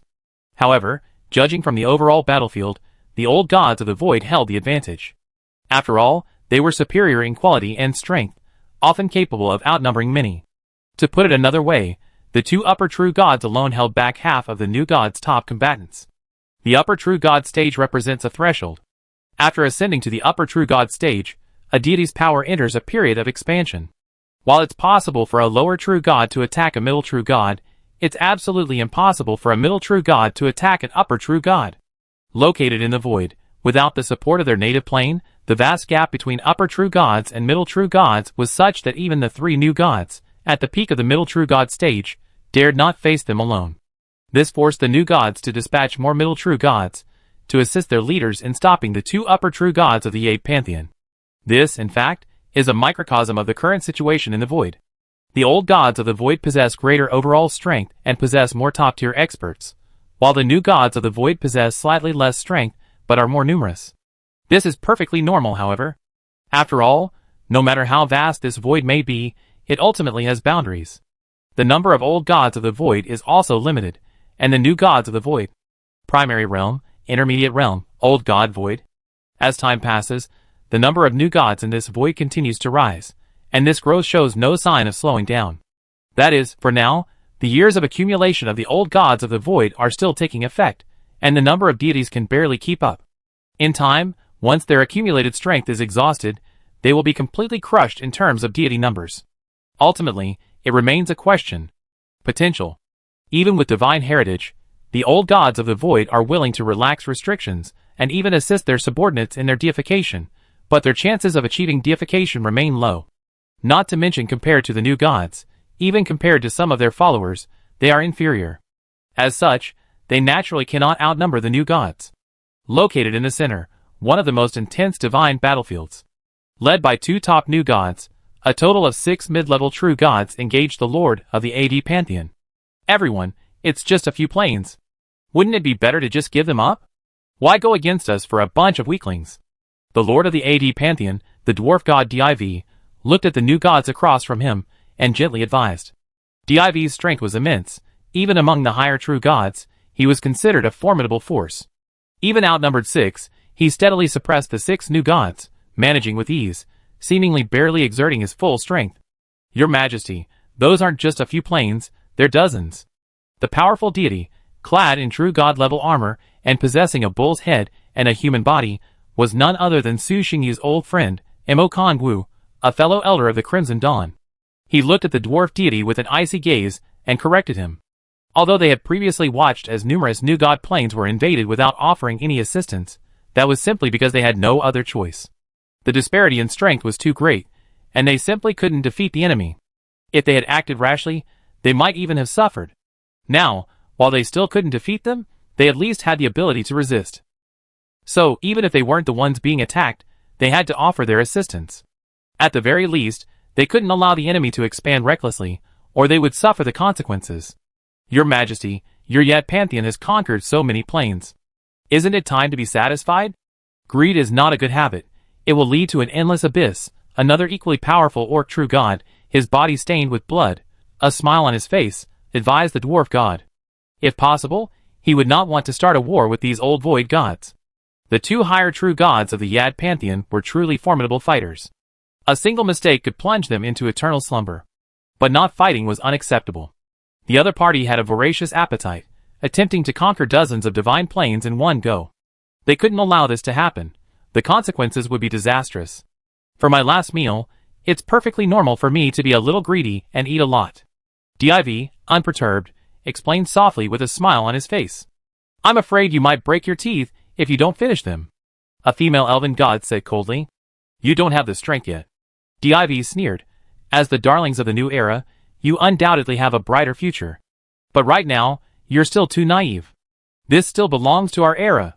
If you retreat now, you might still live a little longer. If you continue to fight to the death, you might lose your lives. Div looked at the others with a calm expression, as if the opponents weren't powerful gods, but merely ordinary beings. He was fully confident in his own strength. After all, this was the void, not someone else's plane. Neither side had any dimensional support, making it a level playing field. Fairness is relative. A higher realm being defeated by a lower realm being fought on a level playing field is inherently unfair. Div's gaze sent a chill through everyone's heart, a chilling feeling they hadn't felt in a long time. We're not afraid to be scared. Show us what you've got. Mo Kongwu shuddered, then grinned, unfazed. If you can defeat us here, the divine plane will be yours. It seems there's no room for negotiation. Div sighed softly. Honestly, if you hadn't lured the being here, we could have taken our time. What a pity. Shaking his head, a new divine hammer materialized in Div's hand. As Div channeled his divine power, lightning flashed from it, like a galaxy pouring down, thunder and lightning roaring. A heart-pounding wave of power emanated from it. The power of thunder is one of the most primal and violent forces in the world. How is this possible? This is the main artifact? How do you have a main artifact? Seeing this, everyone's faces changed, and they instinctively took a few steps back. Clearly, they hadn't expected that Dave actually possessed a main artifact, and by the looks of it, an offensive one. This wasn't good news for them. Given the strength Dave had previously demonstrated, even if he couldn't unleash the full power of this main artifact, at least 70% to 80% should be enough. And even at 70% to 80% of its power, it would be enough to give them a hard time. Yes, this is the main artifact I wield, the Hammer of Destruction. I didn't want to use its power. After all, as a higher true god, I'm suppressing you, which is a bit of bullying. Who knows? Who knew the opponent would be so troublesome? Clearly, having only recently ascended to the mid-level true god rank, he was already so formidable. Div, clutching his Hammer of Destruction, slowly approached the group. Before he could unleash the power of his divine weapon, the surrounding space was ripped apart. Today, a god will fall here. Before anyone could formulate a countermeasure, Div's eyes flashed with brilliance, and he transformed into a stream of light, charging towards the group.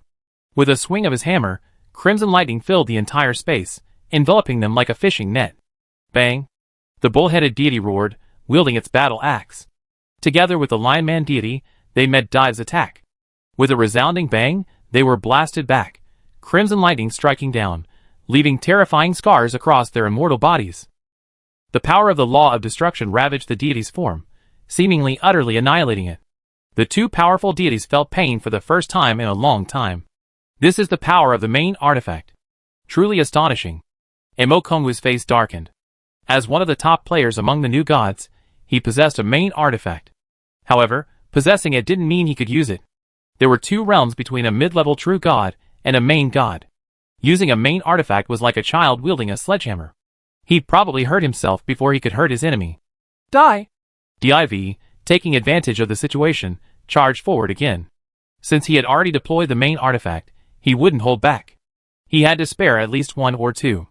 The Hammer of Destruction swung down repeatedly, forcing the 6 mid-level true gods back, leaving them powerless to fight back.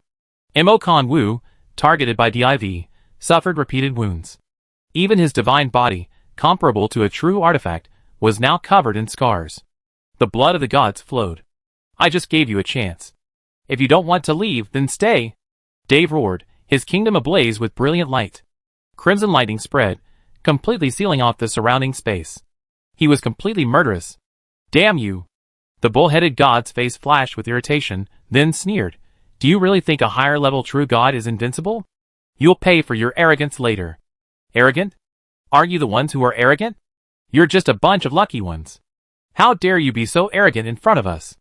Dave's eyes were cold, and he lowered his head slightly, looking down at the crowd. There's no need to elaborate on him. We can't defeat him, so let those who can do it fight him. The lion-man god snorted coldly, then said, It's almost time now, brother. Shouldn't we ask that person to come over? What? At this point, not only the dwarf god, but even the other 4 companions were a little confused by the situation. Okay. The Minotaur didn't explain. A black crystal materialized in his hand, which he then crushed. At the same time, within the Minotaur's kingdom, 4 dark angels, emanating the aura of true gods, awoke from their slumber. Please, Lord, descend. The 4 dark angels spread their wings, and channeled their divine power into the magic circle. Instantly, a massive black vortex appeared. Followed, a figure as dark as ink emerged from it, and the vortex trembled, as if unable to withstand its power. The Lord of Darkness had descended. Chapter 338. As the dark god emerged, the black vortex behind him immediately collapsed, its terrifying aftermath spreading outward, threatening to impact the entire kingdom of God. Bang! The dark god stomped his right foot downward, shaking the entire kingdom. Then, the aftermath of the vortex's collapse dissipated. The orc saints within the kingdom of God watched the dark god emerge from the vortex, their eyes filled with fear, their bodies trembling uncontrollably. This was the suppression of their life form, like a sheep facing a wolf, inevitable. Confusion lingered in their eyes, clearly baffled by the presence of these 4 dark angels and the dark god. Who are these? Why are they in your majesty's kingdom of God? A sanctuary-level orc saint asked the nearby high priest, perplexed. I don't know either, but they emerged from your majesty's temple. They must be connected to your majesty, right? The demigod high priest shook his head, also perplexed. Then, as if recalling something, he explained, but his majesty said before that no matter what happens in the kingdom of God, there's no need to be surprised. They're probably not enemies. It's been a long time. The dark spirit looked outside, as if peering through the palace and the walls of the kingdom of God, directly gazing upon the gods outside. Greetings, your majesty. The dark angel, his breath slightly weakened, stepped forward, knelt on one knee, and saluted the dark spirit. Yes. Su Xingyu nodded slightly, then waved his hand, sending 4 beams of light towards the dark angels, melting into their bodies and helping them recover from their recent exhaustion. Since we're already here, don't just sit there. Go and fight your future opponents.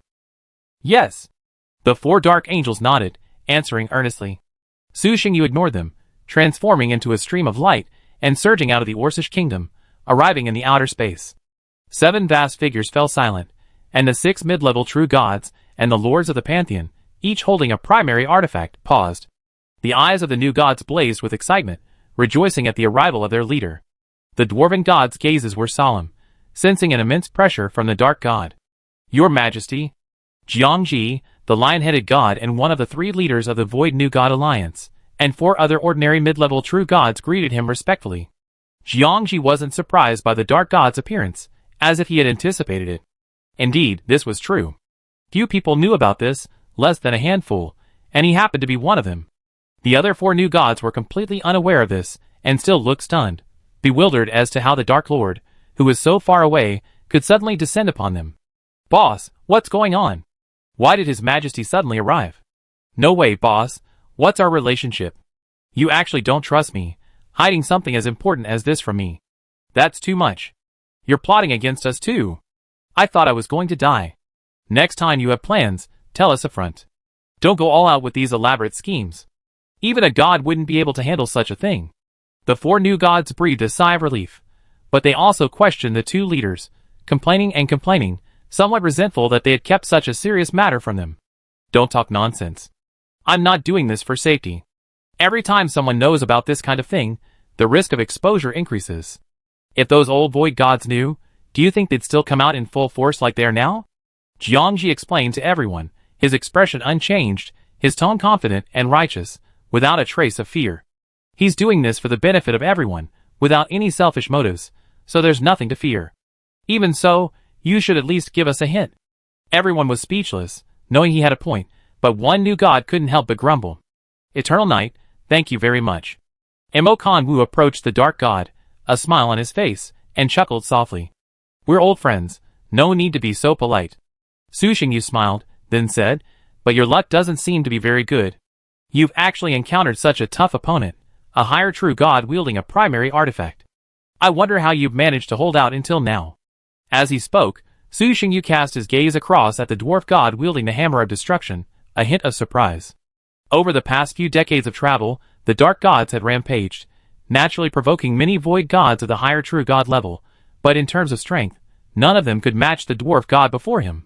At the realm of a higher true god, coupled with an offensive primary artifact, this strength is enough to dominate among the true gods. It can be said that as long as the primary god doesn't appear, few can do anything to him. The fact that Mo Kanwu and his companions could hold off the enemy for so long was indeed somewhat beyond Su Xingyu's expectations. He has never used this main artifact before, and we have been staying in our respective planes and not leaving, relying on the blessings of the planes, so that...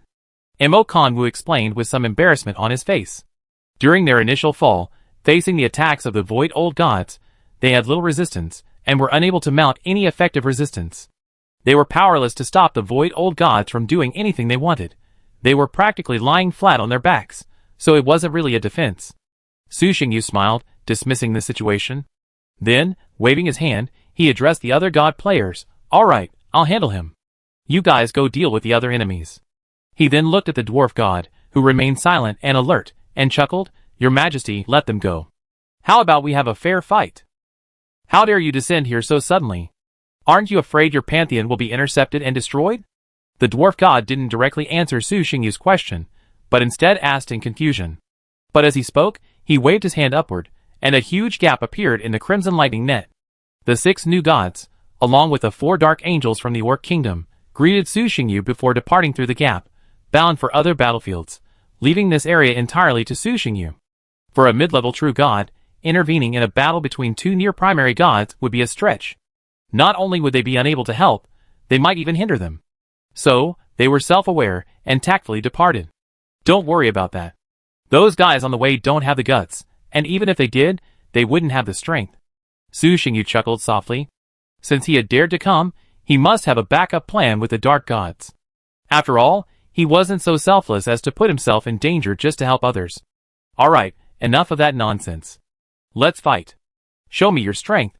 With that, Su Xingyu's black armor shone brightly. He casually swung the dark divine sword in his hand, and boundless darkness surged forth, saturating the surroundings like ink. The long sword swung, and the dark blade slashed down. Since you want to fight, then come. As a fellow higher-level true god, and possessing a primary divine weapon, Div feared no foe. He swung his warhammer, striking the sword's beam, shattering it. Then he moved, crimson lightning radiating from his body. The warhammer shone with dazzling light, striking the dark deity with incredible swiftness. Devour. Su Xingyu's dark eyes lit up slightly. He grasped the warhammer with one hand, twisting black holes forming in his hand. Then, he grasped the incoming hammer of destruction firmly. The lightning from the hammer flickered and exploded continuously, but no matter how terrifying its power, it was ultimately dissipated within the black hole, leaving not a trace of energy. Div roared, and behind him rose an even more immensity, like a stellar giant. Devour. I want to see how much you can devour. Gripping the hammer tightly with both hands, the stellar giant slammed it downwards, instantly squeezing the entire space into a single mass. The dark god's expression remained unchanged, as he sheathed the dark long sword in his hand. His form grew inexorably, and the darkness beneath his feet began to writhe. Countless bones emerged from it, intertwining and transforming into gigantic skeletal hands. Then, like pillars supporting the heavens, they thrust forward against the falling hammer. The hammer and bones collided, the thunder and the ashes met, and a massive explosion erupted. 2 powerful laws, in the hands of 2 true gods, unleashed boundless might. The thunder was furious, but no matter how the dwarven god unleashed its might, it could not harm the dark god before it. In a blink of an eye, the 2 sides clashed dozens of times. Even wielding the ultimate divine weapon, the hammer of destruction, Dave hadn't gained any advantage. Humph! Dave snorted coldly, and his thunderous power erupted, transforming into a sky full of crimson spears, shooting forward. It seems you're not that powerful after all. Su Xingyu chuckled softly, and the darkness expanded, swallowing up the incoming thunderbolts. I've fought you for so long, it's my turn to attack. Su Xingyu waved his hand casually, and the darkness pressed down on the dwarven god, forcing him back. Bang! The millstone turned. Large gray vortexes emerged, a steady stream of deathly aura gushing out. These vortexes then transformed into ferocious, savage beasts, charging towards the dwarven god with unparalleled ferocity. Divine spell, thunderstorm. The dwarven god roared, and the entire space suddenly illuminated. Countless crimson lightning bolts descended, pulverizing the undead beasts, shattering them to pieces. Nothing remained, even the most primal aura of death being neutralized in the confrontation. As time passed, the 2 sides engaged in an intense battle, their laws clashing, then eroding each other. The entire space was permeated by their power, even expanding outward, drawing in the surrounding space and transforming it into their battlefield. The battle between the 2 was now extremely dangerous. Not only could ordinary creatures, but even ordinary gods stumble upon it and risk injury if they were not careful. But that was only to outsiders. For both sides involved, the battle was actually rather dull. This was understandable. Battles between gods were always somewhat dull, and those of the faithful were the most so. As long as the power gap between the 2 sides wasn't too great, early engagements would essentially be a matter of attrition. After all, their divine attributes were too powerful. At their peak, injuring or even severely damaging them was simply unrealistic. One could only inflict damage through gradual wear and tear, accumulated over a long period of time. The dark gods were stronger than the dwarven gods, but only to a limited extent. There wasn't a real gap. Furthermore, the distance between the 2 pantheons meant they had little to offer their opponents for the time being. But Su Xingyu wasn't in a hurry. After all, his goal wasn't to slay or severely damage the dwarven gods. He could simply wait it out, and wait for the other battlefields to decide the outcome. And indeed, events unfolded just as he had anticipated. After Su Xingyu suppressed the dwarf god and freed Mo Kanwu and 6 others, the situation on the divine battlefield underwent a subtle shift. The new gods surpassed the old gods led by the Yad pantheon in strength. In the blink of an eye, half a month had passed. Su Xingyu swung his sword, slicing through the dwarf god's body, leaving another wound. Dark divine power continued to penetrate through the wound, causing Div to frown. Why don't you retreat? If you continue to fight, you'll be trapped here. Su Xingyu looked at the dwarf god's body covered in scars, his eyes flickering, and he chuckled softly. Div remained silent, his eyes fierce, but even this couldn't conceal his physical weakness. After 2 weeks of fierce fighting, his opponent was a powerful being wielding the power of darkness. Even Div, for all his strength, was now beginning to strain. The power of various laws flowed through his divine body, constantly eroding his form. Even nearly 1/5 of his divine kingdom was covered by the power of darkness, and some of his holy spirits had been transformed into slaves of darkness. It's no exaggeration to say that this was the most severe damage he had suffered in the tens of thousands of years since he became a god. If the fight continued, he might have remained here. Div could sense that the other party wasn't joking. If his injuries continued to worsen, this powerful New Age deity might be willing to pay a price and slay him here. With a slight sigh, Div consoled himself. This much time should be enough for them to retreat. As the master of the pantheon, I'm already quite impressive for having achieved this. When the dark deity descended, Div knew this battle was unsuccessful. But attacking is easy, retreating is difficult. Once in enemy territory, retreating is no easy task. If he rashly fled, it would inevitably trigger a chain reaction, leading to a complete defeat for his own side. By then, most of the attacking plane's army would likely be left behind, and as for the true gods, many would likely remain as well. Thus, despite the severe beating he had received earlier, Div had no choice but to persevere. And now, he felt the time had come. You're so cruel. With these harsh words, Div turned and ran. Chapter 339. What a shame. Watching the dwarf god's retreating form, Su Xingyu didn't attempt to intercept it, instead allowing it to leave. It wasn't that he didn't want to intercept it, but that he couldn't. To be able to injure a higher-level true god, wielding a primary artifact and not too far from his pantheon, across countless light years, was already quite formidable. But even to be able to do this relied on the opponent being unable to escape and forced to fight to the death. If the opponent had tried to flee, not only him, but even beings at the level of the supreme god might not have been able to stop him. The vitality of gods, especially those of faith, is incredibly tenacious. If I can't defeat you, the worst that can happen is that I can take a few more hits, run, and take the beatings along the way, and still make it back. A very simple idea, but the effect was remarkably effective. Thus, Su Xingyu didn't waste time pursuing him. He turned and flew towards the battlefield of other gods. Since the pantheon's leader couldn't stay, it wouldn't be a bad idea to leave other gods behind. After all, this trip wouldn't be in vain. They had to leave something behind. Retreat. As the dwarven gods fled, the entire abyss of space erupted in a chain reaction. The old void gods unleashed their full might, repelling their opponents before turning and fleeing without hesitation. Among them, the gods under the Yad pantheon were the swiftest. They seemed to have already prepared for flight, springing into action the moment the dwarven gods issued the order. In comparison, the other void gods, invited by the Yad pantheon to share in the new divine plane, were a bit slower. They seemed completely unaware of how their disadvantage had suddenly escalated into a crushing defeat. This very moment would determine their fate. Several divine players seized their moment of unpreparedness and unleashed their full power, trapping them in space, preventing them from escaping immediately. The divine players, who had been battling the true gods of the AD pantheon, abandoned their pursuit and turned to charge at the trapped old void gods. In a matter of moments, as if they had rehearsed the exchange, both sides seamlessly exchanged blows. The new void gods released the AD gods, while the AD gods retained their allies as compensation to the new void gods. Damn it, Dave, you bastards. Even if I die, I won't let you go.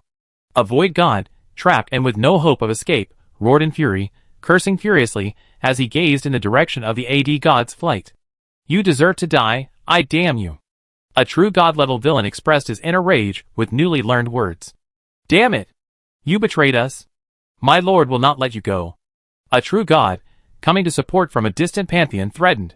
Stop! Stop the fighting. I surrender. Some void gods from smaller planes surrendered decisively. They had come to aid the Yad Pantheon because of its strength. Now that the Yad Pantheon's gods had fled, they naturally didn't want to perish like this. The remaining void gods, watching the true gods of the Yad Pantheon flee without a backward glance, felt a surge of regret. Had they known these new gods were so powerful, they wouldn't have joined in the fun. The planes they had previously conquered were clearly more than enough for them to digest for a long time. They shouldn't have been so greedy, thinking of conquering more planes before they'd even digested them all. This was their downfall. Faithful gods, surrender your godhead. All the old gods will be severely wounded. Anyone who dares to resist will be killed without mercy. Jiangji, the Orc true god, and the strongest of the local new god alliance, and the undisputed leader of the new gods, shouted to the gods. This was both an order to his own side, and a call to surrender to the old void gods. If you don't want to perish, then surrender your lifeblood. For the faithful gods, their most vital element is undoubtedly their godhead. Although for them, losing their godhead doesn't mean death, nor is it even a fatal injury. After all, gods don't have such a thing as a fatal injury. If there is one, it would be all their believers. As long as their followers remain, they can return no matter how severe their injuries, even if they die. But having their godhead taken away will still restrict them. At the very least, their strength will be significantly reduced. If they so choose, they can even use this godhead as a core to forge a new deity, and compete with them for their faith. So, forcing a god of faith to surrender their godhead is truly tantamount to surrender. As for the ancient gods, there's no effective way to deal with these super monsters. The so-called taboos simply can't restrain them, so they can only severely injure them until they lose their ability to resist. Faced with the new god leader's call for surrender, the trapped old gods of the void made different choices. Some, unwilling to perish, and seeing the AD Pantheon as unreliable, decided to change their leader, preferring a life of decay to a death, and so surrendered directly to the new god. Some, unwilling to be controlled, maintained a backup plan within the plane, believing that even if they perished now, they might still have a chance to revive, so they resisted to the bitter end. The former were surrounded by the new gods, awaiting further action. As for the latter, the new gods swarmed over them, leaving the besieged old gods powerless under the onslaught of their power, and they were blasted to pieces. Finally, with a resounding explosion, the godhead shattered, and the kingdom of the gods was destroyed. Meanwhile, the war in the outer void quickly drew to a close. The believers, receiving the order, held off the invading native army, and then, with the help of the gods, launched a major counterattack. Having been suppressed and beaten for nearly 200 years, the new gods' followers had long harbored a deep hatred for these void natives. Now with an opportunity for revenge, and with divine oracle support, they naturally launched a full-scale counterattack. Under the might of the gods, the indigenous army's retreat, the interdimensional portals, was directly destroyed. Deprived of further support, the indigenous army's true elite had already retreated. Even though their strength remained formidable, they were still defeated by the army of faith led by the gods. One after another, the invading indigenous army was utterly annihilated by the army of faith within the plane. The new god of the void didn't even bother to persuade these invaders to surrender. They were simply executed. This didn't surprise the crowd. Even after the void god's defeat, the balance of power in this war had already tilted in favor of the new gods. After all, from the beginning to the end, the decisive factor in determining the outcome of the war wasn't the sheer number of armies, but the immense power of the gods. A single god, with some special means, might be countered, but with dozens or even hundreds of them attacking, no matter how elite the army, there was only one outcome: crushed like ants. A few months later, in a temporary space, in a magnificent palace, a dozen new gods with the strength of mid-level true gods gathered there. They were all powerful figures with influence within the local new god faction. Your Majesty the Dark. The crowd first greeted the dark figure on the throne. Don't be so reserved. Just say what you want to say. Su Xingyu nodded slightly, then spoke casually. Everyone quickly began discussing the gains from this battle. This battle against the old gods of the void, thanks to the might of His Majesty the Dark Lord, we can truly claim a resounding victory. Jiangji flattered him at first, and everyone immediately looked at him with a touch of disdain. They hadn't expected a man with thick eyebrows and big eyes to fall so low. As a god, how could you be so humble? Then everyone nodded, saying, This is our first victory in all our battles against the old gods of the void, thanks to His Majesty the Dark Lord's help. I've been here for nearly 200 years, and never before has a battle been as exhilarating as this one. If His Majesty hadn't come, we wouldn't know how much longer we would have been suppressed. Thank goodness for His Majesty the Dark Lord, otherwise we'd have lost a significant number of planes this time. Everyone, without blushing or beating their hearts, echoed Jiangji's words in unison, praising the figure above them. It sounded as if without him, they and their group would be doomed. This made Su Xingyu feel a little embarrassed. That's about right, he said with a wave of his hand and a chuckle. Hee hee. Jiangji, who was slightly lower in the table, chuckled and then said, although fighting is still ongoing in other planes, the situation on the divine battlefield has been completely resolved. In this battle, we killed a total of 17 void old gods, 4 of whom were mid-level true gods, and captured 19 true gods. This can be said to be our greatest victory so far. However, most of these old gods are from the outer world. The gods of the Yad Pantheon didn't suffer much damage, only losing 6. So, we still have a tough battle ahead with the Yad Pantheon. As he spoke, Jiangji couldn't help but sigh, as if expressing some regret for this operation. The crowd below also heard this, sighing inwardly. For them, their greatest enemy here was the Yad Pantheon. The remaining void old gods, though more numerous and powerful, didn't pose a significant threat to them. After all, they were scattered, after all. In a cross-dimensional situation, no matter how they unite, there will always be gaps for the new gods. With the right timing, they can be overcome sooner or later. But the Yad Pantheon is different. They belong to the same pantheon, led by the pantheon's master, and their combined strength is terrifyingly formidable. Let's put it this way. Within a radius of tens of thousands of void units, the combined threat posed by all the other void old gods is less than the threat posed by the Yad Pantheon alone. Without the Yad Pantheon, they could at best be beaten for 100 years before they could regain their footing and launch a counterattack. Under the Yad Pantheon's leadership, they haven't even gained a foothold yet, and are even forced to seek external assistance. Of course, this is just a minor flaw. Overall, we've made a huge profit. Seeing the mood shift, Jiangji chuckled and said, so don't despair. Now is the time for us to strike back. Those void old gods have robbed us of so many planes, and killed so many of our people. Now, with His Majesty the Dark Lord's help, it's our turn to defeat them. At these words, everyone's eyes seemed to spark, and they were all filled with excitement. Finally, I'm going to fight back. I've never felt so frustrated as I have lately.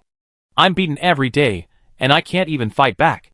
They're just a bunch of old bastards from a bygone era. Let them see how powerful we are. Kill them. The new gods present had all been beaten to varying degrees, and now, knowing they could seek revenge, they were all excited. Ahem. As their blood boiled, their minds contemplating how to defeat those old void gods, a cough from above interrupted their thoughts. They turned to see Su Xingyu whispering, next, it's time for me to return. I've been away from the Dark God system for a while, and while I've kept some backup plans there, I'm still a little worried. Ah! Everyone's eyes instantly glazed over, as if someone had poured a bucket of cold water on them, completely waking them from their slumber. Without Su Xingyu's help, they had no way of dealing with the 2 superior true gods. Eternal Night. Mo Kanwu hesitated, but he spoke anyway. Before he could finish, Su Xingyu interrupted him. Don't worry about the lord of the opposing pantheon. He was seriously injured in the previous battle, and he probably won't dare to cause trouble for a while. Besides, if you don't tell anyone, who would know I'm gone? Before I come, you should first reclaim the planes you lost. The Yad Pantheon shouldn't rush into action. The lord of the opposing pantheon is quite powerful, and he possesses the main artifact. With the pantheon's support, even I wouldn't be able to do anything to him. The crowd thought, and it seemed to make sense. If they didn't tell anyone, who would know the dark spirit had left? As for the lord of the Yad Pantheon, they hadn't considered provoking him now. As deities with control over planes, they were well aware of the immense power a plane holds for deities, not to mention that it wasn't just a plane, but an entire pantheon. Even if the Dwarven Lord didn't completely control the entire pantheon, the power he enjoyed within it was unmatched by them. Thus, their initial target was the scattered void planes and the small and medium-sized void pantheons. As for the Yad Pantheon, they should wait a few hundred years, until they had grown and possessed an absolute advantage in strength. As immortals, they possessed considerable patience. A mere few hundred years was a price they could afford. After figuring this out, smiles returned to everyone's faces, and they immediately began discussing their counterattack. Chapter 340. The Yad Pantheon.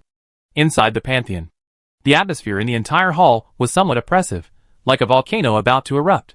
Div sat on the throne of the gods, his expression strangely grim. This kind of emotion rarely appeared on him. After all, As the master of a powerful pantheon, he rarely suffered any loss. In other words, even if he suffered a small loss, he could retaliate immediately, without any need for patience. Naturally, he would not suppress his emotions. The gods below were somewhat depressed, each bearing serious injuries. Although they had escaped the previous divine battle, they had still suffered injuries from the attacks of the divine players. After all, aside from their advantage in cutting-edge combat power, the old gods of the void had no clear advantage in other aspects. They were even at a significant disadvantage in terms of numbers, and the overall situation was in a delicate state of equilibrium. Therefore, when the dark gods held back the lord of the AD pantheon, freeing the 6 more powerful mid-level true gods to intervene in the battle between the other gods, the delicate balance was instantly shattered. Even with their divine attributes, their vitality was extremely tenacious, but under the combined attack of the crowd, they were inevitably injured. Luckily, the lord of the pantheon retreated quickly. Otherwise, any longer, they might have suffered more than just injuries. Of course, compared to the old void gods, who remained on the battlefield, their mere injuries were a very good outcome. At least, they were still alive and free. Those old void gods who remained on the battlefield either perished, their godhead shattered, and their kingdoms destroyed, or surrendered to the new gods. Even if they survived, they likely would not have any freedom in the future. Your Majesty, we suffered heavy losses in this battle. Not only did we lose a large number of believers and warriors, but several gods also perished. Those gods we summoned are now deeply dissatisfied with us. A spirit of the earth, having reached the realm of a mid-level true god, slowly expounded on the impact of this war, with wisdom in his eyes. To describe it in one word, devastating. You must understand that they initiated this war, meaning they were the attackers. In other words, in this war, they had no advantage, whether in terms of timing or location. Their only asset was probably their people. Before the battle began, they had hoped to leverage their advantage in the divine battlefield to influence the believer battlefield within the plane and ultimately achieve victory. Who knew that they failed to gain an advantage in the divine battlefield, while their opponents did instead. The unexpected appearance of a god actually changed the entire course of the battlefield. It must be said that this was completely unexpected.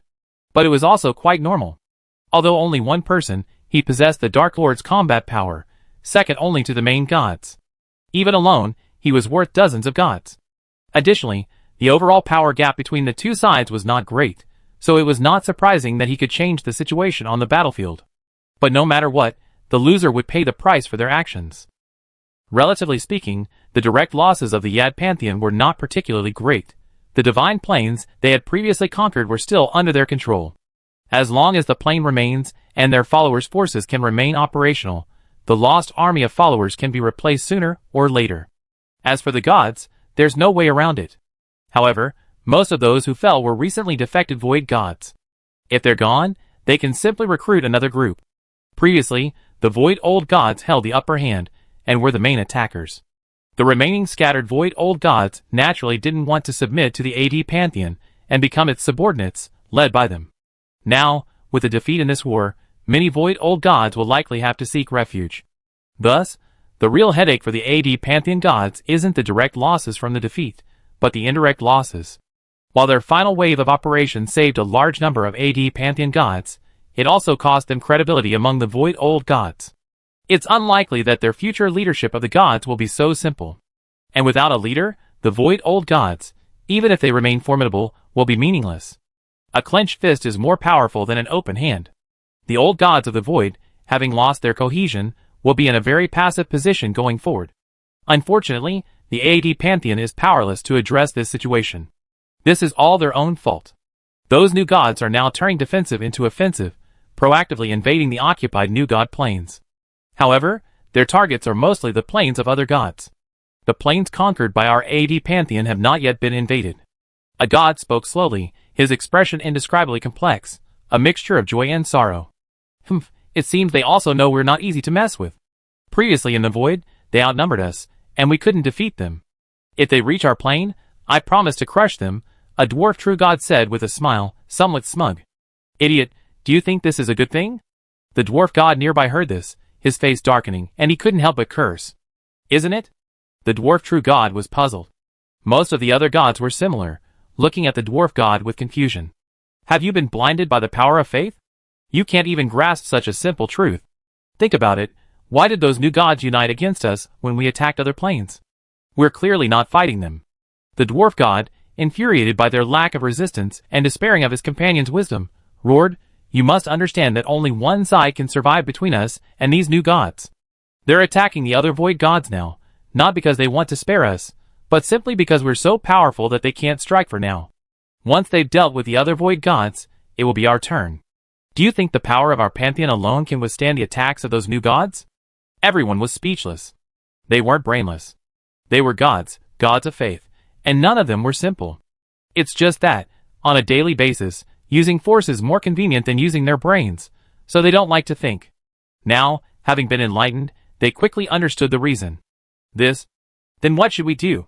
Without their help, relying on ourselves, we're doomed. The gods present were all a little panicked, their brows furrowed. Clearly, no one was so arrogant as to believe that a single pantheon could defeat the entire new god force. Arnold, the second-in-command Earth Spirit, and one of the only two true gods of the AD pantheon, glanced at the gloomy div above him and said, "The situation is irreversible. What's the point of talking about this now? We should focus on the future." They could actually accept the losses of defeat, but the bitter consequences of betraying the gods were too much for them. But the members of the AD pantheon couldn't say anything. After all, div was doing this to save them and preserve the power of the AD pantheon. Arnold's words made the dwarf god on the throne of the gods look a little more cheerful. After all, although no one had dared to speak out before, the current situation would eventually lead to his own fault. Arnold's eyes flickered. A gentle smile plastered across his face. He then said, "Rest for a while, and heal your wounds. We'll then rescue the other void gods. There's no eternal friendship or hatred between gods, and even more so, a war between gods is bound to result in casualties. They should have anticipated this outcome when they joined the battle. They didn't flee because they were incompetent, not us." Arnold said coldly, "Once they've been beaten and realize the power of the new gods, perhaps they'll come to us for help without our help."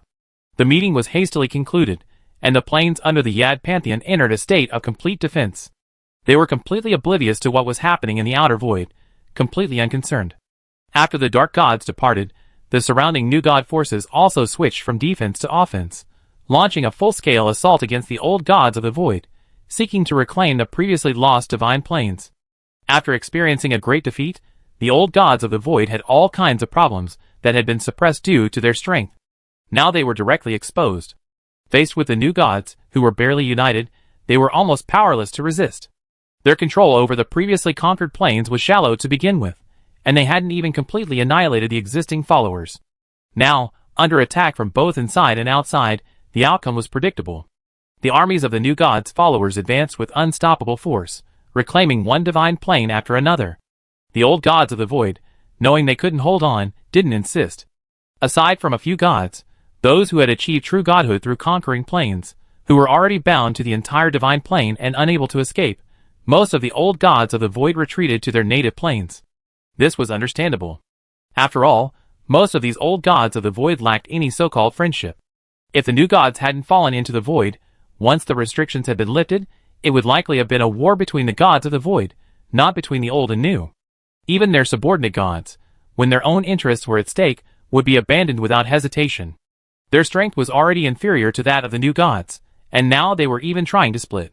Under these multiple influences, in just a few decades, 1/3 of the divine planes lost by the new gods over the past 200 years had been reclaimed, and the pace showed no sign of slowing down. The cautious divine players didn't rush to attack the home planes of the old void gods, but instead targeted those with weaker targets. As the saying goes, time is on their side. As time goes by, their collective strength will grow stronger, until they crush the old void gods. Therefore, it's the old void gods, not them, who should be anxious. After reclaiming the divine planes, they didn't divide them up directly. Instead, they gathered the remaining deities' faith within them, preparing to revive the fallen god. Of course, the number of gods who truly perished was ultimately small. Most of the divine players had already fled with their kingdoms in the later stages of the invasion, realizing they couldn't defeat them. Now that the plane has been reclaimed, they can easily retake control and reclaim their own plane. A small pantheon formed by divine players. Located in the center, it's several times larger than a typical large plane. The followers, having just emerged from a major battle, are rebuilding the city and restoring local livelihoods. Amidst the fiery red of the divine kingdom. Fuck, Those guys are really lingering. Instead of fighting so many people, they're targeting me. Red-haired Fang Xingchen, clad in armor, exuded an intensely fiery aura, clearly fresh from a recent battle. Who's to blame for your lack of strength and the abundance of goodies? Who else should they target if not you? A faint voice echoed, and an old figure emerged from the temple. Fang Xingchen wasn't surprised by the old man's appearance. Old man, you've woken up so quickly. I thought you'd be asleep for 100 years this time. Seeing the old man, Fang Xingchen couldn't help but smile. His irritation from the invasion of the old void gods eased a bit, and he then spoke with some confusion. It's just a fusion of something. Why would it take so long? The old man shook his head, looked at Fang Xingchen, and smiled. After fusing that fragment, I've made some new discoveries. Would you like to hear about them? New discoveries? What are they? Fang Xingchen asked. About the 13th stage, the advancement above the Lord God, the old man replied slowly. What? Holy crap! Fang Xingchen was startled upon hearing this, nearly leaping from his throne. He looked at the old man and asked, Have you regained all your memories? Fang Xingchen wasn't entirely clear about the old man's identity, only knowing that he was the remnant spirit of a deity from ancient times. In his lifetime, he must have been a prominent figure, most likely a being beyond the realm of the Lord God. Now, my soul is fragmented, even my memories are incomplete. No, I just remember a few things. The old man shook his head, then smiled. So, do you want to listen? Of course I do. It won't hurt me anyway. Fang Xingchen rolled his eyes. The old man nodded slightly, not wanting to keep him in the dark. He then said, Didn't I tell you before that to advance to the 13th level, you need a special item? Yes, do you remember how to get it? Fang Xingchen nodded. Almost. The old man nodded. To obtain the ticket to the 13th level, you first need to go somewhere. Where? The Chaos Continent. The old man said slowly, Before, I couldn't sense it, but now I can finally. Chapter 341. Chaos Continent, what is that? A plane? That doesn't sound like it. Fang Xingchen asked doubtfully. The primordial Chaos Continent, or perhaps the continent of the gods, is where the ancient gods gathered. In our time, anyone who reached the realm of a true god, regardless of where the divine plane resided, was required to leave a legacy of divine worship on the Chaos Continent. After a moment's thought, the old man explained, Just like your main world, the Chaos Continent is the home world of the ancient gods. The first group of gods were born on the Chaos Continent.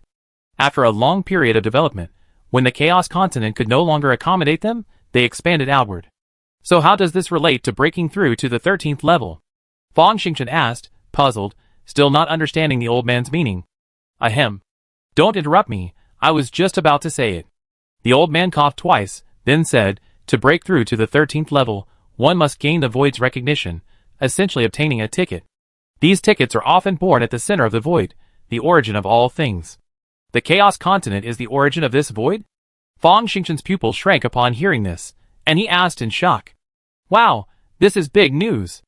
A ticket to break through to the 13th level. Even though Fang Xingchen is still far from the realm of the Lord God, this doesn't prevent him from obtaining a ticket first. With a ticket, breaking through to the 13th level is only a matter of time. Thinking of this, Fang Xingchen couldn't help but feel a surge of excitement. He looked at the old man with a fiery gaze and asked, Old man, where is the Chaos Continent? There's a saying, the early bird catches the worm. Among the new void gods, Fang Xingchen didn't consider himself weak. He could even be considered a top-tier powerhouse, so he certainly couldn't be called a slow bird. But among those qualified to break through to the 13th level, his strength was definitely not that great.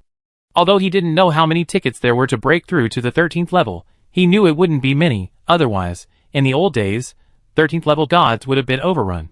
What's the rush? Can you please hear me out? The old man gave him a sullen look, and Fang Xingchen immediately quieted down.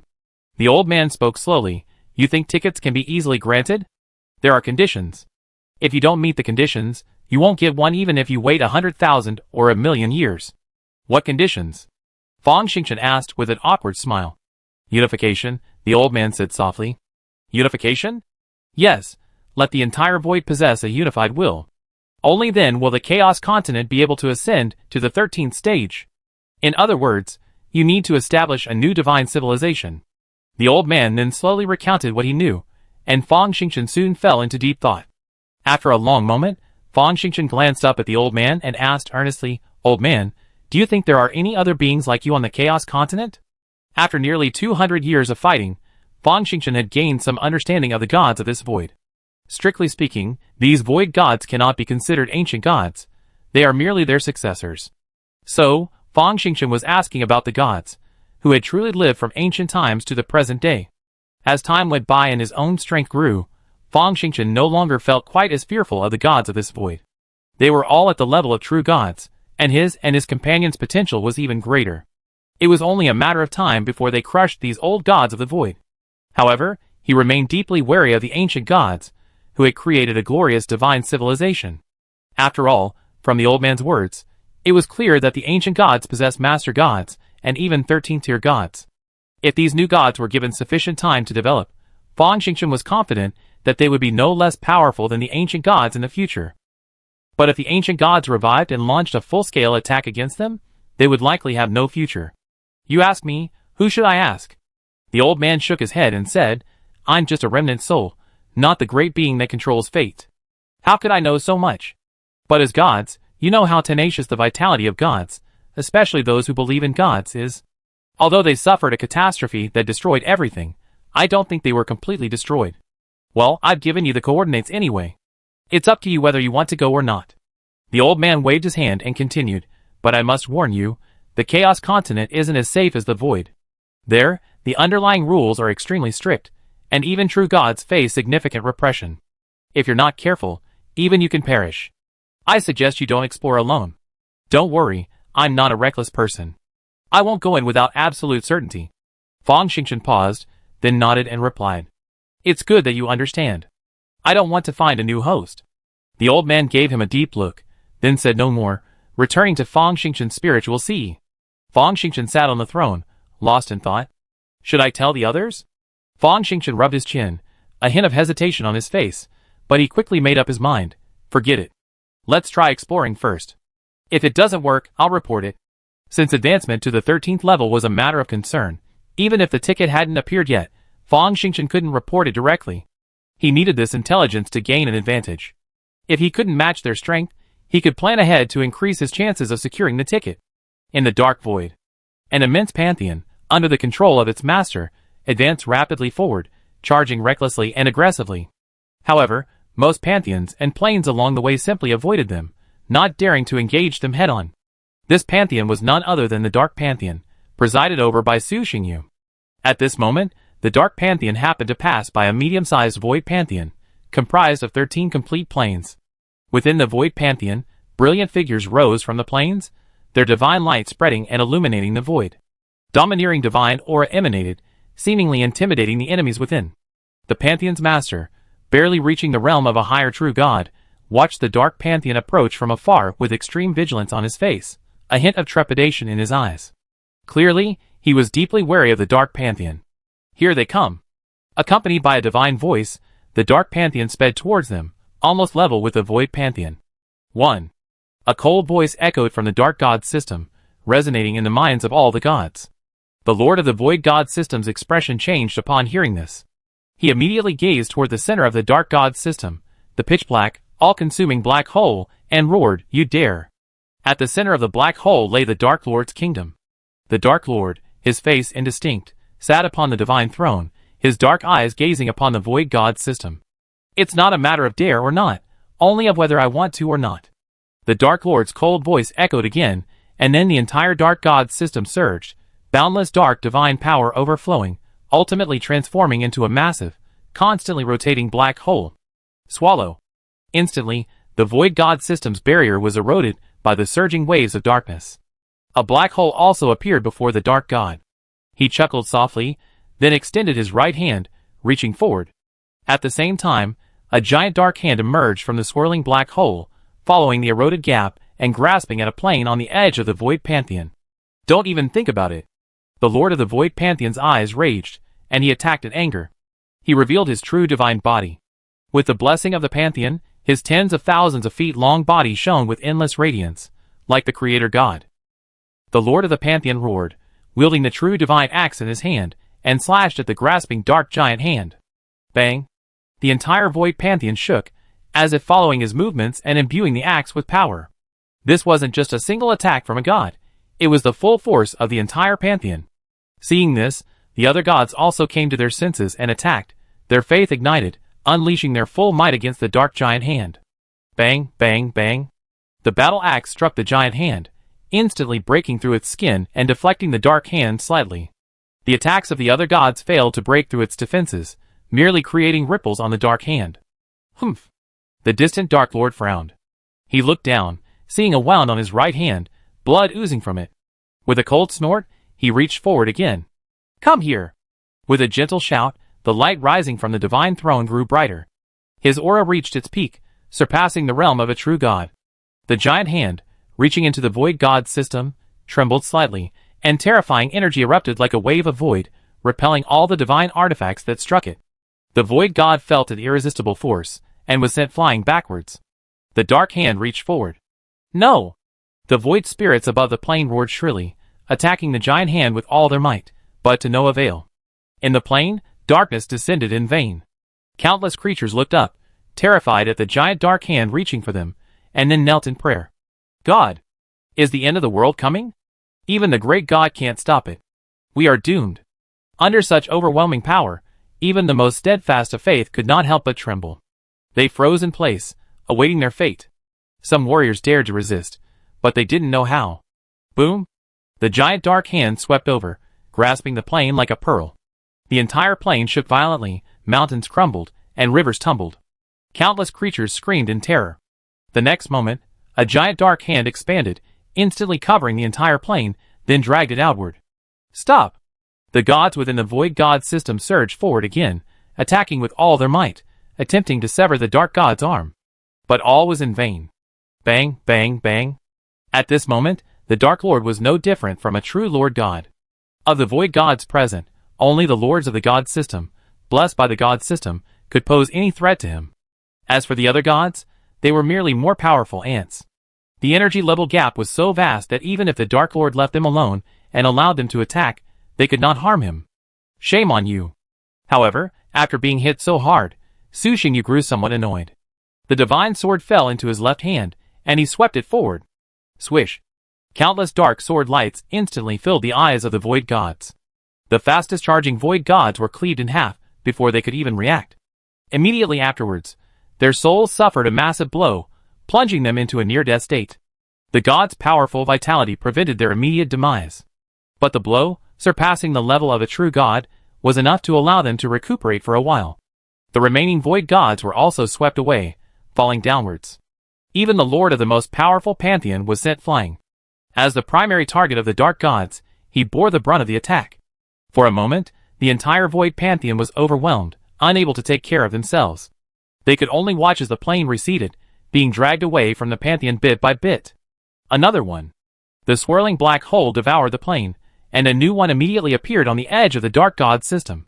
Then, without Su Xingyu's orders, the well-prepared dark gods led their minions and pounced, beginning a new round of conquest. The black hole vanished, and the entire dark god system returned to peace. Su Xingyu returned to his throne, continuing to control the dark god system as they headed towards their destination. He felt no wavering at the thought of devouring a plane as if it were just lunch, a casual, ordinary experience, nothing surprising. After all, this wasn't the first time he had done this. Throughout his journey, he had already devoured nearly 10 planes using this method. As for these swallowed planes, his forces absorbed them on their own. Thus, despite the hasty journey, the overall strength of the dark god system continued to steadily increase, with more and more true gods emerging. Damn it! The gods of the void pantheon could only stand in the void, watching the dark pantheon gradually recede, then roared in frustration. In the blink of an eye, several decades had passed. Nearly 80 years had passed since Su Xingyu's arrival across the realm to participate in the Great Divine War. Fighting and advancing, the Dark Pantheon finally arrived near the Ed Pantheon after a trouble-free journey. Nearly all the divine players came to greet the Dark Pantheon. Even those who couldn't come in person sent avatars of their divine power, as a token of their respect. Su Xingyu didn't mind. After all, he wasn't here simply to help these divine players. He also wanted to find an opponent for the Dark Pantheon to fully hone his skills. The Dark Pantheon's arrival meant that the divine players here no longer had to worry about the Ad Pantheon, and they could launch a true counterattack. Chapter 342. Although the locations of the various planes were rather chaotic, with each part intertwined and the other part intertwined, Without clearly defined boundaries, however, after over 200 years of evolution and under the human control of both sides, the planes of both sides had now become somewhat demarcated, no longer as chaotic as before. Those planes that were once deeply encircled by the enemy had either escaped under the control of their plane masters or been captured by the enemy. After all, neither side was foolish and would certainly not allow the enemy to plant a swarm within their territory. Otherwise, the enemy could use the swarm as a springboard for a massive invasion at any time, which would be disastrous. Although the interplanar warfare took place in the void, the methods were actually not much different from the interplanar imperial wars. Compare the Divine Alliance to the Imperial Federation, and the void plane to the main city. Then, using the main city as a base, both sides would attack each other. Su Xingyu and a group of divine players chatted for a while in the newly formed divine stronghold, a completely open demi-plane. Previously, Su Xingyu had only temporarily come to help and hadn't stayed long, so he naturally didn't bother to participate in their discussions. Now, he had confirmed his permanent residence and was fully committed to the divine war. So, even though he disliked intervening, some matters that needed to be discussed still needed to be finalized to avoid conflicts later in the battle. Even though Su Xingyu was powerful and not afraid of conflict, he hated the thought of trouble falling upon him. He had to talk it out first and finalize the matter. That way, if anyone else came to cause trouble, he wouldn't be blamed for being ruthless. The two sides first discussed the upcoming war against the Void Old Gods. The most important issue was the distribution of the enemy. Even after a round of weakening and nearly a century of counterattacks, the Void Old Gods remained formidable. Even if Su Xingyu arrived with the entire Dark God system, aided by numerous new gods, annihilating them would still be a complex undertaking, requiring immense effort and a lengthy period of time. Furthermore, after shifting from defense to offense, these Void Old Gods would present both formidable foes and lucrative rewards. If they could defeat the Void Old Gods, they would be able to absorb their accumulated strength over thousands, even tens of thousands of years, thereby ascending to a higher realm. Previously, everyone had focused solely on defense, completely ignoring this aspect. Even after a victory, after shifting from defense to offense, they focused solely on reclaiming the conquered divine plane. Even those foresight divine players wouldn't guarantee they could capture the Void Old God's native plane. Therefore, naturally no one would attack those tough opponents, lest they get themselves entangled and end up losing more than they gain. Simply put, before this, the overall strength of both sides was already very close, but the divine players still didn't have the right to treat the Void Old Gods as ready-made food. If they became too complacent, they would still be at risk of being overthrown. But now, with Su Xingyu's arrival, they have the right to look down upon these Void Old God forces. As long as the Yad Pantheon is held back, the remaining Void forces will be nothing more than a meal for them. After enduring such a long battle, they could finally savor the fruits of victory. The various divine forces, vying for greater benefits, argued fiercely, nearly engaging in an all-out brawl within the temple. Luckily, Su Xingyu arrived. Otherwise, Mo Kongwu and his three companions might not have been able to suppress these new Void Gods. Over time, their strength grew tremendously. While still no match for top-tier masters like Mo Kongwu, if they stubbornly defended their plane, it would be difficult for Mo Kongwu and his companions to defeat them. In minor matters, they would yield to the superiors, giving them face, but when it came to matters of major importance, they were far less accommodating. They fought for what they had to, never yielding an inch. It must be said that humans are truly a very contradictory group. When faced with a powerful enemy, they united with one another, even going to great lengths to help their companions. But once the enemy weakened and the threat diminished, they would draw their swords again, unflinchingly delivering a brutal blow to their former allies. The various factions argued over this issue for nearly 2 weeks, until Su Xingyu grew impatient, and they finally reached a consensus. Finally, under Su Xingyu's witness, each new god faction found its own nemesis. Of course, whether they could defeat this opponent and use it as a stepping stone to their own ascent remained unknown. In the end, if they couldn't defeat them, the others would definitely not sit idly by. After all, the annihilation of the old gods of the void was a matter of great importance, not just concerning one player or one faction, but concerning the entire new gods of the void. Orcish Kingdom. In the courtyard, 2 men sat on either side of a stone table, drinking dwarven brewed divine wine and gazing at the distant, empty scene. They were Mo Kongwu and Su Xingyu, who had just finished a meeting. As friends for nearly 1,000 years, they hadn't seen each other in so long, so now that they were meeting, they naturally wanted to have a good reunion. "How do you feel?" Mo Kongwu asked the young man, taking a sip of his wine. A mob. Su Xingyu's eyes flashed with disdain as he made a blunt assessment. Su Xingyu didn't harbor much ill will toward these scattered divine players, but he didn't have much affection for them either, so his assessment was perfectly objective. That's quite disrespectful, but you're not wrong. Mo Kongwu chuckled softly, unconcerned with Su Xingyu's assessment. After all, that was the reality. Humanity, or rather, intelligent life, is inherently like this. They're addicted to infighting. Mo Kong smiled and said with some emotion, when the outside world was in danger, everyone was terrified and united. But after a victory, we'd become like this. If it weren't for the prestige we three still hold, this alliance would have crumbled before you even arrived. He was somewhat speechless as he spoke. All right, I'm not interested in hearing all this nonsense. Su Xingyu waved his hand, uninterested in such trivial matters. In Su Xingyu's view, these divine players were merely passing passengers on a journey. Perhaps he would never meet them again, so naturally he had no interest in getting to know them.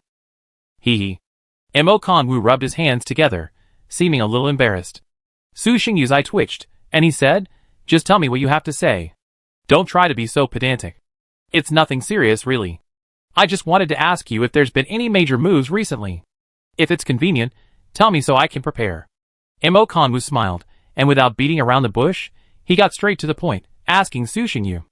Although Mo Kongwu's strength was among the top among the divine players, and he was a veteran of the Crimson Dawn, holding a high position of power and influence, he was a top-tier figure in every way. But compared to Su Xingyu, he was still slightly inferior.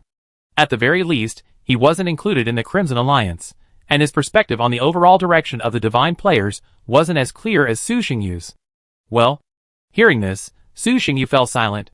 After a moment's thought, he said, the Crimson Alliance doesn't have any major plans in the near future. They do want to form a regional alliance, bring people together, and consolidate the power of the new gods.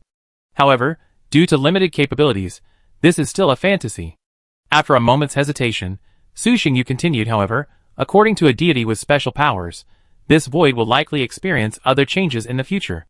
I advise you, it's up to you to listen or not. I won't be responsible for anything that happens. Go ahead. Mo Kongwu's face turned serious. Don't get completely caught up in a war between the void planes. Just enough planes within the pantheon. Don't be obsessed with quantity. Quality is more important. Su Xingyu spoke slowly, his tone very calm. Without waiting for Mo Kongwu's response, he downed the wine in his glass, stood up, and walked out. Leaving now? Can't chat for a while? Mo Kongwu came to his senses and stood up to try to stop him. I still have some matters to attend to, so I won't chat with you any longer. I'll come catch up with you later, when the situation stabilizes. Su Xingyu waved his hand, not looking back. He transformed into a stream of black light and flew outward, quickly leaving the Orc Kingdom and returning to the void. He then tore through space, directly crossing billions of miles, and returning to the Dark God system. As decisive as ever, leaving on a whim. Mo Kongwu retracted his gaze, smiled, and then muttered to himself, at this critical juncture, you told me not to get completely involved in the Void Plane War, and even said not to covet the number of planes, but your own god system has so many planes. After a while he sighed, his face a little troubled. This is really annoying. I should have kept my questions to myself. Now I'm stuck. Full speed ahead. After returning to the Dark God system, Su Xingyu did not stop, controlling the Dark God system and continuing forward. The target was clear, the most powerful void force in this area, the Jade God system. Although the current AD Pantheon is arguably a far cry from its former self, its strength having expanded many-fold, the Dark Pantheon's years haven't been in vain. Their overall strength has also grown considerably. The journey was smooth sailing, and neither the divine players nor the old gods of the void dared to impede the Dark Pantheon's advance. King versus king, general versus general, soldier versus soldier. Each god had found their worthy opponent. Until they had defeated their own, they had neither the interest nor the energy to interfere in the battlefields of others. And it was clear that the Dark Pantheon's opponent was the AD Pantheon, a result both sides agreed to. For the divine players, the Yad system is the strongest opponent, and also offers the most generous rewards. During previous discussions, other divine players had actually asked Su Xingyu if they needed to join him in conquering the Yad system, but Su Xingyu ultimately declined. With the Dark system's current strength, suppressing the well-preserved Yad system on their territory would indeed be somewhat difficult, but Su Xingyu didn't care. Or rather, for him, a bloody battle was just the right thing to do. Over the course of several years, The dark system penetrated deep behind enemy lines, and arrived not far from the Yad system, the two vast systems juxtaposing one another. The vast figure of the Dwarf Lord stood above the Yad system, his aura unparalleled, his radiance illuminating the stars, like a god king commanding all the gods. After nearly a century of recuperation, the Dwarf Lord's previous injuries had long since healed, and after a fierce battle, he had made considerable progress, his strength surpassing even those of before. Looking at the Dark Lord seated on the throne of the gods, Div's gaze was cold as he spoke in a chilling voice. "Your Majesty, you've come here with your divine system. Are you planning a decisive battle with us? You're advancing so recklessly on your own, aren't you afraid of being defeated here?" Although he had previously observed the Dark God system's path, Div was still surprised to see Su Xingyu drive it directly to his doorstep. This was not what he had expected. Shouldn't they stay back, dispatching other gods to the front lines, and simply providing support? Why are the divine systems now clashing? "You're not qualified." Su Xingyu smiled, then stood up. His figure suddenly grew, transforming into a dark giant tens of thousands of feet tall in the blink of an eye. Empowered by the power of the divine system, a dark pillar of light soared into the sky, its domineering aura stretching across billions of miles, shaking even the distant gods. "Are we starting the fight already?" As expected of His Majesty the Dark Lord. "Since they've already begun, we can't afford to be left behind." The divine players, upon noticing the movement here, looked solemn, and then accelerated their war preparations. Div's face darkened, as he watched the dark gods' ever-increasing strength. I had assumed they were merely upper true gods like me. Now, it seemed something was different. This seemed more than just an upper true god. The one opposite seemed to have reached the realm of a quasi-lord god, only half a step away from a breakthrough. "Open!" Su Xingyu spread his hands, exerting all his divine power. Then, with a furious roar, he swung his divine sword and slashed forward. The brilliant dark sword energy enveloped everything, obliterating all matter in its path. "You dare!" Div's expression changed, and he immediately mobilized the power of the divine system, swinging his warhammer and smashing it towards the dark sword energy. Bang! Along with the warhammer, Div was sent flying backwards, shattering several meteorites before coming to a stop. The dark sword energy struck the divine barrier with a resounding bang. The barrier, strong enough to withstand the might of the Lord God, actually shattered. Greed is not a good habit. Without even controlling the divine system, you dare to devour the plane recklessly. Even if it's the legacy of the Lord God, it's bound to be missing now. Su Xingyu sneered, as if he had anticipated this. Chapter 343. Just as the planes have dimensional barriers, the Pantheon also has a barrier, one that's far more solid than a dimensional barrier. Under normal circumstances, unless the Pantheon's master allows it, it's difficult for things from the outside void to enter the Pantheon through the Pantheon's barrier, let alone cleave it. Within the Pantheon, they often have a dedicated operating system. The Pantheon's master can, to a certain extent, interfere with the operation of this system, performing some rather incredible feats. For example, reversing the cycle of life and death, manipulating time on a small scale, etc. From this point of view, all the pantheons currently established by the new void gods are unqualified. Their pantheons are nothing more than mere facades, merely multidimensional composite systems.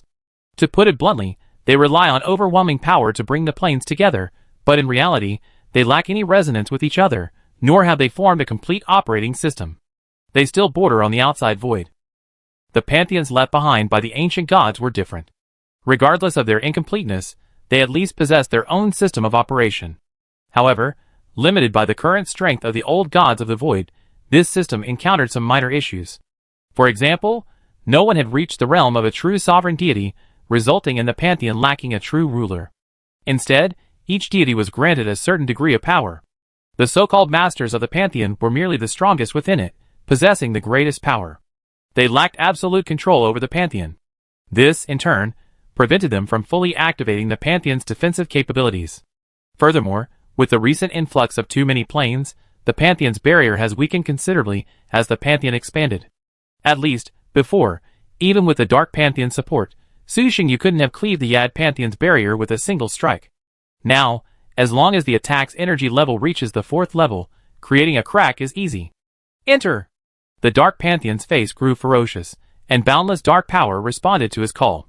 With his roar, it transformed into a terrifying torrent, rushing towards the Yad Pantheon's barrier. The torrent flowed through the cracks and into the Yad Pantheon. The cracks in the Pantheon's barrier began to heal spontaneously, but once they healed to a certain degree, They were blocked by the dark power, preventing them from advancing any further. Get out! Evil god, you're invincible. Although they didn't know what the dark spirit intended, each deity of the Yad pantheon radiated their divine radiance, casting aside all thoughts and uniting to resist the dark spirit's onslaught, intent on completely annihilating this alien force. But before this terrifying torrent, even the eternal gods seemed insignificant. Their first resistance was swept away, like a mortal facing a flood, powerless. The Yad pantheon sensed the threat and spontaneously mobilized its forces to eliminate the enemy. However, this elimination was far too slow, like the human immune system, far less swift than the power of a master. And so, under the horrified gaze of the Yad gods, the dark torrent reached its chosen target. A native plane of the AD pantheon. A complete world, reaching the scale of a medium-sized plane. Boom! A torrent of darkness descended, like ink poured into clear water, instantly engulfing the entire plane. The countless creatures within the plane, before they could react, felt the sky darken. The entire plane was plunged into a state of perpetual night. Besides this, however, this plane suffered no significant direct damage. Compared to the brutal force that had previously swept across the gods, the dark wave that surged into this plane seemed remarkably docile. The countless creatures and gods who witnessed this scene were horrified. To devour an entire plane in a single blow, this kind of power, even to the gods, was absurd. This power was beyond the reach of ordinary gods. In contrast to the terror of the AD gods, the dark gods seemed somewhat excited. Unable to contain their emotions, they began to cheer. My Lord is supreme, darkness immortal. My Lord is supreme, darkness immortal. My Lord is supreme, darkness immortal. Although the great Lord of Darkness had demonstrated this power many times during their journey through the Pantheon, they were still astonished when they saw it again. What a formidable force! Let this be our springboard. Gods of the Yad Pantheon, I have chosen the battlefield. Let us begin a true war. Even Su Xingyu's aura slightly weakened after such a powerful blow. After all, he had never truly entered the realm of a true Lord God.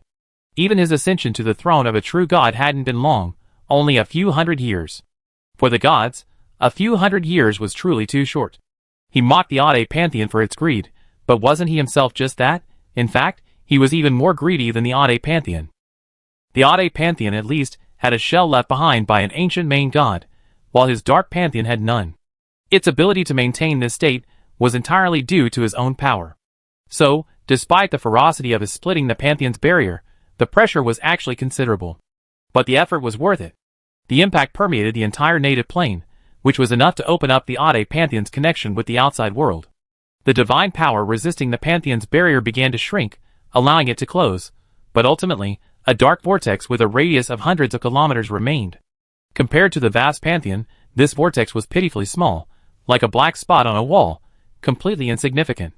A steady stream of dark divine power surged through the vortex, pouring into the AD Pantheon, then proceeded to contaminate the chosen plane, completely transforming it into darkness. It might sound like a long story, but in reality, it all happened incredibly quickly, so quickly that the gods barely had time to react. Damn you, how dare you! The dwarven god, lord of the AD Pantheon, roared angrily throughout the Pantheon's void. He swung his hammer, gleaming with crimson thunder, and with a single blow, he actually interrupted the torrent of darkness. But it was pointless. This energy flowed like a stream. Interrupting it wouldn't stop it. Seeing this, a flicker of hesitation crossed Div's face, but then he immediately resolved himself and rushed towards the darkness-shrouded plane. The divine body, tens of thousands of feet tall, flashed with terrifying lightning. Even in the depths of night, the creatures within the plane could still see the crimson giant's figure in the void and sense its boundless majesty. Your Majesty? No! Seeing this, several Ade gods, seemingly guessing what their lord was about to do, hurried forward to stop him. Get out! In response, Div snorted coldly, unceremoniously ignoring the pleas of his subordinates. As the lord of the Ade Pantheon, even if he didn't control the entire Pantheon, his power was unmatched by other gods. As previously stated, when their own interests weren't at stake, they were friendly, but when their own interests were at stake, even lords and their subordinates would have significant disagreements. With a casual wave of his hand, Div sent several gods born from this plane flying backwards. Then, Div raised his warhammer high in the air, and the Pantheon void surged, with boundless thunder converging in the sky above the dark plane. Rumble. Countless thunderbolts descended as Div swung his hammer. Million-pounding thunder blanketed the world. Instantly, The screams and wails of living beings echoed throughout the plain. Whether they were the abyssal fallen, fresh from the dark abyss, or the undead warriors rising from beneath the earth, or even the native creatures of the plain, they were as fragile as ants before the thunderbolt that enveloped the world, instantly reduced to ash. Oh God! The powerful transcendent gazed toward the heavens, as if beholding a thunder giant from the pantheon's void. He let out a desperate wail. Great dwarf lord, what have we done wrong? Why are you punishing us like this? From within the palace, the kingdom's supreme ruler listened to the wails and cries of the civilians outside, his voice filled with bewildered questions. Great God of storms, your devout followers pray to you, your majesty, for your forgiveness. The devout divine messenger knelt in prayer, bewildered by what had happened, why the great deity had unleashed such annihilating divine punishment. In the violent baptism of thunder, countless lives perished instantly, leaving not even a trace. The deaths of so many followers directly led to the immediate suffering of several gods, who had become gods in this plane, whose foundations they had built. Each of them was languishing, as if they had been severely beaten. The damage they suffered this time was arguably even more severe than the last war of the gods. In the previous war between the old and new gods, the army of followers they sent out was numerous and elite, but compared to the entire plane, it was truly nothing. As for their own injuries, they were even more insignificant. As long as their followers remained, they could easily recover. But this time was different. It was their home plane that suffered, and their followers who were harmed. This was like a direct blow to their hearts. Even though they had expanded their faith to other planes over the years, beyond their home plane, this place remained their cradle, their home base, a significant part of their many faiths, much like the plane of eternal night to the Lord of Darkness. Thus, the damage of this attack was immense. It's useless. Even if you slay every living being on the entire plane, it won't do anything. The dark spirit stood at the center of the black hole's vortex, coldly gazing at the gods of the AD pantheon. A faint smile played on his face, as he allowed the dwarven spirit to do what he wanted, as if mocking them. Div, somewhat exasperated, washed the plane with thunder once more, hoping to block the coordinates of the dark pantheon, but as Su Xingyu had said, it was futile. Darkness isn't as violent or lethal as thunder, but its power is the most indelible. Go in. With a command from the dark spirit, a series of brilliant figures stepped into the Yad pantheon, confronting the opposing Yad spirits. Want to fight? This opponent looks tough. I haven't battled such a foe in ages. Spreading his wings, the Black Dragon King, who obscured the sun, bared his fangs and looked at the opposing Yad spirits as if they were a pile of food, his eyes exceedingly greedy. It's going to be tough. With so many powerful spirits, and on their home turf, we're likely to be overwhelmed. Yi Zhan, clad in black armor and holding a divine weapon, had a heavy expression on his face, realizing the strength of this opponent. If it were easier to fight, I wouldn't be picking them as my opponents. Yemo, the true god of magic, said with a cold sneer. The true gods of the Ade pantheon across from them had gloomy expressions, clearly unprepared for a battle on their home turf. Even though the divine players had previously demonstrated considerable strength, they hadn't believed the flames of war could spread to their homeland. But now reality had slapped them in the face. The enemy had rushed directly to their doorstep, punched a massive hole in their wall, and then rushed in. Fight, or they won't abide by the rules of war. Even though the previous blow had slightly weakened his own strength, Su Xingyu showed no fear in the face of the gods of the Ade pantheon. The divine sword rose and fell. A dazzling sword aura overwhelmed everything, slashing towards the silent Lord Yade. With Su Xingyu leading the attack, the divine war erupted instantly. You really think we're a piece of cake, damn you. I'll make you pay for your arrogance. The divine plane was polluted, the gates of the divine barrier opened wide. Diff was now seething with rage, even more furious than his previous defeat in the divine war. Swinging his warhammer, he charged forward, imbued with vast divine power, his aura soaring. It seemed the presence of an alien enemy had triggered the divine system's own defenses, making this added power even more surging. This combat power now approached that of a master god at the fourth divine level. Bang! The two divine masters clashed, their artifacts colliding in a terrifying explosion. The aftermath of the battle shook the stars, and the entire plane trembled before this force. The rise and fall narrowed the power gap between the two sides, leaving Su Xingyu momentarily unable to suppress the dwarf god. But it wasn't a big deal. Seeing their own god take action, the other gods naturally didn't dare to stand by and watch. They rushed out and engaged the enemy. The combined number of gods on both sides now approached 3 digits. Even if it couldn't compare to the previous battles between the old and new gods, it was still a terrifying sight. In an instant, the previously tranquil divine void was immediately engulfed by various divine laws. The stars shook, and space shattered. The void was arbitrarily altered, and the supreme gods truly demonstrated their power. At the same time, in the divine plane shrouded in darkness, in the thunder-washed sky, dark vortexes thousands of meters in diameter emerged. Chapter 344. For the Dark Lord. Conquer this world and annihilate all living things. Let the glory of darkness forever envelop this world. One after another, dark angel warriors, each with 4 wings sprouting from their backs, flew out from the vortex, overwhelming the sky and instantly filling it. Upon closer inspection, it was clear that they were all top-tier elite warriors, having reached the highest level of transcendence. The leading legion leader was a 10-winged dark angel archangel, possessing demigod power. To secure a firm foothold and launch subsequent offensive operations, the Dark Pantheon forgot all the bells and whistles, and directly revealed its most elite angelic forces. Dozens of high-level legions, all organized according to a strict hierarchical order, coupled with the Eternal Night Empire's imperial will, united by hundreds of millions of believers, made it no exaggeration to say that this force was capable of annihilating even ordinary gods. After over 200 years of development, the Dark Eldar within Su Xingyi's newly opened Dark Plane had finally flourished, forming a formidable fighting force. As a semi-super race, the Dark Eldar surpass 99% of all living creatures upon their birth. The high-level threshold that blocks most transcendent beings is no problem for them. They only need to follow the rules, and they will have a chance to leap into true transcendent life. Though their success rate isn't as high as that of true super races, compared to ordinary transcendent races, they are truly favored by the gods, having been born with this opportunity. Fight for the Lord of Death. Exterminate all creatures in this world, and let them feel death's favor.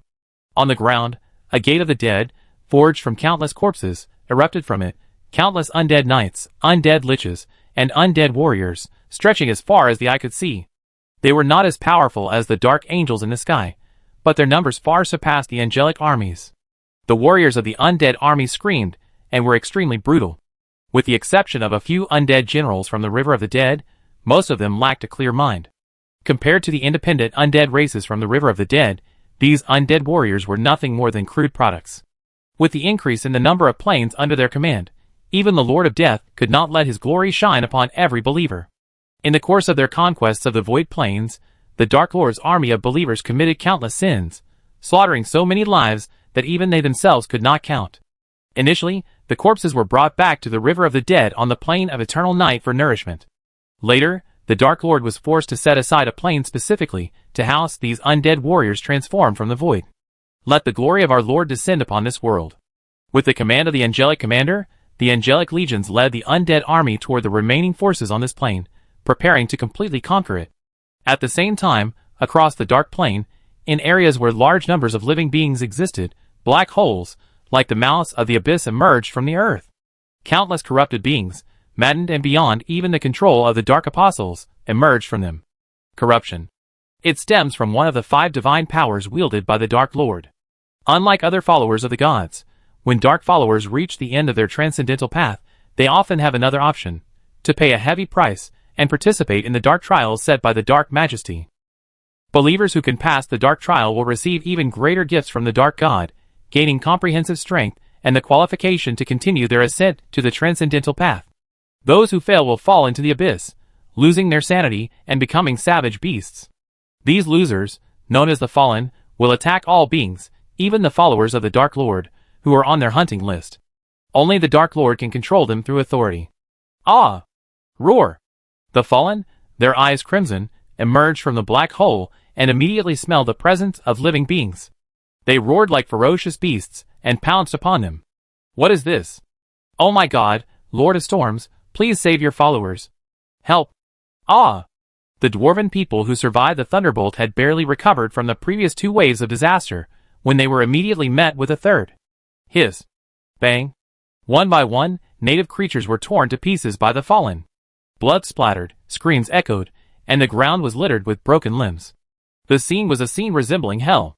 As the native plane of the Yad Pantheon, after tens of thousands of years of evolution, its inhabitants possessed a high level of transcendental aptitude, generally reaching the 6th level of transcendental. Previously, restricted by the Yad gods and limited resources, most creatures were unable to further enhance their strength. But now, With the void's restrictions lifted and abundant cultivation resources readily available, most creatures can freely grow and reach the upper limits of their aptitude. But compared to these mindless fallen, they were still far behind. The gap in hard power between the two sides was a full level. Thus, even though these fallen were mentally impaired and devoid of any rationality, the combat power they displayed still pierced the local army of believers. Angels, undead, and fallen, the three great armies of the Dark Pantheon, ravaged this world, decimating countless lives. The entire world seemed shrouded in a thick layer of despair. In this world shrouded in darkness, the army of the Yad God's faithful was ultimately struggling to withstand this elite force of the Dark Pantheon. The native plane's blessing was practically zero. The Dark Lord's authority had directly altered the nature of this plane, so they should be thankful to be immune to suppression. Not to mention, they had previously suffered a wave of Yad God's thunderbolts and a torrent of darkness, leaving them in dire straits. However, this situation did not last long. The AD spirits, reacting quickly, mobilized troops from other planes, sending armies of their followers through portals to directly intervene in this polluted plane. With a resounding roar that resonated throughout the world, crimson lightning instantly illuminated half the sky of the dark plane. A legion of dwarves, wielding thunder hammers, emerged from the suddenly rising portal and roared towards the fallen, swinging their hammers and smashing their heads. A vast sea of magical steel warships descended from the Pantheon void, dominating the sky and emitting beams of energy that swept away the creatures of the plains below. Goblin warriors, controlling their magical golems, charged into the boundless sea of undead, wielding their warhammers, pulverizing each undead warrior. For a moment, the entire plane was engulfed in the flames of war. Both sides escalated the conflict, with a steady stream of followers rushing into this realm to engage the enemy forces. The battle was intense, and both the Dark Pantheon and the AD Pantheon felt unprecedented pressure. In terms of individual transcendental strength, the Dark Pantheon, constantly open and endowed with endless resources, held a clear advantage. Furthermore, in the use of various magical technologies and large-scale magic arrays, the AD Pantheon, inheriting the legacy of the ancient gods, practically crushed the Dark Pantheon. Thus, the battles on the battlefield were fierce. Unable to conquer the entire Dark Plane, the Dark Pantheon naturally could not expand further and extend its reach into other AD Pantheon planes. The dwarf-led army of the AD Pantheon was unable to repel the invading Dark Horde. It could only defend itself and establish new lines of defense to prevent further spread. Tens of millions of elite troops, crammed into a single plane, displayed a power enough to tremble the gods. The gods have their own battlefields, and the believers their own. The two battlefields are closely intertwined, yet at this moment, they do not interfere with each other, each fighting its own battle. 6 months later, the divine war in the void ended. The two sides were nearly equal in strength. Although many gods suffered heavy losses, no one fell. After the previous battle, the gods of the AD Pantheon, having determined the strength of their opponents, were forced to abide by the rules of war. Let gods fight gods, believers fight believers. Lower orders can attack higher orders, but higher orders cannot easily interfere with lower orders. As the invaded party, the gods of the Yad Pantheon did not want to abide by this rule. After all, it was not very advantageous for them. But the situation was stronger than they were, and they had no choice but to bow. The Dark Lord's formidable fighting power was impossible to suppress, even if the Yad Lord and the Goblin God joined forces. If the rules of war were not followed, the ultimate result would only be a destruction of the battlefield. And in the current battlefield, in the Yad Pantheon, destroying the battlefield would not benefit them in any way. As for seeking help, the Yad Pantheon could certainly seek aid from their allies, but at this time, with all parties engaged in war, which void forces would be willing to send their divine forces to help, even if there were gods willing to come to their aid. Even if they took a step back, there would still be gods willing to come to their aid. But the opposing Dark Lord is not alone. If both sides escalate the conflict, it will simply escalate the intensity of the war, ultimately resembling the previous war between the Void gods, only the battlefield will shift from the Void to the AD Pantheon. For this reason, the gods of the AD Pantheon are forced to abide by these unpleasant rules of war. However, this is only temporary. If they find the opportunity, they will not hesitate to break the rules and completely drive out the invading Dark Pantheon. As the Dark Pantheon and AD Pantheon officially engaged in battle, the other divine forces also joined in the fray. From the battlefield, the strength of both sides is roughly equal, a relatively even state. Unless the gods personally intervene, conquering an entire plane with their followers alone would be extremely difficult, if not impossible. Even so, The new void god showed no sign of anxiety, and in fact, became increasingly steadfast. All the new void gods knew that time was on their side. As time passed, their strength would only grow stronger. While the old gods on their opposite sides were also growing stronger, the increase was minimal. Their period of power expansion had already passed in the previous 200 years. Even if their power increased in the future, it would not be significant. At least from an overall perspective, the base number would not be very large. Undeniably, when the power gap is too great, numbers cannot make up for it. But the current problem is that the gap between the top combat power of the old void gods and the top combat power of the new void gods is not that great. They are basically on the same level, or even slightly inferior. Under such circumstances, it is unrealistic to expect to suppress the new void gods with individual combat power. The situation of the new void gods, however, is quite different. They have generally not yet reached their ceiling, and they still have considerable room for growth. Furthermore, as the void's environment stabilized, divine players, who had previously lingered in the intermediate realm, the novice zone, afraid to ascend to demigod status, were no longer suppressed and were descending into the void. True gods were growing stronger, and demigods were catching up. If there were no external interference, the demise of the old void gods was foreseeable. This period might still take a long time, thousands, or even tens of thousands of years. But their defeat was already inevitable. In the blink of an eye, decades had passed. Dark Pantheon. Su Xingyu remained alone in the temple, seated on the throne, constantly observing the movements of the opposing pantheon. Finally settled down. After receiving a message, Su Xingyu said with some emotion, his voice tinged with fatigue. After numerous divine wars, the armies of the Dark God system have finally conquered their first plane, firmly establishing their foothold in the Yad God system. Even Su Xingyu was happy about this. It wasn't easy, truly not easy. After countless casualties among their followers, they finally took the first step. It had to be said that the strength of the Yad God system had somewhat exceeded his expectations. Even with the world tainted by darkness, they had managed to resist for so long. If all the planes of the Yad God system were as formidable as this one, he would probably have a lot of work ahead of him. Now that things are stable here, I can rest for a bit. Su Xingyu stretched his waist and whispered to himself, the realm of the Supreme God is within reach. Next, I'll connect the various planes and build the barrier of the divine system, and then I can ascend directly. Fortunately, there's no bottleneck between true God and Supreme God. I can ascend once the conditions are met. Otherwise, it would be really difficult to deal with now. In a state of war, and with an especially powerful opponent, if the promotion process was complicated, like the demigod's ascension to true God, he would probably have considered withdrawing his troops or calling for help. Otherwise, with a powerful enemy lurking nearby, few would dare to ascend directly. After all, when you ascend, you don't have any invincibility shield to protect you. On the contrary, you're at your most vulnerable. If the opponent took advantage of this opportunity to attack, you'd be in trouble. Su Xingyu was pondering how to ascend to Supreme God when he suddenly sensed a faint spatial fluctuation. Reaching out, he withdrew a shining stone from his storage space. Space Stone? Chapter 345. It's been so long since I've heard from him, I thought he was dead. Su Xingyu chuckled, clutching the space stone in his hand. The space stone was an item Su Xingyu had obtained while exploring a plane fragment in the elementary realm. Later, with it, he joined a relatively secret meeting. At this meeting, he obtained many valuable items, accelerating the growth of his followers' power.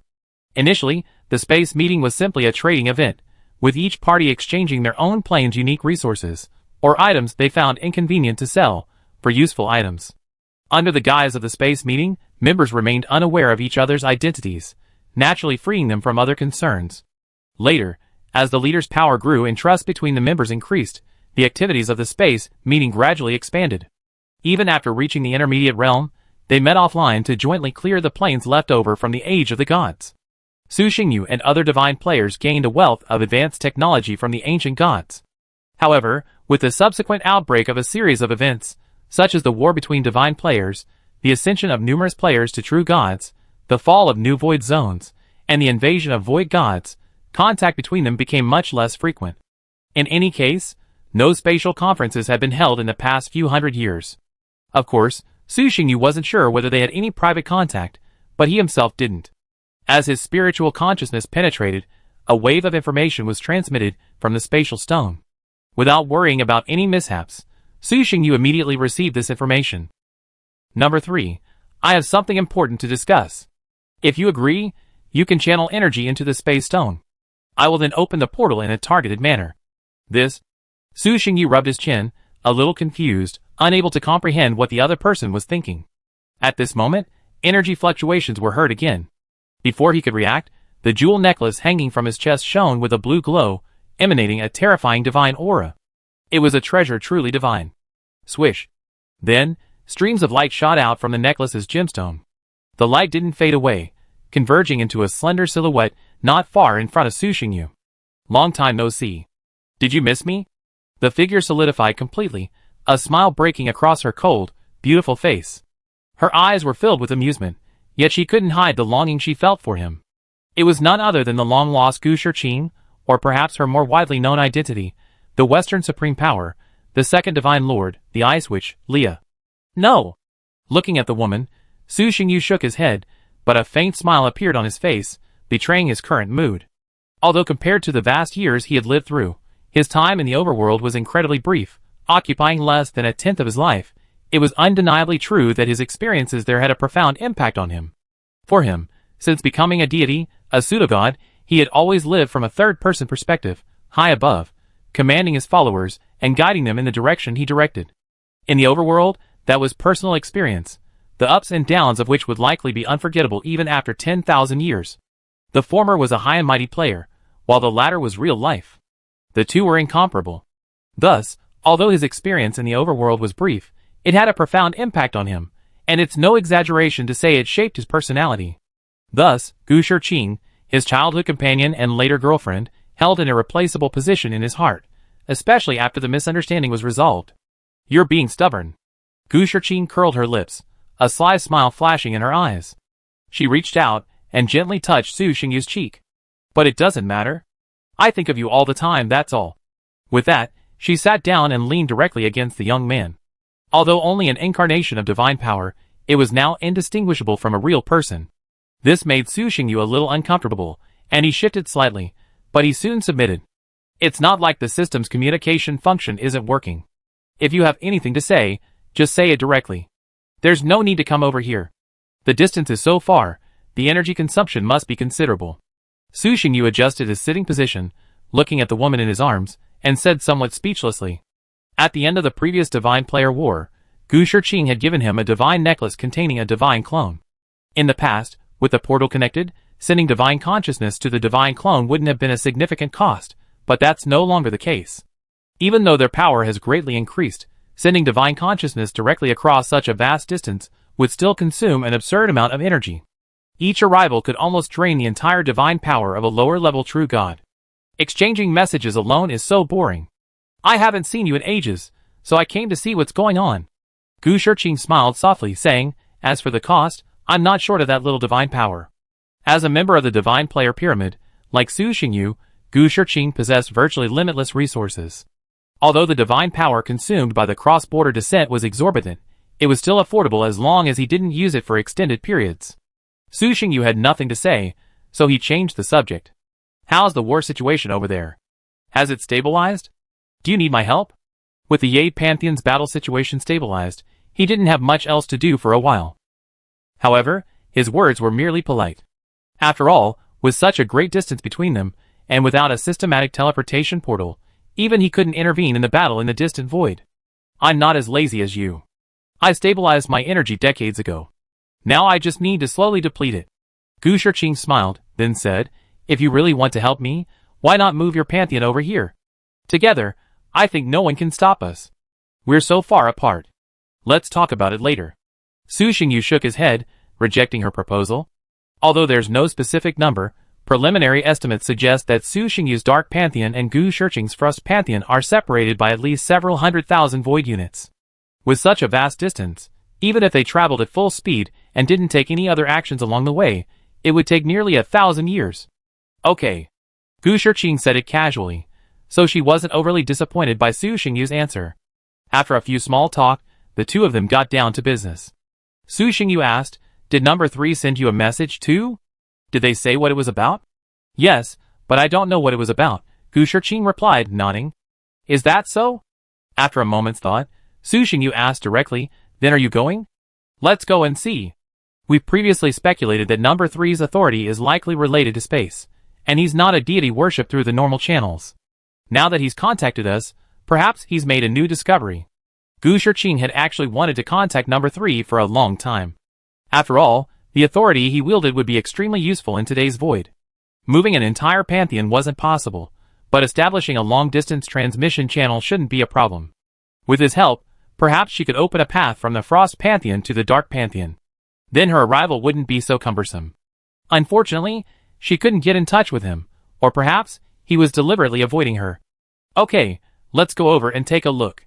Seeing that Gu Shiqing shared his thoughts, Su Xingyu didn't hesitate and decided to go over and see what was going on. Will you come with me, or what? Gu Shiqing hesitated, but ultimately reason overcame emotion. Let's go separately. Now that others don't know about our relationship, maybe it'll come in handy later. Half a month later. Space Divine Realm. Compared to its previous desolate and dilapidated state, the Space Divine Realm now looked brand new, brimming with life. The temple towered above, with supercontinents orbiting along a trajectory.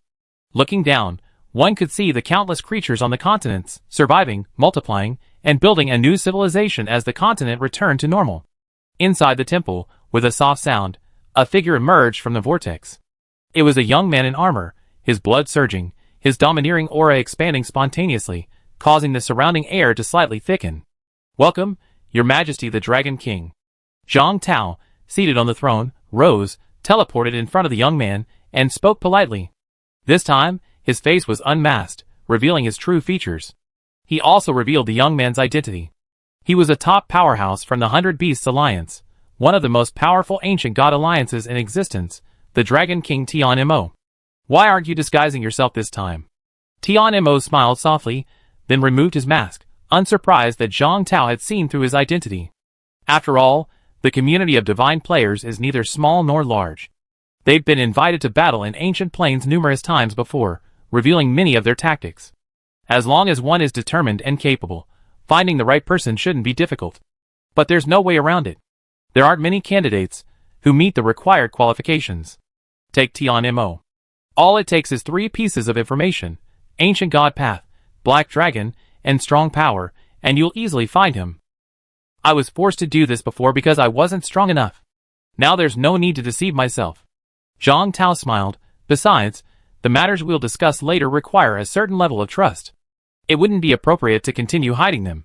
Of the several members, aside from Cole, the plain creature, Zhang Tao's identity was the most difficult to trace. After all, his path is rather unique, and he usually remains hidden. Therefore, discovering his true identity is quite challenging. What's the matter with calling us here this time? Tian Mo asked directly, without beating around the bush. No hurry, let's talk later. Everyone hasn't arrived yet, Zhang Tao said with a smile, waving his hand. The two didn't have to wait long before Zhang Tao felt 2 more surges of energy. He immediately released his authority and ushered the 2 in. 2 streams of light, one in front and one behind, burst forth from the vortex. Zhang Tao's expression changed slightly, and he immediately unleashed his divine power, reinforcing the spatial passage to prevent the 2 from collapsing it. The streams of light quickly solidified, transforming into human figures. Seeing that the 2 men were not wearing masks, Su Xingyu and the others were slightly surprised and removed their own masks. Your Majesty Eternal Knight. Your Majesty Leah. Zhang Tao and the others stepped forward, greeting them politely.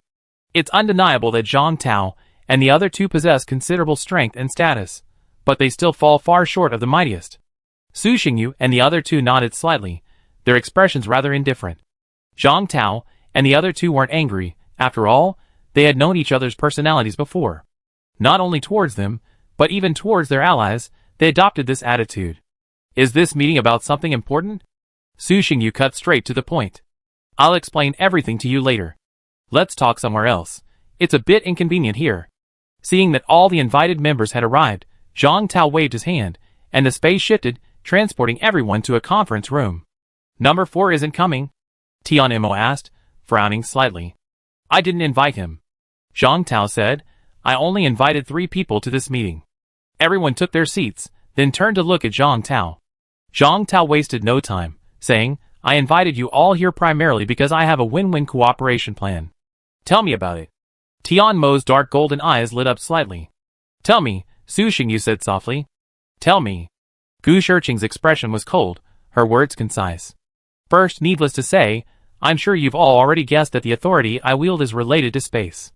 Zhang Tao nodded, then said, currently, we can't utilize the system's functions to freely travel back and forth between the void and descend across boundaries. The difficulty is infinitely increased and extremely inconvenient. However, I have a method that allows you to descend directly across boundaries from extremely long distances.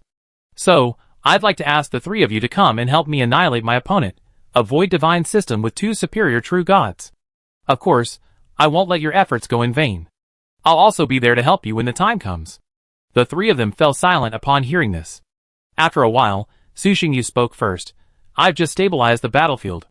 I don't know about the others, but I personally can't leave the divine system easily. Otherwise, if the enemy seizes the opportunity, chaos may ensue. My situation is better, but I can't leave easily either.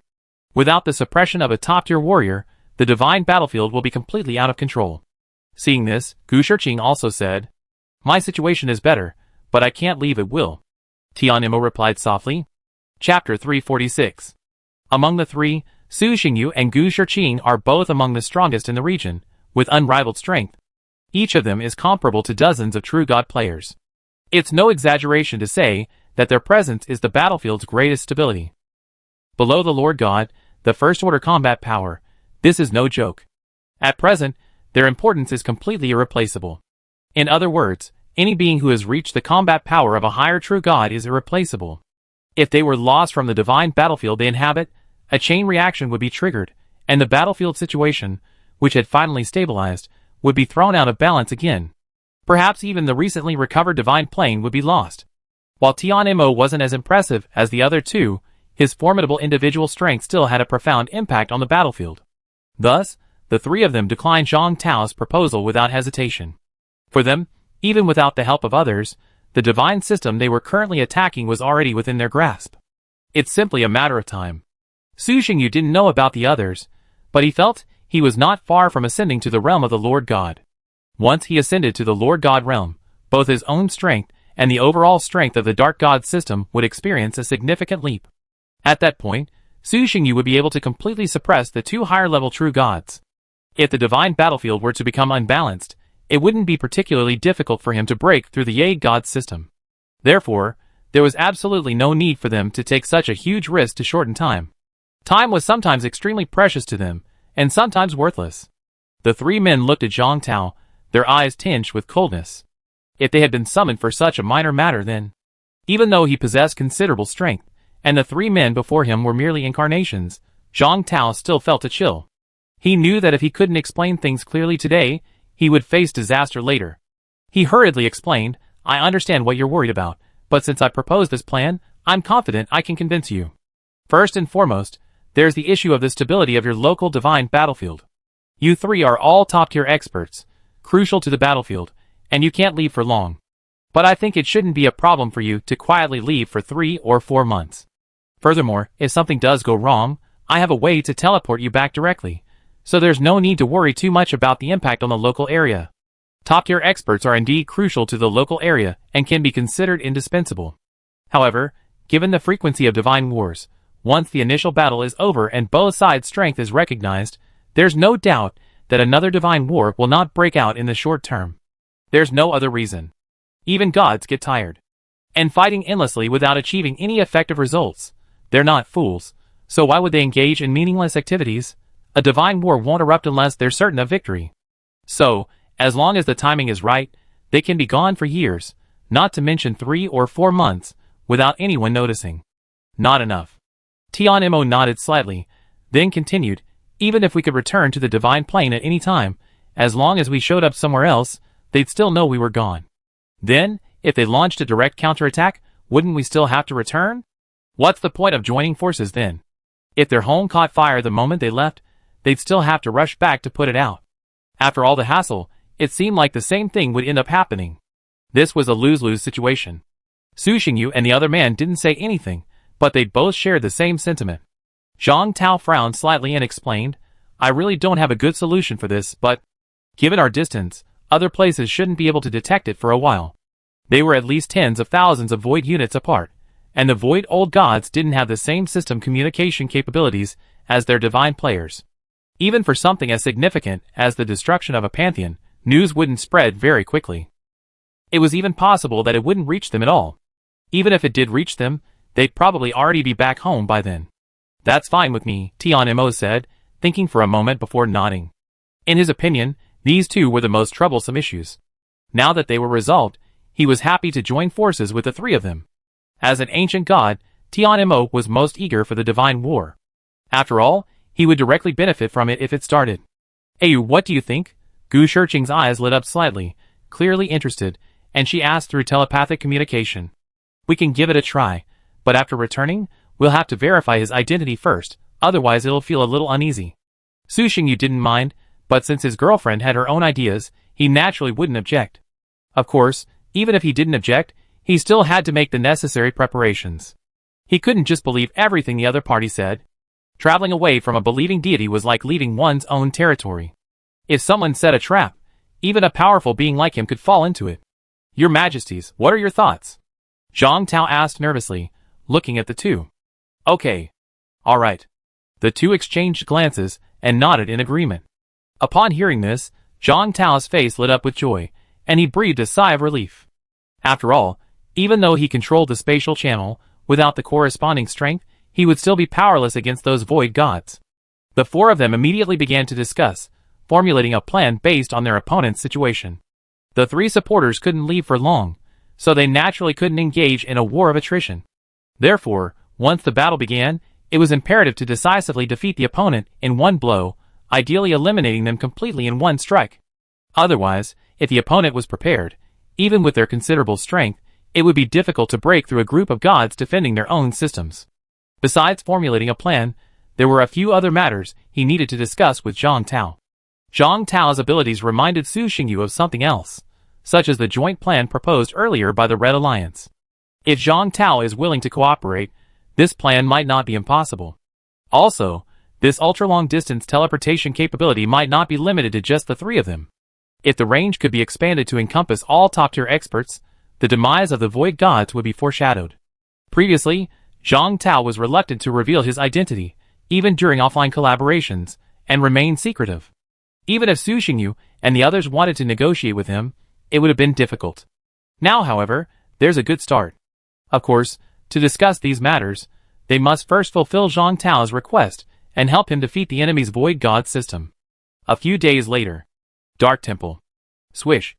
Accompanied by a loud bang, a stream of black light burst forth from the silver vortex, surging directly towards the dark god on the throne. After merging the divine power incarnation, Su Xingyu's gaze froze for a moment, then returned to normal. Interesting. Su Xingyu's dark eyes stared ahead, a satisfied smile tugging at the corners of his mouth. Activating the system's world channel function, Su Xingyu sent a few messages, asking others to help track down Zhang Tao's whereabouts. Then he contacted the elders of the Blood Dawn, asking them to help connect with powerful individuals near Zhang Tao, so they could provide assistance if necessary. Luckily, the Red Alliance had been formed following the Divine Player War, recruiting most of the top leaders and strengthening the ties between the various divine forces. Otherwise, Su Xingyu would have had considerable difficulty contacting them. Meanwhile, in two other locations far away in the void, a similar situation unfolded. Gu Shiqing and Tianmo were using their connections to investigate Zhang Tao's situation and, at the same time, to ensure their own safety. Following several messages sent out by a top-tier expert and two supreme experts, the entire divine player population began to stir. Such an action had a high probability of exposing their connections, but for the sake of increased security, the three of them could not afford to worry about that at the moment. Besides, the significance of these connections wasn't significant, and their exposure wouldn't matter. After all, they hadn't committed any crime. Even if they had, no one could judge them. Neither Su Xingyu nor Zhang Tao nor the others considered using the members of the Interspatial Conference to target other divine players. A few hours later, Su Xingyu breathed a sigh of relief and chuckled to himself.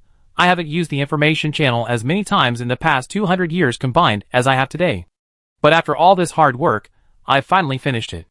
After ensuring safety, Su Xingyu began preparing for his cross-border descent.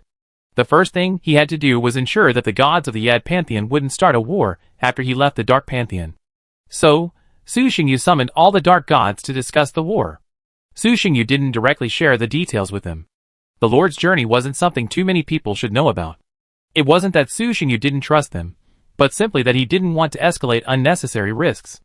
At the meeting, Su Xingyu gave everyone a single instruction: accelerate the war's progress. If necessary, the gods could intervene personally. That's right. To prevent the Yad Pantheon from launching a war of gods after he left, Su Xingyu decided to initiate one before he left. His plan was simple: first injure the enemy, scare them, and then, for a short while, they would be reluctant to start a war.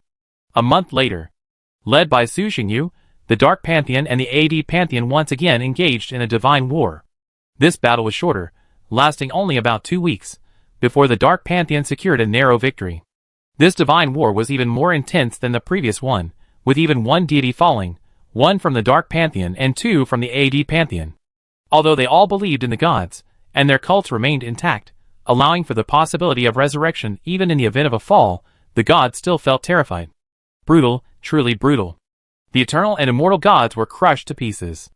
In the days that followed, the armies of the Yad Pantheon became more conservative, even retreating and abandoning some key cities.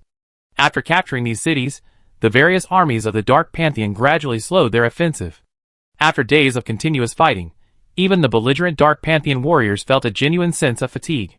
It was unavoidable. The Yad Pantheon, previously intact, and its various forces had not suffered significant losses. Within its home plane, its combat effectiveness was astonishingly strong. Even though the Dark Pantheon's armies were formidable, aided by the Dark Continent's angelic legions, defeating them proved exceedingly difficult. Each city captured often cost tens of thousands of warriors. If it weren't for the sustenance of faith in the gods and ample support from behind, the Dark Pantheon's armies would have already begun to decline. Regardless, with the conclusion of this divine war, no new wars will erupt between the two sides in the near future. At least, the Yad Pantheon will not dare to initiate a divine war. At the same time, in a void far away from the Dark Pantheon, 2 groups of gods are engaged in battle. The old and new gods are battling. The combined number of true gods on both sides exceeds 100, a staggering number. Not every divine player has the upper hand. In other words, at this stage, most new god alliances are at a disadvantage.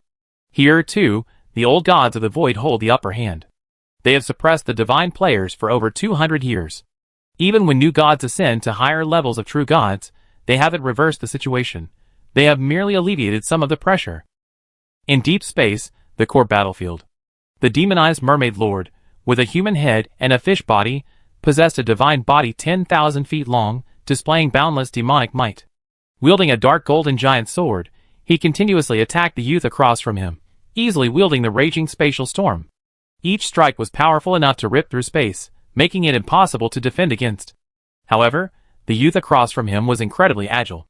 No matter how ferocious the Mermaid Lord's attacks, they were incapable of harming him. Even when he found himself in a situation where he had no alternative but to evade them, he easily deflected them. "Damn reptile, don't run if you dare!" The Mermaid Lord roared in anger, utterly enraged. It was no wonder he was so furious. Anyone with immense power would be enraged if they couldn't hit their opponent. "Your Majesty Chipman, why are you so angry?" Zhang Tao chuckled, his figure flickering. Even within the depths of space, he could teleport at will, as if he were in his own territory. The long sword in his hand swung periodically, tearing through the Mermaid Lord's body, leaving long, thin wounds. Empowered by spatial authority, Zhang Tao was like a loach coated in oil. No matter how powerful the Mermaid Lord was, he couldn't catch him. "Damn it! Damn it!"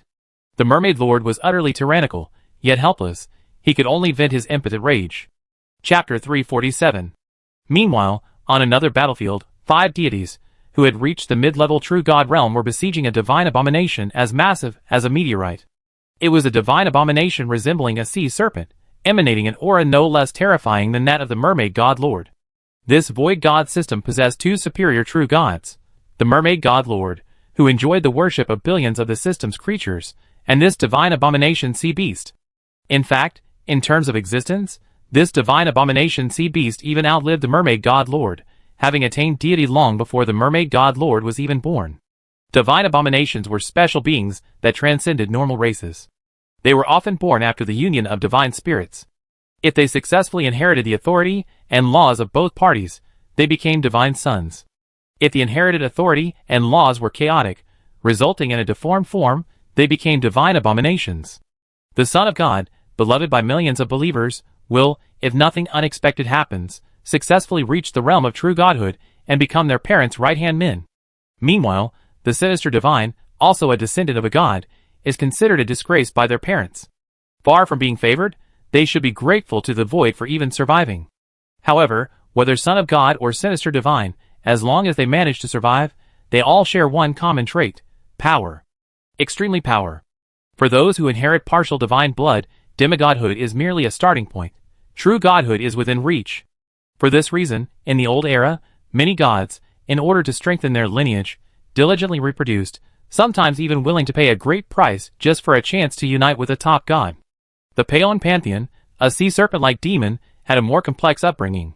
He was no ordinary demon. During his growth, he devoured the entire body of a divine being, the body of a superior true god, its divine nature, laws, and body intact. He died a remarkably peaceful death. That deity must have been annihilated by a great being beyond the realm of true godhood. Otherwise, it's hard to imagine how he would have fallen. Even a powerful master god of the fifth divine tier couldn't instantly annihilate a superior true god. In short, the sea serpent demon, having gotten a great bargain, reaped great benefits. Over the years, his power even surpassed that of his parents. It's normal for an offspring to surpass their parents for ordinary beings, but for a divine family, something's a little off, especially for a divine villain. Bang, bang, bang. Puff. Damn it! Damn it! Even when besieged by 5 powerful true gods, Endek seemed at ease, even beating the besieging new void gods until they vomited blood. As a divine villain, he lacked the seemingly limitless endurance or indestructible vitality of a believing god, but he did have one thing that the believing gods couldn't match. That was their physical strength. Normal gods' attacks couldn't even penetrate their defenses, while a single strike from them rivaled the divine offensive arts. If it weren't for their limited means, and the inherently tenacious vitality of believing gods, Endek would have likely shattered these attackers long ago. Even if he hadn't been able to pierce them, he still dealt a heavy blow to the several divine players. The kingdom of God was in turmoil, and faith was unstable. What a troublesome fellow. If I hadn't run so fast, I'd probably have just stood there and taken the beating. Zhang Tao had no intention of confronting the Mermaid Lord head-on. Even though he possessed the legacy of ancient gods and had learned many powerful divine arts, his foundation was ultimately too shallow to contend with this supreme true god who had existed for tens of thousands of years. A head-on confrontation would only result in his being annihilated. Thankfully, he wielded power over space, possessing both agility and lethality. This allowed him to firmly restrain the Mermaid Lord, preventing him from harming him and preying on his allies. Die! The Mermaid Lord roared again, wielding his great sword. A dark blue curtain instantly enveloped an area of 10,000 miles. Boundless divine power raged like a tsunami. Space trembled continuously, creating waves that disrupted normal spatial movement. Zhang Tao immediately tumbled out of the interdimensional gap. The Mermaid God Lord seized this opportunity, and in a flash, he advanced, arriving not far from Zhang Tao. The two figures, one large and one small, formed a stark contrast. A terrifying grin crossed the Mermaid God Lord's face. Infused with the law of authority, he instantly sealed off the space and swung his mighty sword down, slashing towards Zhang Tao. You like to escape, huh? Today, I'll leave you no way to escape. Driven by his faith in the gods, the Mermaid God Lord knew he couldn't kill Zhang Tao, or even seriously injure him. Yet, the rage burning within him compelled him to unleash his full might, unleashing his most powerful attack. Even if he couldn't injure this brat, he would make him pay and suffer. Ha, you can't even hurt me. The giant sword fell, completely destroying the space, leaving a void. Facing the giant sword, Zhang Tao remained calm. With a sweep of his sword, silver divine power spread out from him, forming a vast silver-white vortex, and Zhang Tao instantly vanished. The giant sword slashed down. Swish. Want to run? No way. The mermaid god was stunned. Infuriated, he didn't think twice before charging in. Buzz buzz buzz. With Chibman's influx, the entire vortex became unstable, as if unable to withstand his power. At this moment, countless fine silver arrows appeared around the perimeter of the passage and shot towards Chibman. A little trick. You really think you can hurt me? Ridiculous. Chibman sneered, his whole body trembling. Divine power spread, annihilating the silver arrows before they even touched him. Chibman flew out of the vortex and arrived in another dimension. As soon as he left the vortex, he frowned, sensing something amiss. This alien dimension seemed somewhat different from the ones he had encountered previously. As a higher-level true god, possessing a primary divine artifact, he felt a chill, a strange sense of unease rising within him. The silver vortex vanished. The space, filled with silver light, stretched as far as the eye could see, its vastness unknown. Yet, as far as the naked eye could see, no material form existed. Zhang Tao, sword in hand, now revealed his true divine form. Standing high in the sky, his lips curled slightly, as he gazed down at the mermaid lord below. "Why aren't you fleeing? You don't think you can defeat me with just this dimension?" The mermaid lord scoffed, his head tilted upward, but his actions revealed that he wasn't as relaxed as he appeared. A shield emerged from Chibman's free left hand, and his divine body was clad in deep blue armor. A divine aura emanated, and his eyes grew alert. In the previous battle, he hadn't used his full strength. Or more accurately, he hadn't displayed his full capabilities. Chibman was also worried that facing his fully armed self, Zhang Tao would lose his fighting spirit and resort to sneak attacks. That would be a serious problem. If a being who wielded spatial authority, and whose power had reached the third level of divine power truly avoided a fight and resorted to sneak attacks and assassinations, every deity in the Pantheon, save Chibman and Andek, would be in danger. So, appropriately displaying strength, holding Zhang Tao back, and allowing him to inflict damage, was actually a strategic move. Now, Chibman had truly sensed the danger, and naturally, he wouldn't hold back. Sharp perception. A cold voice echoed, appearing directly in Chibman's mind. Before Chibman could react, the surrounding space shifted again, the silver light shattered, and a dark sky enveloped him. Swish. Death Devourer. A black hole appeared behind Chibman's head, and the death spear, encircled by chains of law, pierced from it. Without turning back, without needing to be informed by his spiritual sense, a divine shield appeared behind Chibman's head, and the spear collided with it. Bang! A powerful shockwave rippled out, shattering even the deeply reinforced space. Even after the shattering, darkness remained. Chibman's figure dissipated into light, flashing forward at a rapid speed. Even so, Chibman was terrified. After all, his spiritual sense hadn't detected anything unusual, and then a spear suddenly appeared. Who? Just as Chibman was about to turn to see who had attacked him, a silver-white glow enveloped him, his body instantly stiffening, even his soul frozen. His thoughts slowed, Chibman's expression changed, a ferocious look forming.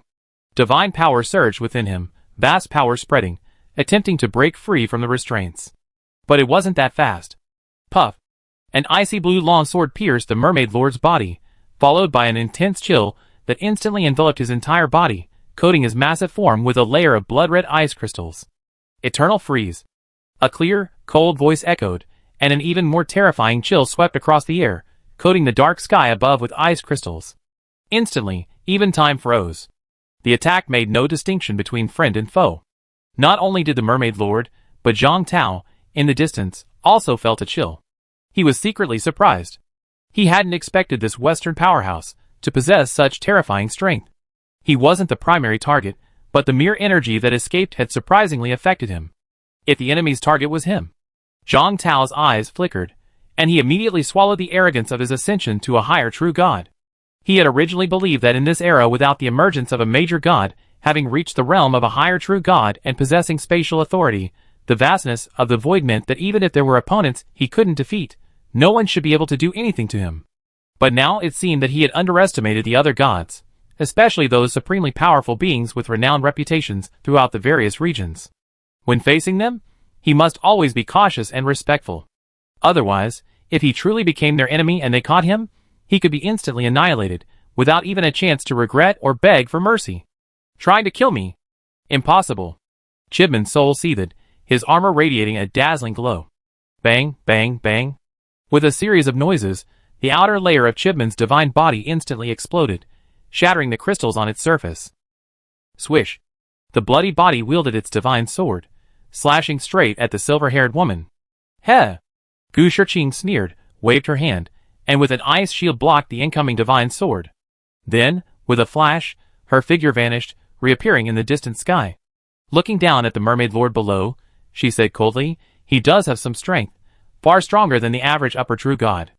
On the other side, Su Xingyu, his dark eyes gleaming with a tyrannical light, sneered, "Whatever strength he possesses, he will still perish here. With your two lords personally taking action, there's no way he can survive. Zhang Tao nodded, agreeing with a smile. The three of them formed a triangle, encircling the mermaid god lord like a cage, blocking his escape route. Who are you? Like this guy, are you all gods of the new era?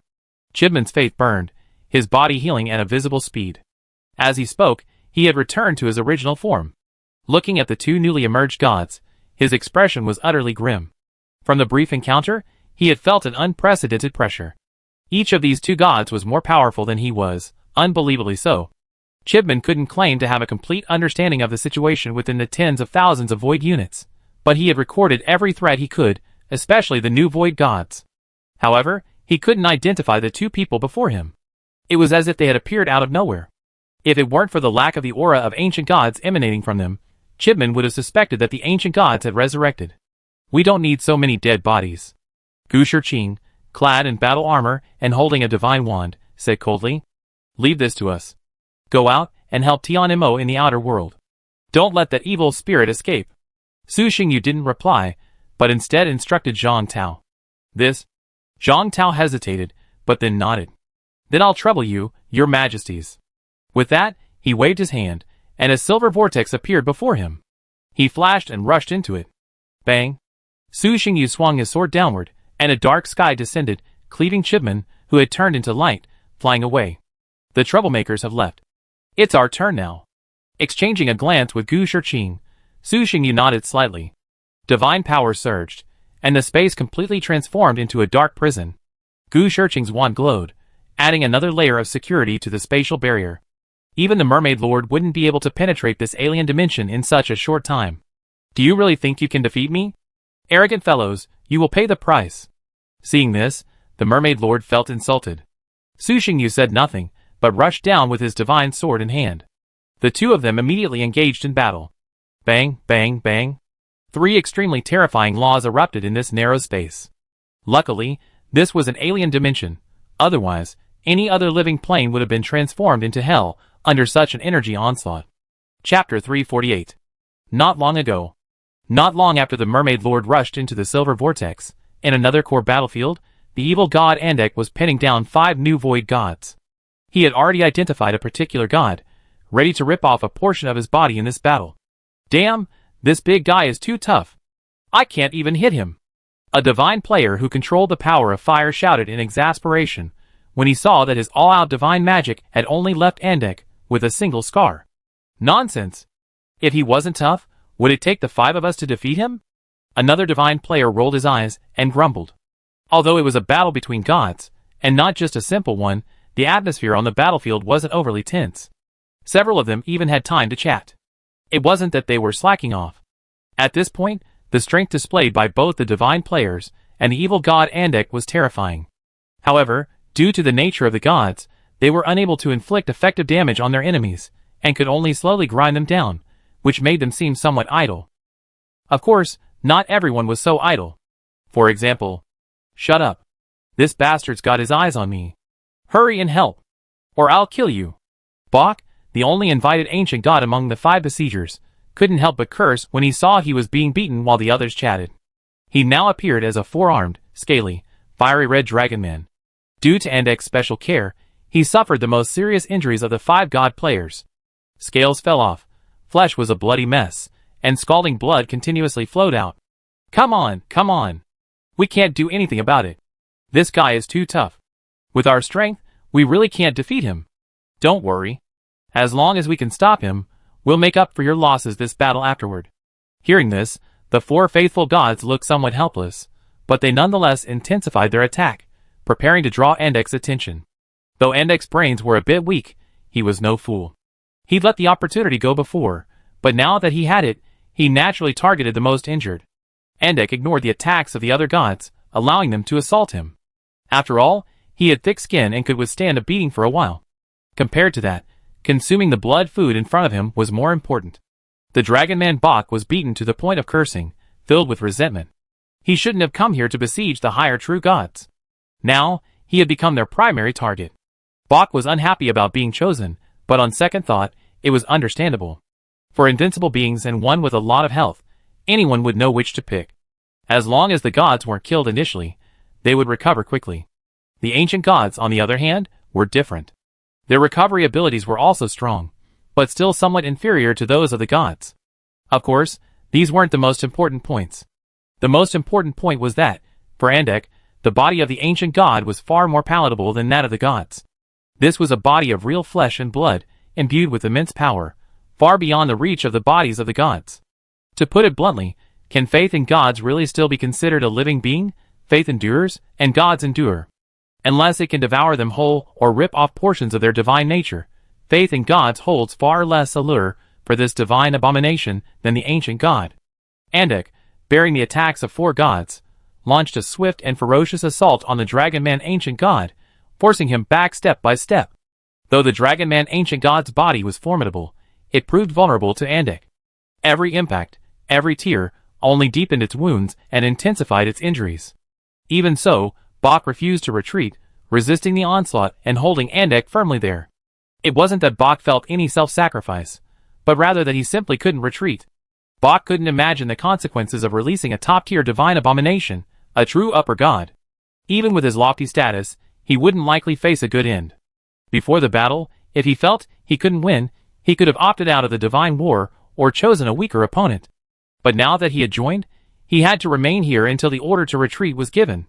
The divine society wasn't fully established, but the rules were already ingrained in the minds of most gods. In his own territory, no one cared what you did. When you faced the void gods alone, no one cared either. You could flee or fight head-on, as you pleased. But since he had joined the divine war, regardless of his reason for joining, he must obey orders.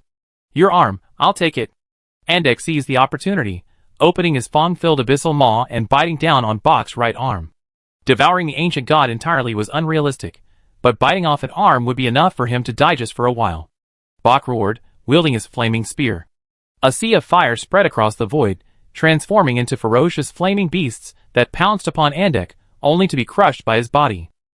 The maw closed, biting down upon the thick, scaly arm. Snap, snap, snap. Scales fell off in large numbers, fangs pierced into flesh, nearly tearing the arm apart.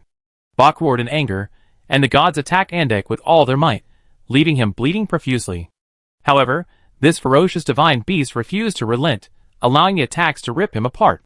Just as the arm was about to shatter, the space above suddenly shattered, and an immensely massive black shadow swooped down, landing on Andek's body before he could react. The dark golden claws, sharp enough to shatter stars, easily pierced the scales, impervious to even divine offensive spells, and pierced through his flesh, piercing his body. Roar! The brutal roar arrived belatedly, the terrifying dragon's roar piercing the soul. Not only the nearby demonic deity, but even the distant deities were deeply shaken. Hiss! In the pain, sensing the mortal threat, Andek acted decisively, immediately abandoning the ancient god's right arm in his grasp, and turning back to bite the massive black dragon on him. Bang! Tian Imo extended his dragon wings, and opened his mouth, releasing a stream of black, fiery dragon breath. The two terrifying energies collided in an instant, annihilating a large area of space. At the same time, a thick, long tail swept in with an unimaginable trajectory, striking the sturdy dragon's body. Like a planet exploding in the face, large swathes of dragon scales, defenses comparable to divine artifacts, fell off, and flesh and blood became blurred. The brutal force nearly sent Tian Imo flying. Roar! Tian Mo's eyes flickered, the black flame swelled. Then, enduring the pain, he clawed with his arms, tearing off large swathes of flesh. Andek roared angrily, his voice reverberating like thunder throughout the space, shaking everyone with fear. His body curled up, attempting to entangle the black dragon. Tian Imo didn't engage him. He extended his dragon wings, stamped his feet, and flew away. It tastes really good. Much better than worshipping a deity. Putting the flesh torn from the evil god into his mouth, Tian Imo chewed it vigorously. The blurred flesh on his body healed at a visible speed.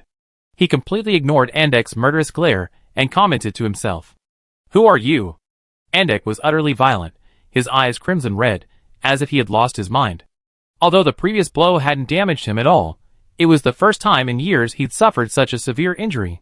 The last time his flesh had been torn apart was during his battle with the Mermaid Lord 10,000 years ago. The black dragon across from him gave Andek the impression that it was no less powerful than the Mermaid Lord, who carried his main artifact. In terms of burst damage, it might even be more powerful. Kill your people. Tian Imo licked the blood from the corner of his mouth, sneered, and then said to the wary divine players in the distance, "I was invited here by that guy in the space. Leave this to me, and you can go elsewhere." The 5 of them hesitated for a moment, not wanting to act rashly. Until now, they hadn't received any news regarding Tian Mo, so even if he was likely one of their own, they didn't dare take the risk. Fortunately, verifying Tian Mo's identity wasn't difficult. One of them immediately sent a message to their boss via the messaging channel, confirming his identity. After Zhang Tao saw the message, he realized the fighting had begun outside and quickly responded. With this, the 5 of them felt relieved. "Trouble you, your majesty." Of the 5, only the dragon ancient god knew of Tian Mo. The other 4 had never heard of him. The dragon ancient god knew him for no other reason than that there were so few powerful beings on the ancient god path.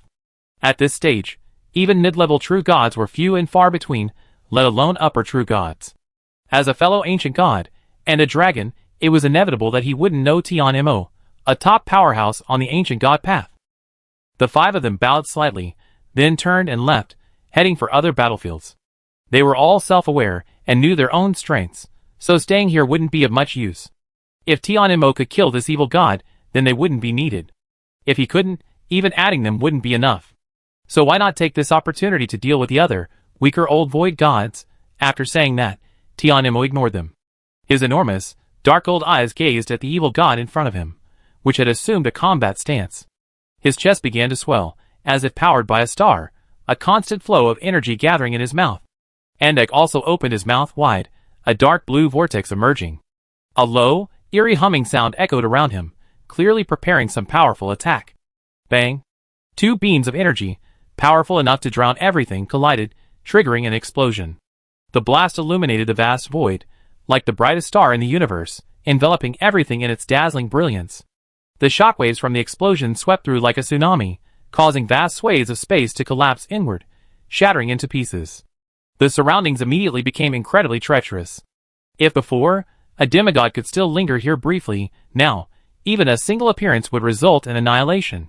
The 2 super monsters, each at the level of a higher true god, remained unaffected, treading on smooth ground as they continued to collide.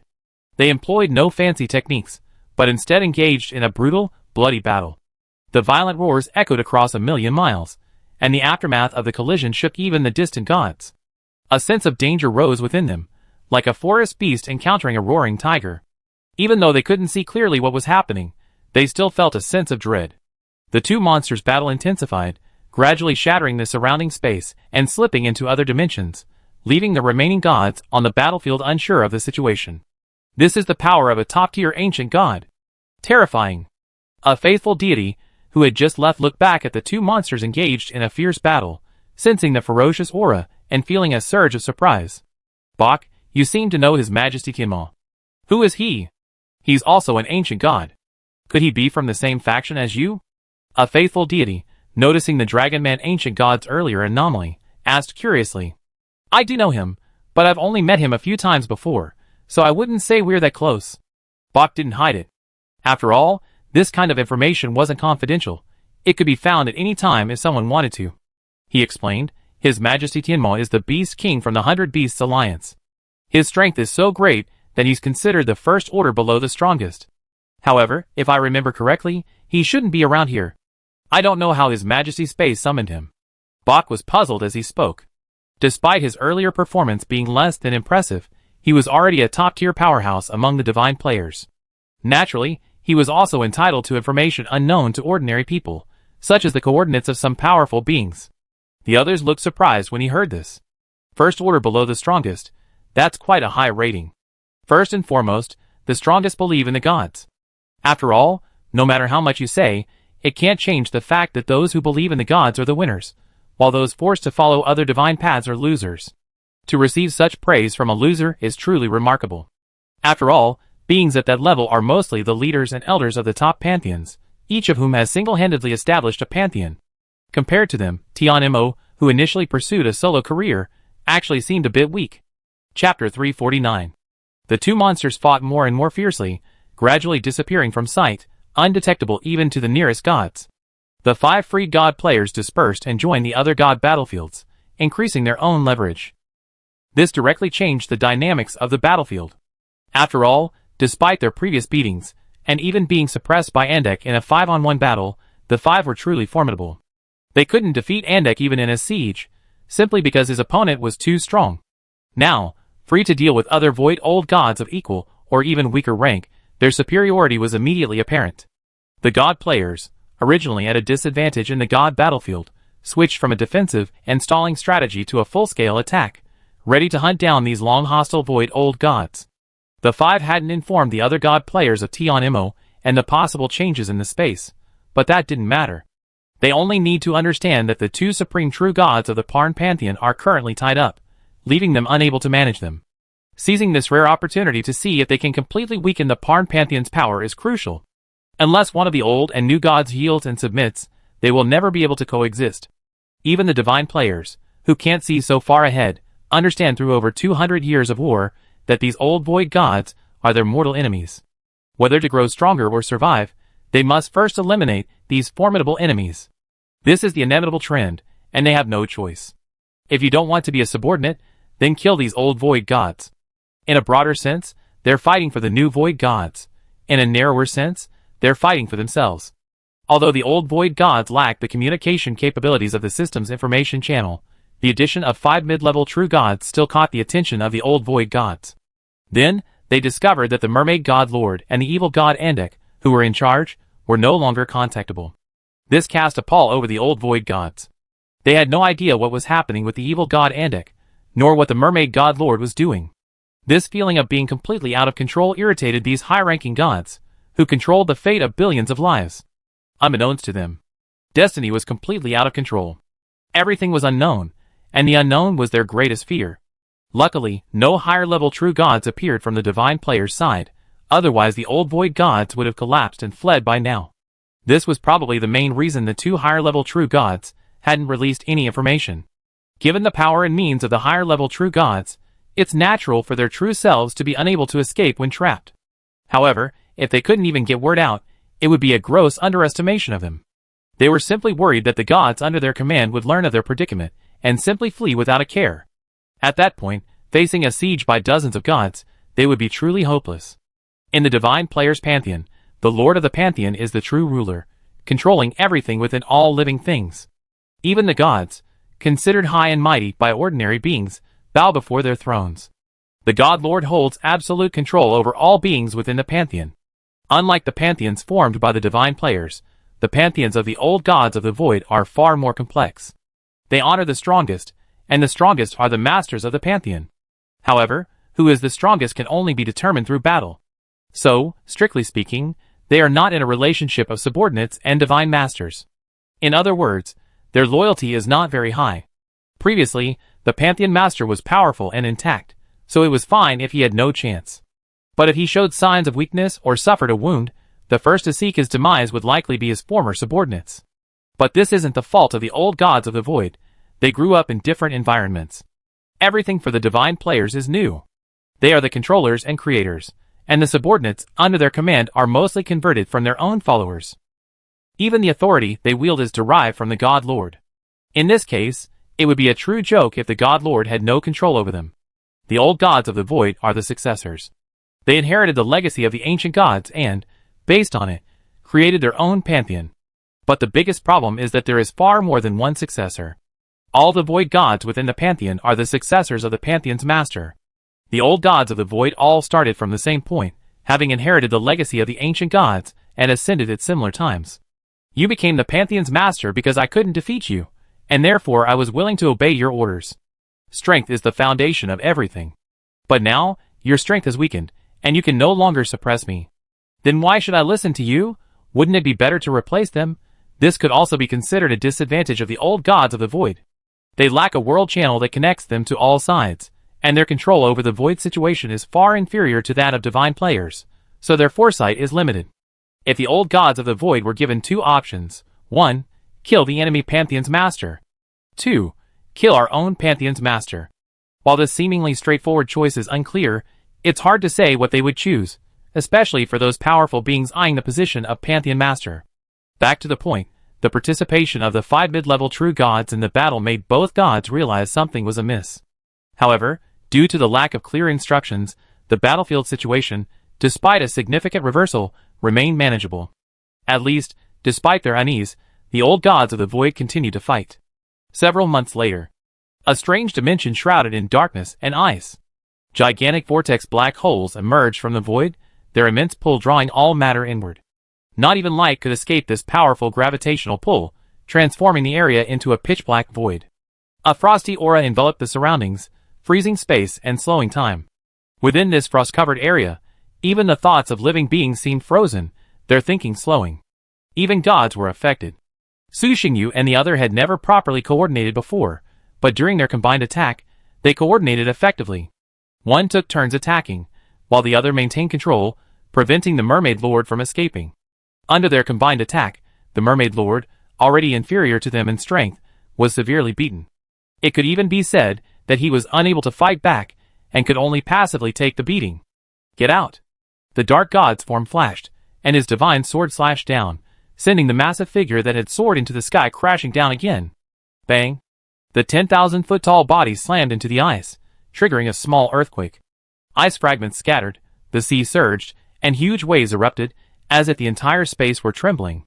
Su Xingyu seized the opportunity and, with a flick of his left hand, sent several vortexes of black holes descending, crushing the Mermaid Lord's body directly. Bang, bang, bang. A series of crashing sounds echoed, each vortex of black holes carrying a destructive force capable of shattering everything. They slammed fiercely into the Mermaid Lord's body, pitting him beneath the ice, sending more ice shards flying and the sea boiling. The Mermaid Lord's eyes shone with blood, pinned to the ground, unable to move. He could only roar in anger, his armor glowing continuously, enveloping his body. The two energies began to confront and consume each other. Ah! The mermaid god's eyes were bloodshot and violent, the power of his faith blazing wildly. He stretched his arms outward, as if to blast away the vortex of the black hole oppressing him. Humph! The silver-haired goddess struck downward with her staff, divine power surging. Countless icy spikes shot out from beneath the ice like dragons, piercing the mermaid god, who was being pinned down by the black hole. Each spike carried a freezing chill, piercing through layers of ice, and piercing the mermaid god's body with unerring precision. Chains of law swirled around him, freezing the mermaid god's explosive energy once more. The brutality and madness in his eyes were forced to calm, returning to normal. Faith in the gods is indeed formidable, Su Xingyu muttered softly, a touch of emotion. He then intensified his attack. Dark sword energy descended from the sky, and various divine laws enveloped the space, enveloping it in a sealed death zone. No matter how hard you try, you've been beaten by us for so long, it's almost time for you to stop. Gu Shiqing sneered. Vast divine power surged forth, covering the sky like a galaxy, blocking any escape route for the mermaid god. Bang! A resounding explosion echoed from beneath the ice. The mermaid god, having broken free from his restraints with the most brutal means, suffered a partial loss of form. Without hesitation, the divine kingdom materialized, countless holy spirits began chanting, the power of faith ignited furiously, and the damaged body began to rapidly heal. In an instant, his body was restored to its victorious form, as if it had never been injured. This is the intractable nature of divine power. As long as believers remain, no matter how severe the injury, they can recover. If they spare no expense, they can even achieve instant recovery. The tenacity of their vitality is simply beyond the imagination of all living beings. However, the two fellow believers in the gods were not surprised by this scene, as if they were accustomed to it. This wasn't the first time the mermaid god had burned his faith. Over the past few months, the combined attacks of the two had repeatedly put the mermaid god in mortal danger, forcing him to resort to such self-destructive tactics to escape. The madness and brutality in the mermaid god's eyes grew ever more intense, like a thoroughly ignited firewood, blazing and bright. Let's see how much faith you still have left to burn, and how long your godhood can last. Observing the mermaid god's state, the two men sneered and engaged him once again. Soon, another loud bang was heard. Bang. Half a month later. Don't even think about claiming my godhood. Before the last shred of his sanity was consumed, the mermaid god launched a final counterattack without hesitation. With a resounding bang, an all-encompassing white light suddenly illuminated. The mermaid god lord was resolute, using everything he could still control to self-destruct. Godhead, divine artifact, divine body, divine soul. Be careful. Su Xingyu's expression grew grim, and he subconsciously wanted to retreat, but he stopped. The divine millstone behind him shone brightly, and his body began to twist, eventually transforming into a dark radiance. Then, Instead of retreating, he advanced, braving the blast and charging towards the center of the mermaid god lord's self-destruction. Even if he died, it had to happen under his watch. At most, he would be injured. Gu Shiqing smiled faintly at the radiance rushing ahead, then transformed into a blue radiance and rushed forward. The two radiances intertwined and reflected each other, jointly resisting the impact of the self-destruction. Even though the mermaid god lord had been weakened several times before, his life essence as a higher-level true god allowed him to still unleash the destructive power of all things. Even Su Xingyu and the other two, facing this direct impact, suffered significant injuries. But it wasn't a big deal. They, too, believed in the gods. Even the mermaid lord they had slain possessed such tenacious vitality, let alone them. From the epicenter of the explosion, the two watched the mermaid lord's fall. Pushed into a desperate situation, the mermaid lord had already exhausted every possible avenue he could muster over the past few months. So this time, he truly fell. With his godhead shattered and his kingdom destroyed, even if he had other means of resurrection, they would be meaningless. Without the power of a higher-level true god, even if he were to be resurrected, he would be powerless to influence the overall situation. Su Xingyu waved his hand, collecting all the remaining items within the dark space. Having just resisted a wave of attacks and engaged in close combat with the mermaid lord, Su Xingyu was now somewhat distraught. He glanced at Gu Shiqing beside him and whispered, "This guy just fell. Even if the others react, they probably haven't had time to escape yet. I'll try and see if I can take down a few more. You go help Tian Imo and the others, and kill as many of the evil beasts as possible." "Okay." Gu Shiqing smiled. The alien space was enveloped in layers of silver light and a dark shield. The two monsters engaged in a fierce battle, splattering blood as hot as magma and streaking down like a fire meteor. The sky erupted in flames, creating a scene of doom. "Damn it! We're both upper-level true gods, and you really think you two can kill me?" Andek roared furiously, his abundant divine power surging forth, transforming into sharp beams of light that easily shattered the spatial magic that bound him. "We'll have to try to know if it works." Zhang Tao swept his sword, deflecting all the incoming beams.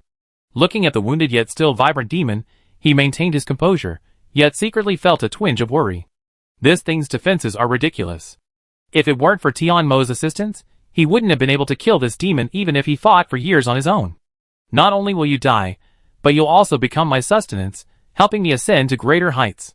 Tian Imo, who had been engaged in direct combat, was now covered in wounds, but his energy and blood remained surging.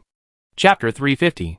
If Tian Imo could completely devour a divine evil that had reached the level of an upper true god, it would undoubtedly be of great benefit to him. Taking advantage of this opportunity, he could potentially break through to the ultimate true god level. He might even be able to cultivate several true god level subordinates. Compared to other divine players of the same level, Tian Mo's power seemed rather weak. His true god level subordinates, in particular, numbered less than a handful, and the number of direct followers under his control was even smaller. There was no way around it. The essence of the ancient god path lay in the unification of great power. To them, subordinates were merely embellishments. If it were in the past, Tian Imo would naturally not have deliberately cultivated subordinates. After all, at his rate of growth, no matter how much he cultivated them, they would eventually be discarded. Without the initial accumulation of faith in the gods, and without the general improvement of divine favor, the success of these ancient god subordinates depended entirely on fate.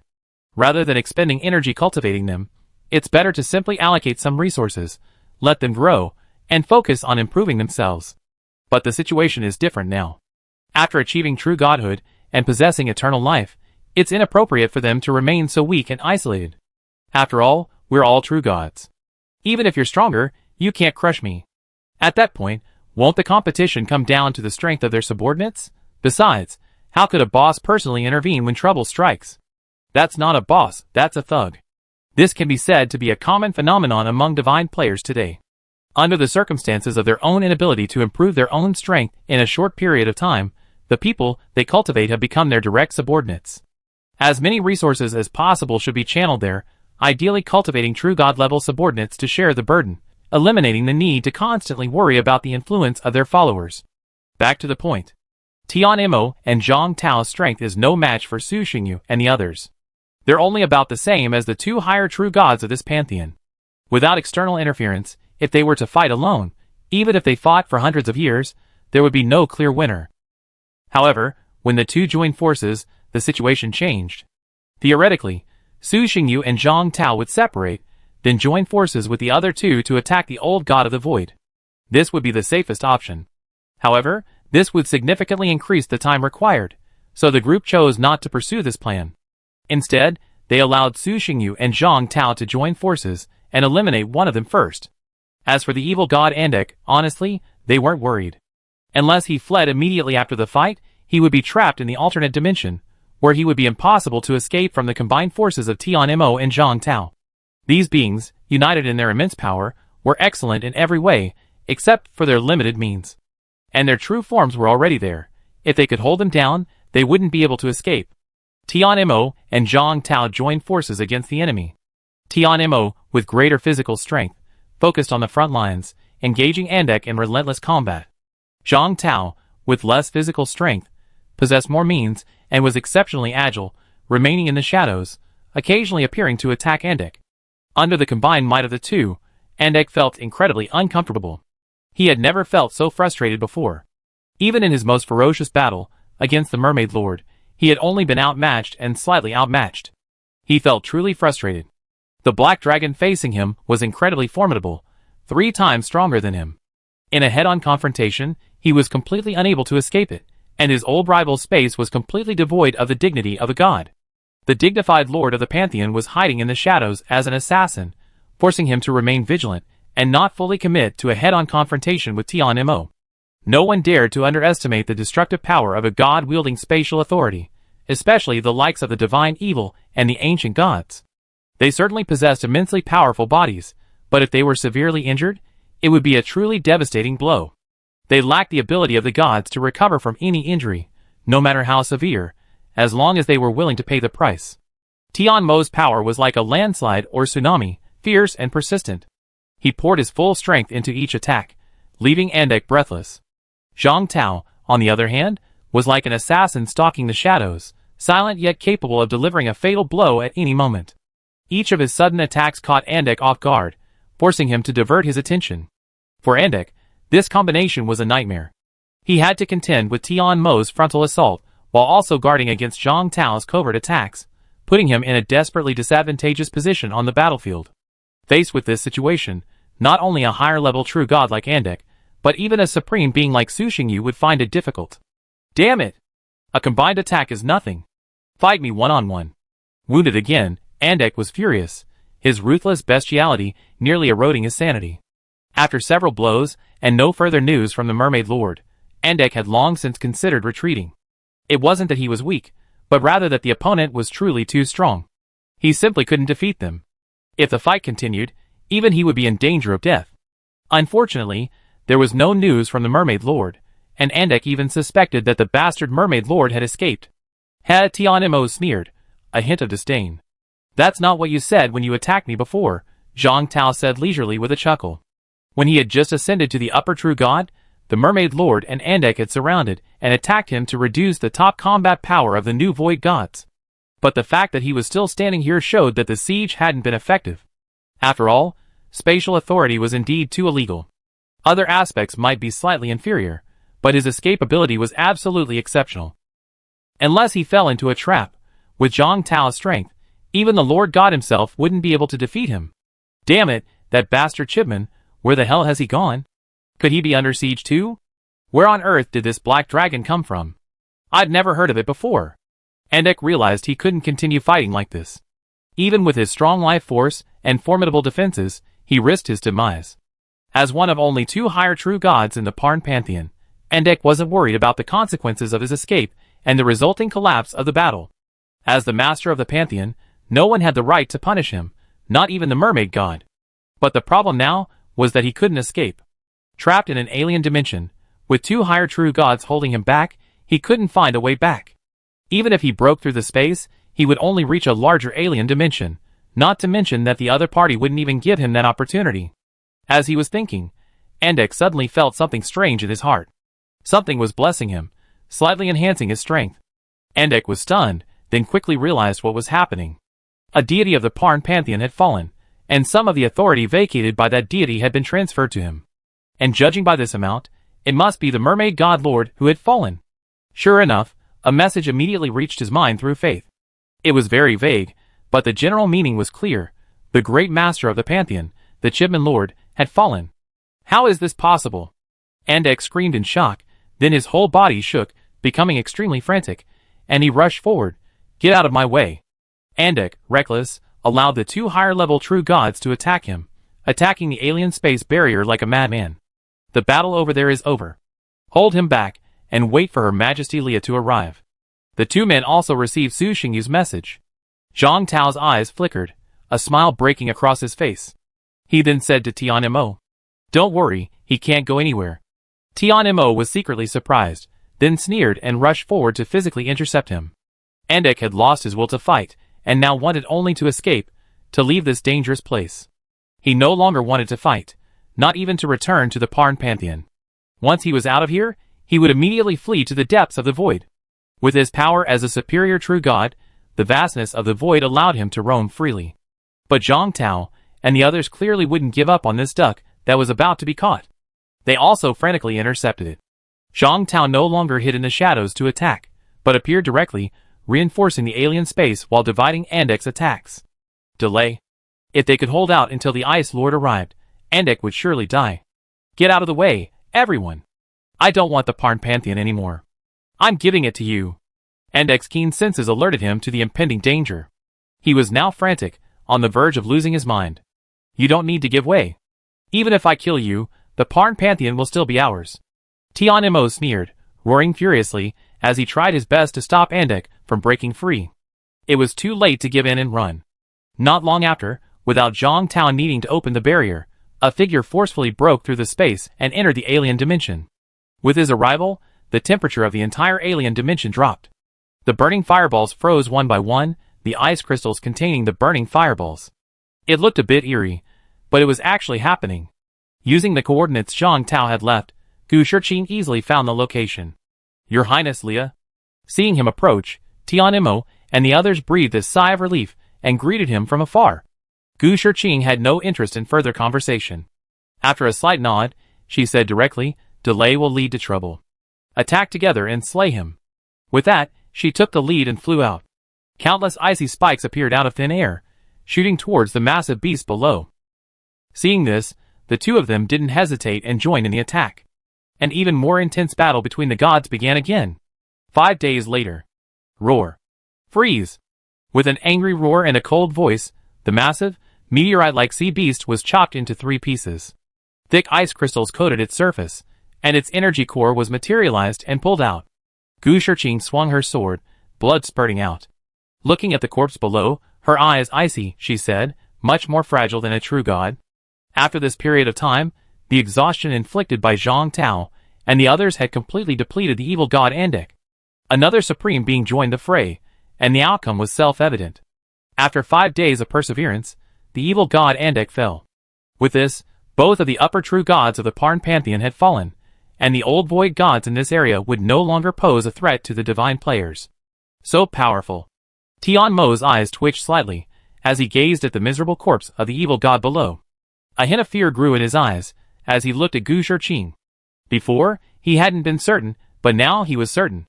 Given the right circumstances, these supreme beings definitely possessed the power to forcibly kill an upper true god. It was natural for him to feel fear towards a being that possessed the power to kill him. Zhang Tao, who had previously witnessed the two men suppress the mermaid god, wasn't overly surprised. Now, having confirmed the fall of both the supreme true gods, he breathed a sigh of relief.